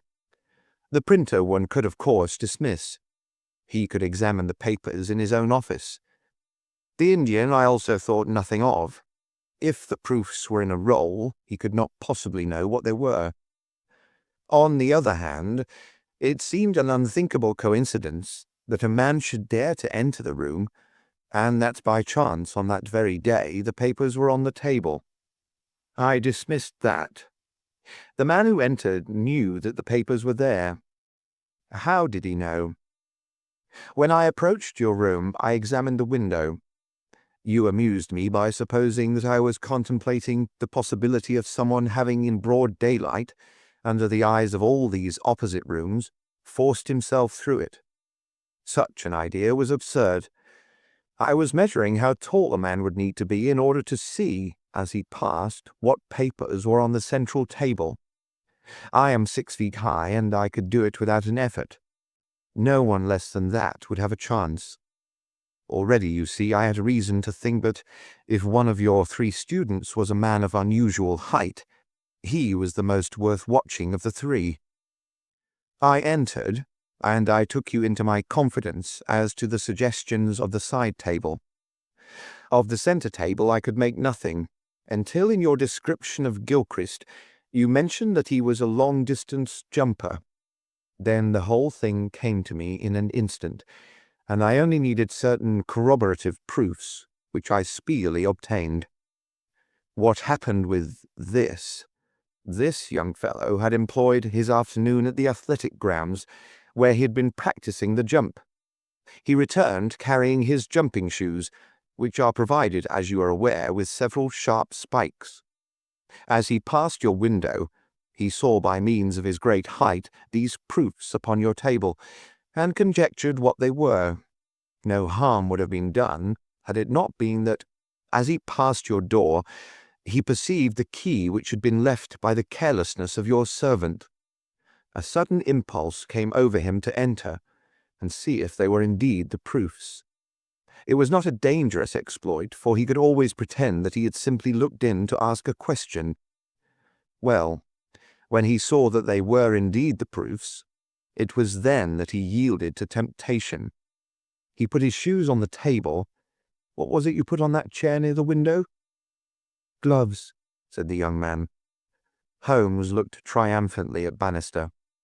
He put his gloves on the chair, and he took the proofs, sheet by sheet, to copy them. He thought the tutor must return by the main gate, and that he would see him. As we know, he came back by the side gate. Suddenly, he heard him at the very door. There was no possible escape. He forgot his gloves, but he caught up his shoes and darted into the bedroom. You observe that the scratch on that table is slight at one side, but deepens in the direction of the bedroom door. That in itself is enough to show us that the shoe had been drawn in that direction, and that the culprit had taken refuge there. The earth round the spike had been left on the table, and a second sample was loosened and fell into the bedroom. I may add that I walked out to the athletic grounds this morning, saw that tenacious black clay is used in the jumping pit, and carried away a specimen of it, together with some of the fine tan or sawdust which is strewn over it, to prevent the athlete from slipping. Have I told the truth, Mr. Gilchrist? The student had drawn himself erect. Yes, sir, it is true, said he. Good heavens, have you nothing to add? Cried Soames. Yes, sir, I have, but the shock of this disgraceful exposure has bewildered me. I have a letter here, Mr. Soames, which I wrote to you early this morning, in the middle of a restless night. It was before I knew that my sin had found me out. Here it is, sir. You will see that I have said I have determined not to go in for the examination. I have been offered a commission in the Rhodesian police, and I am going out to South Africa at once. I am indeed pleased to hear that you did not intend to profit by your unfair advantage, said Soames. But why did you change your purpose? Gilchrist pointed to Bannister. There is the man who set me in the right path, said he. Come now, Bannister, said Holmes. It will be clear to you from what I have said that only you could have let this young man out, since you were left in the room and must have locked the door when you went out. As to his escaping by that window, it was incredible. Can you not clear up the last point in this mystery, and tell us the reasons for your action? It was simple enough, sir. If you only had known, but with all your cleverness, it was impossible that you could know. Time was, sir, when I was butler to old Sir Jabez Gilchrist, this young gentleman's father. When he was ruined, I came to the college as servant, but I never forgot my old employer, because he was down in the world. I watched his son all I could for the sake of the old days. Well, sir, when I came into this room yesterday, when the alarm was given, the very first thing I saw was Mr. Gilchrist's tan gloves lying in that chair. I knew those gloves well, and I understood their message. If Mr. Soames saw them, the game was up. I flopped down into that chair, and nothing would budge me until Mr. Soames, he went for you.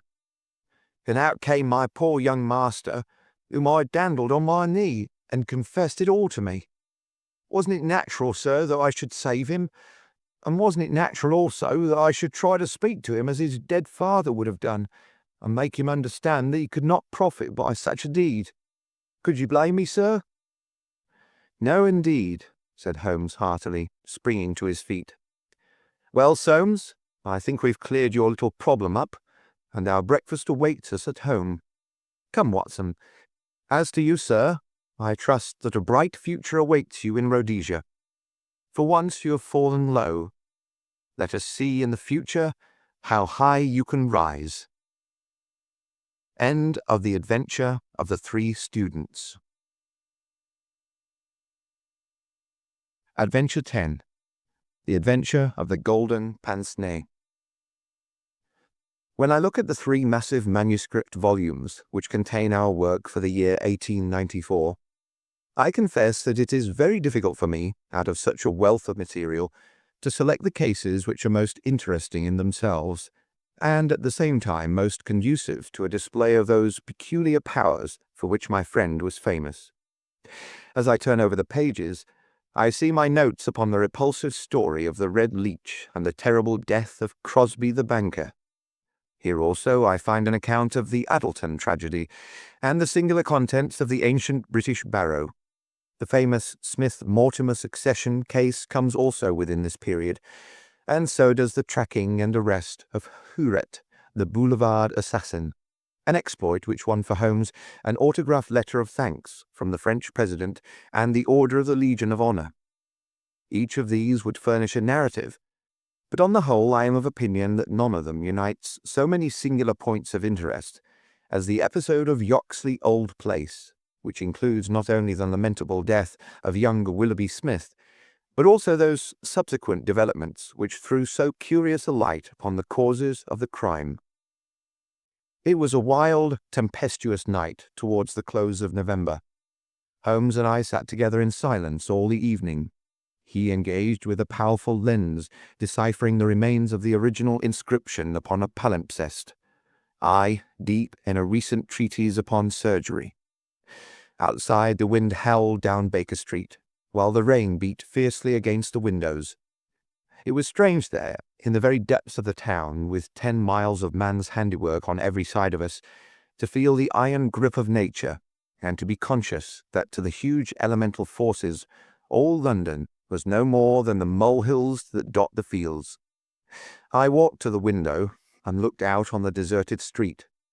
The occasional lamps gleamed on the expanse of muddy road and shining pavement. A single cab was splashing its way from the Oxford Street end. "Well, Watson, it's as well we have not to turn out tonight," said Holmes, laying aside his lens and rolling up the palimpsest. "I've done enough for one sitting. It is trying work for the eyes. So far as I can make out, it is nothing more exciting than an abbey's account dating from the second half of the 15th century. Hello? Hello? Hello? What's this?" Amid the droning of the wind, there had come the stamping of a horse's hoofs, and the long grind of a wheel as it rasped against the curb. The cab which I had seen had pulled up at our door. "What can he want?" I ejaculated, as a man stepped out of it. "Want? He wants us. And we, my poor Watson, want overcoats and cravats and galoshes and every aid that man ever invented to fight the weather. Wait a bit, though. There's the cab off again. There's hope yet.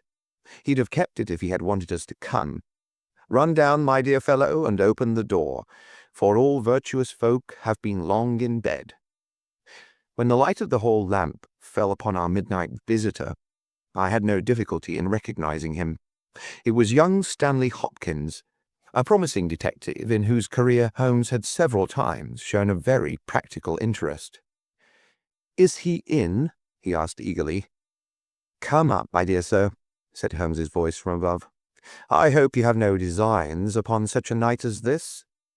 The detective mounted the stairs, and our lamp gleamed upon his shining waterproof.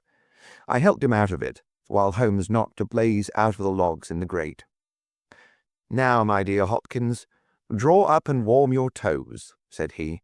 "Here's a cigar, and the doctor has a prescription containing hot water and a lemon, which is good medicine on a night like this.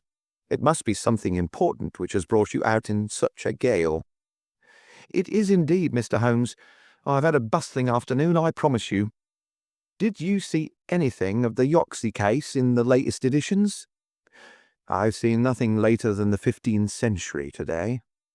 "Well, it was only a paragraph, and all wrong at that, so you've not missed anything. I haven't let the grass grow under my feet. It's down in Kent, 7 miles from Chatham and 3 from the railway line. I was wired for at 3:15, reached Yoxley Old Place at 5, conducted my investigation, was back at Charing Cross by the last train, and straight to you by cab." "Which means, I suppose, that you're not quite clear about your case." "It means that I can make neither head nor tail of it. So far as I can see, it is just as tangled a business as ever I handled. And yet at first it seemed so simple that one couldn't go wrong. There's no motive, Mr. Holmes. That's what bothers me.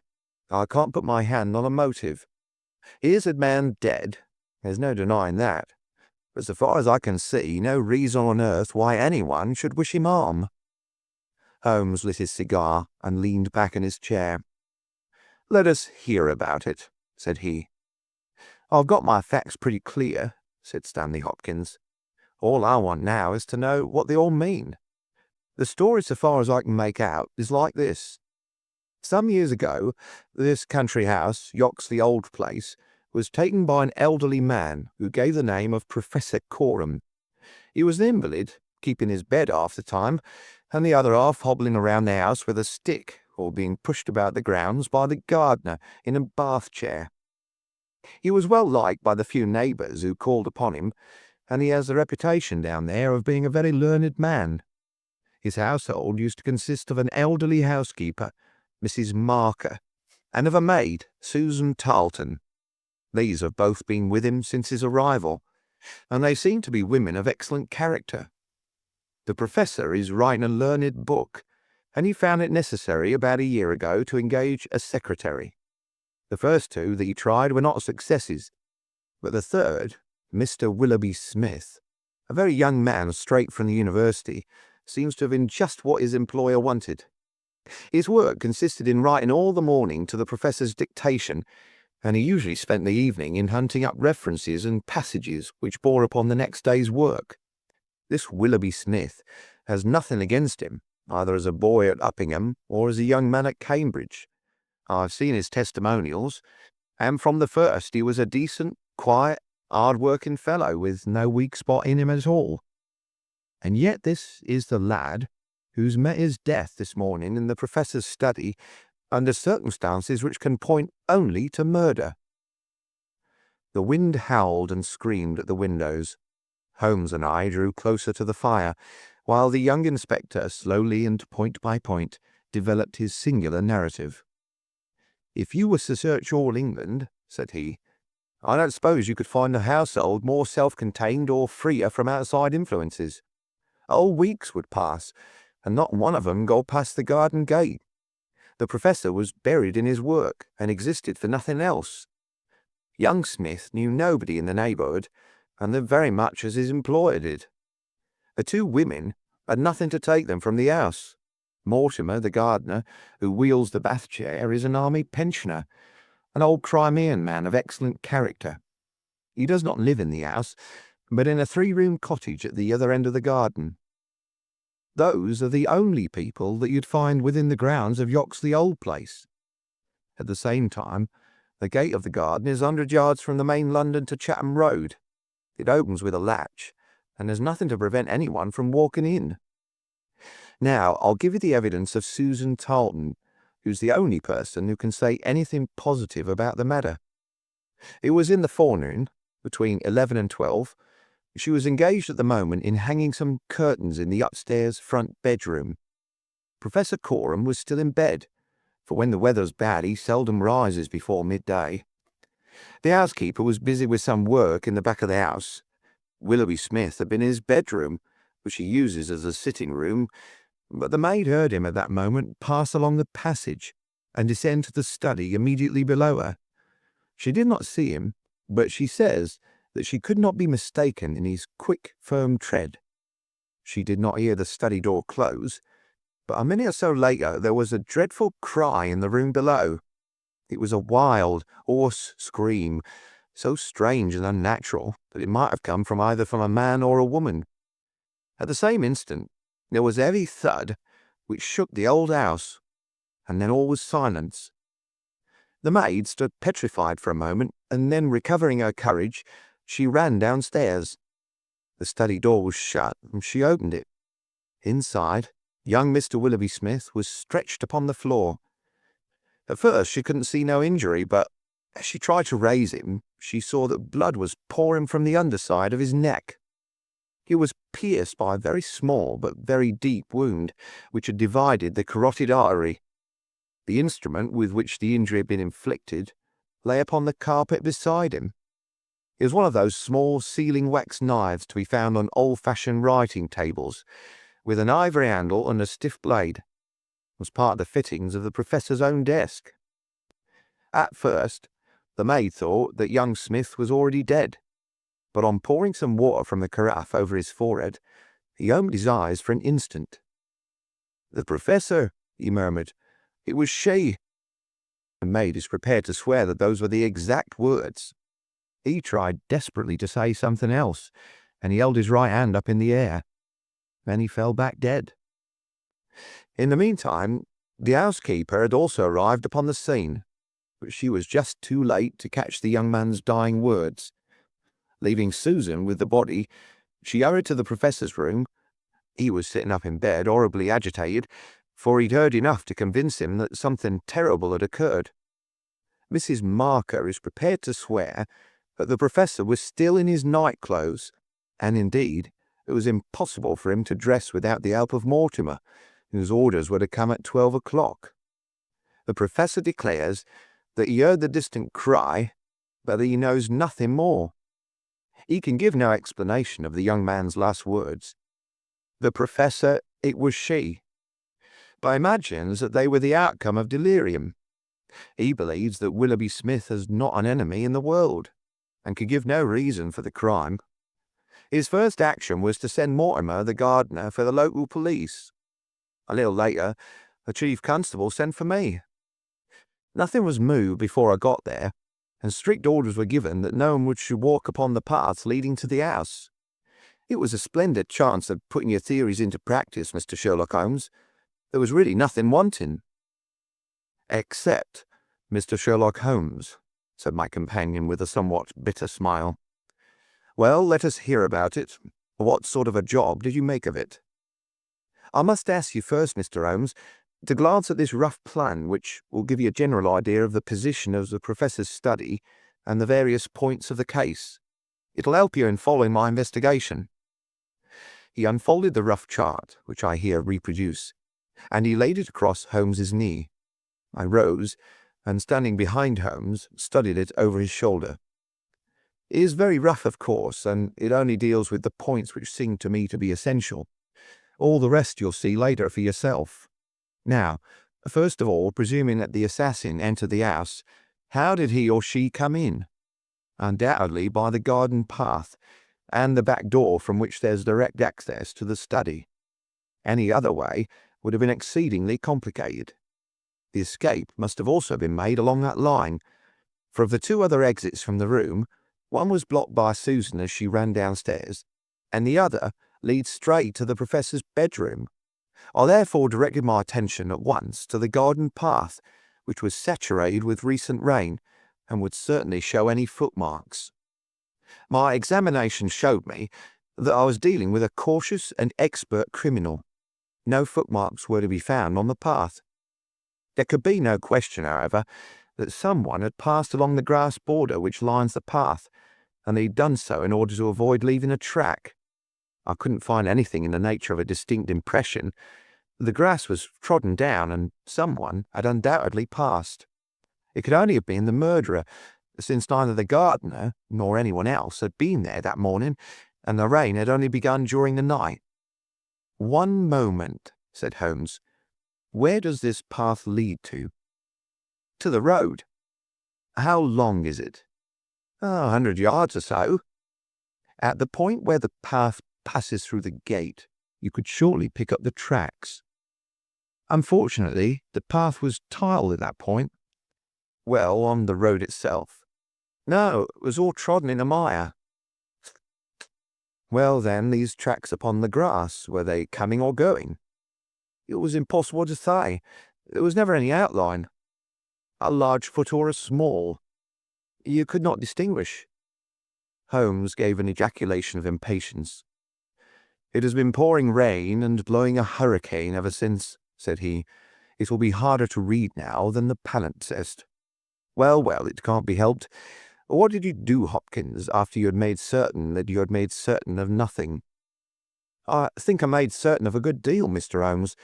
I knew that someone had entered the house cautiously from without. I next examined the corridor. It is lined with coconut matting and had taken no impression of any kind. This brought me into the study itself. It is a scantily furnished room. The main article is a large writing table with a fixed bureau. This bureau consists of a double column of drawers, with a central small cupboard between them. The drawers were open, the cupboard locked. The drawers, it seems, were always open, and nothing of value was kept in them. There were some papers of importance in the cupboard, but there were no signs that this had been tampered with, and the professor assures me that nothing was missing. It is certain that no robbery has been committed.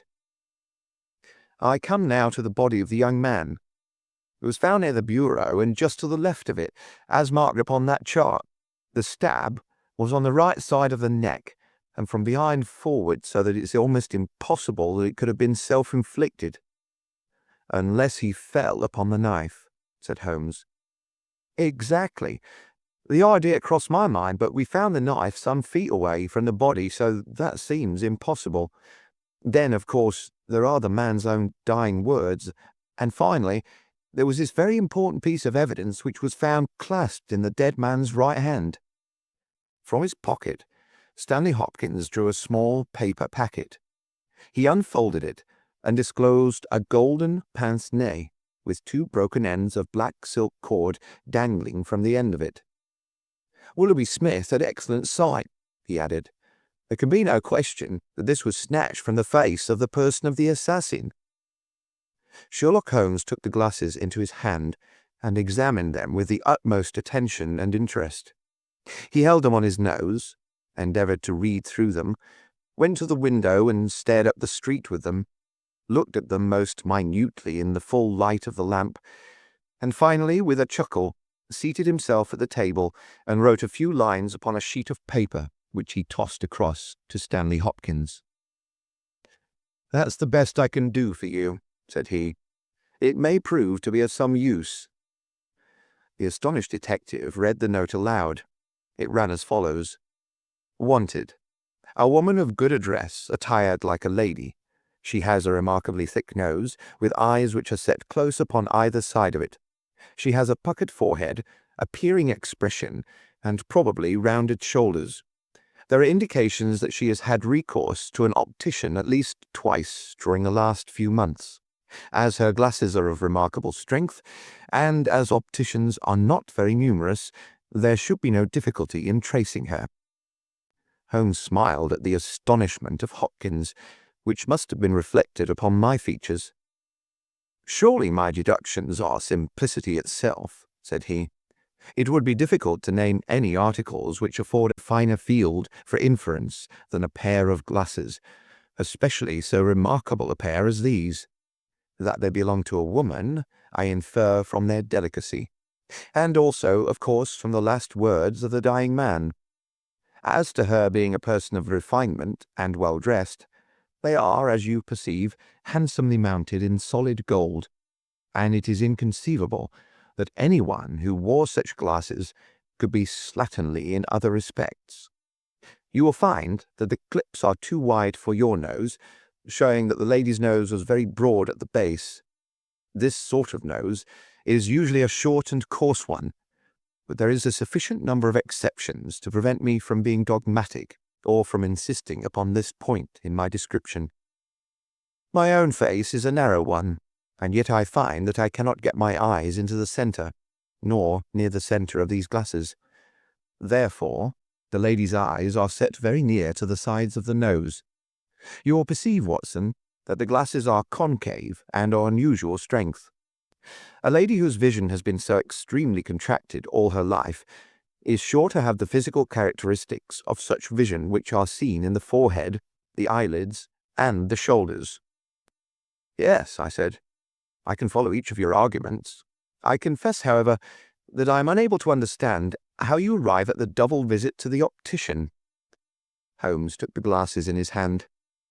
"You will perceive," he said, "that the clips are lined with tiny bands of cork to soften the pressure upon the nose.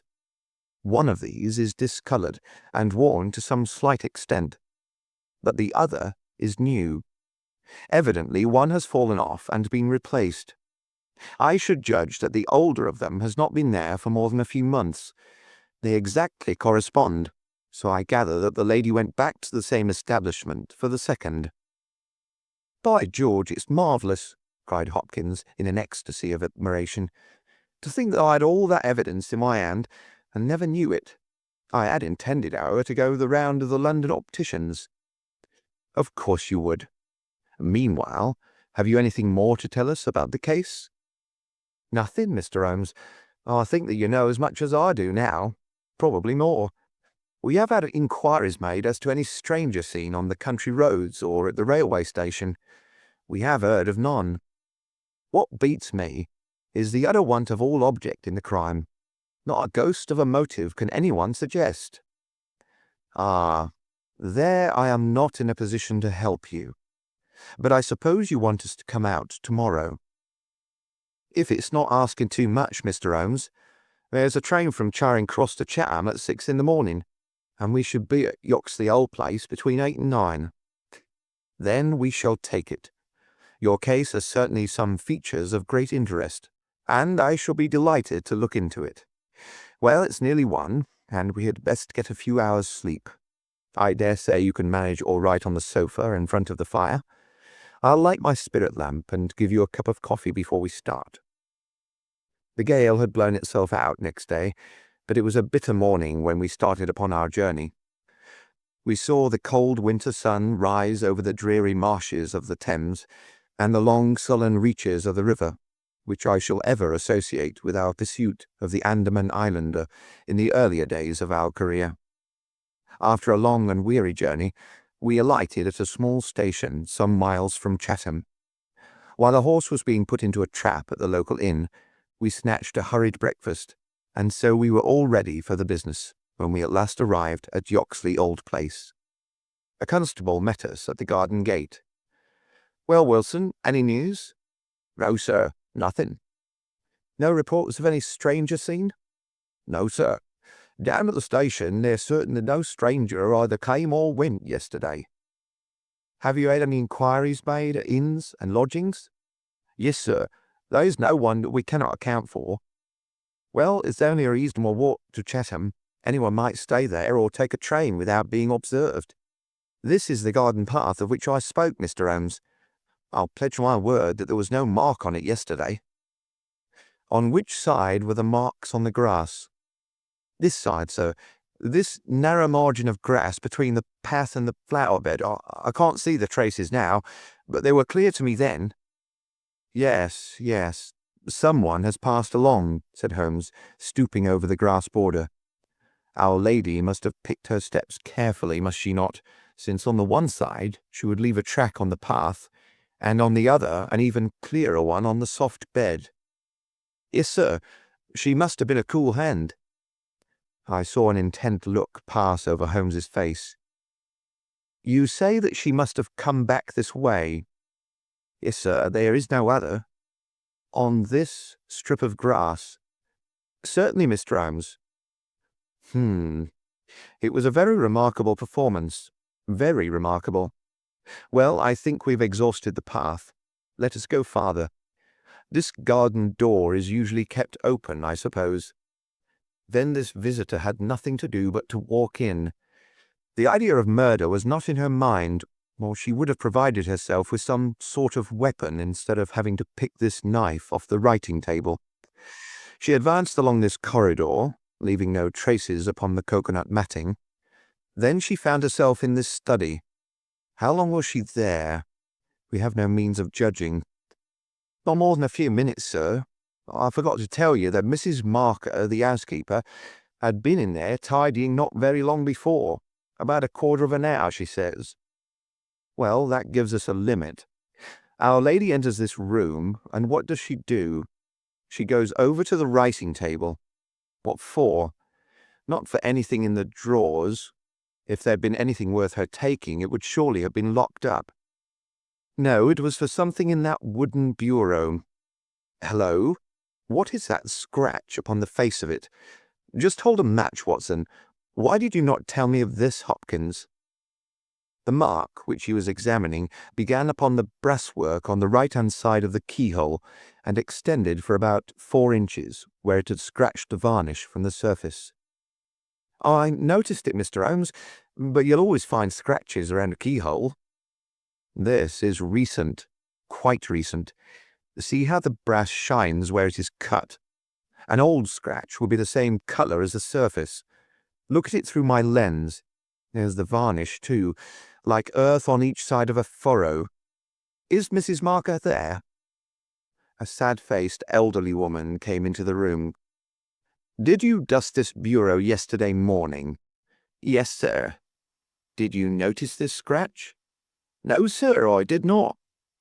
I'm sure you didn't, for a duster would have swept away those shreds of varnish. Who has the key of this bureau? The Professor keeps it on his watch chain. Is it a simple key? No, sir, it's a sharp key. Very good, Mrs. Marker, you can go. Now we are making a little progress.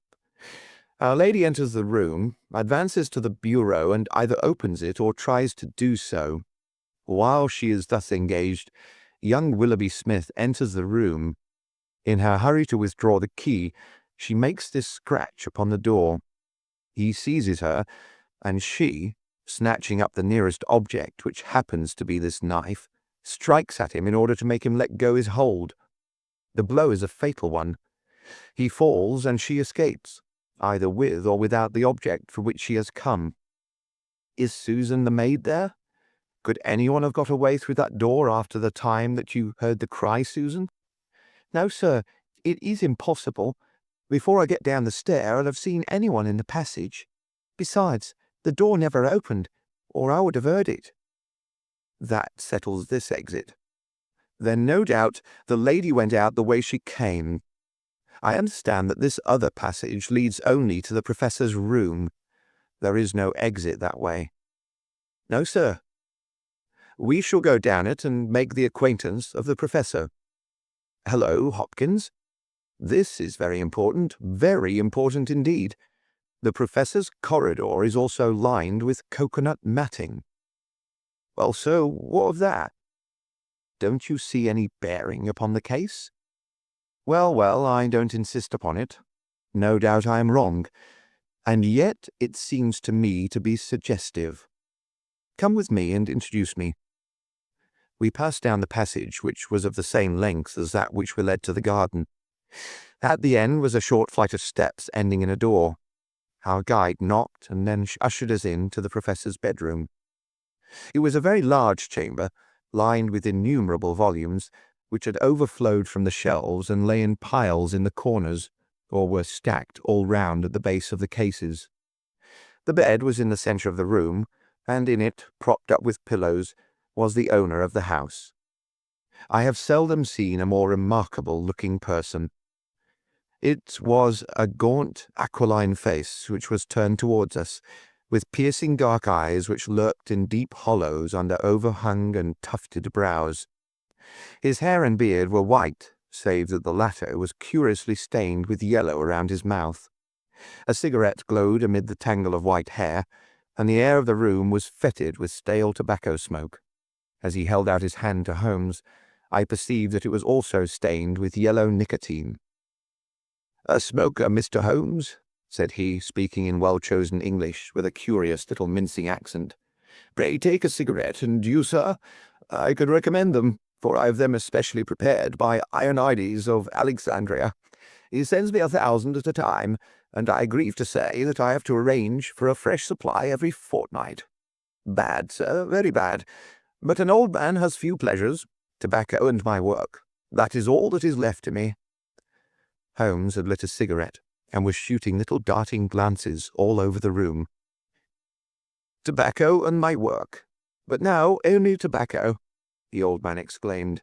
"Alas, what a fateful interruption! Who could have foreseen such a terrible catastrophe? So estimable a young man. I assure you that after a few months' training, he was an admirable assistant. What do you think of the matter, Mr. Holmes?" "I have not yet made up my mind." "I shall indeed be indebted to you if you can throw a light where all is so dark to us. To a poor bookworm and invalid like myself, such a blow is paralyzing. I seem to have lost the faculty of thought.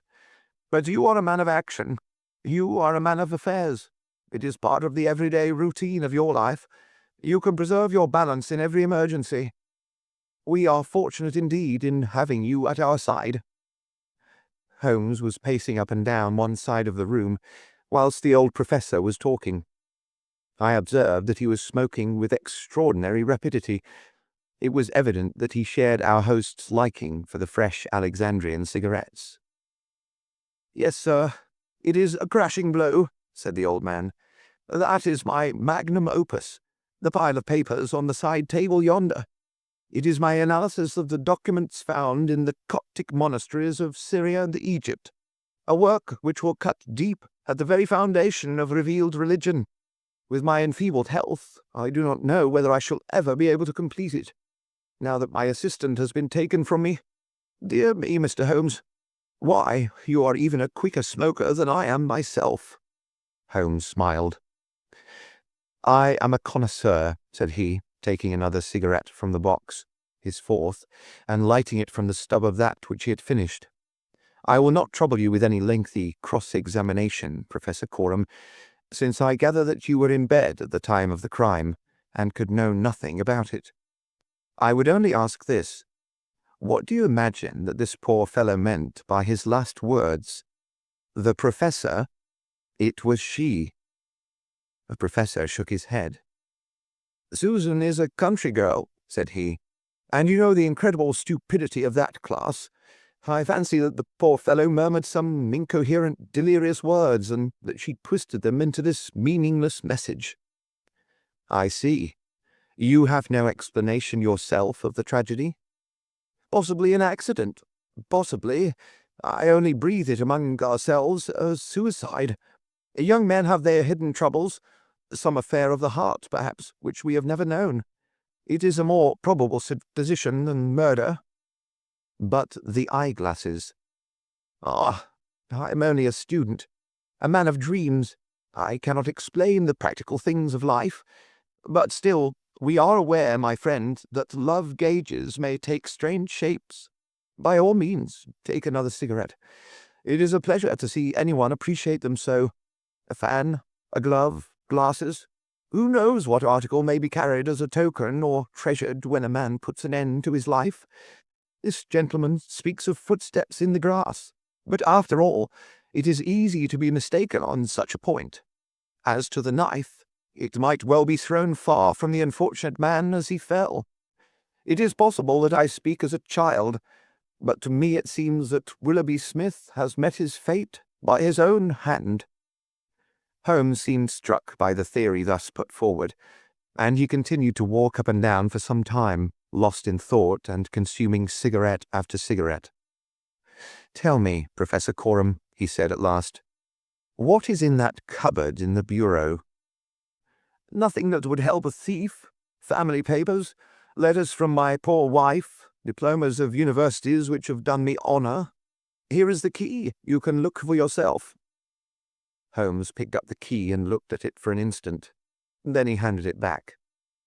"No, I hardly think that it would help me," said he. "I should prefer to go quietly down to your garden and turn the whole matter over in my head. There is something to be said for the theory of suicide which you have put forward. We must apologize for having intruded upon you, Professor Coram, and I promise that we won't disturb you until after lunch. At 2 o'clock we will come again and report to you anything which may have happened in the interval." Holmes was curiously distrait, and we walked up and down the garden path for some time in silence. "Have you a clue?" I asked at last. "It depends upon those cigarettes that I smoked," said he. "It is possible that I am utterly mistaken. The cigarettes will show me." "My dear Holmes," I exclaimed, "how on earth—" "Well, well, you may see for yourself. If not, there's no harm done. Of course, we always have the optician clue to fall back upon, but I take a short-cut when I can get it. Ah, here is the good Mrs. Marker. Let us enjoy 5 minutes of instructive conversation with her." I may have remarked before that Holmes had, when he liked, a peculiarly ingratiating way with women, and that he very readily established terms of confidence with them. In half the time which he had named, he had captured the housekeeper's goodwill, and was chatting with her as if he had known her for years. "Yes, Mr. Holmes, it is as you say, sir. He does smoke something terrible. All day and sometimes all night, sir. I've seen that room of a morning. Well, sir, you'd have thought it was a London fog. Poor young Mr. Smith. He was a smoker also, but not as bad as the Professor. His health, well, I don't know that it's better nor worse for the smoking." "Ah," said Holmes, "but it kills the appetite." "Well, I don't know about that, sir." "I suppose the Professor eats hardly anything." "Well, he is variable. I'll say that for him." "I'll wager he took no breakfast this morning, and won't face his lunch after all the cigarettes I saw him consume." "Well, you're out there, sir, as it happens, for he ate a remarkable big breakfast this morning. I don't know when I've known him to make a better one, and he's ordered a good dish of cutlets for the lunch. I'm surprised myself, for since I came into that room yesterday and saw young Mr. Smith lying there on the floor, I couldn't bear to look at food. Well, it takes all sorts to make a world, and the Professor hasn't let it take his appetite away." We loitered the morning away in the garden. Stanley Hopkins had gone down to the village to look into some rumours of a strange woman who had been seen by some children on the Chatham Road the previous morning. As to my friend, all his usual energy seemed to have deserted him. I'd never known him handle a case in such a half-hearted fashion. Even the news brought back by Hopkins that he had found the children, and that they had undoubtedly seen a woman exactly corresponding with Holmes's description, and wearing either spectacles or eyeglasses, failed to rouse any sign of keen interest. He was more attentive when Susan, who waited upon us at lunch, volunteered the information that she believed Mr. Smith had been out for a walk yesterday morning, and that he had only returned half an hour before the tragedy occurred. I could not myself see the bearing of this incident, but I clearly perceived that Holmes was weaving it into the general scheme which he had formed in his brain. Suddenly, he sprang from his chair and glanced at his watch. 2 o'clock, gentlemen," said he. "We must go up and have it out with our friend the Professor." The old man had just finished his lunch, and certainly his empty dish bore evidence to the good appetite with which his housekeeper had credited him. He was, indeed, a weird figure as he turned his white mane and his glowing eyes towards us. The eternal cigarette smouldered in his mouth. He had been dressed and was seated in an armchair by the fire. "Well, Mr. Holmes, have you solved this mystery yet?" He shoved a large tin of cigarettes which stood on a table beside him towards my companion. Holmes stretched out his hand at the same moment, and between them they tipped a box over the edge. For a minute or two we were all on our knees retrieving stray cigarettes from impossible places. When we rose again, I observed Holmes's eyes were shining and his cheeks tinged with colour. Only at a crisis have I seen those battle signals flying. "Yes," said he, "I have solved it." Stanley Hopkins and I stared in amazement.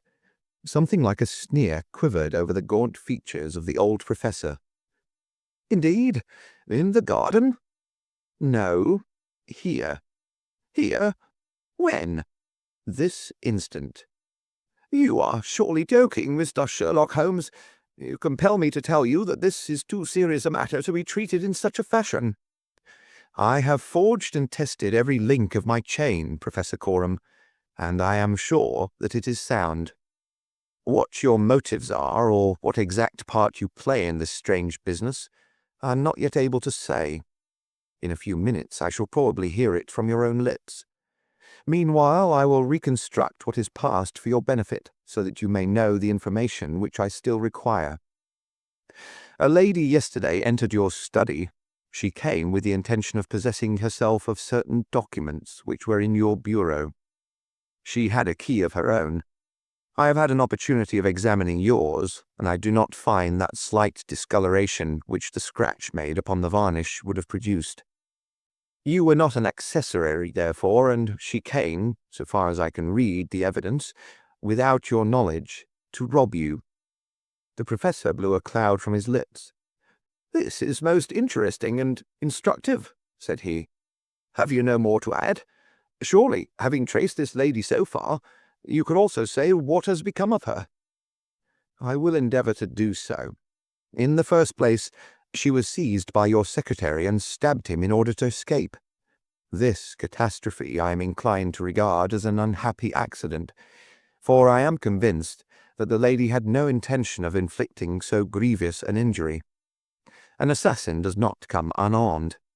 Horrified by what she had done, she rushed wildly away from the scene of the tragedy. Unfortunately for her, she had lost her glasses in the scuffle, and as she was extremely short-sighted, she was really helpless without them. She ran down a corridor which she imagined to be that by which she had come. Both were lined with coconut matting, and it was only when it was too late that she understood that she had taken the wrong passage, and that her retreat was cut off behind her. What was she to do? She could not go back. She could not remain where she was. She must go on. She went on. She mounted a stair, pushed open a door, and found herself in your room. The old man sat with his mouth open, staring wildly at Holmes. Amazement and fear were stamped upon his expressive features. Now, with an effort, he shrugged his shoulders and burst into insincere laughter. "All very fine, Mr. Holmes," said he, "but there is one little flaw in your splendid theory. I was myself in my room, and I never left it during the day."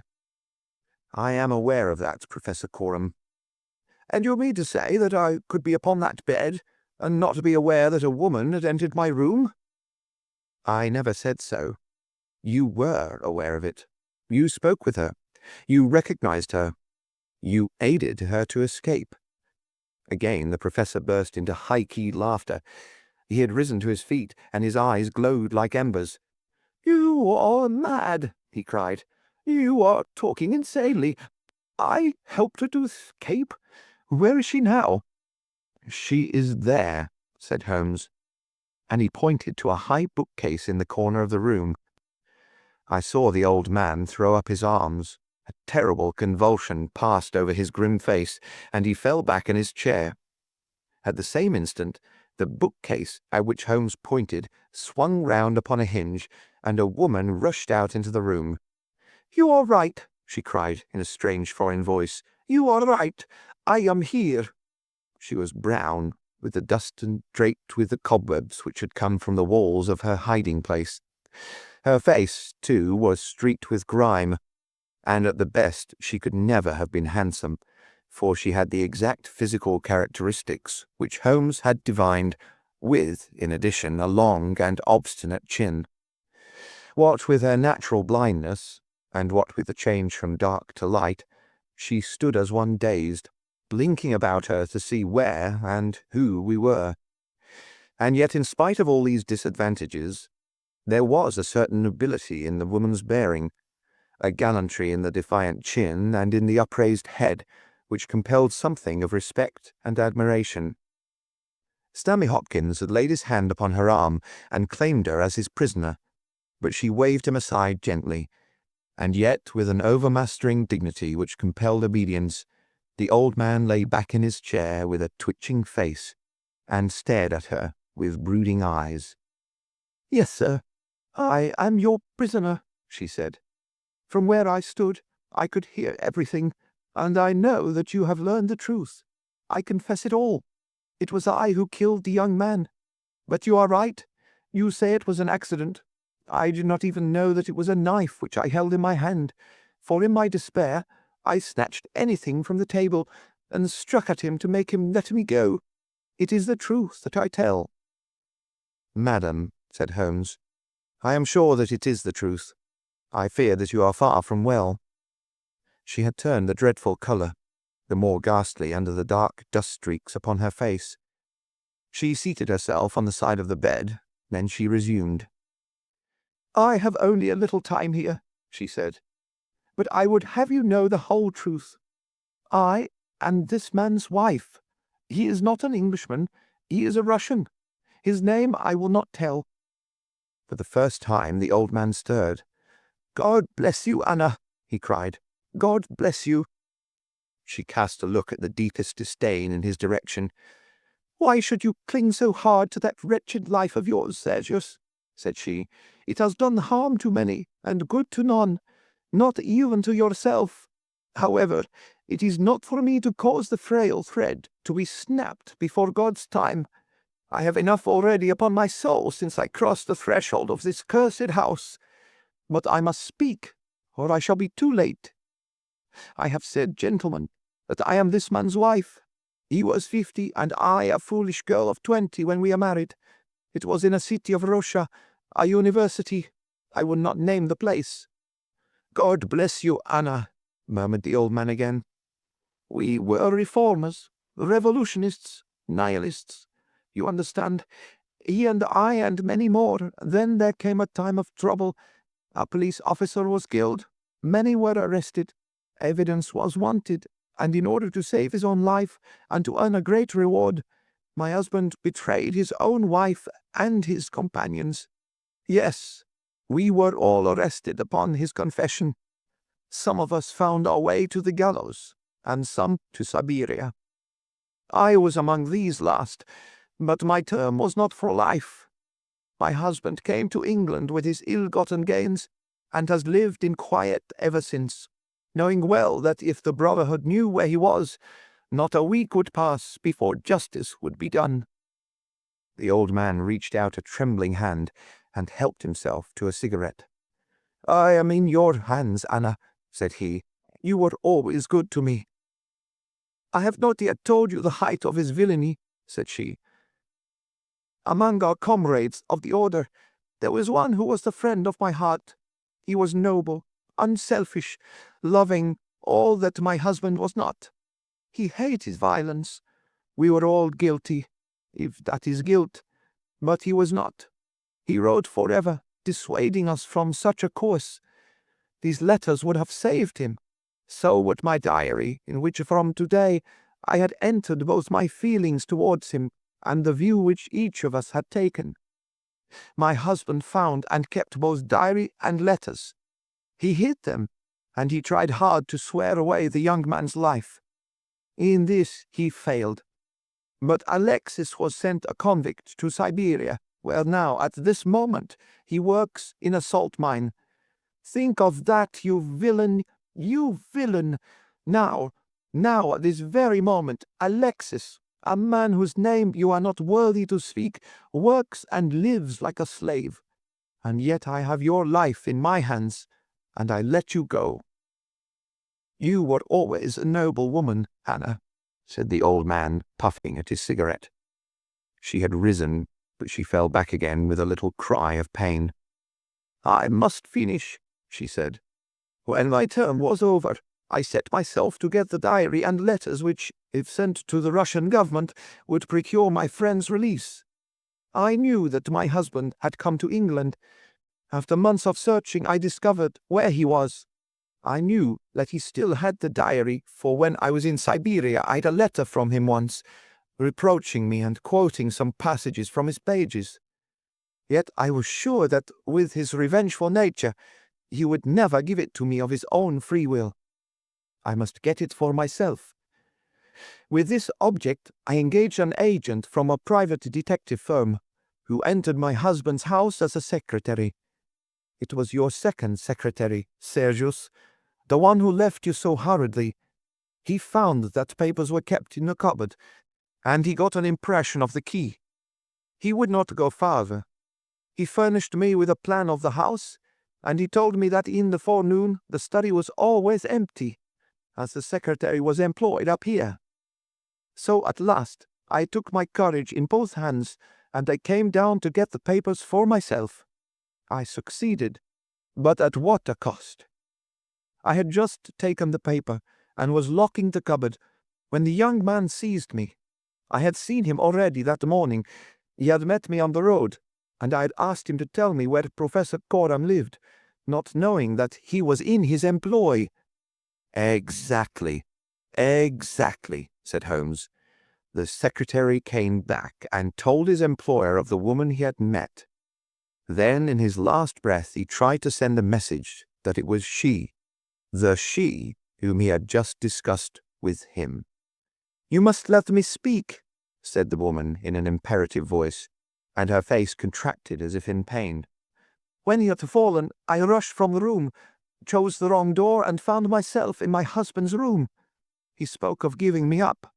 I showed him that if he did so, his life was in my hands.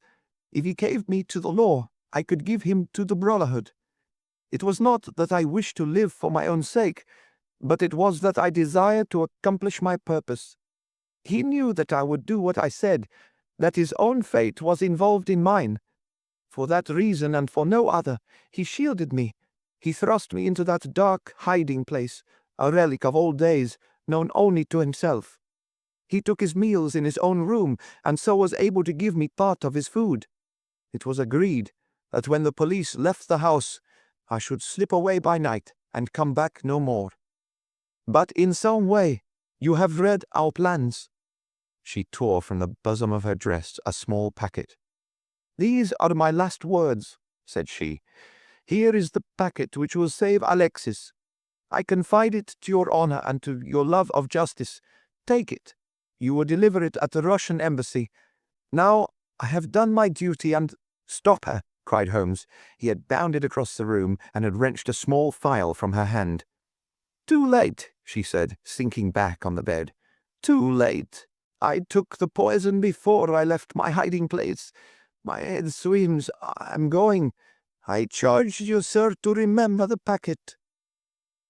A simple case, and yet in some ways an instructive one, Holmes remarked as we travelled back to town. It hinged from the outset upon the pince-nez. But for the unfortunate chance of the dying man having seized these, I am not sure that we could have ever reached our solution. It was clear to me, from the strength of the glasses, that the wearer must have been very blind and helpless when deprived of them. When you asked me to believe that she walked along a narrow strip of grass without once making a false step, I remarked, as you may remember, that it was a noteworthy performance.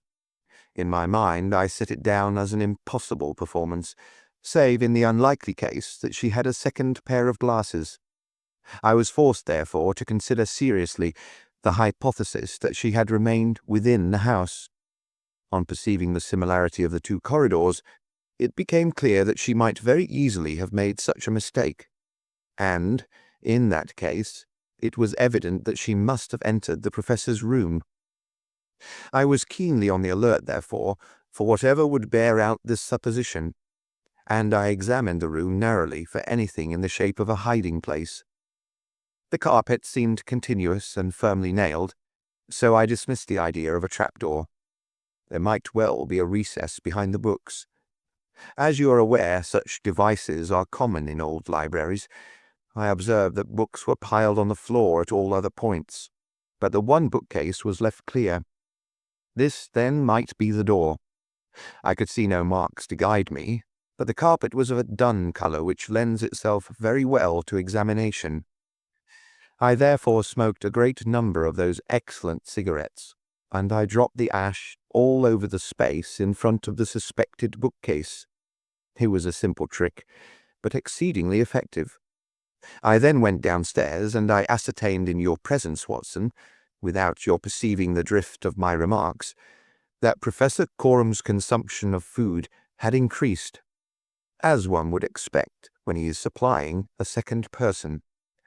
We then ascended to the room again, when, by upsetting the cigarette box, I obtained a very excellent view of the floor, and was able to see quite clearly from the traces upon the cigarette ash that the prisoner had, in our absence, come out from her retreat. Well, Hopkins, here we are at Charing Cross. and I congratulate you on having brought your case to a successful conclusion. You are going to headquarters, no doubt. I think, Watson, you and I will drive together to the Russian embassy. End of the adventure of the Golden Pince-Nez. Adventure 11. The Adventure of the Missing Three-Quarter. We were fairly accustomed to receive weird telegrams at Baker Street, but I have a particular recollection of one which reached us on a gloomy February morning, some 7 or 8 years ago, and gave Mr. Sherlock Holmes a puzzled quarter of an hour. It was addressed to him, and ran thus: "Please await me. Terrible misfortune. Right wing three-quarter missing. Indispensable tomorrow. Overton." "Strand postmark, and dispatched 10:36, said Holmes, reading it over and over. Mr. Overton was evidently considerably excited when he sent it, and somewhat incoherent in consequence. Well, well, he will be here, I dare say, by the time I have looked through the Times, and then we shall know all about it. Even the most insignificant problem would be welcomed in these stagnant days." Things had indeed been very slow with us, and I had learned to dread such periods of inaction, for I knew by experience that my companion's brain was so abnormally active that it was dangerous to leave it without material upon which to work. For years I had gradually weaned him from that drug mania which had threatened once to check his remarkable career. Now I knew that under ordinary conditions he no longer craved for this artificial stimulus. But I was well aware that the fiend was not dead but sleeping, and I have known that the sleep was a light one, and the waking near when in periods of idleness I have seen the drawn look upon Holmes's ascetic face, and the brooding of his deep-set and inscrutable eyes.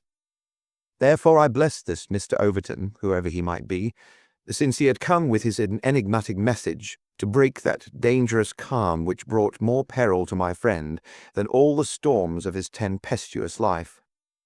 As we had expected, the telegram was soon followed by its sender, and the card of Mr. Cyril Overton, Trinity College, Cambridge, announced the arrival of an enormous young man, 16 stone of solid bone and muscle, who spanned the doorway with his broad shoulders, and looked from one of us to the other with a comely face which was haggard with anxiety.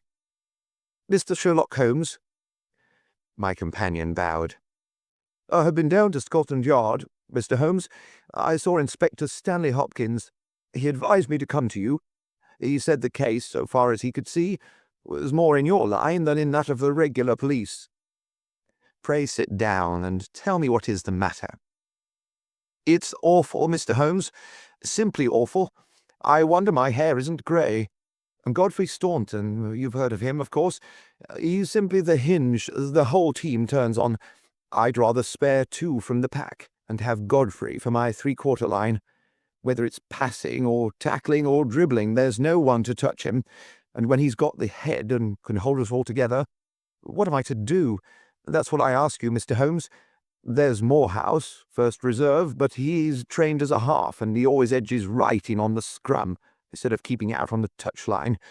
He's a fine place kick, it's true, but then he has no judgment, and he can't sprint for nuts. Why, Morton or Johnson, the Oxford Flyers, could romp around him. Stevenson is fast enough, but he couldn't drop from the 25 line, and a three-quarter who can't either punt or drop isn't worth a place for pace alone. No, Mr. Holmes, we're done unless you can help me to find Godfrey Staunton." My friend had listened with amused surprise to this long speech, which was poured forth with extraordinary vigour and earnestness, every point being driven home by the slapping of a brawny hand upon the speaker's knee. When our visitor was silent, Holmes stretched out his hand and took down letter S of his commonplace book. For once, he dug in vain into that mine of varied information. "There is Arthur H. Staunton, the rising young forger," said he, "and there was Henry Staunton, whom I helped to hang. But Godfrey Staunton is a new name to me." It was our visitor's turn to look surprised. "Why, Mr. Holmes, I thought you knew things," said he. I suppose, then, if you've never heard of Godfrey Staunton, you don't know Cyril Overton either." Holmes shook his head good-humouredly. "Great Scott!" cried the athlete. "Why, I was first reserve for England against Wales, and I've skippered the varsity all this year. But that's nothing.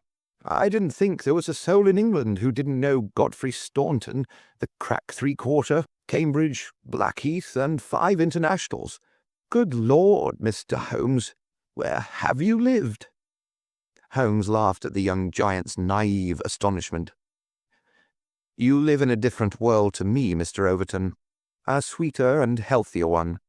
My ramifications stretch out into many sections of society, but never, I am happy to say, into amateur sport, which is the best and soundest thing in England. However, your unexpected visit this morning shows me that even in that world of fresh air and fair play, there may be work for me to do. So now, my good sir, I beg you to sit down and to tell me slowly and quietly exactly what it is that has occurred, and how you desire that I should help you." Young Overton's face assumed the bothered look of the man who is more accustomed to using his muscles than his wits, but by degrees, with many repetitions and obscurities, which I may omit from this narrative, he laid his strange story before us. "It's this way, Mr. Holmes. As I have said, I am the skipper of the rugger team of Cambridge varsity, and Godfrey Staunton is my best man. Tomorrow we play Oxford. Yesterday we all came up, and we settled at Bentley's private hotel. At 10 o'clock I went round and saw that all the fellows had gone to roost, for I believe in strict training, and plenty of sleep to keep a team fit. I had a word or two with Godfrey before he turned in. He seemed to me to be pale and bothered. I asked him what was the matter. He said he was all right, just a touch of headache. I bade him good night and left him.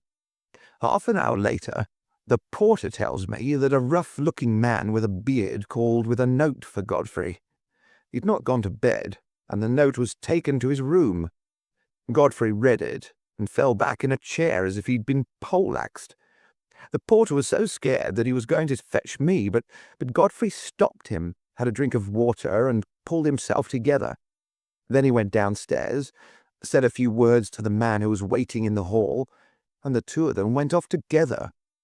The last that the porter saw of them, they were almost running down the street in the direction of the Strand. This morning Godfrey's room was empty. His bed had never been slept in, and his things were all just as I'd seen them the night before. He'd gone off at a moment's notice with this stranger, and no word has come from him since. I don't believe he'll ever come back. He was a sportsman, was Godfrey, down to his marrow, and he wouldn't have stopped his training and let in his skipper if it were not for some cause that was too strong for him. No, I feel as if he were gone for good, and we should never see him again." Sherlock Holmes listened with the deepest attention to this singular narrative. "What did you do?" he asked. "I wired to Cambridge to learn if anything had been heard of him there. I've had an answer. No one has seen him." "Could he have got back to Cambridge?" "Yes, there is a late train, 11:15. But so far as you can ascertain, he did not take it." "No, he has not been seen." "What did you do next?" "I wired to Lord Mount James." "Why to Lord Mount James?" "Godfrey is an orphan, and Lord Mount James is his nearest relative, his uncle, I believe." "Indeed. This throws new light upon the matter. Lord Mount James is one of the richest men in England." "So I've heard Godfrey say." "And your friend was closely related?" "Yes, he was his heir, and the old boy is nearly 80. Cramful of gout, too. They say he could chalk his billiard cue with his knuckles. He never allowed Godfrey a shilling in his life, for he's an absolute miser. But it will all come to him right enough." "Have you heard from Lord Mount James?" "No." "What motive could your friend have in going to Lord Mount James?" "Well, something was worrying him the night before, and if it was to do with money, it is possible that he would make for his nearest relative, who had so much of it, though from all I have heard he would not have much chance of getting it. Godfrey was not fond of the old man. He would not go if he could help it. Well, we can soon determine that. If your friend was going to his relative, Lord Mount James, you have then to explain the visit of this rough-looking fellow at so late an hour, and the agitation that was caused by his coming. Cyril Overton pressed his hands to his head. "I can make nothing of it," said he. Well, I have a clear day, and I shall be happy to look into the matter," said Holmes. "I should strongly recommend you to make your preparations for your match without reference to this young gentleman. It must, as you say, have been an overpowering necessity which tore him away in such a fashion, and the same necessity is likely to hold him away. Let us step round together to the hotel, and see if the porter can throw any fresh light upon the matter." Sherlock Holmes was a past master in the art of putting a humble witness at his ease, and very soon, in the privacy of Godfrey Staunton's abandoned room, he had extracted all the porter had to tell. The visitor of the night before was not a gentleman, neither was he a working man. He was simply what the porter described as a medium-looking chap, a man of 50, beard grizzled, pale face, quietly dressed. He seemed himself to be agitated. The porter had observed his hand trembling when he had held out the note. Godfrey Staunton had crammed the note into his pocket. Staunton had not shaken hands with the man in the hall. They had exchanged a few sentences, of which the porter had only distinguished the one word, time. Then they'd hurried off in the manner described. It was just 10:30 by the hall clock. "Let me see," said Holmes, seating himself on Staunton's bed. "You are the day porter, are you not?" "Yes, sir. I got off duty at 11. "The night porter saw nothing, I suppose?" "No, sir. One theatre party came in late. No one else." "Were you on duty all day yesterday?" "Yes, sir." "Did you take any messages to Mr. Staunton?" "Yes, sir. One telegram." "Ah, that's interesting. What o'clock was this?" "About 6. "Where was Mr. Staunton when he received it?" "Here, in this room." "Were you present when he opened it?" "Yes, sir. I waited to see if there was an answer." "Well, was there?" "Yes, sir. He wrote an answer." "Did you take it?" "No, he took it himself." "But he wrote it in your presence?" "Yes, sir. I was standing by the door, and he with his back turned to the table. When he'd written it, he said, 'All right, porter, I'll take this myself.'" "What did he write it with?" "A pen, sir." "Was the telegraphic form one of these on the table?" "Yes, sir. It was the top one." Holmes rose.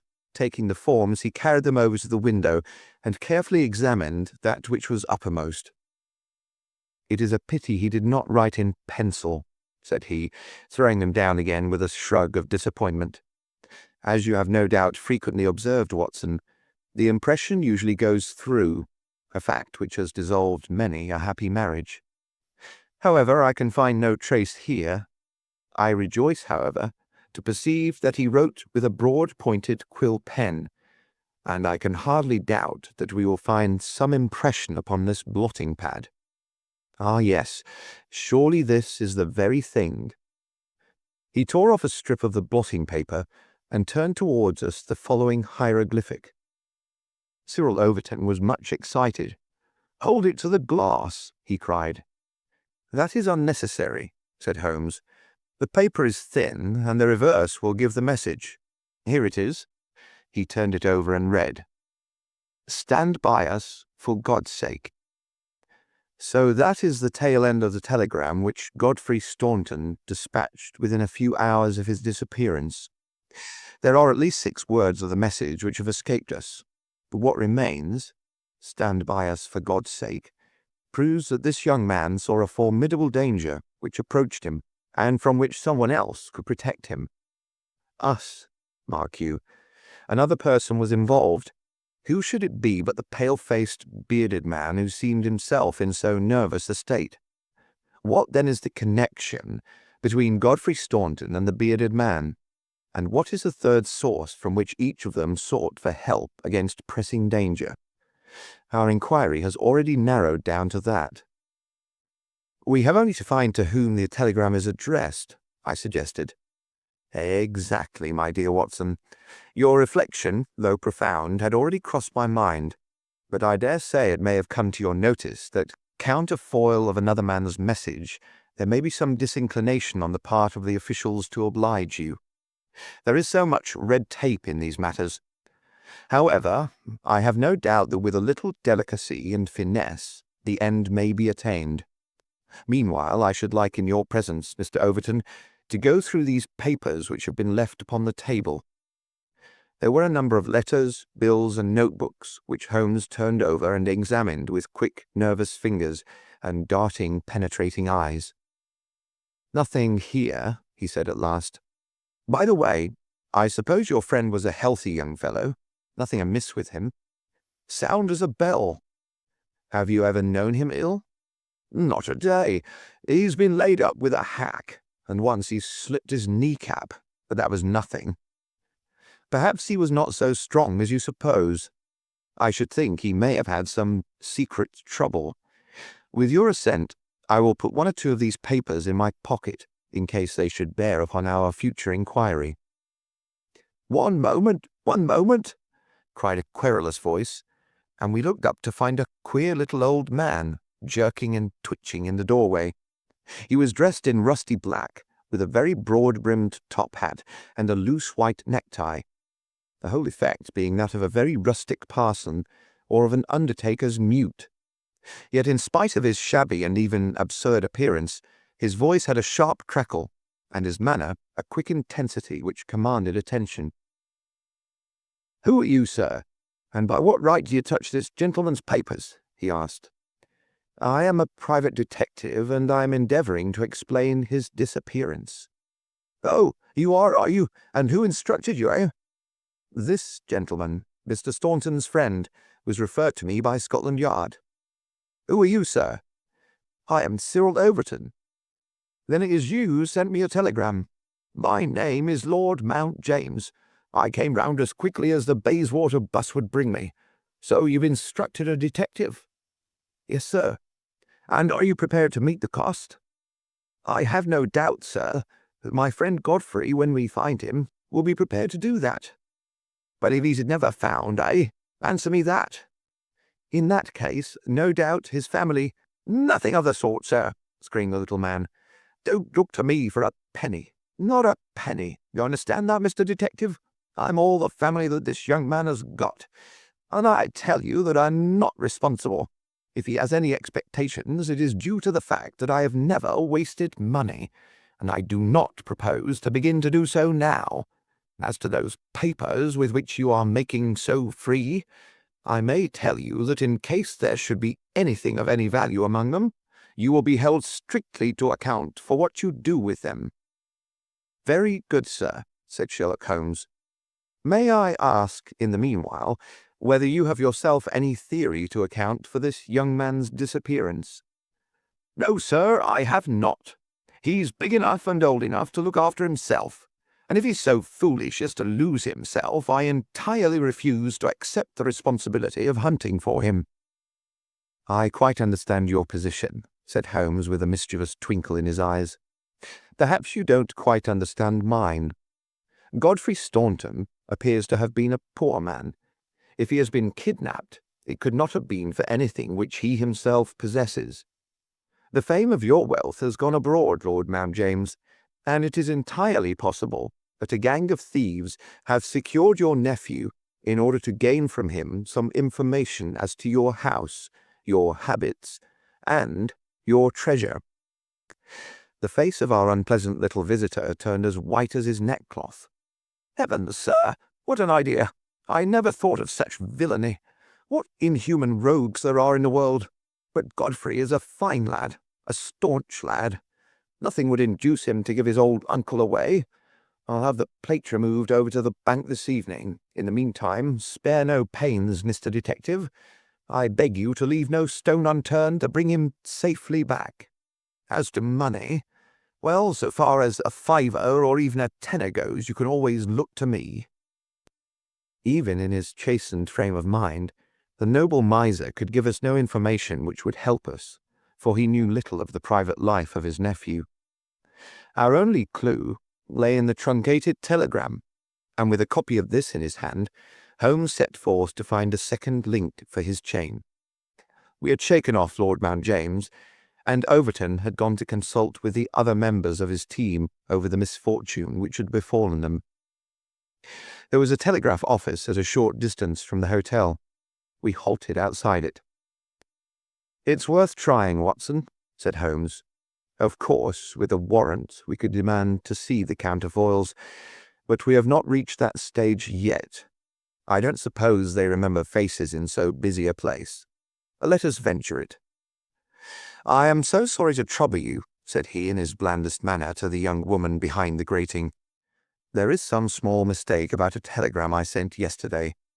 I have had no answer, and I very much fear that I must have omitted to put my name at the end.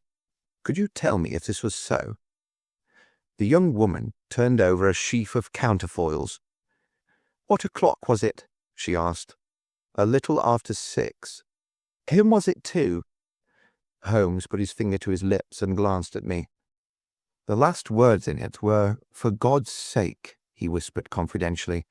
"I'm very anxious at getting no answer." The young woman separated one of the forms. "This is it. There is no name," said she, smoothing it out upon the counter. "Then that of course accounts for my getting no answer," said Holmes. "Dear me, how very stupid of me, to be sure.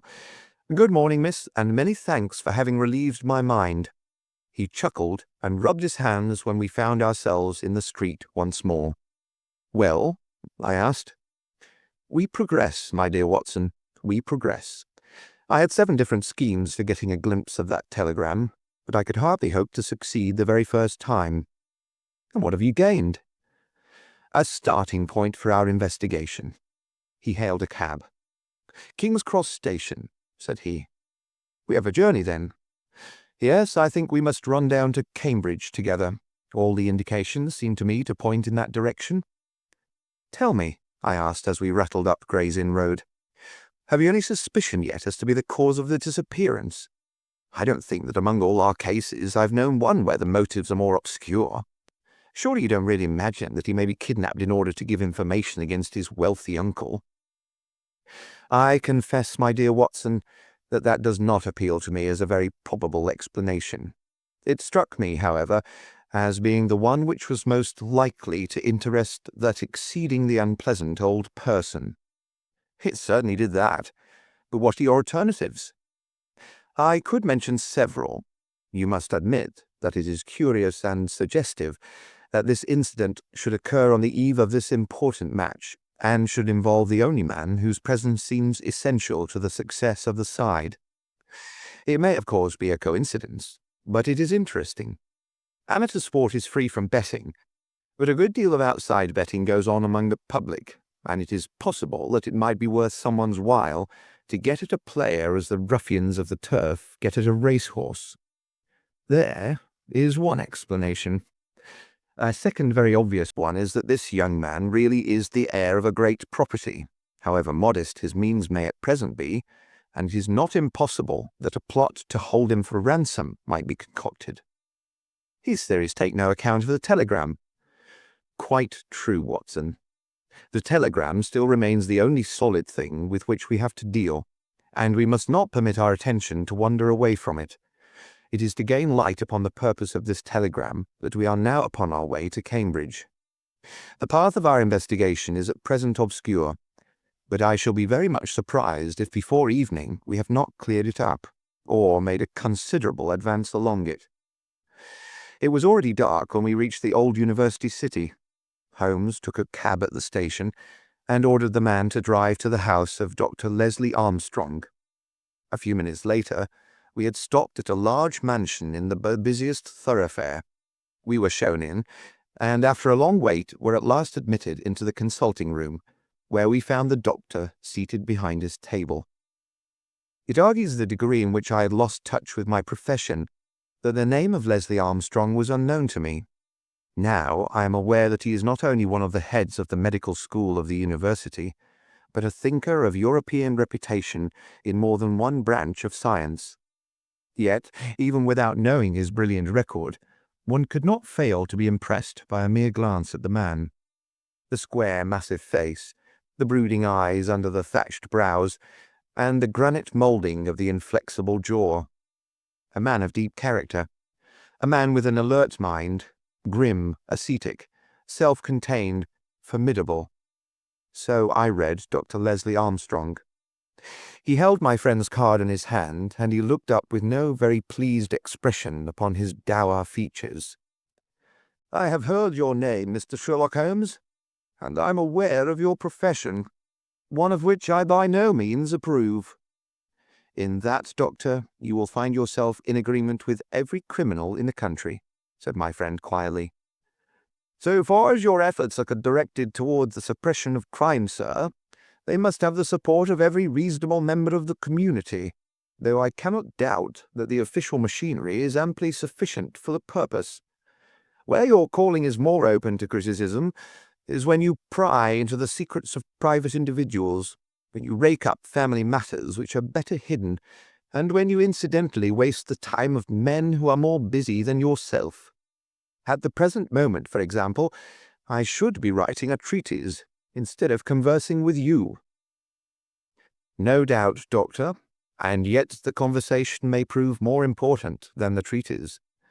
Incidentally, I may tell you that we are doing the reverse of what you very justly blame, and that we are endeavoring to prevent anything like public exposure of private matters which must necessarily follow when once the case is fairly in the hands of the official police.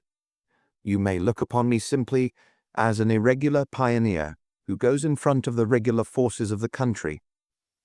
I have come to ask you about Mr. Godfrey Staunton." "What about him?" "You know him, do you not?"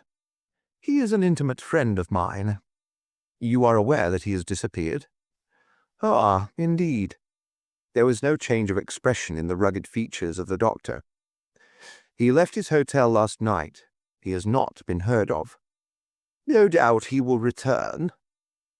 "Tomorrow is the varsity football match." "I have no sympathy with these childish games. The young man's fate interests me deeply, since I know him and like him. The football match does not come within my horizon at all." "I claim your sympathy, then, in my investigation of Mr. Staunton's fate. Do you know where he is?" "Certainly not." "You have not seen him since yesterday?" "No, I have not." "Was Mr. Staunton a healthy man?" "Absolutely." "Did you ever know him ill?" "Never." Holmes popped a sheet of paper before the doctor's eyes.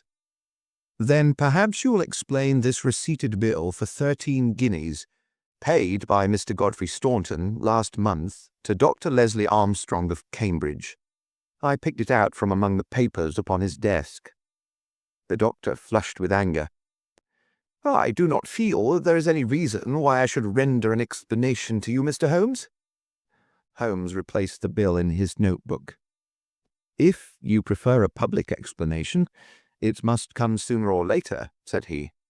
"I have already told you that I can hush up that which others will be bound to publish, and you would really be wiser to take me into your complete confidence." "I know nothing about it." "Did you hear from Mr. Staunton in London?" "Certainly not." "Dear me, dear me. The post office again." Holmes sighed wearily. "A most urgent telegram was dispatched to you from London by Godfrey Staunton at 6:15 yesterday evening. A telegram which is undoubtedly associated with his disappearance, and yet you have not had it. It is most culpable. I shall certainly go down to the office here and register a complaint." Dr. Leslie Armstrong sprang up from behind his desk, and his dark face was crimson with fury. "I will trouble you to walk out of my house, sir," said he. "You can tell your employer, Lord Mount James, that I do not wish to have anything to do either with him or with his agents. No, sir, no, another word." He rang the bell furiously. "John, show these gentlemen out." A pompous butler ushered us severely to the door, and we found ourselves in the street. Holmes burst out laughing. "Dr. Leslie Armstrong is certainly a man of energy and character," said he. "I have not seen a man who, if he turns his talents that way, was more calculated to fill the gap left by the illustrious Moriarty. And now, my dear Watson, here we are, stranded and friendless in this inhospitable town, which we cannot leave without abandoning our case. This little inn, just opposite Armstrong's house, is singularly adapted to our needs. If you would engage a front room and purchase the necessaries for the night, I may have time to make a few inquiries." These few inquiries proved, however, to be a more lengthy proceeding than Holmes had imagined, for he did not return to the inn until nearly 9 o'clock. He was pale and dejected, stained with dust, and exhausted with hunger and fatigue.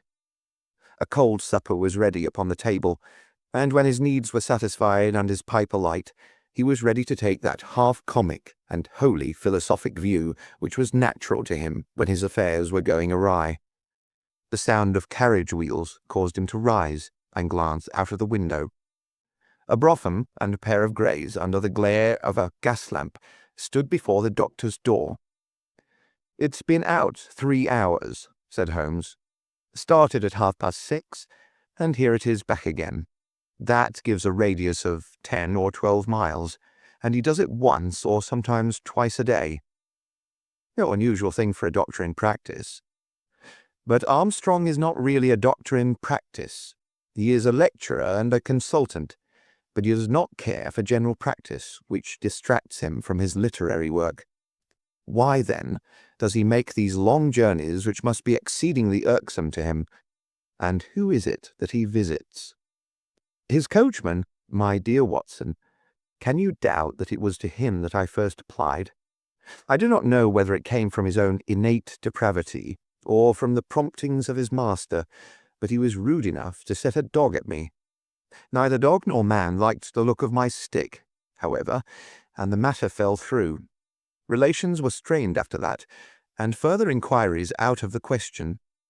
All that I have learned I got from a friendly native in the yard of our own inn. It was he who told me of the doctor's habits and of his daily journey. At that instant, to give point to his words, the carriage came round to the door. Could you not follow it? Excellent, Watson. You are scintillating this evening. The idea did cross my mind. There is, as you may have observed, a bicycle shop next to our inn. Into this I rushed, engaged a bicycle, and was able to get started before the carriage was quite out of sight. I rapidly overtook it, and then, keeping at a discreet distance of 100 yards or so, I followed its lights until we were clear of the town. We had got well out on the country road when a somewhat mortifying incident occurred. The carriage stopped. The doctor alighted, walked swiftly back to where I had also halted, and told me in an excellent sardonic fashion that he feared the road was narrow, and that he hoped his carriage did not impede the passage of my bicycle. Nothing could have been more admirable than his way of putting it. I at once rode past the carriage, and keeping to the main road, I went on for a few miles, and then halted in a convenient place to see if the carriage passed. There was no sign of it, however, and so it became evident that it had turned down one of several side roads which I had observed. I rode back, but again saw nothing of the carriage, and now, as you perceive, it has returned after me. Of course, I had at the outset no particular reason to connect these journeys with the disappearance of Godfrey Staunton, and was only inclined to investigate them on the general grounds that everything which concerns Dr. Armstrong is at present of interest to us. But now that I find he keeps so keen a lookout upon anyone who may follow him on these excursions, the affair appears more important, and I shall not be satisfied until I have made the matter clear. We can follow him tomorrow. Can we? It is not so easy as you seem to think. You are not familiar with Cambridgeshire scenery, are you? It does not lend itself to concealment. All this country that I passed over tonight is as flat and clean as the palm of your hand, and the man we are following is no fool, as he is very clearly showed tonight. I have wired to Overton to let us know any fresh London developments at this address, and in the meantime we can only concentrate our attention upon Dr. Armstrong, whose name the obliging young lady at the office allowed me to read upon the counterfoil of Staunton's urgent message. He knows where the young man is, to that I'll swear. And if he knows, then it must be our own fault if we cannot manage to know also. At present it must be admitted that the odd trick is in his possession, and as you are aware, Watson, it is not my habit to leave the game in that condition. And yet the next day brought us no nearer to the solution of the mystery. A note was handed in after breakfast, which Holmes passed across to me with a smile. "Sir," it ran, "I can assure you that you are wasting your time in dogging my movements. I have, as you discovered last night, a window at the back of my brougham, and if you desire a 20-mile ride which will lead you to the spot from which you started, you have only to follow me. Meanwhile, I can inform you that no spying upon me can in any way help Mr. Godfrey Staunton, and I am convinced that the best service you can do to that gentleman is to return at once to London and to report to your employer that you are unable to trace him. Your time in Cambridge will certainly be wasted. Yours faithfully, Leslie Armstrong." "An outspoken, honest antagonist is the doctor," said Holmes. "Well, well, he excites my curiosity, and I must really know before I leave him." "His carriage is at this door now," said I. "There he is stepping into it. I saw him glance up at our window as he did so. Suppose I try my luck upon the bicycle?" "No, no, my dear Watson. With all respect for your natural acumen, I do not think that you are quite a match for the worthy doctor. I think that possibly I can attain our end by some independent explorations of my own.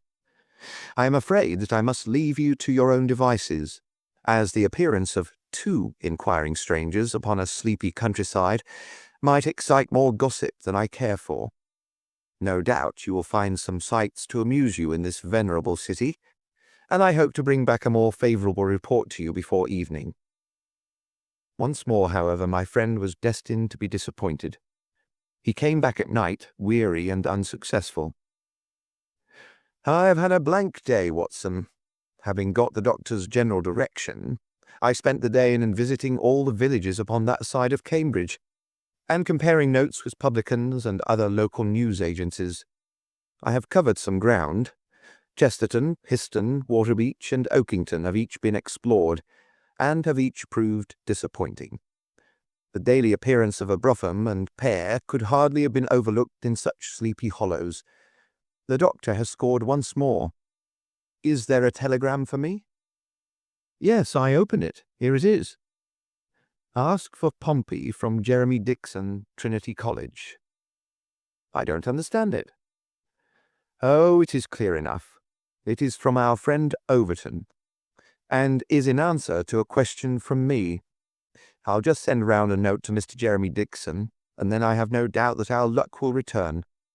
By the way, is there any news of the match?" "Yes, the local evening paper has an excellent account in its last edition. Oxford won by a goal and 2 tries. The last sentences of the description say, 'The defeat of the Light Blues may be entirely attributed to the unfortunate absence of the crack international Godfrey Staunton, whose want was felt at every instant of the game. The lack of combination in the 3-quarter line, and their weakness both in attack and defence, more than neutralised the efforts of a heavy and hard-working pack.'" "Then our friend Overton's forebodings have been justified," said Holmes. "Personally, I am in agreement with Dr. Armstrong, and football does not come with my horizon. Early to bed tonight, Watson, for I foresee that tomorrow may be an eventful day." I was horrified by my first glimpse of Holmes next morning, for he sat by the fire, holding his tiny hypodermic syringe. I associated that instrument with the single weakness of his nature, and I feared the worst when I saw it glittering in his hand. He laughed at my expression of dismay, and laid it upon the table. "No, no, my dear fellow, there is no cause for alarm. It is not upon this occasion the instrument of evil, but it will rather prove to be the key which will unlock our mystery. On this syringe I base all my hopes. I have just returned from a small scouting expedition, and everything is favourable. Eat a good breakfast, Watson, for I propose to get upon Dr. Armstrong's trail today, and once on it, I will not stop for rest or food until I run him to his burrow. In that case, said I, we had best carry our breakfast with us, for he's making an early start. His carriage is at the door. Never mind, let him go. He will be clever if he can drive where I cannot follow him. When you have finished, come downstairs with me, and I will introduce you to a detective who is a very eminent specialist in the work that lies before us. When we descended, I followed Holmes into the stable yard, where he opened the door of a loose box and led out a squat, lop-eared, white and tan dog, something between a beagle and a foxhound. "Let me introduce you to Pompey," said he. "Pompey is the pride of the local drag-hounds. No very great flyer, as his build will show, but a staunch hound on a scent. Well, Pompey, you may not be fast, but I expect you won't be too fast for a couple of middle-aged London gentlemen, so I will take the liberty of fastening this leather leash to your collar. Now, boy, come along and show what you can do." He led him across to the doctor's door. The dog sniffed round for an instant, and then, with a shrill whine of excitement, started off down the street, tugging at his leash in his efforts to go faster. In half an hour we were clear of the town and hastening down a country road. "What have you done, Holmes?" I asked. "A threadbare and venerable device, but useful upon occasion. I walked into the doctor's yard this morning and shot my syringe full of aniseed over the hind wheel.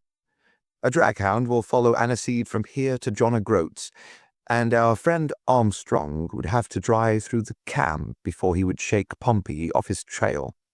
Oh, the cunning rascal! This is how he gave me the slip the other night." The dog had suddenly turned out of the main road into a grass-grown lane.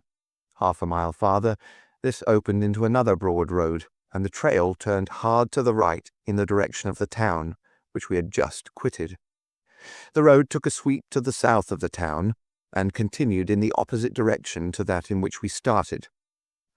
"This detour has been entirely for our benefit, then," said Holmes. "No wonder that my inquiries among those villagers led to nothing.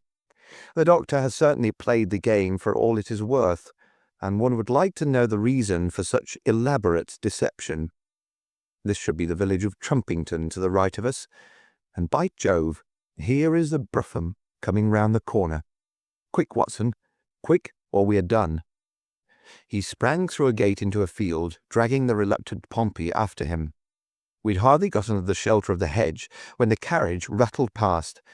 I caught a glimpse of Dr. Armstrong within, his shoulders bowed, his head sunk on his hands, the very image of distress. I could tell by my companion's graver face that he also had seen. "I fear there is some dark ending to our quest," said he. "It cannot be long before we know it. Come, Pompey. Ah, it is the cottage in the field." There could be no doubt that we had reached the end of our journey. Pompey ran about and whined eagerly outside the gate, where the marks of the brougham wheels were still to be seen.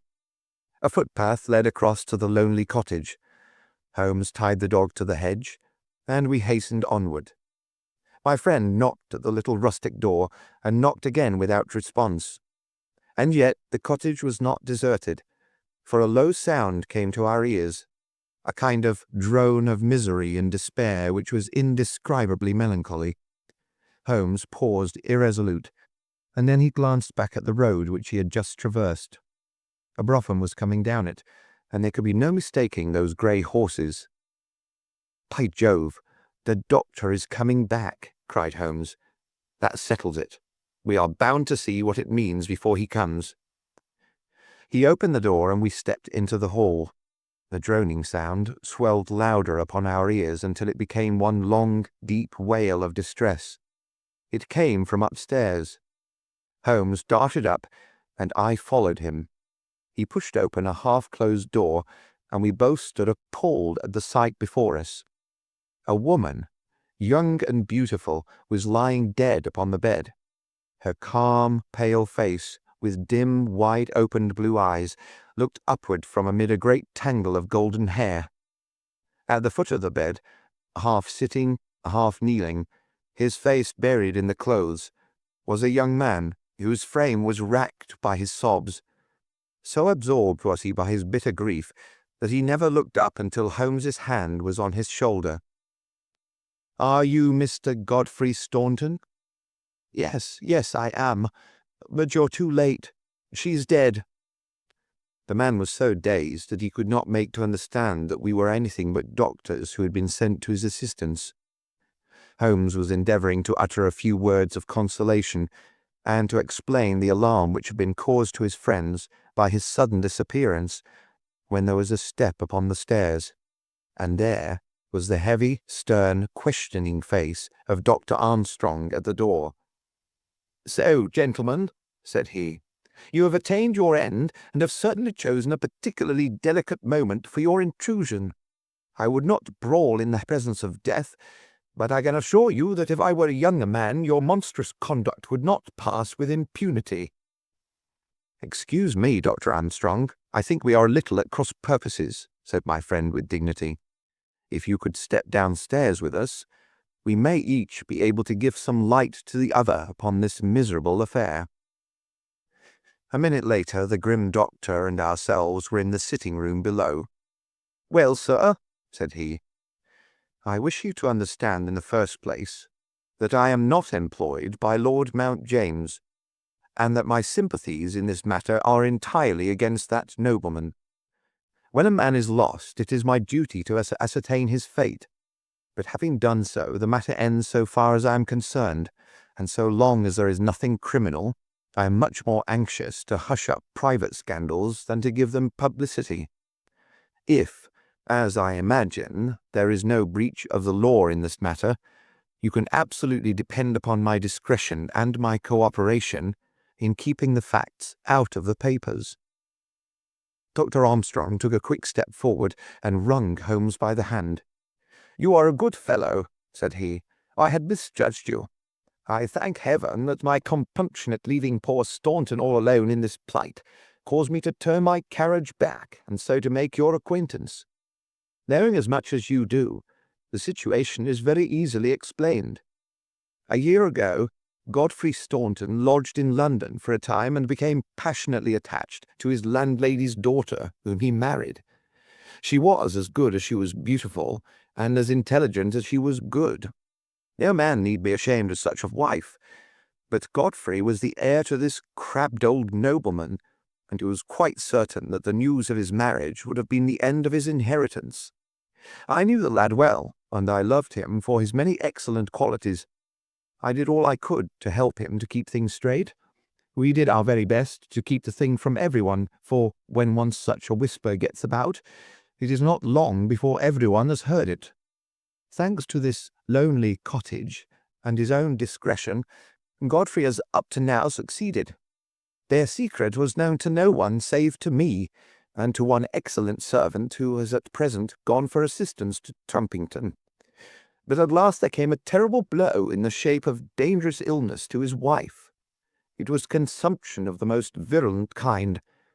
Poor boy was half crazed with grief, and yet he had to go to London to play this match, for he could not get out of it without explanations which would expose his secret. I tried to cheer him up by wire, and he sent me one in reply, imploring me to do all I could. This was the telegram which you appear in some inexplicable way to have seen. I did not tell him how urgent the danger was, for I knew that he could do no good here, but I sent the truth to the girl's father, and he very injudiciously communicated it to Godfrey. The result was that he came straight away in a state bordering on frenzy, and has remained in the same state, kneeling at the end of her bed, until this morning death put an end to her sufferings. That is all, Mr. Holmes, and I am sure that I can rely upon your discretion, and that of your friend."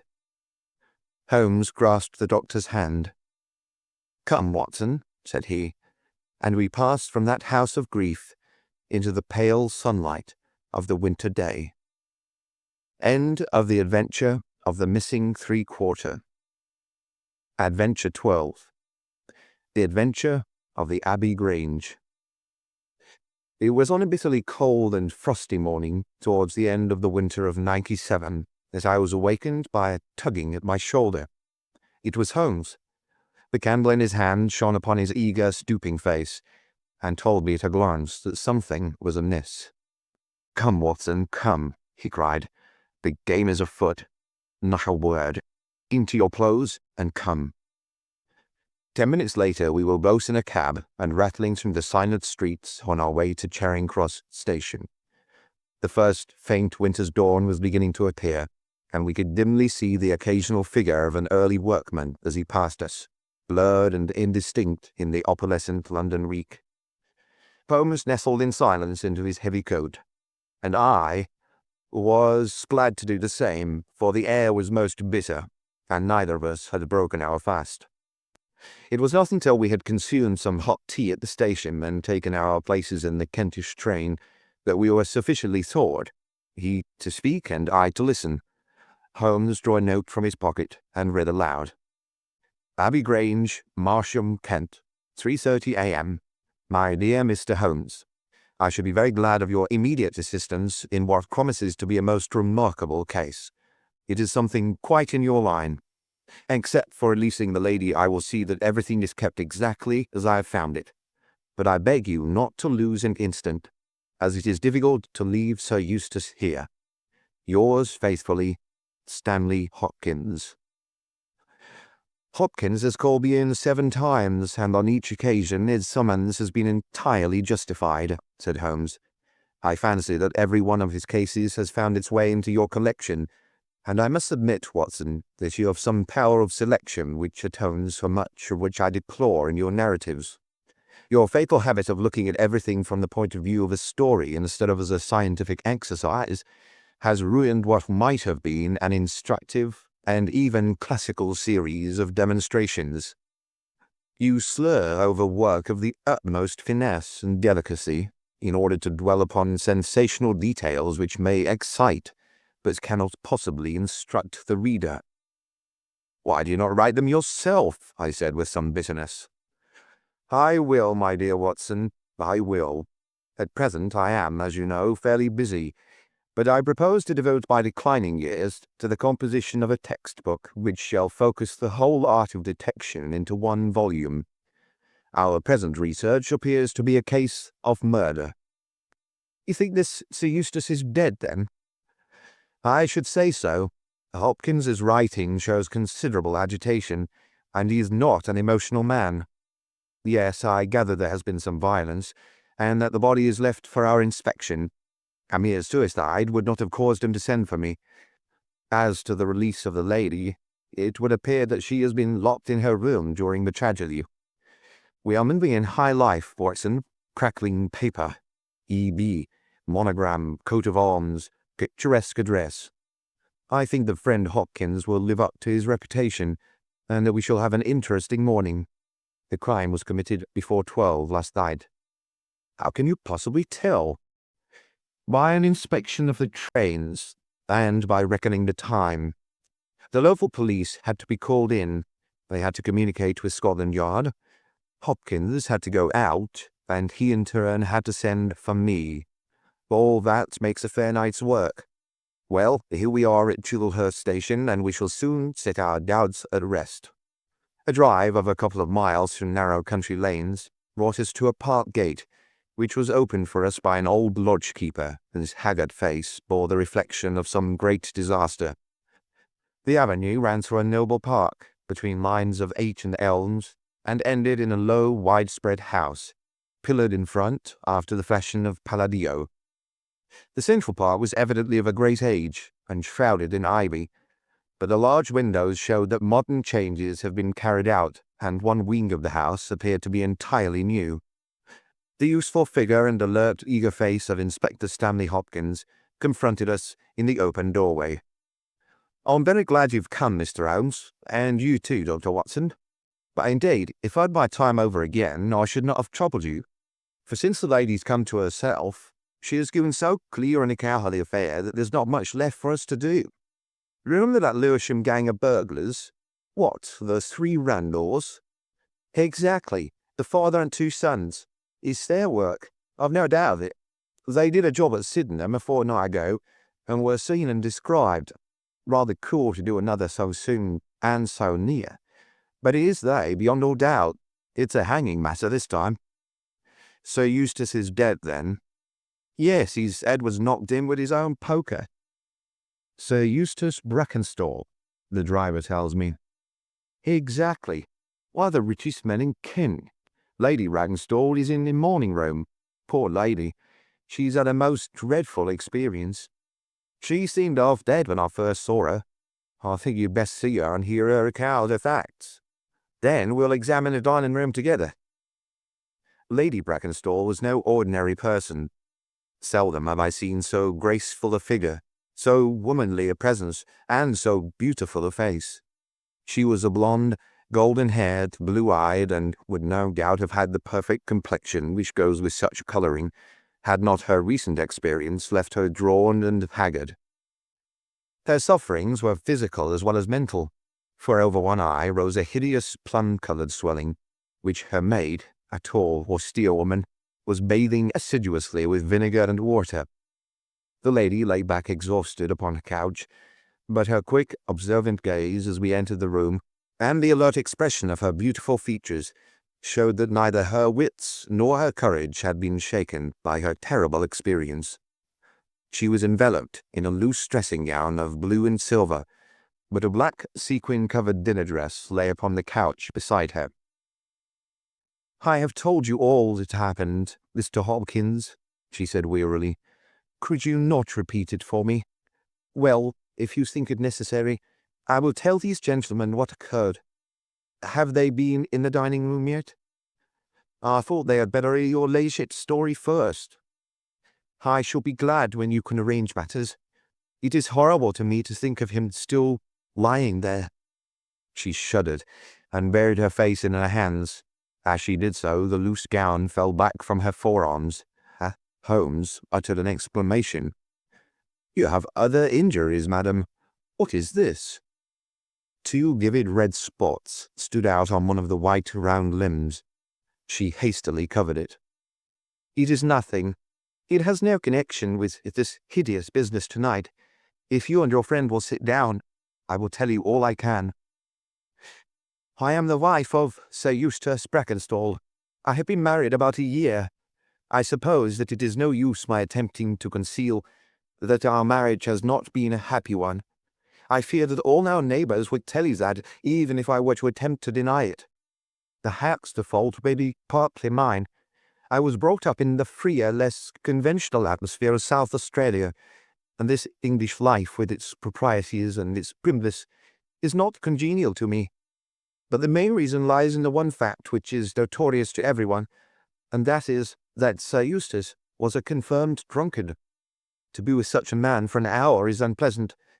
Can you imagine what it means for a sensitive and high-spirited woman to be tied to him for day and night? It is a sacrilege, a crime, a villainy to hold that such a marriage is binding. I say that these monstrous laws of yours will bring a curse upon the land. God will not let such wickedness endure."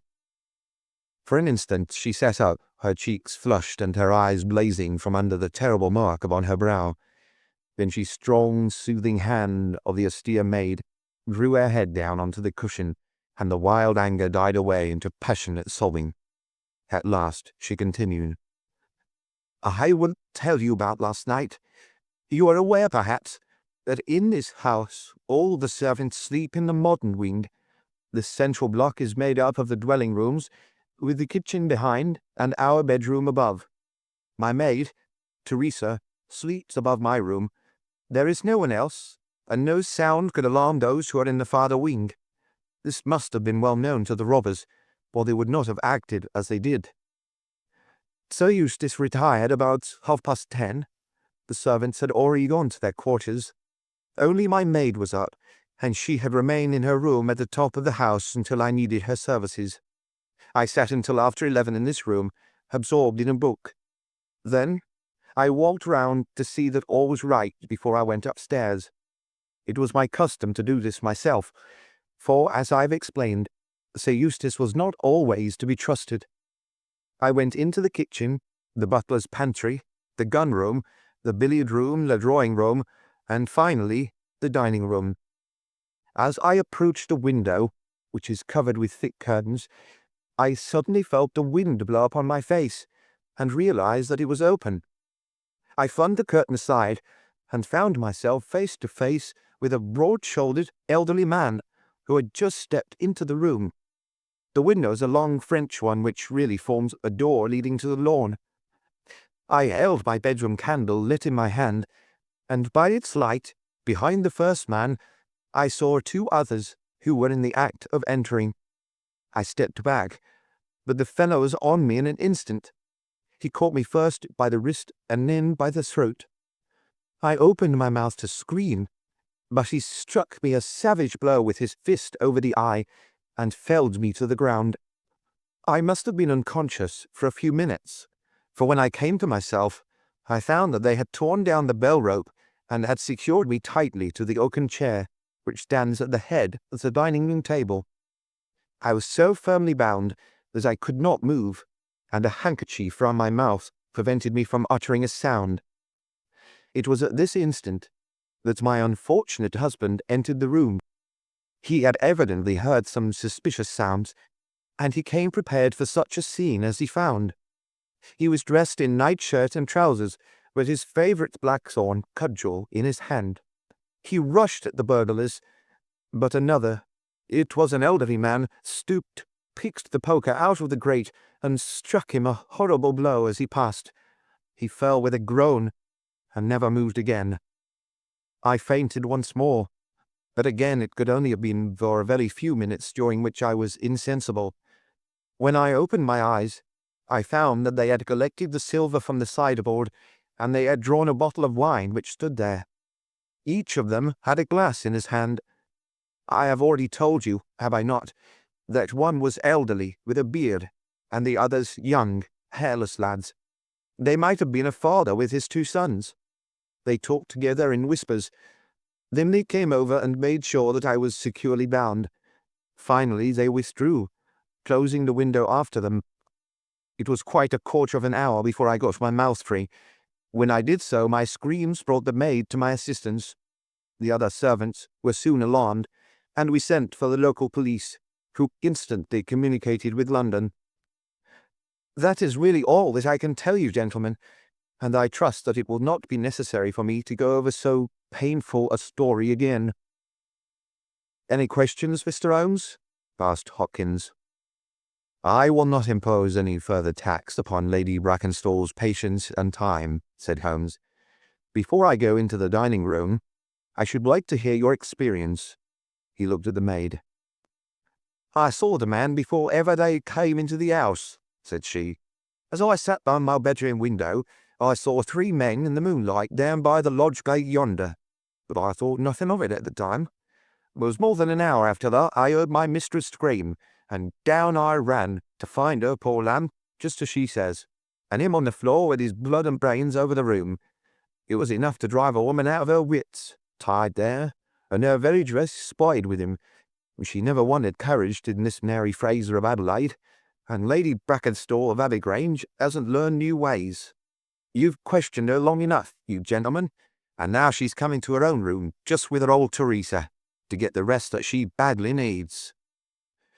With a motherly tenderness, the gaunt one put her arm round her mistress and led her from the room. She's been with her all her life, said Hopkins. Nursed her as a baby and came with her to England when they first left Australia 18 months ago. Teresa Rye is her name, and the kind of maid you don't pick up nowadays. This way, Mr. Holmes, if you please. The keen interest had passed out of Holmes's expressive face, and I knew that with the mystery all the charm of the case had departed. There still remained an arrest to be effected, but what were these commonplace rogues that he should soil his hands with them? An abstruse and learned specialist, who finds that he has been called in for a case of measles, would experience something of the annoyance which I read in my friend's eyes. Yet the scene in the dining room of the Abbey Grange was sufficiently strange to arrest his attention and to recall his waning interest. It was a very large and high chamber with carved oak ceiling, oaken panelling, and a fine array of deer's heads and ancient weapons around the walls. At the further end from the door was the high French window which we had heard. 3 smaller windows on the right-hand side filled the apartment with cold winter sunshine. On the left was a large, deep fireplace with a massive overhanging oak mantelpiece.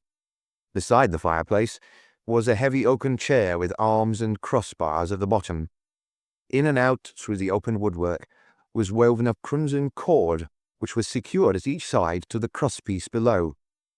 In releasing the lady, the cord had been slipped off her, but the knots with which it had been secured still remained. These details only struck our attention afterwards, for our thoughts were entirely absorbed by the terrible object which lay upon the tiger-skin hearthrug in front of the fire. It was the body of a tall, well-made man about 40 years of age.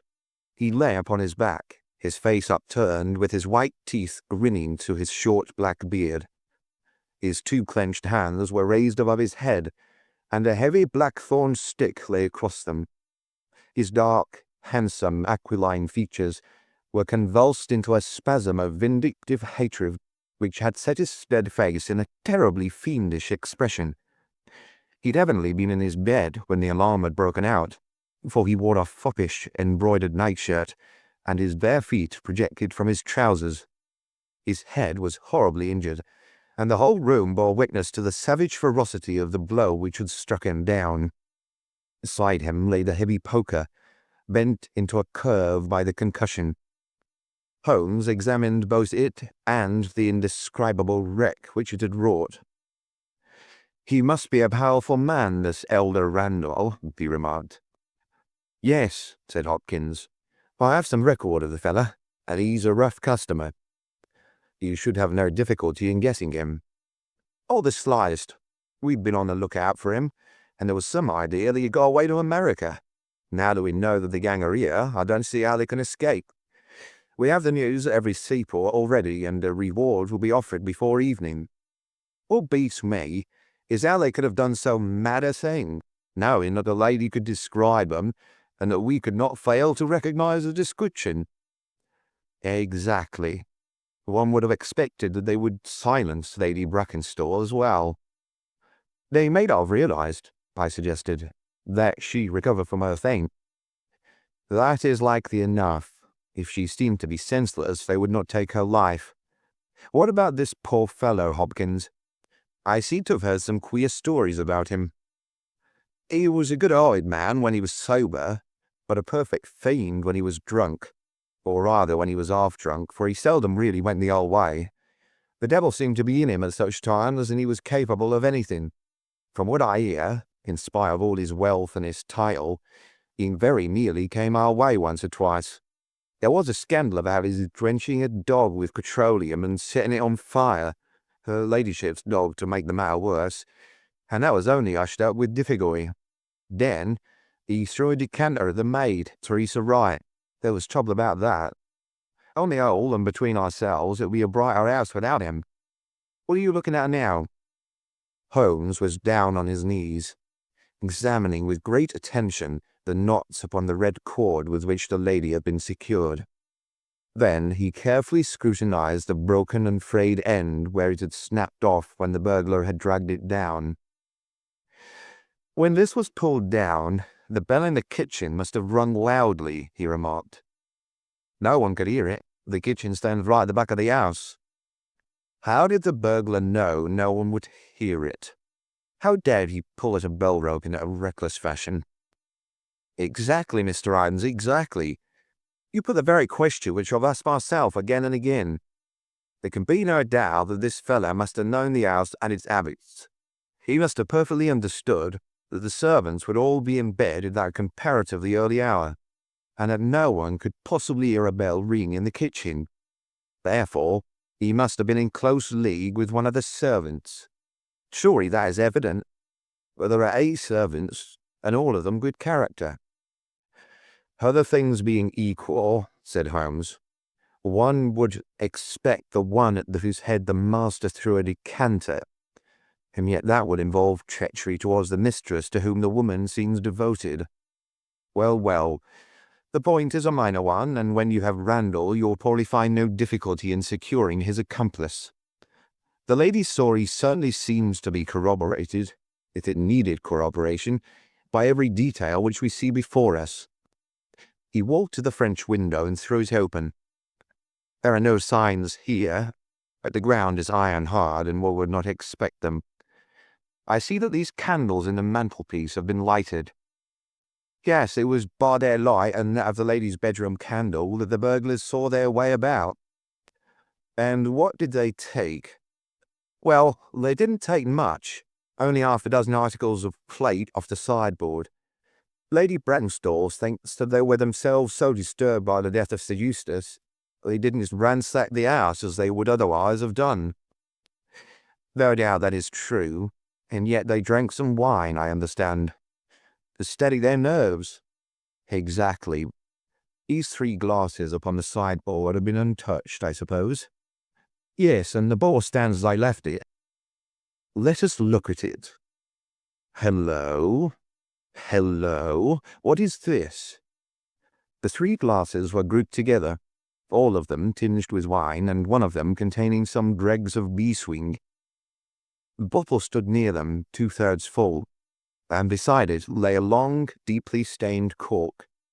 Its appearance and the dust upon the bottle showed that it was no common vintage which the murderers had enjoyed. A change had come over Holmes's manner. He had lost his listless expression, and again I saw an alert light of interest in his keen, deep-set eyes. He raised the cork and examined it minutely. "How did they draw it?" he asked. Hopkins pointed to a half-open drawer. In it lay some table linen and the large corkscrew. "Did Lady Brackenstall say that screw was used?" "Nah, you remember that she was senseless at the moment when the bottle was opened?" "Quite so. As a matter of fact, that screw was not used. This bottle was opened by a pocket screw, fully contained in a knife and not more than 1.5 inches long. If you'll examine the top of the cork, you will observe that the screw was driven in 3 times before the cork was extracted. It has never been transfixed. This long screw would have transfixed it and drawn it out with a single pull. When you catch this fellow, you will find that he has one of these multiplex knives in his possession." "Excellent," said Hopkins. "But these glasses do puzzle me, I confess. Lady Brackenstall actually saw the 3 men drinking, did she not?" "Yes, she was clear about that." "Then there is an end of it. What more is to be said?" "And yet you must admit that the 3 glasses are very remarkable, Hopkins." "What, you see nothing remarkable? Well, well, let it pass. Perhaps, when a man has special knowledge and special powers like my own, it rather encourages him to seek a complex explanation when a simpler one is at hand.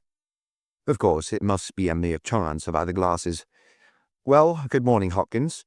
I don't see that I can be of any use to you, and you appear to have your case very clear. You'll let me know when Randall is arrested, and any further developments which may occur. I trust that I shall soon have to congratulate you upon a successful conclusion.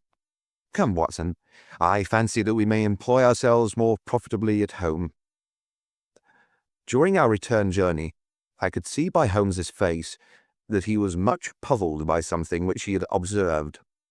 Every now and then, by an effort, he would throw off the impression and talk as if the matter were clear.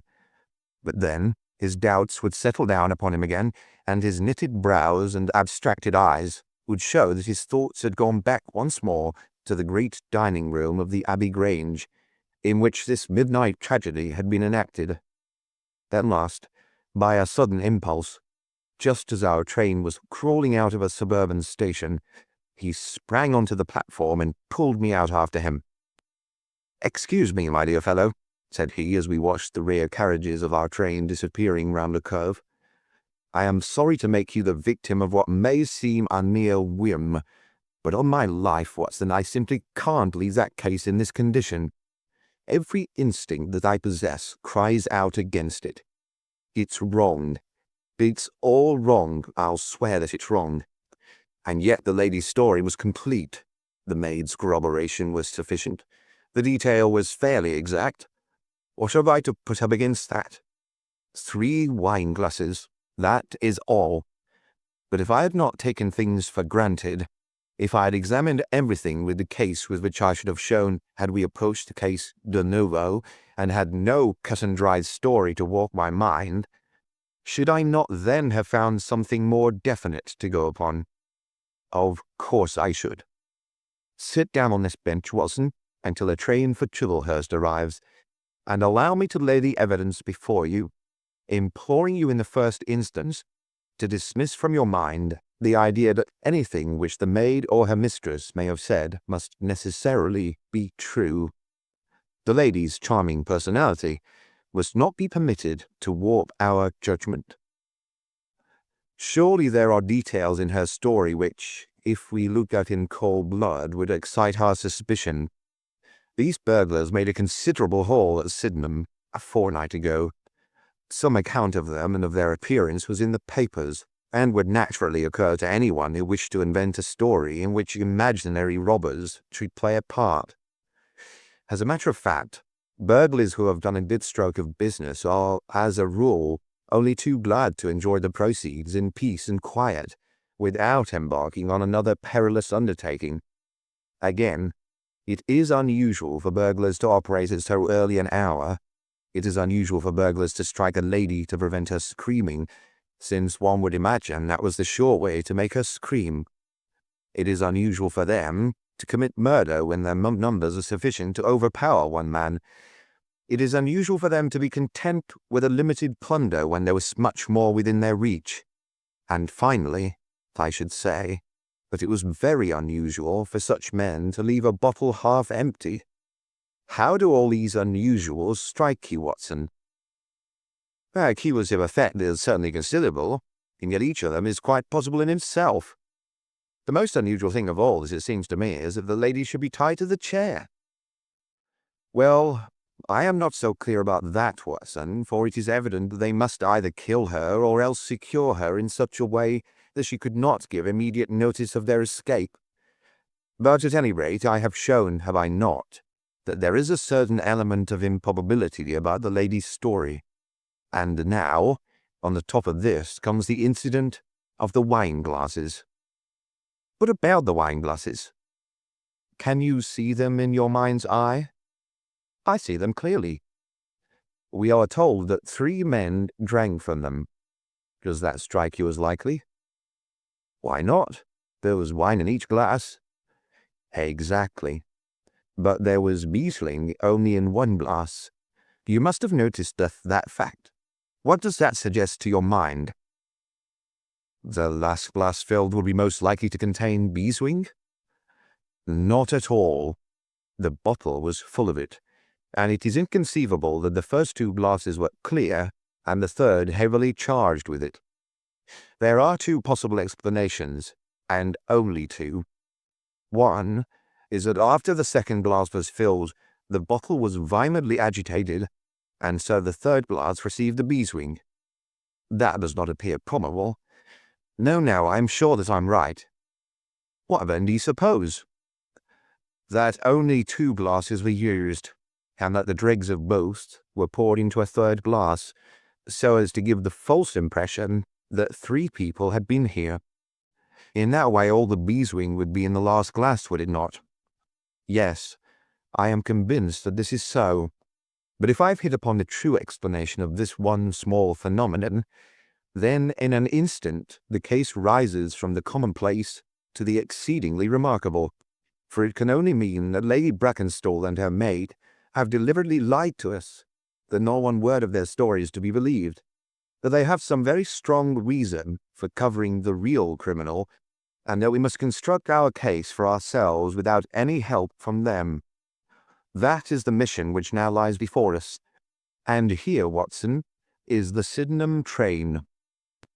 The household at the Abbey Grange were much surprised at our return, but Sherlock Holmes, finding that Stanley Hopkins had gone off to report to headquarters, took possession of the dining room, locked the door upon the inside, and devoted himself for 2 hours to one of those minute and laborious investigations which form the solid basis on which his brilliant edifices of deduction were reared.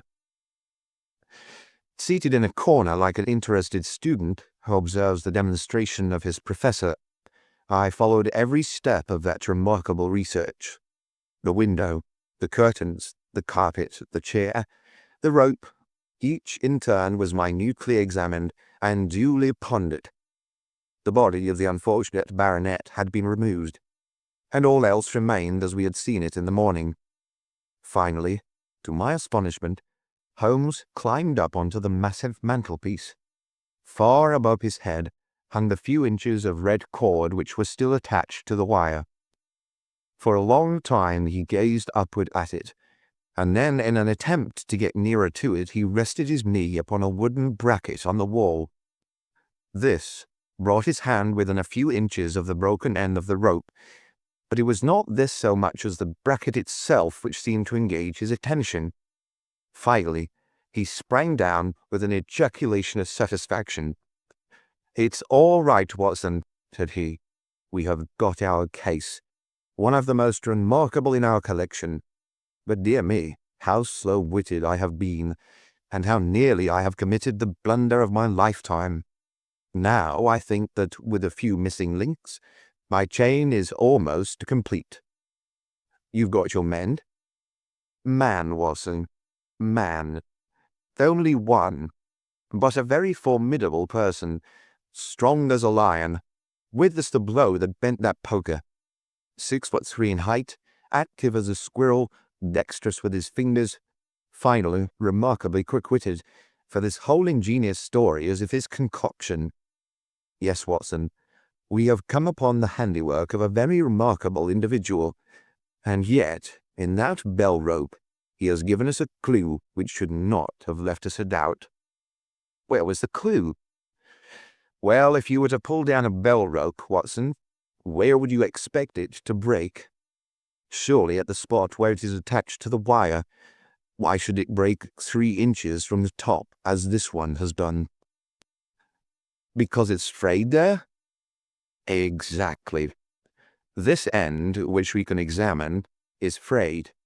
He was cunning enough to do that with his knife. But the other end is not frayed. You could not observe that from here, but if you were on the mantelpiece you would see that it is cut clean off without any mark of fraying whatever. You can reconstruct what occurred. The man needed the rope.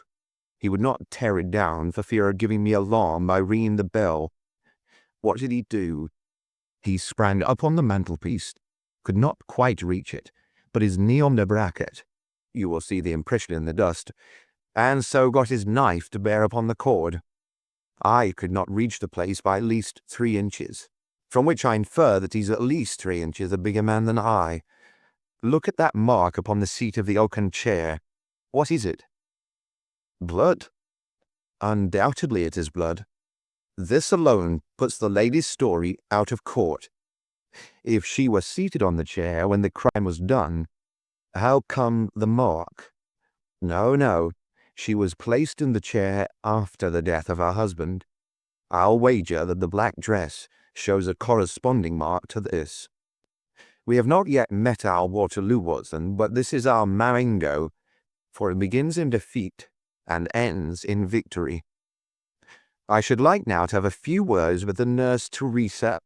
We must be wary for a while, if we are to get the information which we want." She was an interesting person, this stern Australian nurse, taciturn, suspicious, ungracious. It took some time before Holmes's pleasant manner and frank acceptance of all that she said thawed her into a corresponding amiability. She did not attempt to conceal her hatred for her late employer. "Yes, sir, it is true. They threw the decanter at me. I heard him call my mistress a name, and I told him that he should not dare speak to her as if her brother had been there. Then it was that he threw it at me. He might have had a dozen if he'd but left my bonny bird alone.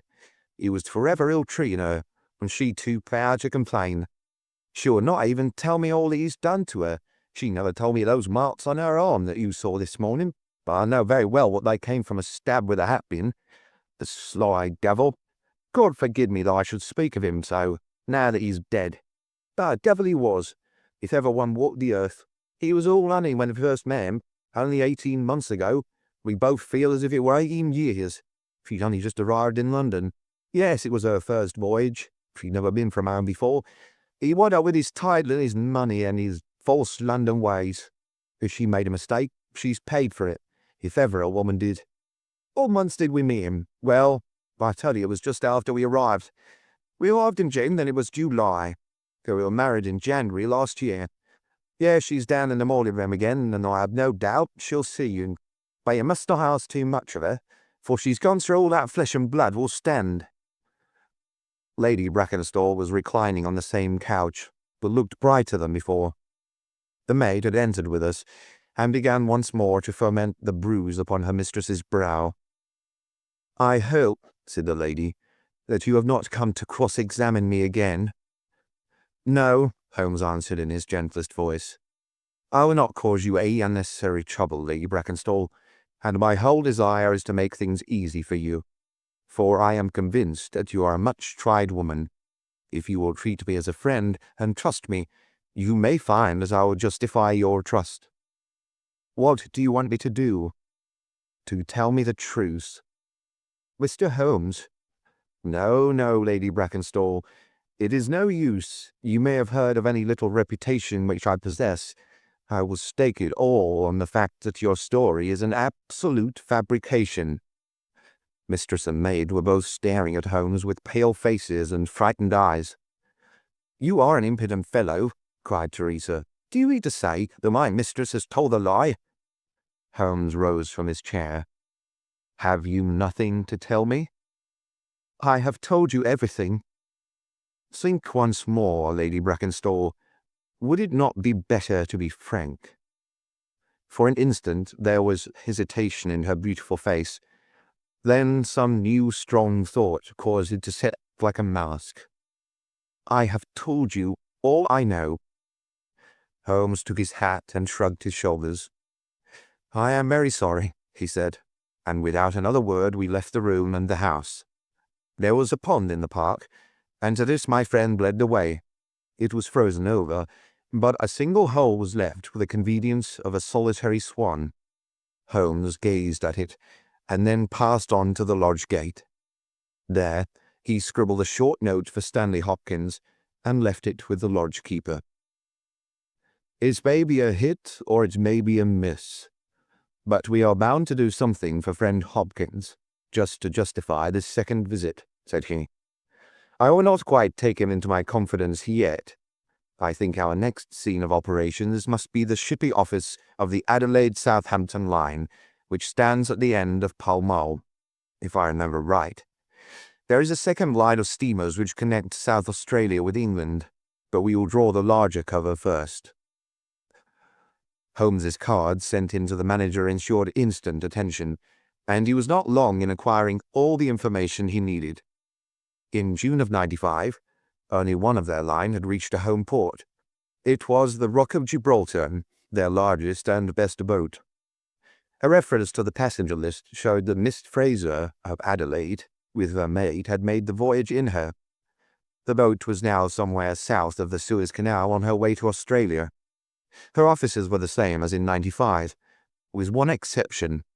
The first officer, Mr. Jack Crocker, had been made a captain and was to take charge of their new ship, the Bass Rock, sailing in 2 days' time from Southampton. He lived at Sydenham, but he was likely to be in that morning for instructions if we cared to wait for him. No, Mr. Holmes had no desire to see him, but would be glad to know more about his record and character. His record was magnificent. There was not an officer in the fleet to touch him. As to his character, he was reliable on duty, but a wild, desperate fellow off the deck of his ship, hot-headed, excitable, but loyal, honest, and kind-hearted. That was the pith of the information with which Holmes left the office of the Adelaide-Southampton Company. Thence he drove to Scotland Yard, but instead of entering, he sat in his cab with his brows drawn down, lost in profound thought. Finally, he drove round to the Charing Cross telegraph office, sent off a message, and then, at last, we made for Baker Street once more. "No, I couldn't do it, Watson," said he as we re-entered our room. "Once that warrant was made out, nothing on earth would save him. Once or twice in my career, I feel that I have done more real harm by my discovery of the criminal than ever he had done by his crime. I have learned caution now, and I had rather play tricks with the law of England than with my own conscience. Let us know a little more before we act." Before evening, we had a visit from Inspector Stanley Hopkins. Things were not going very well with him. "I believe you're a wizard, Mr. Holmes. I really do sometimes think that you have powers that are not human. Now, how on earth could you know that the stolen silver was at the bottom of that pond?" "I didn't know." "But you told me to examine it." "You got it then?" "Yeah, I got it." "I am very glad if I've helped you." "But you haven't helped me. You've made the affair more difficult. What sort of burglars are they who steal silver and then throw it in the nearest pond?" It was certainly rather eccentric behavior. I was merely going on the idea that if the silver had been taken by persons who did not want it, who merely took it for a blind, as it were, then they would naturally be anxious to get rid of it. "But why should such an idea cross your mind?" "Well, I thought it was possible when they came out through the French window. There was the pond with one tempting little hole in the ice, right in front of their noses. Could there be a better hiding place?" "Oh, a hiding place. That's better," cried Stanley Hopkins. Yeah, I see it all now. It was early. There were folk upon the roads. They were afraid of being seen with the silver, so they sank it in the pond, intending to return for it when the coast was clear." "Excellent, Mr. Holmes. That's better than your idea of a blind." "Quite so. You have got an admirable theory. I have no doubt that my own ideas were quite wild, but you must admit that they have ended in discovering the silver." "Yes, sir, yes. It was all your doing. But I've had a bad setback." "A setback?" "Yes, Mr. Holmes. The Randall gang were arrested in New York this morning." "Dear me, Hopkins, that is certainly rather against your theory that they committed a murder in Kent last night." "Is fatal, Mr. Holmes. Absolutely fatal. Still, there are other gangs of three besides the Randalls, or maybe some new gang of which the police have never heard." "Quite so. It is perfectly possible. What, are you off?" "Yes, Mr. Holmes. There's no rest for me until I've got to the bottom of the business." "I suppose you have no hint to give me?" "I have given you one." "Which?" "Well, I suggested a blind." "But why, Mr. Holmes, why?" "Ah, that's the question, of course. But I commend the idea to your mind. You might possibly find that there was something in it. You won't stop for dinner? Well, goodbye, and let us know how you get on." Dinner was over, and the table cleared before Holmes alluded to the matter again. He had lit his pipe and held his slippered feet to the cheerful blaze of the fire. Suddenly, he looked at his watch. "I expect developments, Watson." "When?" "Now. Within a few minutes. I dare say you thought I acted rather badly to Stanley Hopkins just now." "I trust your judgment." "A very sensible reply, Watson. You must look at it this way. What I know is unofficial. What he knows is official. I have the right to private judgment, but he has none. He must disclose all, or he is a traitor to his service. In a doubtful case, I would not put him in so painful a position, and so I reserve my information until my own mind is clear upon the matter." "But when will that be?" "The time has come. You will now be present at the last scene of a remarkable little drama." There was a sound upon the stairs, and our door was opened to admit as fine a specimen of manhood as ever passed through it. He was a very tall young man, golden-moustached, blue-eyed, with a skin which had been burned by tropical suns, and a springy step which showed that the huge frame was as active as it was strong. He closed the door behind him, and then he stood with clenched hands and heaving breast, choking down some overmastering emotion. "Sit down, Captain Crocker. You got my telegram?" "I got your telegram, and I came to the hour you said. I heard you've been down to the office. There's no going away from you. Let's hear the worst. What are you going to do with me? Arrest me? Speak out, man. You can't sit there and play with me like a cat with a mouse. Give him a cigar, said Holmes. Bite on that, Captain Crocker, and don't let your nerves run away with you. I should not sit here smoking with you if I thought that you were a common criminal. You may be sure of that. Be frank with me and we may do some good. Play tricks with me and I'll crush you. What do you wish me to do? To give me a true account of all that happened at the Abbey Grange last night. A true account, mind you, with nothing added and nothing taken off.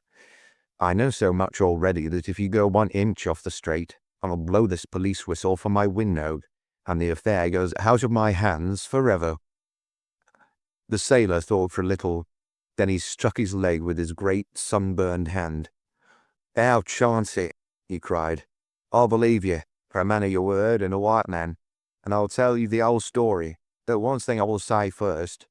As far as I'm concerned, I regret nothing, and I fear nothing, and I'd do it all again and be proud of the job. Damn the beast, if he has many lives as a cat, he'd owe them all to me. But it's the Lady Mary Fraser, for never will I call her by that accursed name, when I think of getting her into trouble. I would give my life just to bring one more smile to her dear face. It's that turns my soul into water, and yet, what less could I do? I'll tell you my story, gentlemen, and then I'll ask you as man to man, what less could I do? I must go back a bit. You seem to know everything, so I expect that you know that I met her when she was a passenger and I was first officer of the Rock of Gibraltar. From the first day I met her, she was the only woman to me. Every day of that voyage I loved her more. And many a time since have I keeled down in the darkness of the night watch and kissed the deck of that ship because I knew her dear feet had trod on it. She was never engaged to me. She treated me as fairly as ever a woman treated a man. I've no complaint to make. It was all love on my side and all good comradeship and the friendship on hers. When we parted, she was free woman. I could never again be a free man. Next time I came back from sea, I heard of her marriage. Well, why shouldn't she marry him she liked? Title and money, who could carry them better than she? She was born for all that is beautiful and dainty. I didn't grieve over her marriage. I was not such a selfish hound as that. I just rejoiced that good luck had come her way and that she had not thrown herself away on a penniless sailor. That's how I loved Mary Fraser. Well, I never thought to see her again. The last voyage I was promoted. The new boat was yet launched, so I had to wait for a couple of months with my people at Sydenham. One day out in a country lane I met Teresa Wright, her old maid. She told me all about her, all about him, about everything. I tell you, gentlemen, it nearly drove me mad. This drunken hound, that he should dare to raise his hand to her. His boots he was not worthy to lick. I met Teresa again. Then I met Mary himself and met her again. Then she would meet me no more, but the other day I had a notice that I was to start on my voyage within a week, and I determined that I would see her once before I left. Teresa was always my friend, for she loved Mary and hated this villain almost as much as I did. From her I learned the ways of the house. Mary used to sit up reading in her own little room downstairs. I crept round there last night and scratched at the window. At first she would not open to me, but in her heart I know that now she loves me and she could not leave me in the frosty night. She whispered to me to come round to the big front window, and I found it open before me, so as to let me into the dining room. Again I heard from her own lips things that made my blood boil, and again I cursed this brute who mishandled the woman I loved. Well, gentlemen, I was standing with her just inside the window, in all innocence as God is my judge, when he rushed like a madman into the room, called it the vilest name that a man could use to a woman, and welted her across the face with the stick he had in his hand. I had sprung for the poker, and it was a fair fight between us. See here on my arm, where his first blow fell. Then it was my turn, and I went through him as if he'd been a rotten pumpkin. Do you think I was sorry? No, it was his life or mine. But far more than that, it was his life or hers. For how could I leave her in the power of this madman? That was how I killed him. Was I wrong? Well then, what would either of you gentlemen have done if you had been in my position?" She had screamed when he struck her, and that brought old Teresa down from the room above. It was a bottle of wine on the sideboard, and I opened it and caught a little between Mary's lips, for she was half dead with shock. Then I took a drop myself. Teresa was as cool as ice, and it was her plot as much as mine. We must make it appear the burglars had done the thing.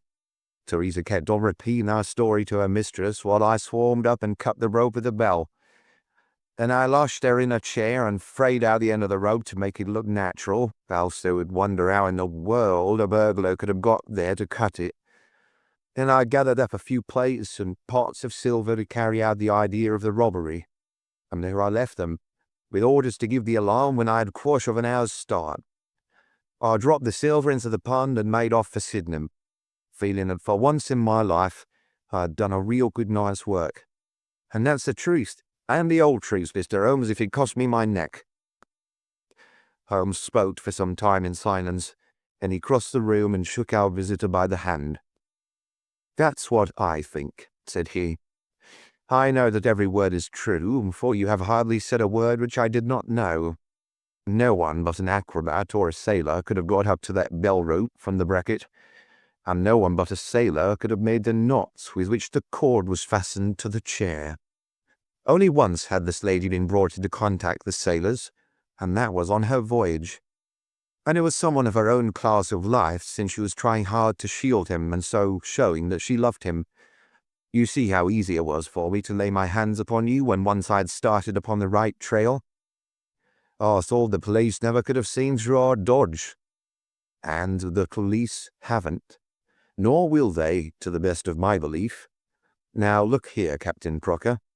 This is a very serious matter, though I am willing to admit that you acted under the most extreme provocation to which any man could be subjected. I am not sure that in defense of your own life your action will not be pronounced legitimate. However, that is for a British jury to decide. Meanwhile, I have so much sympathy for you that, if you choose to disappear in the next 24 hours, I will promise you that no one will hinder you. And then it will all come out." "Certainly it will come out." The sailor flushed with anger. "What sort of proposal is that to make a man? I know enough of law to understand that Mary will be held as accomplice. Do you think I would leave her alone to face the music while I slunk away? No, sir. Let them do their worst upon me, but for heaven's sake, Mr. Holmes, find some way to keep my poor Mary out of the course." Holmes for a second time held out his hand to the sailor.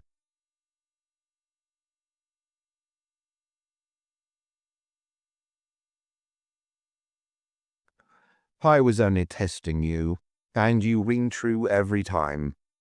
Well, it is a great responsibility that I take upon myself, but I have given Hopkins an excellent hint, and if he can't avail himself of it, I can do no more. See here, Captain Crocker, we'll do this in due form of law. You are the prisoner. Watson, you are a British jury, and I never met a man who was more eminently fitted to represent one. I am the judge. Now, gentlemen of the jury, you have heard the evidence. Do you find the prisoner guilty or not guilty?" "Not guilty, my lord," said I. "Vox populi, vox Dei. You are acquitted, Captain Crocker. So long as the law does not find some other victim, you are safe from me. Come back to this lady in a year, and may her future and yours justify us in the judgment which we have pronounced this night." End of The Adventure of the Abbey Grange. Adventure 13. The Adventure of the Second Stain. I had intended The Adventure of the Abbey Grange to be the last of those exploits of my friend, Mr. Sherlock Holmes, which I should ever communicate to the public. This resolution of mine was not due to any lack of material, since I have notes of many hundreds of cases to which I have never alluded, nor was it caused by any waning interest on the part of my readers in the singular personality and unique methods of this remarkable man. The real reason lay in the reluctance which Mr. Holmes has shown to the continued publication of his experiences. So long as he was in actual professional practice, the records of his successes were of some practical value to him.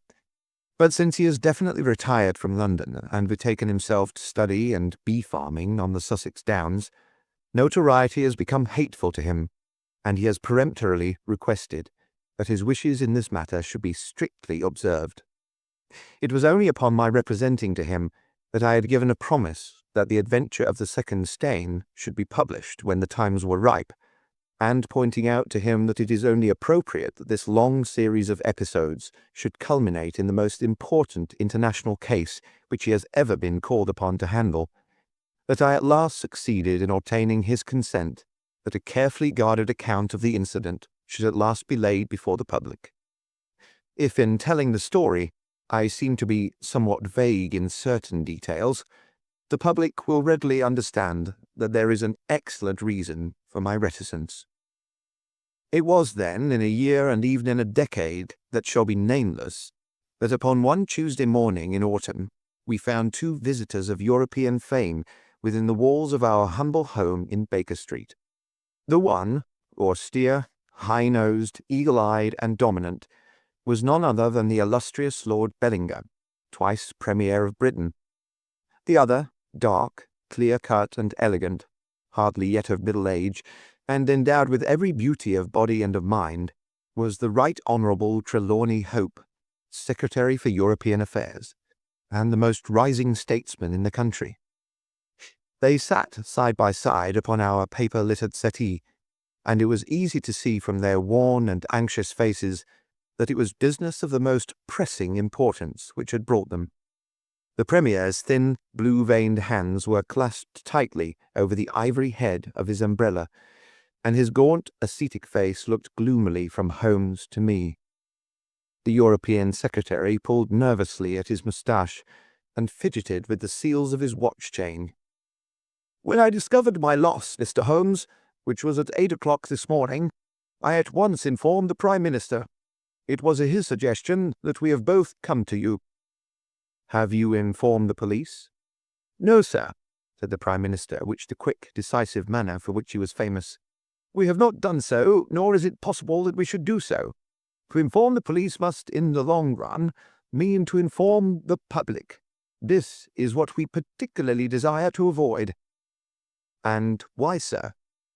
"Because the document in question is of such immense importance that its publication might very easily, I might almost say probably, lead to European complications of the utmost moment. It is not too much to say that peace or war may hang upon the issue. Unless its recovery can be attended with the utmost secrecy, then it may as well not be recovered at all, for all that is aimed at by those who have taken it is that its contents should be generally known." "I understand now, Mr. Trelawney Hope.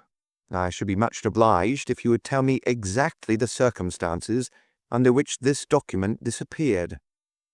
"That can be done in a very few words, Mr. Holmes. The letter, for it was a letter from a foreign potentate, was received 6 days ago. It was of such importance that I have never left it in my safe, but have taken it across each evening to my house in Whitehall Terrace, and kept it in my bedroom in a locked dispatch box. It was there last night. Of that I am certain.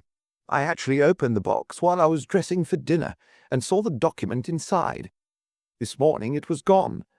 The dispatch box had stood beside the glass upon my dressing-table all night. I'm a light sleeper, and so is my wife. We're both prepared to swear that no one could have entered the room during the night, and yet, I repeat, that the paper is gone." "What time did you dine?" 7:30. "How long was it before you went to bed?" "My wife had gone to the theatre. I waited up for her. It was 11:30 before we went to our room." "Then for 4 hours the dispatch box had lain unguarded?" "No one is ever permitted to enter that room save the housemaid in the morning and my valet or my wife's maid during the rest of the day. They are both trusty servants who have been with us for some time. Besides, Neither of them could possibly have known that there was anything more valuable than the ordinary departmental papers in my dispatch box. Who did know of the existence of that letter? No one in the house. Surely your wife knew? No, sir. I had said nothing to my wife until I missed the paper this morning. The Premier nodded approvingly. I have long known, sir, how high is your sense of public duty, said he. I am convinced that in the case of a secret of this importance, it would rise superior to the most intimate domestic ties. The European secretary bowed. You do me no more than justice, sir. Until this morning I have never breathed one word to my wife upon this matter. Could she have guessed? No, Mr. Holmes, she could not have guessed, nor could anyone have guessed. Have you lost any documents before? No, sir. Who is there in England who did know of the existence of this letter? Each member of the Cabinet was informed of it yesterday, but the pledge of secrecy which attends every Cabinet meeting was increased by the solemn warning which was given by the Prime Minister. Good heavens, to think that within a few hours I should myself have lost it. His handsome face was distorted with a spasm of despair, and his hands tore at his hair. For a moment we caught a glimpse of the natural man, impulsive, ardent, keenly sensitive. The next, the aristocratic mask was replaced, and the gentle voice had returned. Besides, the members of the Cabinet, there are 2 or possibly 3 departmental officials who know of the letter. No one else in England, Mr. Holmes, I assure you. But abroad? I believe that no one abroad has seen it, save the man who wrote it. I am well convinced that his ministers, that the usual official channels have not been employed. Holmes considered for some little time. Now, sir, I must ask you more particularly what this document is and why its disappearance should have such momentous consequences. The 2 statesmen exchanged a quick glance, and the Premier's shaggy eyebrows gathered in a frown. Mr. Holmes, the envelope is a long, thin one of pale blue colour. There is a seal of red wax stamped with a crouching lion. It is addressed in large, bold handwriting to— I fear, sir, said Holmes, that interesting and indeed essential as these details are, my inquiries must go more to the root of things. What was the letter? Oh, that is a state secret of the utmost importance, and I fear that I cannot tell you, nor do I see that it is necessary. If by the aid of the powers which you are said to possess, you can find such an envelope as I describe with its enclosure, you will have deserved well of your country, and earned any reward which it lies in our power to bestow. Sherlock Holmes rose with a smile. You are 2 of the most busy men in the country, said he, and in my own small way I have also a good many calls upon me. I regret exceedingly that I cannot help you in this matter, and any continuation of this interview would be a waste of time. The Premier sprang to his feet with that quick, fierce gleam of his deep-set eyes before which a cabinet has cowered. I am not accustomed, sir, he began, but mastered his anger and resumed his seat. For a minute or more we all sat in silence. Then the old statesman shrugged his shoulders. We must accept your terms, Mr. Holmes. No doubt you are right, and it is unreasonable for us to expect you to act unless we give you your entire confidence. I agree with you, said the younger statesman. Then I will tell you, relying entirely upon your honour and that of your colleague Dr. Watson. I may appeal to your patriotism also, for I could not imagine a greater misfortune for the country than that this affair should come out. You may safely trust us. The letter, then, is from a certain foreign potentate who has been ruffled by some recent colonial developments of this country. It has been written hurriedly and upon his own responsibility entirely. Inquiries have shown that his ministers know nothing of the matter. At the same time, it is couched in so unfortunate a manner, and certain phrases in it are of so provocative a character, that its publication would undoubtedly lead to a most dangerous state of feeling in this country. There would be such a ferment, sir, that I do not hesitate to say that within a week of the publication of that letter, this country would be involved in a great war." Holmes wrote a name upon a slip of paper and handed it to the Premier. "Exactly. It was he, and it is this letter which may well mean the expenditure of 1,000 millions and the lives of 100,000 men, which has become lost in this unaccountable fashion." "Have you informed the sender?" "Yes, sir. A cipher telegram has been dispatched." "Perhaps he desires the publication of the letter." "No, sir.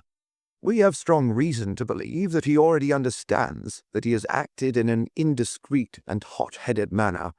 It would be a greater blow to him and to his country than to us if this letter were to come out." "If this is so, whose interest is it that the letter should come out? Why should anyone desire to steal it or to publish it?" "There, Mr. Holmes, you take me into regions of high international politics. But if you consider the European situation, you will have no difficulty in perceiving the motive. The whole of Europe is an armed camp. There is a double league which makes a fair balance of military power. Great Britain holds the scales. If Britain were driven into war with one confederacy, it would assure the supremacy of the other confederacy, whether they joined in the war or not. Do you follow?" "Very clearly. It is then the interest of the enemies of this potentate to secure and publish this letter, so as to make a breach between his country and ours." "Yes, sir." "And to whom would this document be sent if it fell into the hands of an enemy?" "To any of the great chancelleries of Europe.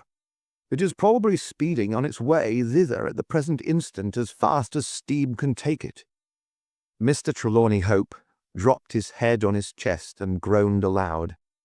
The Premier placed his hand kindly upon his shoulder.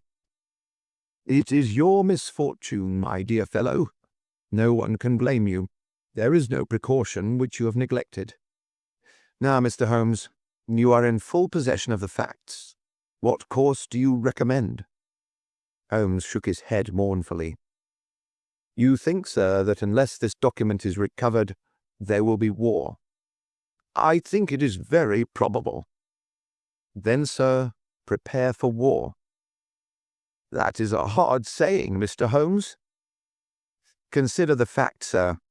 It is inconceivable that it was taken after 11:30 at night, since I understand that Mr. Hope and his wife were both in the room from that hour until the loss was found out. It was taken, then, yesterday evening between 7:30 and 11:30, probably near the earlier hour, since whoever took it evidently knew that it was there, and would naturally secure it as early as possible. Now, sir, if a document of this importance were taken at that hour, where can it be now? No one has any reason to retain it. It has been passed rapidly on to those who need it. What chance have we now to overtake or even to trace it? It is beyond our reach." The Prime Minister rose from the settee. "What you say is perfectly logical, Mr. Holmes. I feel that the matter is indeed out of our hands. Let us presume, for argument's sake, that the document was taken by the maid or by the valet. They are both old and tried servants." "I understand you to say that your room is on the second floor, that there is no entrance from without, and that from within no one could go up unobserved. It must, then, be somebody in the house who has taken it. To whom would the thief take it? To one of several international spies and secret agents, whose names are tolerably familiar to me. There are 3 who may be said to be the heads of their profession. I will begin my research by going round and finding if each of them is at his post.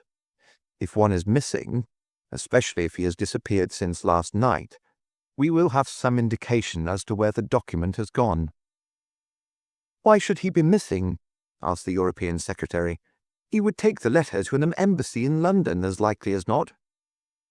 "I fancy not. These agents work independently, and their relations with the embassies are often strained." The Prime Minister nodded his acquiescence. I believe you're right, Mr. Holmes. He would take so valuable a prize to headquarters with his own hands. I think that your course of action is an excellent one. Meanwhile, I hope we cannot neglect all our other duties on account of this one misfortune. Should there be any fresh developments during the day, we shall communicate with you, and you will no doubt let us know the results of your own inquiries." The two statesmen bowed and walked gravely from the room. When our illustrious visitors had departed, Holmes lit his pipe in silence, and sat for some time lost in the deepest thought. I had opened the morning paper, and was immersed in a sensational crime which had occurred in London the night before, when my friend gave an exclamation, sprang to his feet, and laid his pipe down upon the mantelpiece. "Yes," said he, "there is no better way of approaching it. The situation is desperate, but not hopeless. Even now, if we should be sure which of them has taken it, it is just possible that it has not yet passed out of his hands. After all, it is a question of money with these fellows, and I have the British Treasury behind me. If it's on the market, I'll buy it. If it means another penny on the income tax, it is inconceivable that the fellow might hold it back to see what bids come from this side before he tries his luck on the other. There are only those three capable of playing so bold a game. There are Oberstein, Lavoisier, and Eduardo Lucas. I will see each of them." I glanced at my morning paper. "Is that Eduardo Lucas of Godolphin Street?" "Yes." "You will not see him." "Why not?" "He was murdered in his house last night." My friend has so often astonished me in the course of our adventures that it was with a sense of exultation that I realized how completely I had astonished him. He stared in amazement, and then snatched the paper from my hands. This was the paragraph which I had been engaged in reading when he rose from his chair. "Murder in Westminster. A crime of mysterious character was committed last night at 16 Godolphin Street, one of the old-fashioned and secluded rows of 18th-century houses which lie between the river and the Abbey, almost in the shadow of the great tower of the Houses of Parliament. This small but select mansion has been inhabited for some years by Mr. Eduardo Lucas, well known in society circles, both on account of his charming personality and because he has the well-deserved reputation of being one of the best amateur tenors in the country.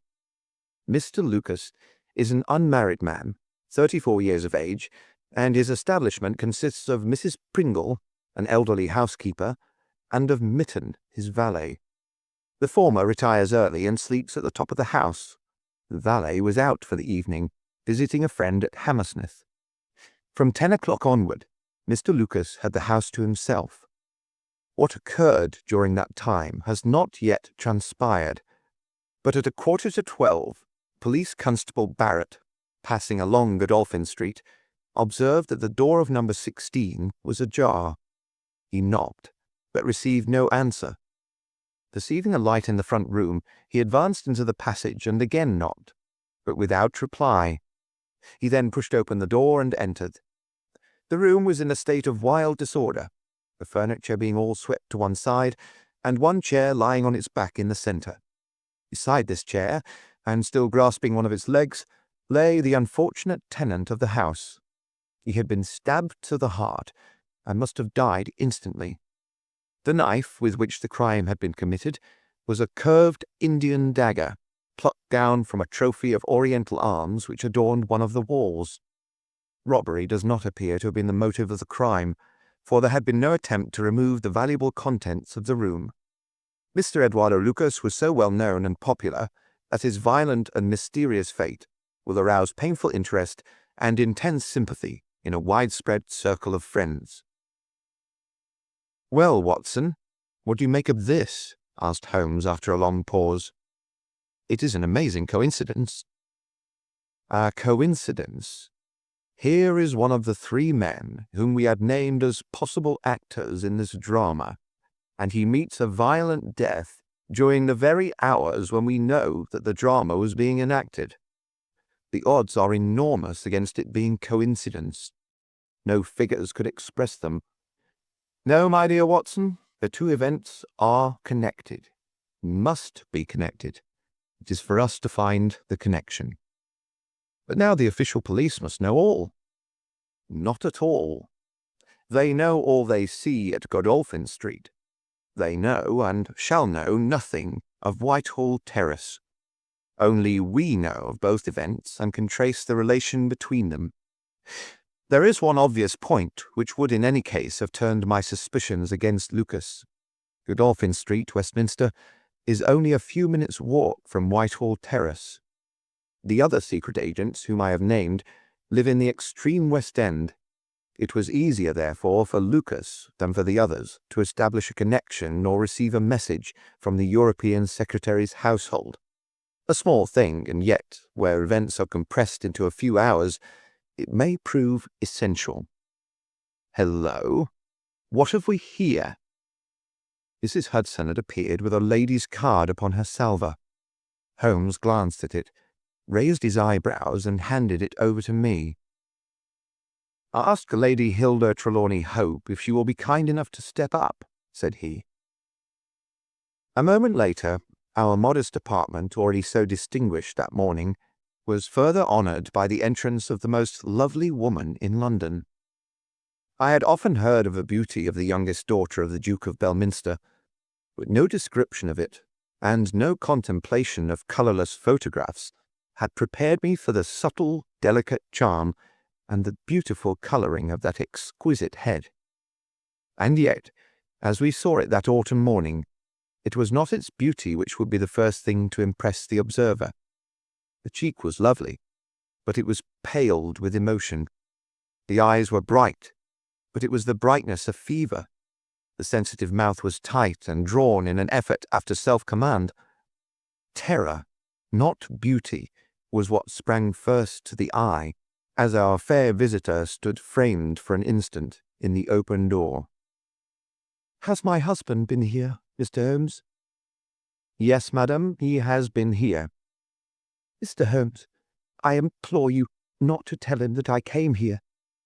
Holmes bowed coldly and motioned the lady to a chair. "Your ladyship places me in a very delicate position.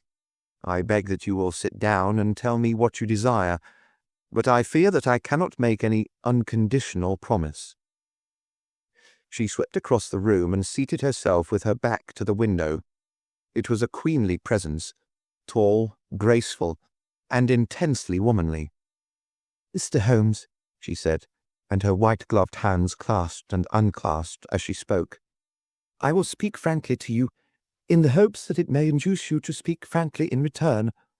There is complete confidence between my husband and me on all matters, save one. That one is politics. On this his lips are sealed. He tells me nothing. Now, I am aware that there was a most deplorable occurrence in our house last night. I know that a paper has disappeared, but because the matter is political, my husband refuses to take me into his complete confidence. Now it is essential, I say, that I should thoroughly understand it. You are the only other person, save only these politicians, who knows the true facts.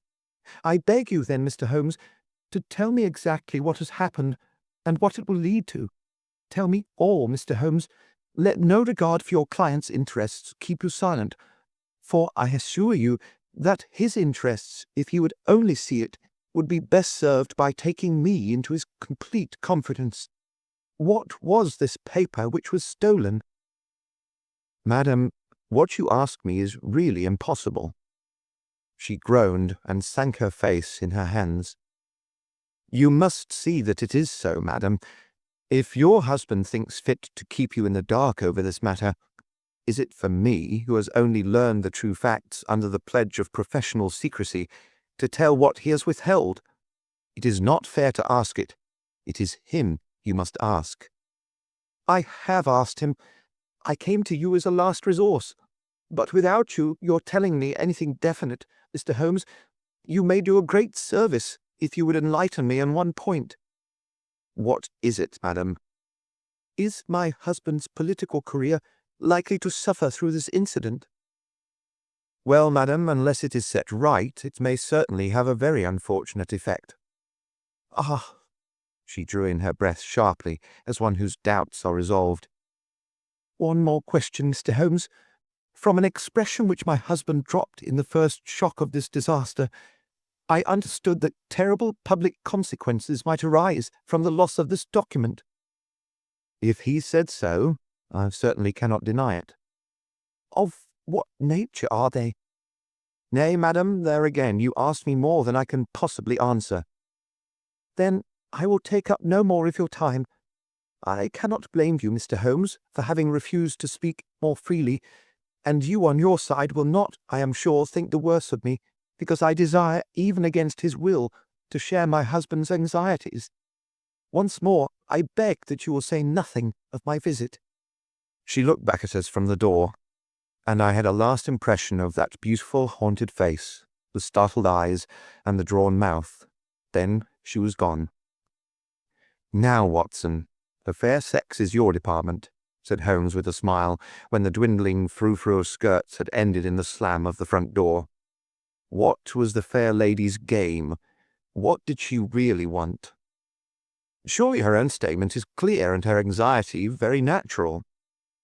Think of her appearance, Watson, her manner, her suppressed excitement, her restlessness, her tenacity in asking questions. Remember that she comes of a caste who do not lightly show emotion. She was certainly much moved. Remember also the curious earnestness with which she assured us that it was the best for her husband that she should know all. What did she mean by that? And you must have observed, Watson, how she manoeuvred to have the light at her back. She did not wish us to read her expression. Yes, she chose the one chair in the room. And yet the motives of women are so inscrutable. You remember the woman at Margate whom I suspected for the same reason? No powder on her nose. That proved to be the correct solution. How can you build on such a quicksand? Their most trivial action may mean volumes, or their most extraordinary conduct may depend upon a hairpin or a curling tongs. Good morning, Watson. You are off? Yes. I will while away the morning at Godolphin Street with our friends of the regular establishment. With Eduardo Lucas lies the solution of our problem, though I must admit that I have not an inkling as to what form it may take. It is a capital mistake to theorize in advance of the facts. Do you stay on guard, my good Watson, and receive any fresh visitors. I'll join you at lunch if I am able. All that day and the next, Holmes was in a mood which his friends would call taciturn, and others morose. He ran out and ran in, smoked incessantly, played snatches on his violin, sank into reveries, devoured sandwiches at irregular hours, and hardly answered the casual questions which I put to him. It was evident to me that things were not going well with him or his quest. He would say nothing of the case, and it was from the papers that I learned the particulars of the inquest, and the arrest with the subsequent release of John Mitten, the valet of the deceased. The coroner's jury brought in the obvious wilful murder, but the parties remained as unknown as ever. No motive was suggested. The room was full of articles of value, but none had been taken. The dead man's papers had not been tampered with. They were carefully examined, and showed that he was a keen student of international politics, an indefatigable gossip, a remarkable linguist, and an untiring letter-writer. He had been on intimate terms with the leading politicians of several countries, but nothing sensational was discovered among the documents which filled his drawers. As to his relations with women, they appeared to have been promiscuous but superficial. He had many acquaintances among them, but few friends and no one whom he loved. His habits were regular, his conduct inoffensive. His death was an absolute mystery, and likely to remain so.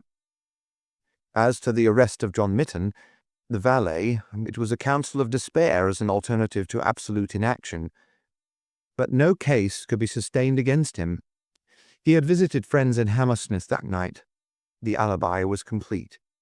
It is true that he started home at an hour which would have brought him to Westminster before the time when the crime was discovered, but his own explanation that he had walked part of the way seemed probable enough in view of the fineness of the night. He had actually arrived at 12 o'clock, and appeared to be overwhelmed by the unexpected tragedy. He had always been on good terms with his master. Several of the dead man's possessions, notably a small case of razors, had been found in the valet's boxes, but he explained that they had been presents from the deceased, and the housekeeper was able to corroborate the story. Mitten had been in Lucas's employment for 3 years. It was noticeable that Lucas did not take Mitten on the continent with him. Sometimes he visited Paris for 3 months on end, but Mitten was left in charge of the Godolphin Street house. As to the housekeeper, she had heard nothing on the night of the crime. If her master had a visitor, he had himself admitted him. So for 3 mornings the mystery remained, so far as I could follow it in the papers. If Holmes knew more, he kept his own counsel. But as he told me that Inspector Lestrade had taken him into his confidence in the case, I knew that he was in close touch with every development.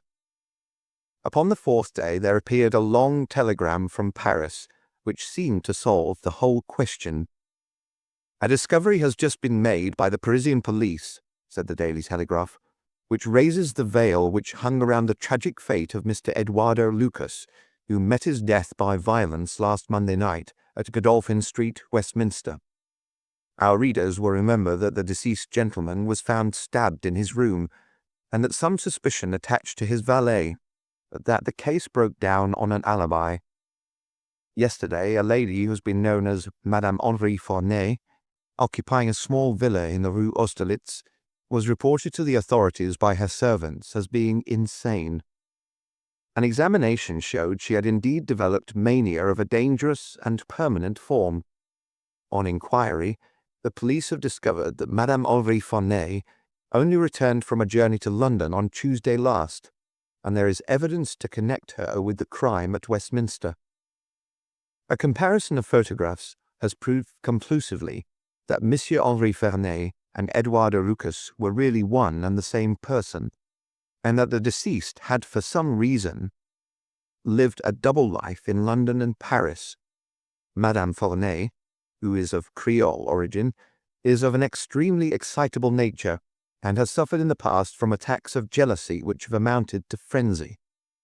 It is conjectured that it was in one of these that she committed the terrible crimes which has caused such a sensation in London.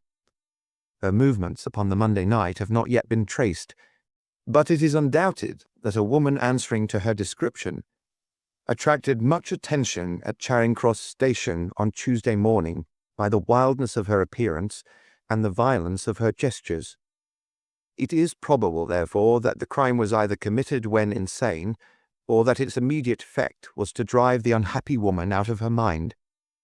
At present she is unable to give any coherent account of the past, and the doctors hold out no hopes of the re-establishment of her reason.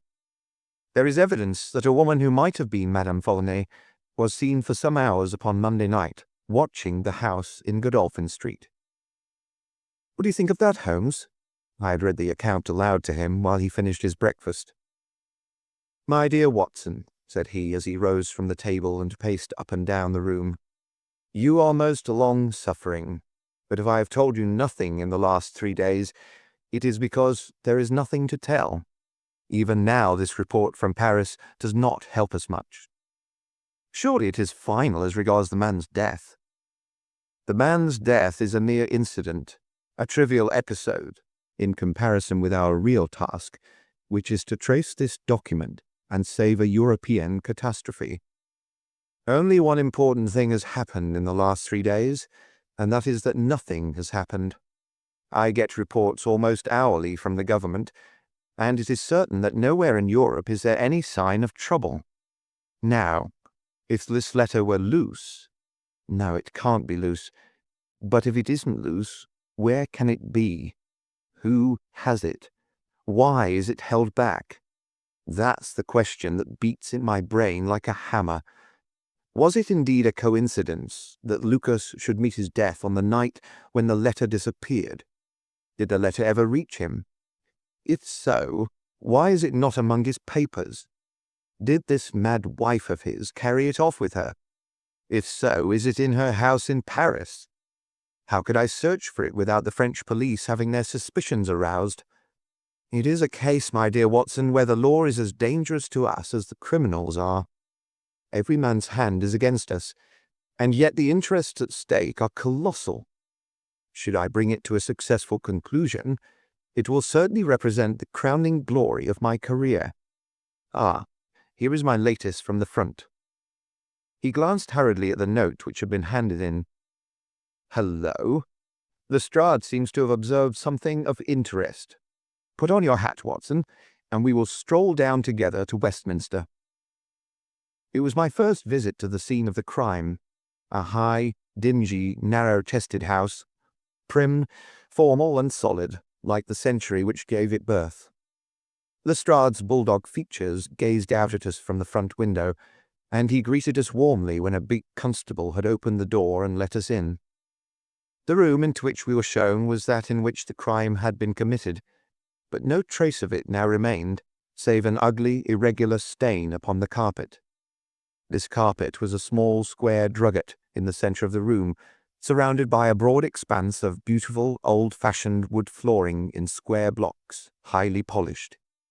Over the fireplace was a magnificent trophy of weapons, one of which had been used on that tragic night. In the window was a sumptuous writing desk, and every detail of the apartment, the pictures, the rugs, and the hangings, all pointed to a taste which was luxurious to the verge of effeminacy. "Seen the Paris news?" asked Lestrade. Holmes nodded.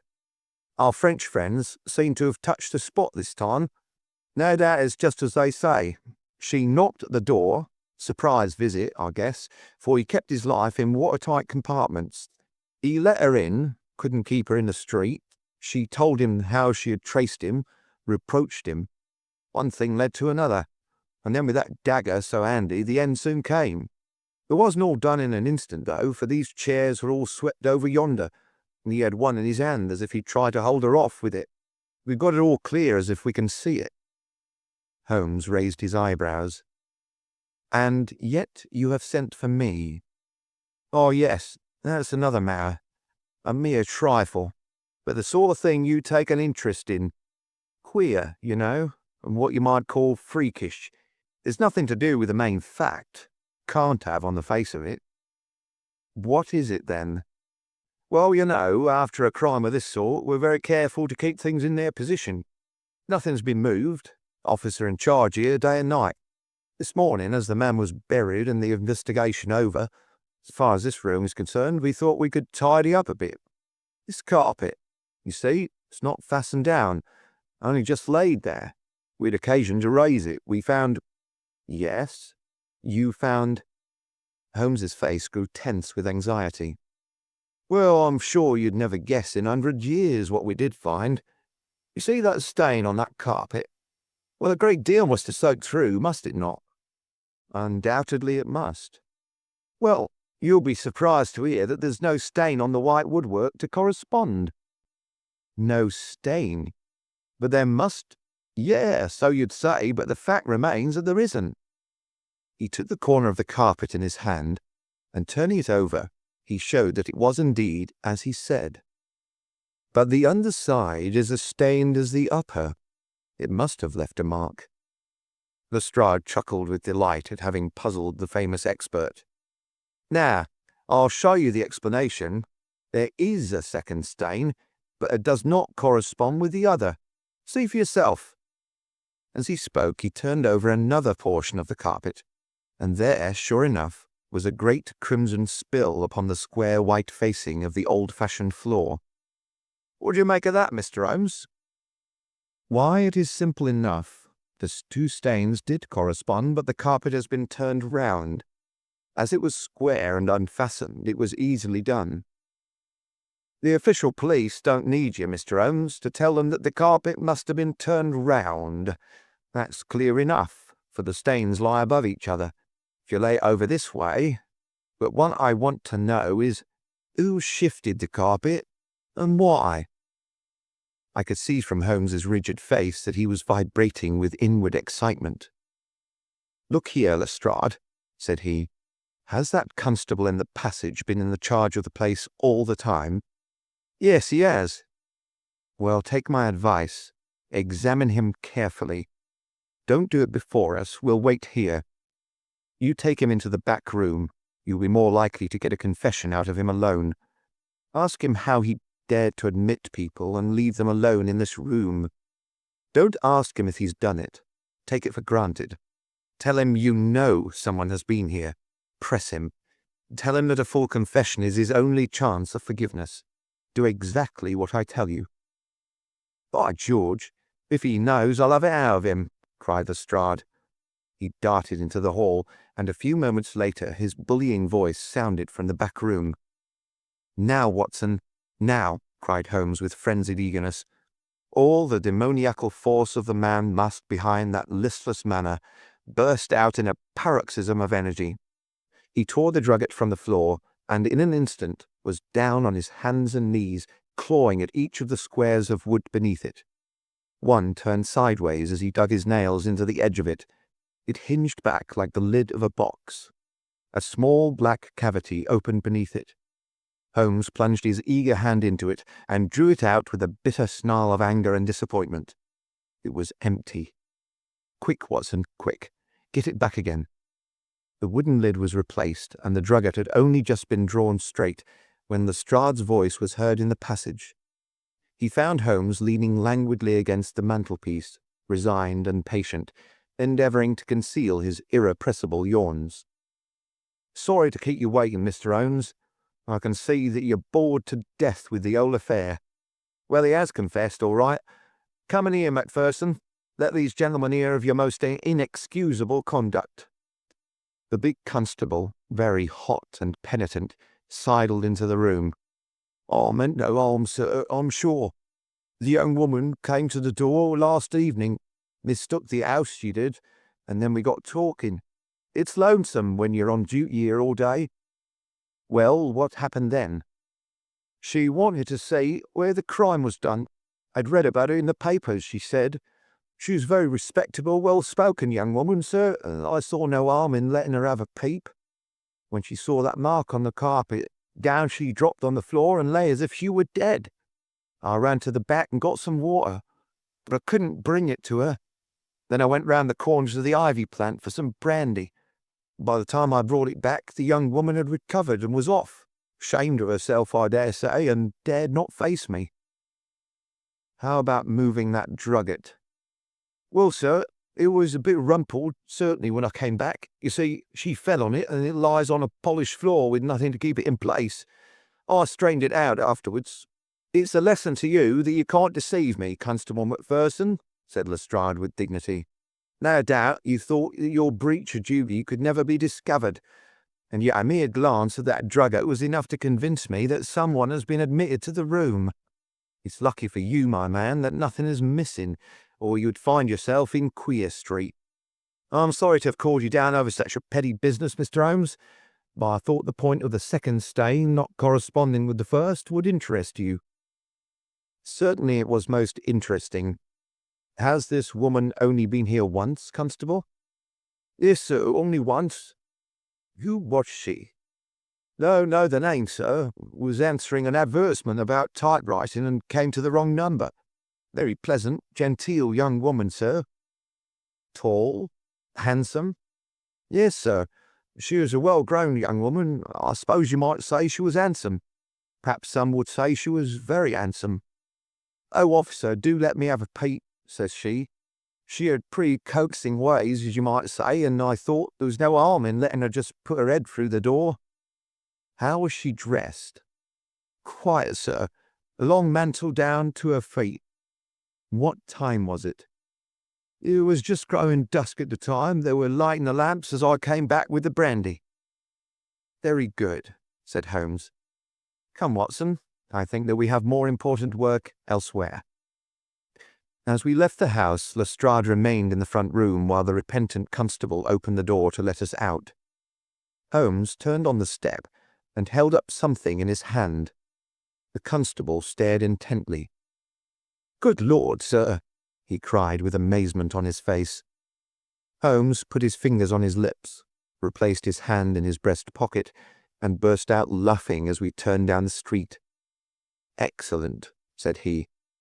"Come, friend Watson, the curtain rings up for the last act. You will be relieved to hear that there will be no war, that the Right Honourable Trelawney Hope will suffer no setback in his brilliant career, that the indiscreet sovereign will receive no punishment for his indiscretion, that the Prime Minister will have no European complication to deal with, and that with a little tact and management upon our part, nobody will be a penny the worse for what might have been a very ugly incident." My mind filled with admiration for this extraordinary man. "You solved it," I cried. "Hardly that, Watson. There are some points which are as dark as ever, but we have so much that it will be our own fault if we cannot get the rest. We will go straight to Whitehall Terrace and bring the matter to a head." When we arrived at the residence of the European Secretary, it was for Lady Hilda Trelawney Hope that Sherlock Holmes inquired. We were shown into the morning room. "Mr. Holmes," said the lady, and her face was pink with her indignation, "this is surely most unfair and ungenerous upon your part. I desired, as I have explained, to keep my visit to you a secret, lest my husband should think that I was intruding into his affairs, and yet you compromise me by coming here and so showing that there are business relations between us." "Unfortunately, madam, I had no possible alternative. I have been commissioned to recover this immensely important paper. I must therefore ask you, madam, to be kind enough to place it in my hands." The lady sprang to her feet, with the colour all dashed in an instant from her beautiful face. Her eyes glazed, she tottered. I thought that she would faint. Then with a grand effort she rallied from the shock, and a supreme astonishment and indignation chased every other expression from her features. You insult me, Mr. Holmes." Come, madam, it is useless. Give up the letter." She darted to the bell. "The butler shall show you out." "Do not ring, Lady Hilda. If you do, then all my earnest efforts to avoid a scandal will be frustrated. Give up the letter, and all be set right. If you will work with me, I can arrange everything. If you work against me, I must expose you." She stood grandly defiant, a queenly figure, her eyes fixed upon his as if she would read his very soul. Her hand was on the bell, but she had forborne to ring it. "You are trying to frighten me. It is not a very manly thing, Mr. Holmes, to come here and browbeat a woman. You say that you know something. What is it that you know?" "Pray sit down, madam. You will hurt yourself there as you fall. I will not speak until you sit down. Thank you." "I give you 5 minutes, Mr. Holmes." "One is enough, Lady Hilda. I know of your visit to Eduardo Lucas, of your giving him this document, of your ingenious return to the room last night, and of the manner in which you took the letter from the hiding-place under the carpet." She stared at him with an ashen face, and gulped twice before she could speak. "You are mad, Mr. Holmes. You are mad," she cried at last. He drew a small piece of cardboard from his pocket. It was the face of a woman cut out of a portrait. "I have carried this because I thought it might be useful," said he. "The policeman has recognized it." She gave a gasp, and her head dropped back in the chair. "Come, Lady Hilda. You have the letter. The matter may still be adjusted. I have no desire to bring trouble to you. My duty ends when I have returned the lost letter to your husband. Take my advice and be frank with me. It is your only chance." Her courage was admirable. Even now she would not own defeat. "I tell you again, Mr. Holmes, that you are under some absurd illusion." Holmes rose from his chair. "I am sorry for you, Lady Hilda. I have done my best for you. I can see that it is all in vain." He rang the bell. The butler entered. "Is Mr. Trelawney Hope at home?" "He will be home, sir, 1:15. Holmes glanced at his watch. "Still 1/4 said he. "Very good. I shall wait." The butler had hardly closed the door behind him when Lady Hilda was down on her knees at Holmes's feet, her hands outstretched, her beautiful face upturned and wet with her tears. "Oh, spare me, Mr. Holmes, spare me," she pleaded in a frenzy of supplication. "For heaven's sake, don't tell him. I love him so. I would not bring one shadow on his life, and this I know would break his noble heart." Holmes raised the lady. "I am thankful, madam, that you have come to your senses even at this last moment. There is not an instant to lose. Where is the letter?" She darted across to a writing desk, unlocked it, and drew out a long blue envelope. "Here it is, Mr. Holmes. Would to heaven I had never seen it." "How can we return it?" Holmes muttered. Quick, we must think of some way. Where is the dispatch box?" "Still in his bedroom." "What a stroke of luck. Quick, madam, bring it here." A moment later she had appeared with a red flat box in her hand. "How did you open it before? You have a duplicate key?" "Yes, of course you have. Open it." From out of her bosom, Lady Hilda had drawn a small key. The box flew open. It was stuffed with papers. Holmes thrust the blue envelope deep down to the heart of them, between the leaves of some other document. The box was shut, locked, and returned to the bedroom. "Now we are ready for him," said Holmes. "We have still 10 minutes. I am going far to screen you, Lady Hilda. In return, you will spend the time in telling me frankly the real meaning of this extraordinary affair." "Mr. Holmes, I will tell you everything," cried the lady. "Oh, Mr. Holmes, I would cut off my right hand before I gave him a moment of sorrow. There is no woman in all London who loves her husband as I do, and yet if he knew how I have acted, how I have been compelled to act, he would never forgive me. For his own honour stands so high that he could not forget or pardon a lapse in another. Help me, Mr. Holmes. My happiness, his happiness, our very lives are at stake." "Quick, madam, the time grows short." "It was a letter of mine, Mr. Holmes, an indiscreet letter written before my marriage, a foolish letter, a letter of an impulsive, loving girl. I meant no harm, and yet he would have thought it criminal. Had he read that letter, his confidence would have been forever destroyed. It is years since I wrote it. I had thought that the whole matter was forgotten. Then at last I heard from this man, Lucas, that it had passed into his hands, and that he would lay it before my husband.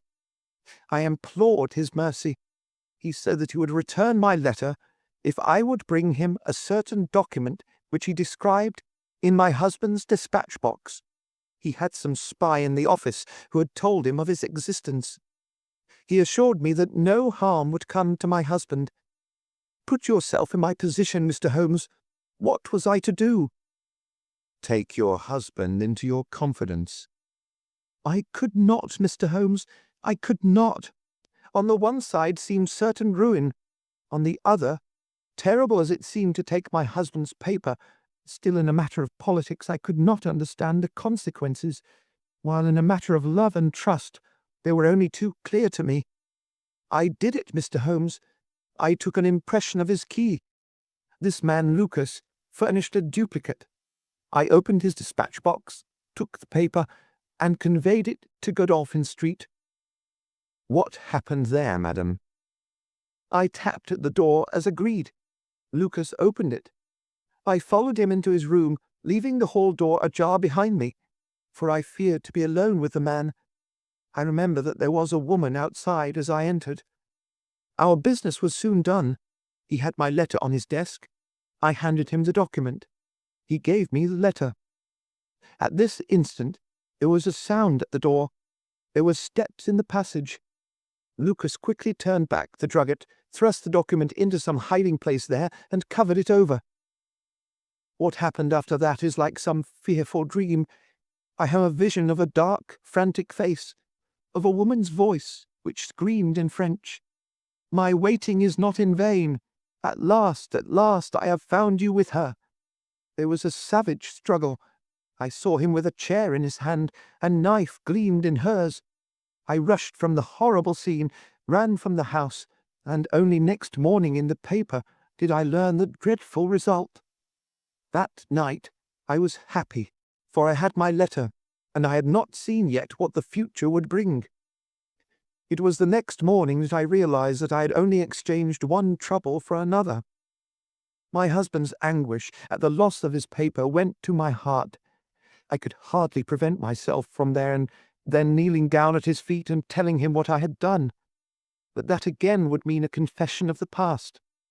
I came to you that morning in order to understand the full enormity of my offence. From the instant that I grasped it, my whole mind was turned to the one thought of getting back my husband's paper. It must still be where Lucas had placed it, for it was concealed before this dreadful woman entered the room. If it had not been for her coming, I should not have known where his hiding place was. How was I to get into the room? For 2 days I watched the place, but the door was never left open. Last night I made a last attempt. What I did and how I succeeded, you have already learned.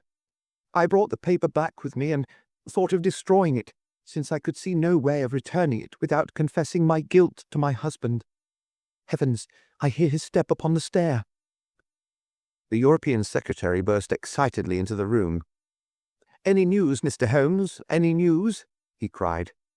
"I have some hopes." "Oh, thank heaven!" His face became radiant.